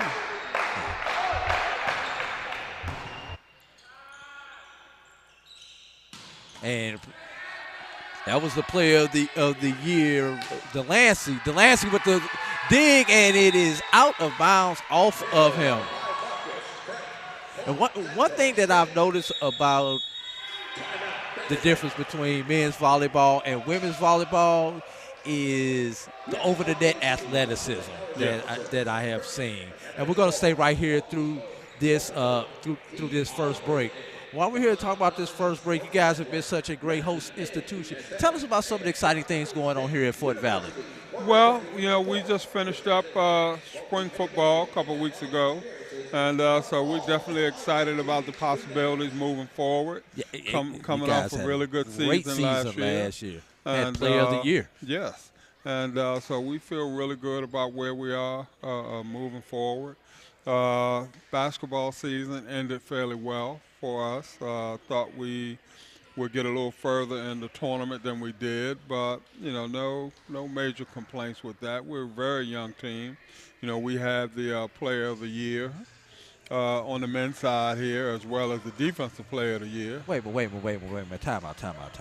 So you had the football player of the year. Football player of the year. Men's basketball player of the year. Men's basketball player of the year. Men's basketball defensive player of the year. Yes. Yeah, what y'all got in these ponds in the valley over here up in Peach County? Well, I mean, you see the facilities that we have. Yes. So we definitely got a lot. We definitely got a lot of good things to offer, no doubt about that. Yes. And where we're short from a scholarship point of view, I think we make up for it in terms of just the overall feel of what it takes to be a Fort Valley State University student athlete. Yeah. And I first came to this campus 21 years ago, and just seeing the growth of this campus. Matter of fact, I believe my first trip to this campus was the first year that this facility that we are in was open. That was about 2003, 2004, somewhere up in there. With this facility open, because you guys were playing. They were playing across the street. Down in Woodard Gym. Yeah. Oh yes, over at Woodard Gym. Never got an opportunity to go in there. Oh, you haven't missed much. I can tell you that. Football has pretty much taken that building over. And so that's a good thing too. But there's something nostalgic about those old gyms that we have on our campuses. Even though we've built bigger and better because we have to keep up with the times. There's such nostalgia and history in if these walls could talk in these schools. Definitely. Sometimes these walls might get people fired if they say some of the wrong things, but if these walls could talk, they could tell some great stories of some great athletes and some great times at these universities. You're exactly right. You're exactly right. Central State 13-7.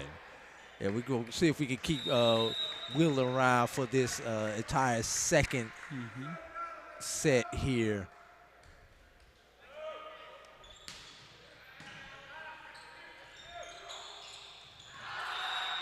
And that is out of bounds. That looks like that ball hit the net.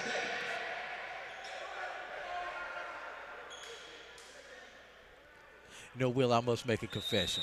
If they would have had college volleyball when I was coming out of high school, I probably would have tried to play. I heard that. I used to play volleyball at a decent level. Okay. It was something about when I was trying to go to college, nobody wanted a 5'10" point guard who couldn't shoot. I wonder why. But I could dish the heck out that ball. I could pass that ball. I could lock somebody down. I heard that. But I couldn't hit nothing past a layup, it seemed like, on a lot of those days. I was either on or I was off. There was no in between when I was playing basketball in high school. Well, hopefully we found out early which one it was. Oh, right? yeah. All you had to do was look about halfway through the first quarter and see Drew getting into the game. Nope. But I averaged 30 in warm-ups.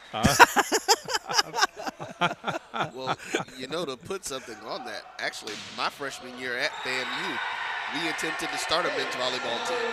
Oh, wow. Yeah. We sure did. See, if you would have started your sophomore year, then I would have been tempted to go out for it because I was a year behind you at Florida A&M. Yeah, being from South Florida, we played volleyball all year round. So it was. I lived 3 miles from the beach, so we were out at the beach playing on a regular basis. Oh, great block right there by number 1 Pinto and number 13 McCarrier. Let's take a look at that again. And you've got to be careful when you pass that ball at the net, and that ball gets up in the air. It gives time for those blockers to get there and set up. And that's exactly what happened to Central State.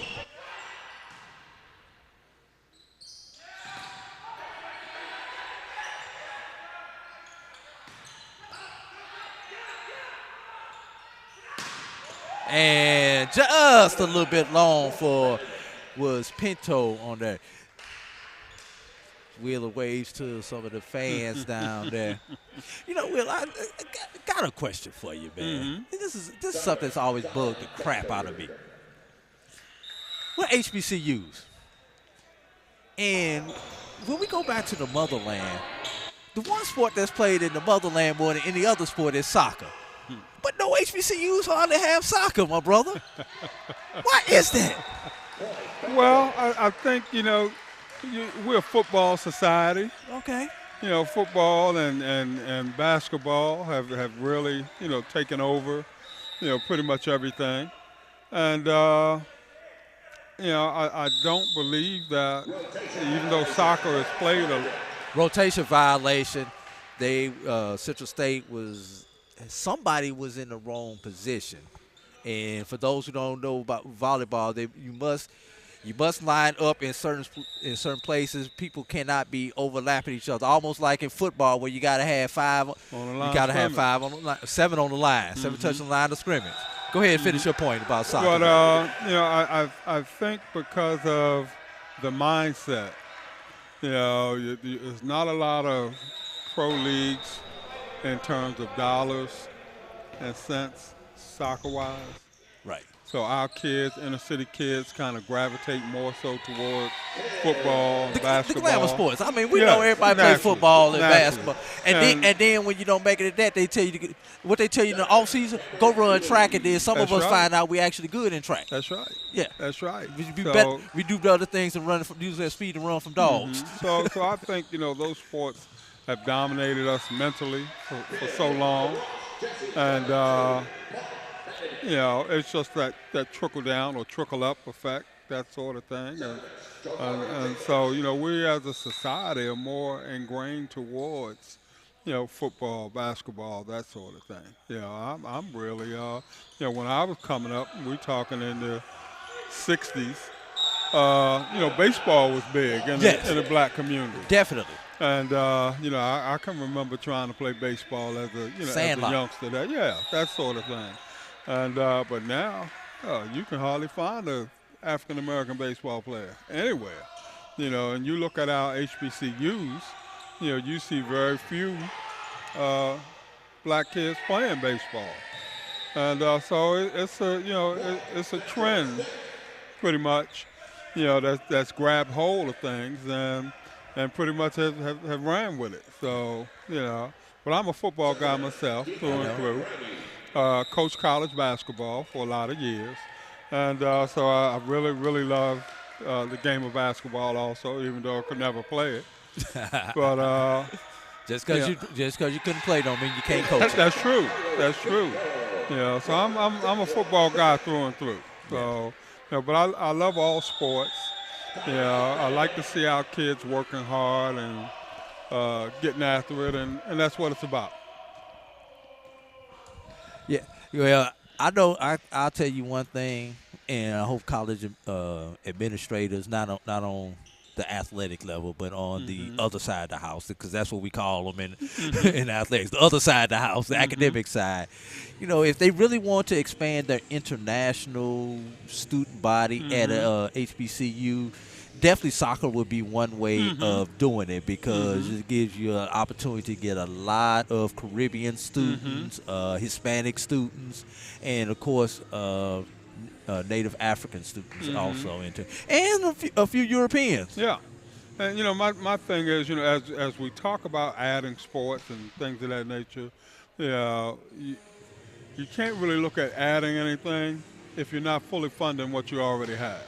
See, that's a whole other conversation. And that's the real key right there. That's a whole other conversation. In and of itself. Because we all have great ideas in terms of, we might want to explore this, explore that, that sort of thing. But at the end of the day, when you're only giving out 30% of the NCAA maximum in terms of scholarships, you have to wonder, exactly where those dollars going to come from. And you're 100% correct on that, because you can't,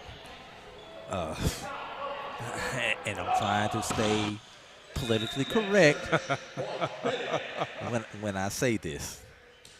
You can't count on Pell Grant and academic money to fund your athletic program. And you can't count on your alums to furnish it at a high rate either.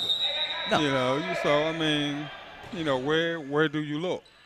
You gotta have a comprehensive plan in place to get funds raised, that sort of thing, and it's gotta be a collaborative effort in terms of everybody being involved, starting with the institution. Yeah. I'm gonna use this analogy, and I use this on somebody. Because I'm that dude, I'm that go-getter type dude. You tell me to go out here and dig a 10 by 10 hole on the side of the road, I'm gonna find a way to do it. Of course, you giving me the tools. Now, if you give me a spoon, it's gonna take me a while. It'll take you a long while. You give me a shovel, I can get it done a little bit. I get it done a little bit faster, right? But you give me a backhoe, I can get it done. I can get it done in no time at all. That's right. And that's the same thing when it comes to our funding for our athletic programs. Some institutions, they're giving you a spoon to work with. Some institutions are getting shovels. And then some institutions are getting backhoes. That's true. And you can see it in wins and losses. Who has the backhoe and who has the spoon. You're absolutely right. You're absolutely right. No doubt about it. Yes. No doubt about it. Yes, sir. Well, like you stated, we got to do better all the way around. There's no doubt about that. We definitely got to do better. We got to find a way to do better. We can't do it on the backs of students. Student fees are not going to ever be enough we to learned get that it during done. COVID when we didn't have any students, and the budget impact just the lack of that student fees. Exactly. Yeah. Yeah. And I mean, you talk about sponsorships and things of that nature. You go to these companies and looking for handouts and things of that nature. The first thing they want to know is, what are your alums doing? Game point, Central State. And that is out of bounds by Novakovic. Side out, Central State will have to earn game 2 via the side out. But yes, you are absolutely correct. If you're not helping yourself, why should we help you? Exactly. It makes a difference. Yes, it does. Yes, it does. And that is a win with authority right there. Noche with the spike to bring us to the end of set number 2. Will and my brother. Yes, indeed. I thank you for joining us here. Always a pleasure. And, well, I still see you before you leave because your office is about 20 feet from me where we're broadcasting from. And we'll also see you on hopefully on Saturday on the Carlos Brown Show. Yeah, definitely. All right. If not this Saturday, we'll definitely see you next Saturday. Always make time for my man, no doubt about it. There you go. There you go. Well, some of us will see him tomorrow. You know. Well, that's your problem, not mine. You know, we don't have that issue. So. Hey, while we figure out who gonna see who, when, where, and why, and how, we gonna take a break. You're watching SIAC Championship Volleyball right here on the Black College Sports Network. Some carriers will give you just one measly entertainment subscription. One is no fun. With Verizon, there's up to 7 entertainment subscriptions with your unlimited plan. That's 7 times the... 7 times the... No! 7 times the... Music, gaming, Disney Plus, Hulu, ESPN Plus, and more. That's 7 times the entertainment! Because everyone deserves better. And with plans starting at just $35, better costs less than you think. T. Madden and Associates is a sophisticated and experienced law firm located in your neighborhood. We're turning injury to cash. T. Madden and Associates obtained almost $2 million for my injury. They turned my injury to cash. Now, we can't guarantee how much your injury is worth, but we've recovered millions for our clients. Call T. Madden and Associates at 833-PAID-123. That's 833-PAID-123. Let's face it, shopping for insurance can be time-consuming.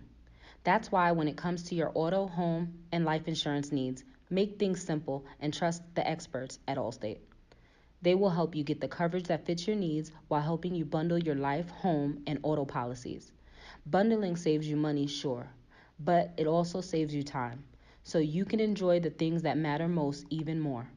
Contact me, Tammy Haynes, your local agent, for a free personalized insurance quote. Allstate, are you in good hands? This is Ryan Fulford. AD Drew and I are co-hosts of the BCSN Sports Wrap. We talk about all things related to HBCU athletics. From the games, teams, coaches, and fan interest stories, we cover it all. You can find our shows on Facebook at BCSN Sports Wrap, YouTube at MyJBN Online, and everywhere you listen to podcasts like Anchor, Spotify, Google, and Apple Podcasts. You can also find the show on the Jericho Broadcast Network's app. Make sure to download.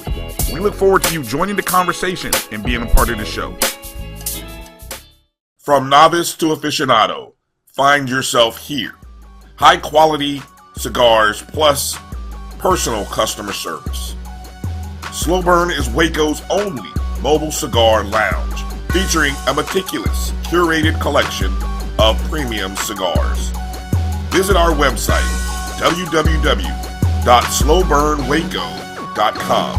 That's www.slowburnwaco.com. All right, ladies and gentlemen, welcome back. Get ready for the third set.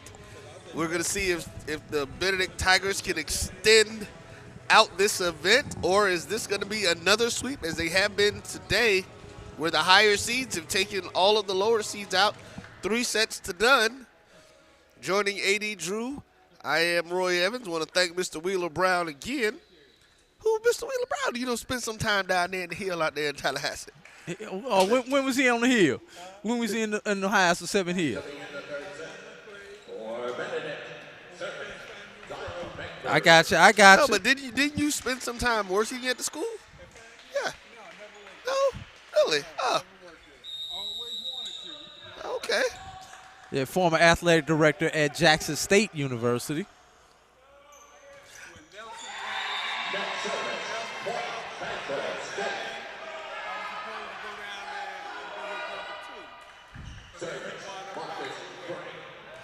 And I want to say that's exactly where I met you, was from Mr. Townsend. Yeah, Mr. Townsend was a great guy. He was always a huge supporter of the Black College Sports Network and has really helped us get along with some things. And we actually have something we're going to be talking to his family about here going into this 25th anniversary of ours. So. Serving for Central State is Marcus Frank.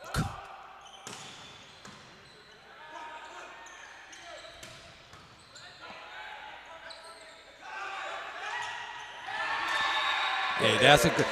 Number 1, Victor Scherer showed why he's the libero of the year with that dig right there, setting up his teammates, who now lead 3-0.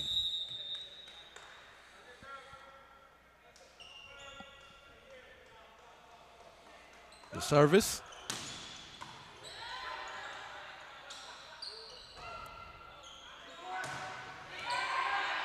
Nice block. These guys are staying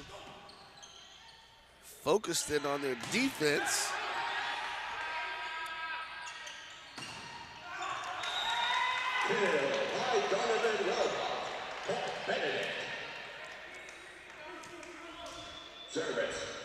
Benedict breaks the ice, gets their first point of the day. Excuse me, of the set. There we go. They've had a couple of points today. That's how they got to this round. Exactly. I mean, you could see some 25-0s, but that would be ugly. What was not ugly were De'Aaron McCravey with the kill. The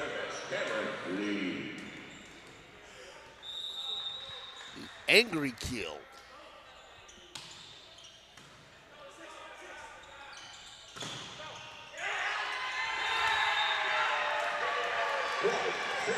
That was Nakovic, Novakovic, blocking player of the year, Delaney, to give Central State the next point.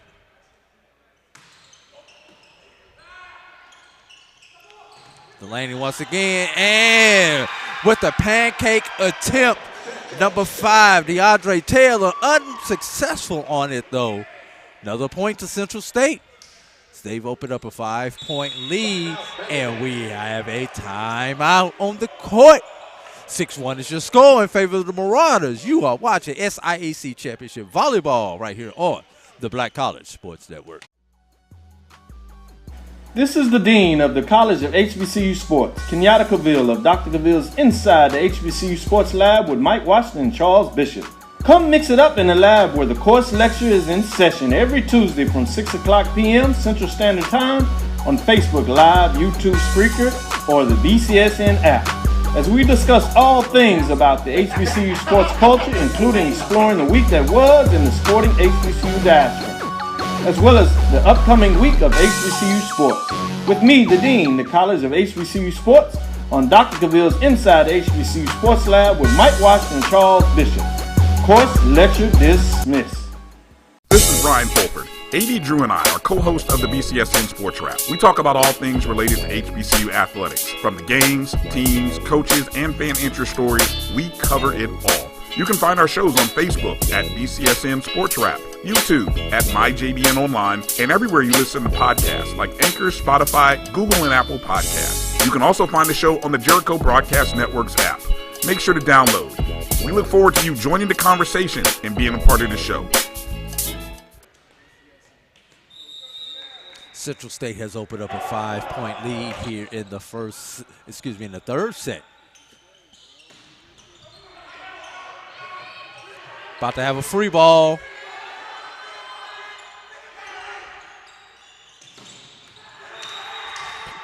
When all else fails, go to the player of the year. Marcelin sets up Delaney to end the run for Central State. And right now, the Tigers need to do more of that. What the Tigers don't need to do is serve the ball into the net. Because you don't even give yourself a chance if you don't get your serve in. De'Aaron McCravey behind the service line for Central State.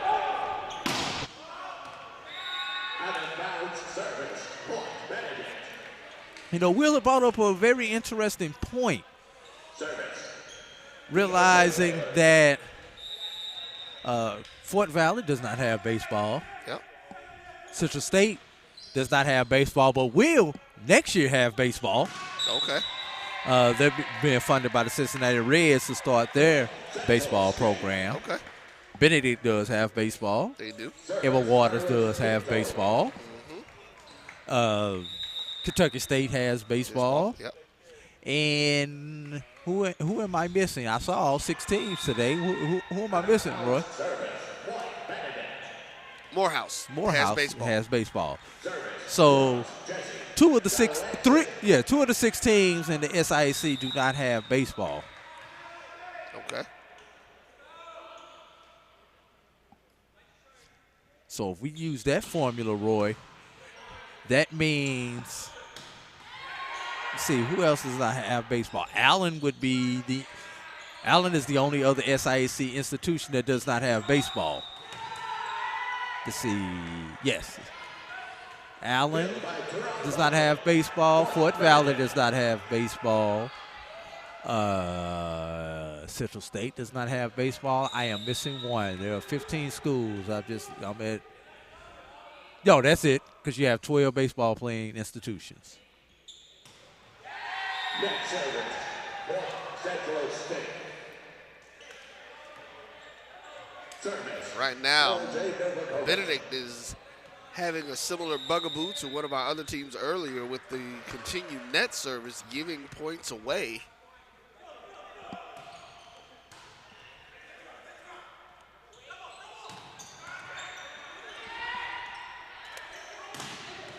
Oh, that's a great block right there. We're going to credit what?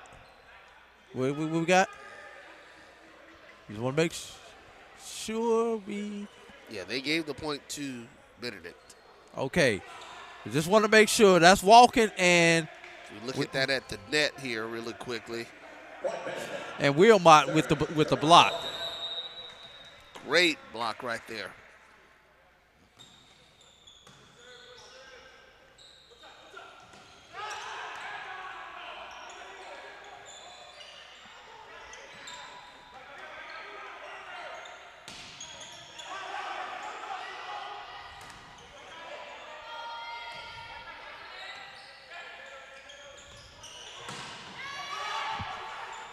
Great play at the net here going on for both teams. The Lansing was a touch. Yes, it was. The Lansing gets credited for the kill.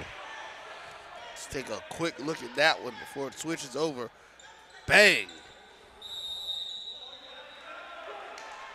You talk about those service errors, Roy. These two teams have 7 each.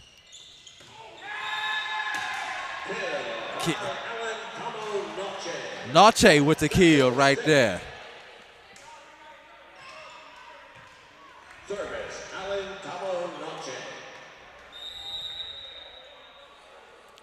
Central State hitting at a .381 hit percent. And there's another net serve. Keeping this one closer than I'm sure Coach Brockman would like right now.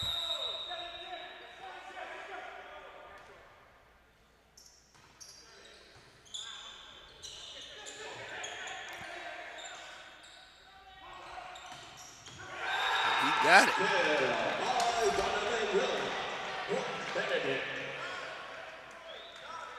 The end of that, right on the inside of the line there. Great look on that one.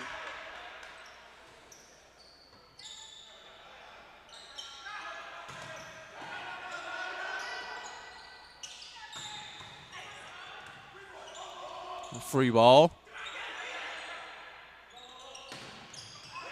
Woo! Drew, what did you just say? Free ball. Just like that, we are tied here in this third set, 10-all. Benedict is battling back. That ball deflected off of Taylor. Cameron Lee with the kill.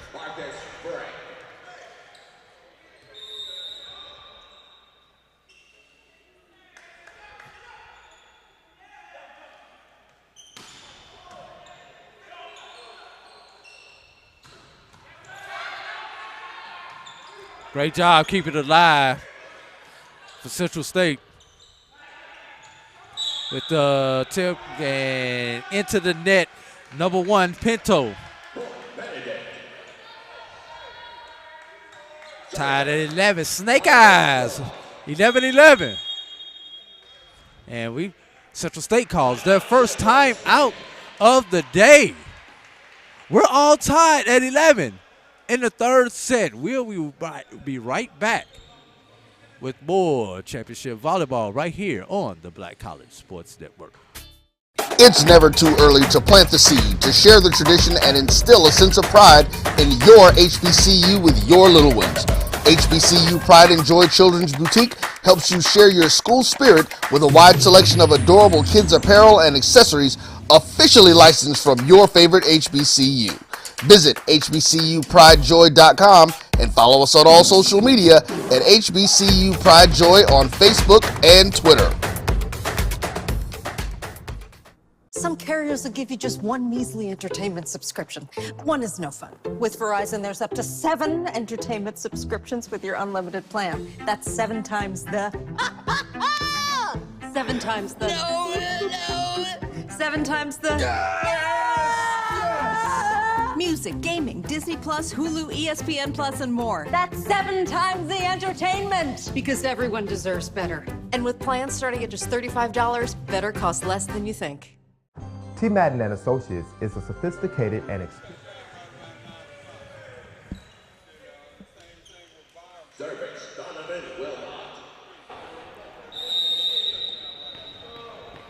As we are back here on the campus of Fort Valley State University, that's going to be an out-of-bounds service error. Point goes to Central State. Service, Cameron Lee.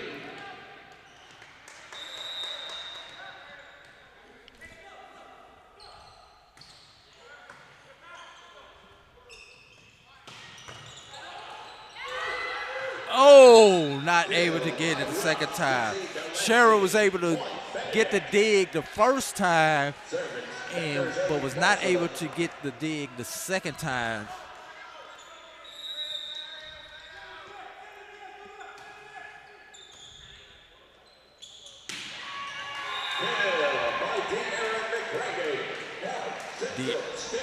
The Aaron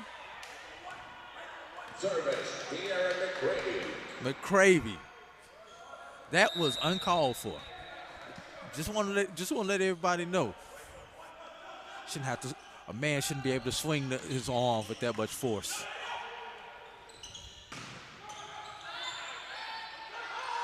Just like I like to say with other sports, I like to see players play with aggressive intent. And that was very intentional.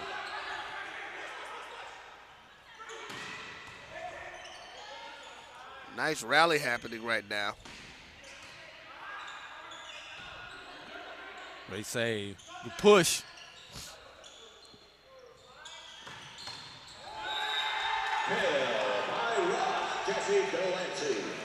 Delancey with a great attack right there. And when you're attacking a big fellow like that, like McCraney, who stands 6'9", attack him below the knees.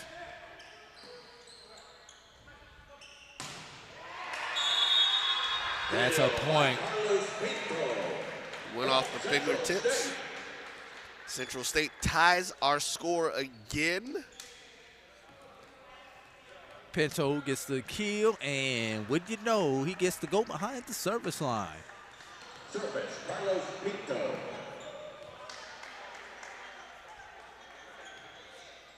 And wait a minute. Benedict only has 5 players on the floor right now, as there's some confusion with the rotation.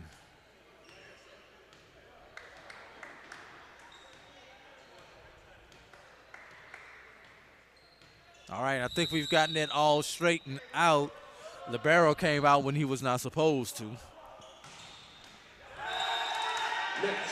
Pinto with a net serve. Service, Ross Jesse Delancey. Delancey, Conference Player of the Year, back behind the service line.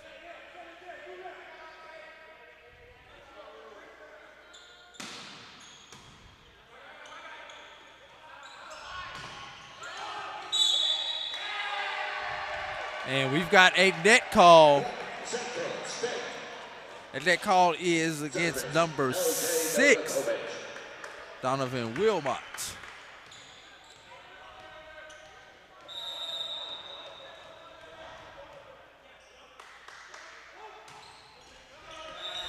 Net service, Benedict. Net serve. If I'm not mistaken, Benedict's last 3 points have been net serves. You got to get them how you can if you're Benedict. Do what you do, when you do, and how you get it done.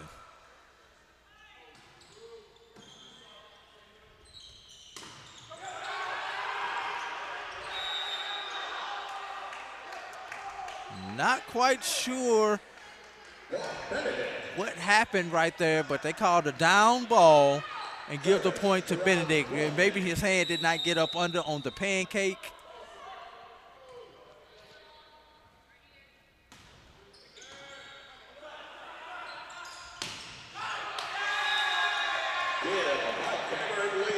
Kill by Tanner Lee right there. Point goes over to Benedict.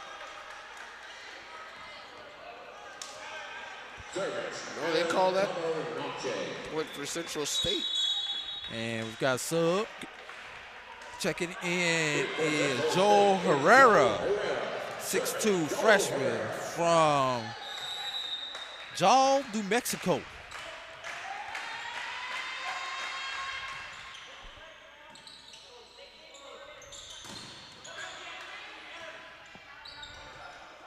Right, I would definitely say that Central State probably has the most diverse roster of all 6 teams that I've seen today.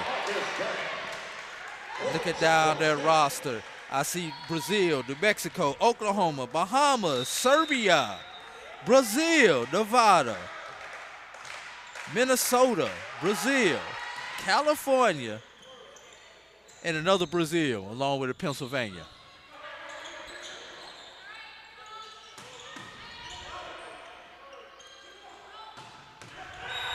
And that is good. Cross-court kill by Donovan Wilmot. Service, John Bedford.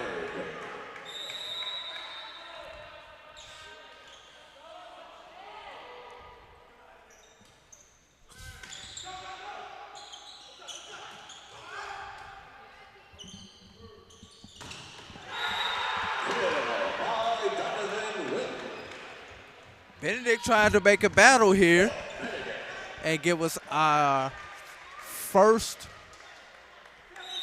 match of the day that goes beyond 3. They definitely are. They're definitely not mailing it in. Not at all. And honestly, you don't know if it's more of them not mailing it in or Central State making mental errors right now. And I think it's a little bit of combination of the both. I would say that because this Benedict team is serious about this match. Their first lead up 2.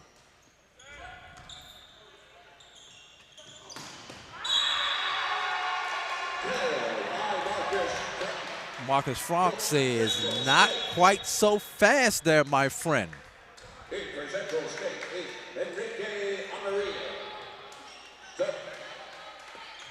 Marcus Frank. Marcus Frank to the service line.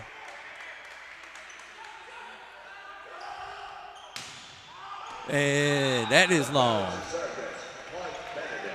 And that's something that's plagued every team that we have seen today is service errors, Roy.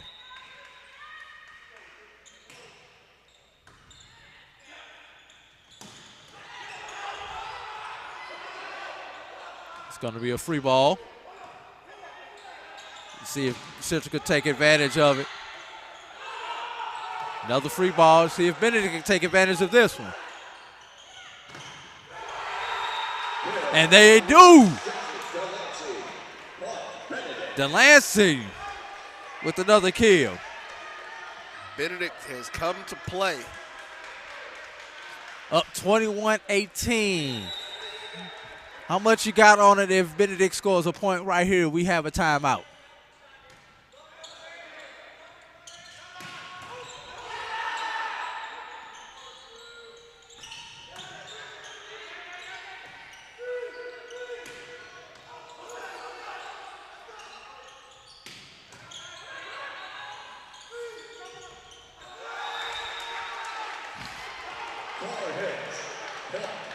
And here's that timeout, Roy.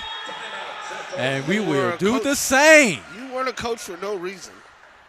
22-18 is your score. We'll be right back for more SIAC Championship Volleyball right here on the Black College Sports Network. T. Madden & Associates is a sophisticated and experienced law firm located in your neighborhood. We're turning injury to cash. T. Madden and Associates obtained almost $2 million for my injury. They turned my injury to cash. Now, we can't guarantee how much your injury is worth, but we've recovered millions for our clients. Call T. Madden & Associates at 833-PAID-123. That's 833-PAID-123. Let's face it, shopping for insurance can be time-consuming. That's why when it comes to your auto, home, and life insurance needs, make things simple and trust the experts at Allstate. They will... Continuing service, Donovan Wilmot. Donovan Wilmot behind the service line.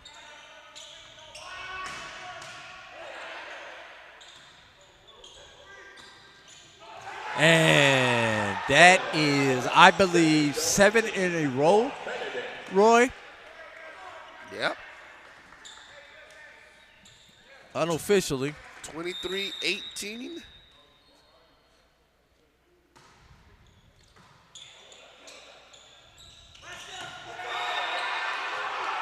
That is good.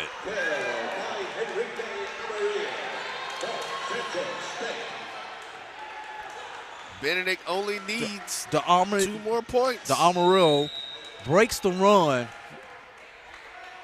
for Benedict. And most important thing, Central got the serve in.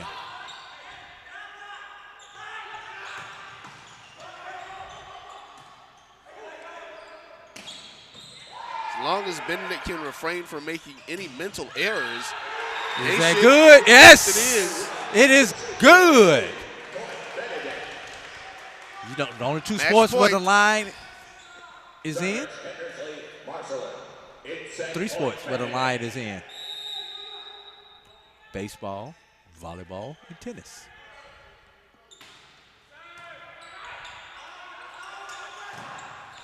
That's a touch. Central stays alive. Novakovic with the kill, keeping Central alive.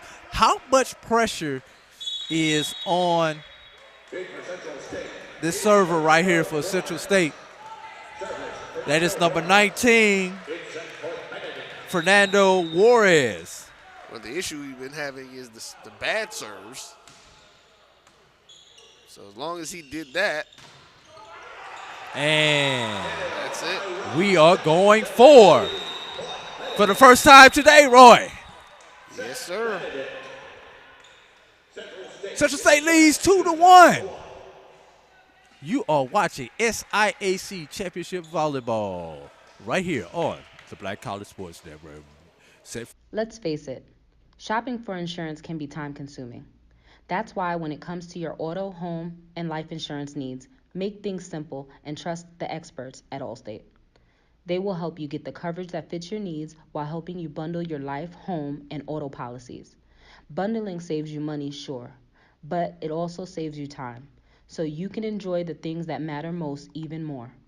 Contact me, Tammy Haynes, your local agent, for a free personalized insurance quote.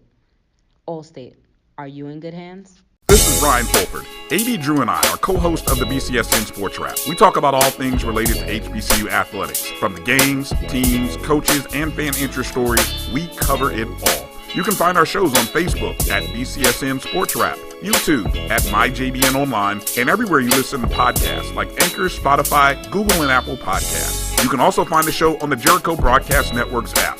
Make sure to download. We look forward to you joining the conversation and being a part of the show. From novice to aficionado, find yourself here.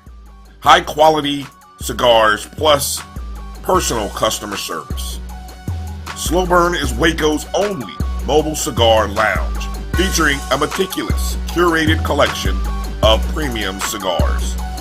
Visit our website, www.slowburn.com, www.slowburnwaco.com.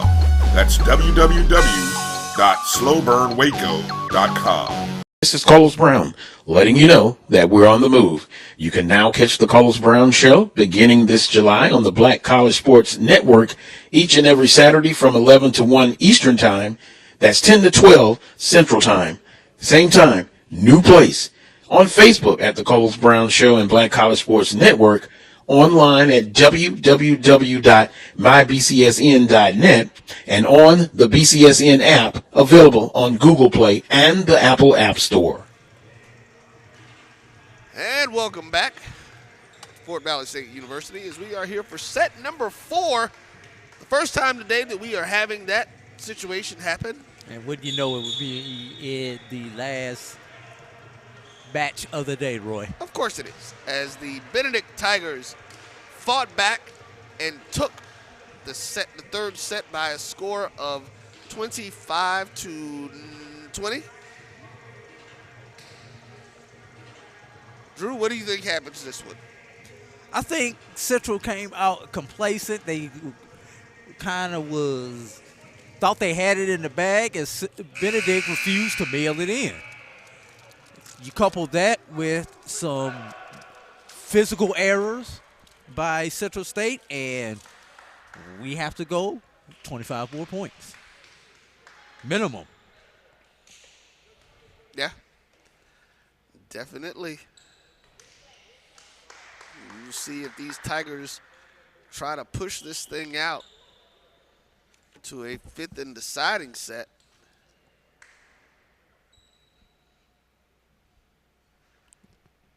Right now, it just seems it's one of those situations where it got quiet inside of the arena, and you could hear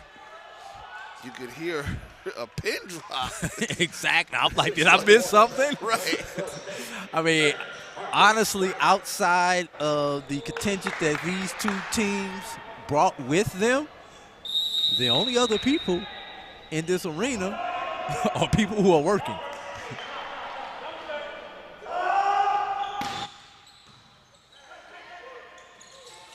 Dunk, and it's out.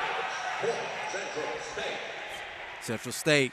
I think Central State's will come out in this 4th set and try to establish themselves quick, fast, and in a hurry, Roy. As I stated earlier, they will be playing. I'm sure Coach Brockington told them to play with aggressive intent in this set. Don't sit back and wait for anything. You go get everything that you want. And if you're Central State, you're the favorite team. Yep. You do not want to let the underdog hang around to the 5th set, because in the 5th set, anything can happen. Exactly. You don't. So you definitely want to handle your business in this set. And the other thing about the 5th set that folks need to know is that set does not go to 25. 15. Yep. First to 15.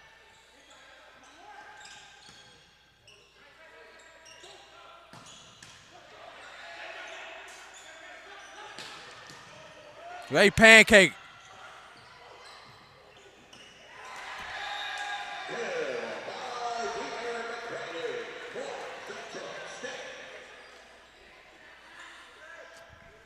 Central State jumps out early, 3-0.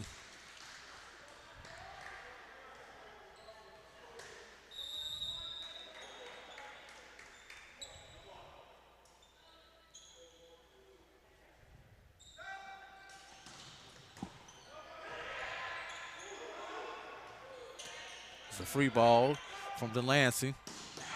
Oh my God! The Prairie.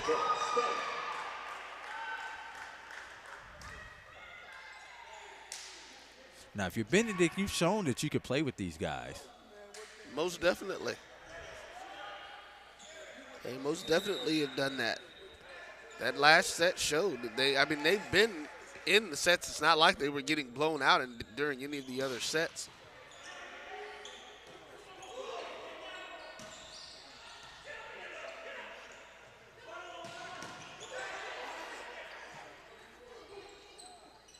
Push.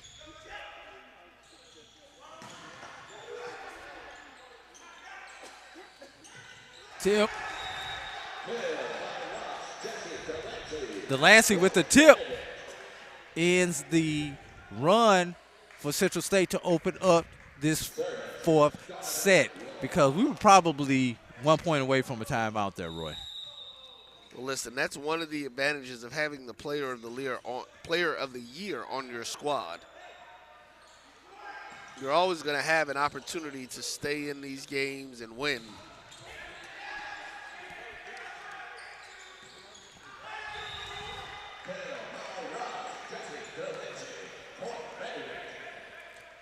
Benedict, 2 in a row.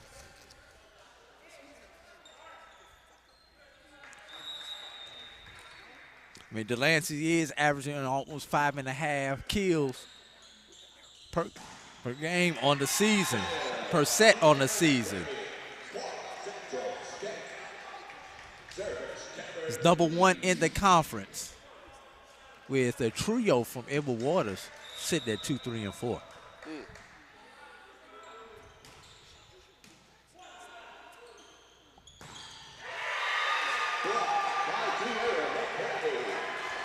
Great block right there by McCrary.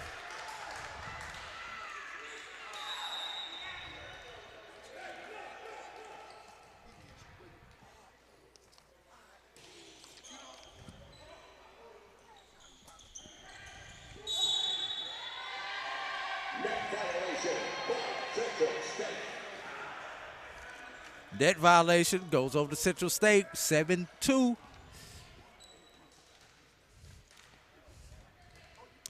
Central State gets this point right here. I guarantee you we're going to see a timeout from Benedict. Let's see if I am right once again.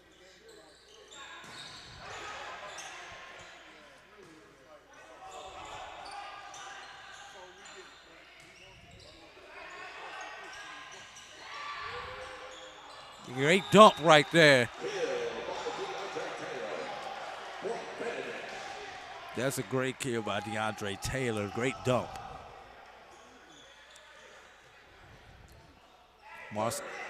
Marcelin behind the service line for the Tigers.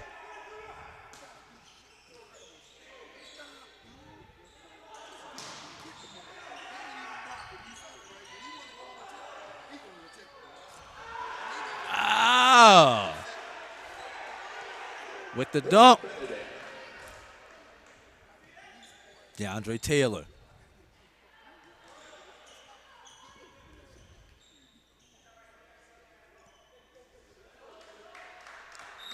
Roy, I don't even think the SIAC staff is even here with us anymore. The staff from the conference office. I know somebody is here, but they probably back in that hospitality room hiding from us.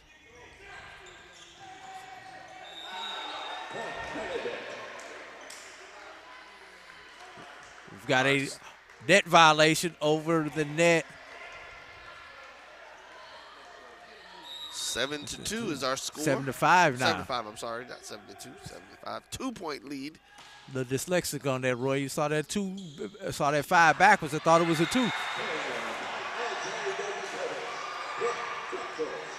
That was another aggressive intent move.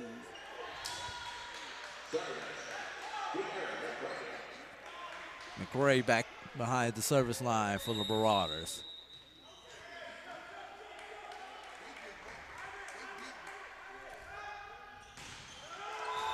Net serve.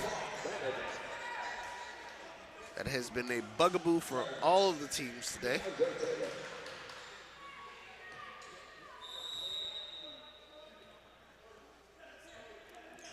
.24 combined service errors between these two teams. 13 for the Marauders, 11 for the Tigers.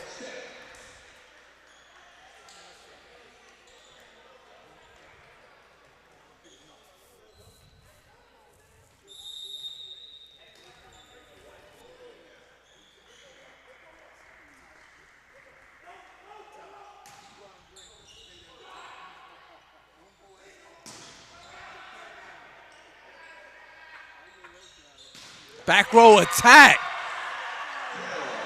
with authority.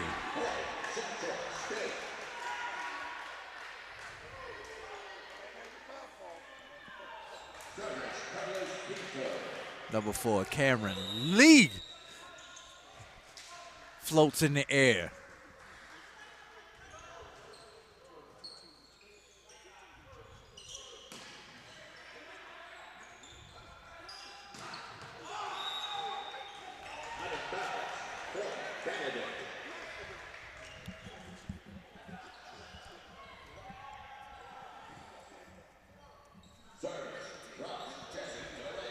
Ross Jesse Delancey. Number 4 in the conference in aces.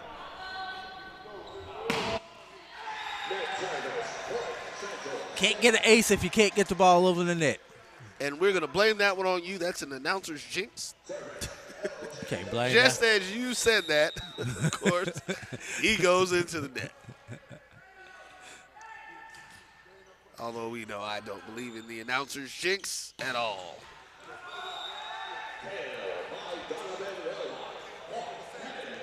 You know, there was a point in time, speaking of the announcer's jinx, where coaches wouldn't come on the sports rap during the season because if we talked to them during the season, they lost their next game.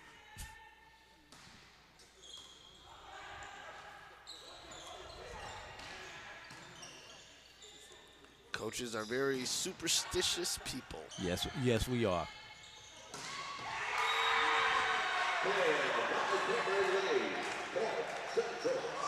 Central State now takes a 12-8 lead.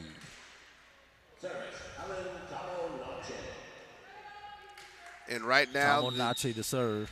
Right now, the job is to just continue to stay focused, not trading points for points, just going back and forth and getting your points.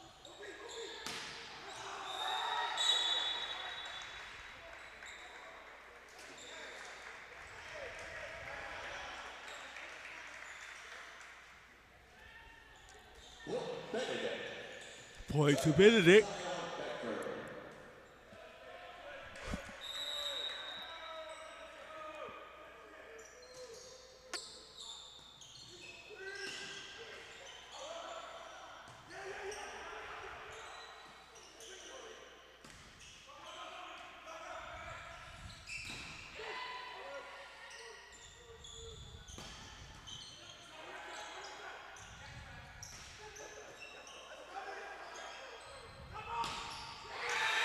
Hey, that's a great block by the duo of McCraney and Frank.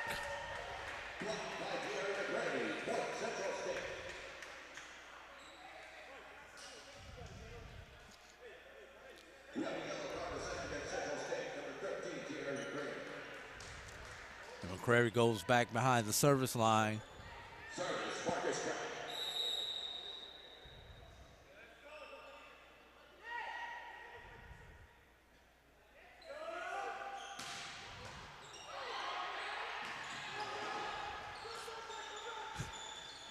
As Marcelin winds up in about the 10th row after that save.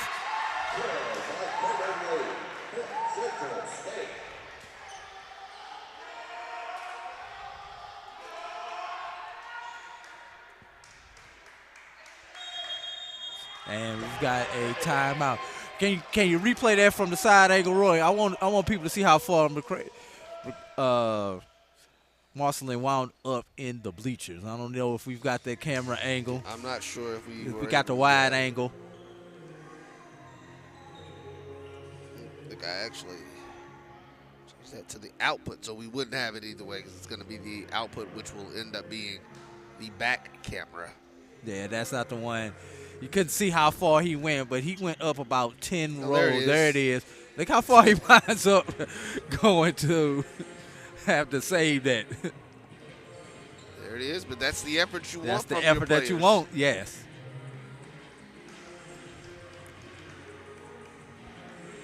We're going to stay here for this short timeout. Right, just a reminder, we've got more SIAC championship, spring championships coming up right here on the Black College Sports Network. Next week on Thursday, Friday, and Saturday, we will be in Atlanta, Georgia at Morehouse College for the track and field championships. And we will actually be at Morehouse College this weekend for the spring football game. Yeah, we were just talking about the championships, Tigers. but that was a great plug for Morehouse right there. Catches this week. That's right. Don't wait till Thursday. We'll talk about scoring those championships in just a moment. The Prairie with the receiving error. There's an ace. What is that? That is a celebration, y'all. I think that's the first time I've seen that celebration today. Yeah.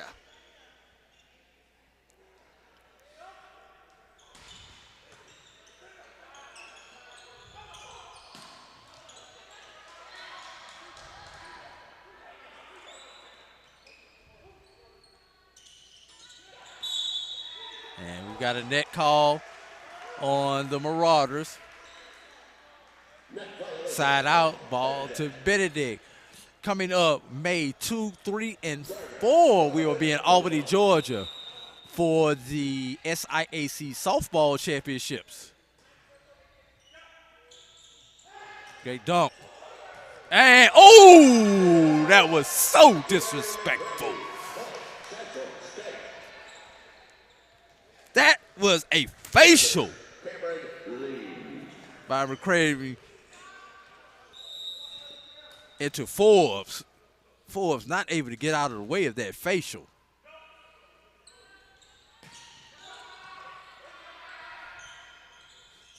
We come back to live action. And there's another kill by McCravey.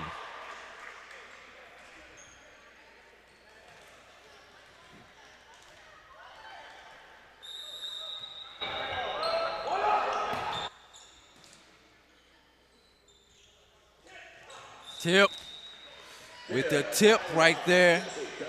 Ross Jesse Delancey. And the tip is just what it sounds like, Roy. A tip. As we are here right now, the Marauders are holding on to their 7-point lead. Bosselin with the serve error into the net.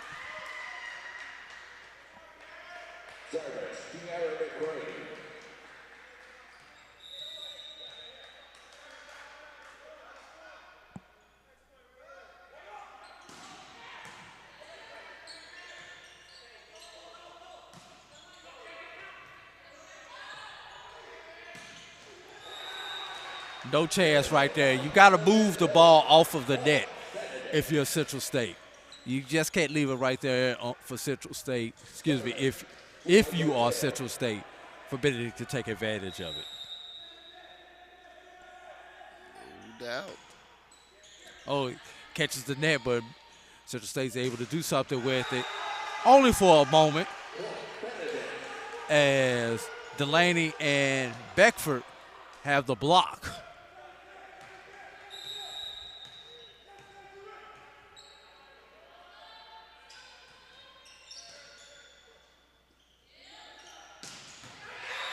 Returning the favor is Novakovic.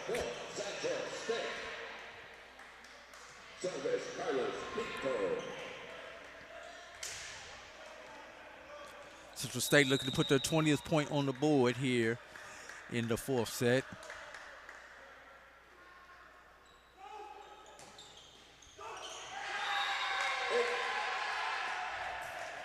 And we have another one with the ace. Another ace celebration. Yeah, just dropped over the net. Hey. But as long as it gets over, it's a point. It looks like a line drive in the books, as they say. We've got a timeout on the floor, and we are going to do the same. Central State 20, Benedict 13. You are watching SIAC Championship Volleyball right here on the Black College Sports Network. This is the Dean of the College of HBCU Sports, Kenyatta Cavill of Dr. Cavill's Inside the HBCU Sports Lab with Mike Washington and Charles Bishop. Come mix it up in the lab where the course lecture is in session every Tuesday from 6 o'clock p.m. Central Standard Time on Facebook Live, YouTube Spreaker, or the BCSN app, as we discuss all things about the HBCU sports culture, including exploring the week that was in the sporting HBCU diaspora. as well as the upcoming week of HBCU sports. With me, the Dean, the College of HBCU Sports, on Dr. Cavill's Inside the HBCU Sports Lab with Mike Washington and Charles Bishop. Course lecture dismissed.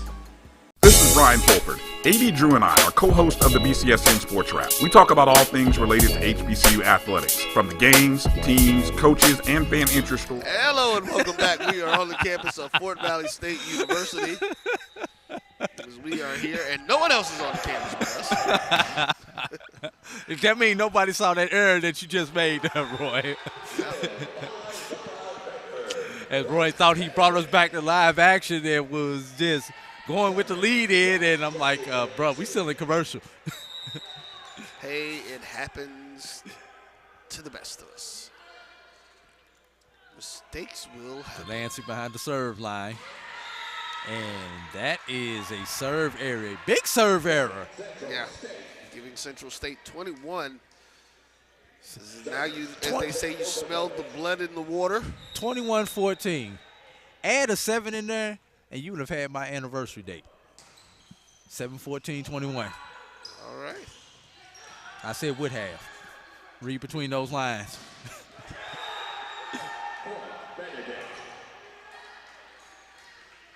15-21 as Benedict gets the kill. Service to round Walton.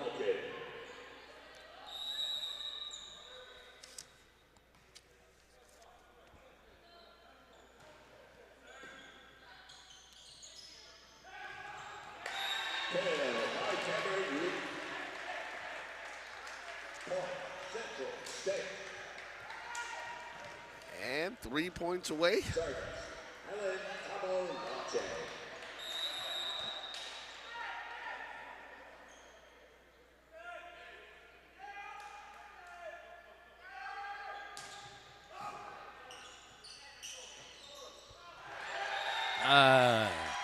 That was a error right there. That's a double.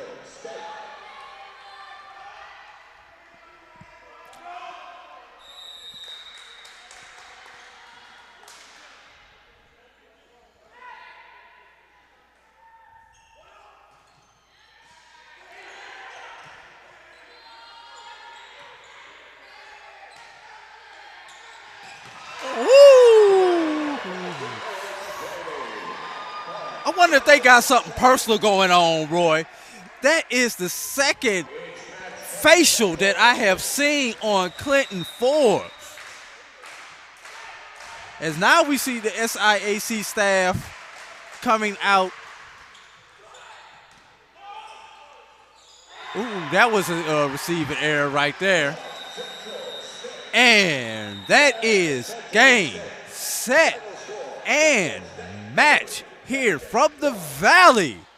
And Central State will advance to take on Edward Waters on tomorrow. We're going to pack this thing up and get out of here in just a few moments. A couple of things I want to say on the way out the door. I want to say thoughts and prayers to one of our colleagues, Kim Motor City Wright. Got some personal family issues going on. But our thoughts and prayers with you. We know you would be here with us were it not for those issues. Also want to say a shout out to those in the Dadeville, Alabama area. We saw the tragedy that happened in Dadeville, Alabama last week. And I used to live 40 minutes from Dadeville, Alabama, and knew some of the people involved on both sides of that incident. So we will be back here tomorrow on the Black College Sports Network. What time are we going to kick off coverage there, Roy? It will probably be right around 12:30. Noon for 1 o'clock Trying to game. get some opportunities with some of the coaches and things, yeah. All right. So make sure you join us at 12 o'clock Eastern, 11 o'clock Central, right here on the Black College Sports Network, as you will have the number 2 seeded Central State Marauders will face the number 1 seeded Edward Waters Tigers for the 2023 SIAC Men's Volleyball Championship. Want to thank the SIAC for allowing us to do this broadcast, and thank all those here who have worked with us here on this campus for the Black College Sports Network. My name is A.D. Drew. Thanks to Roy Evans. We will see y'all later. God bless you. Good night. We'll holla.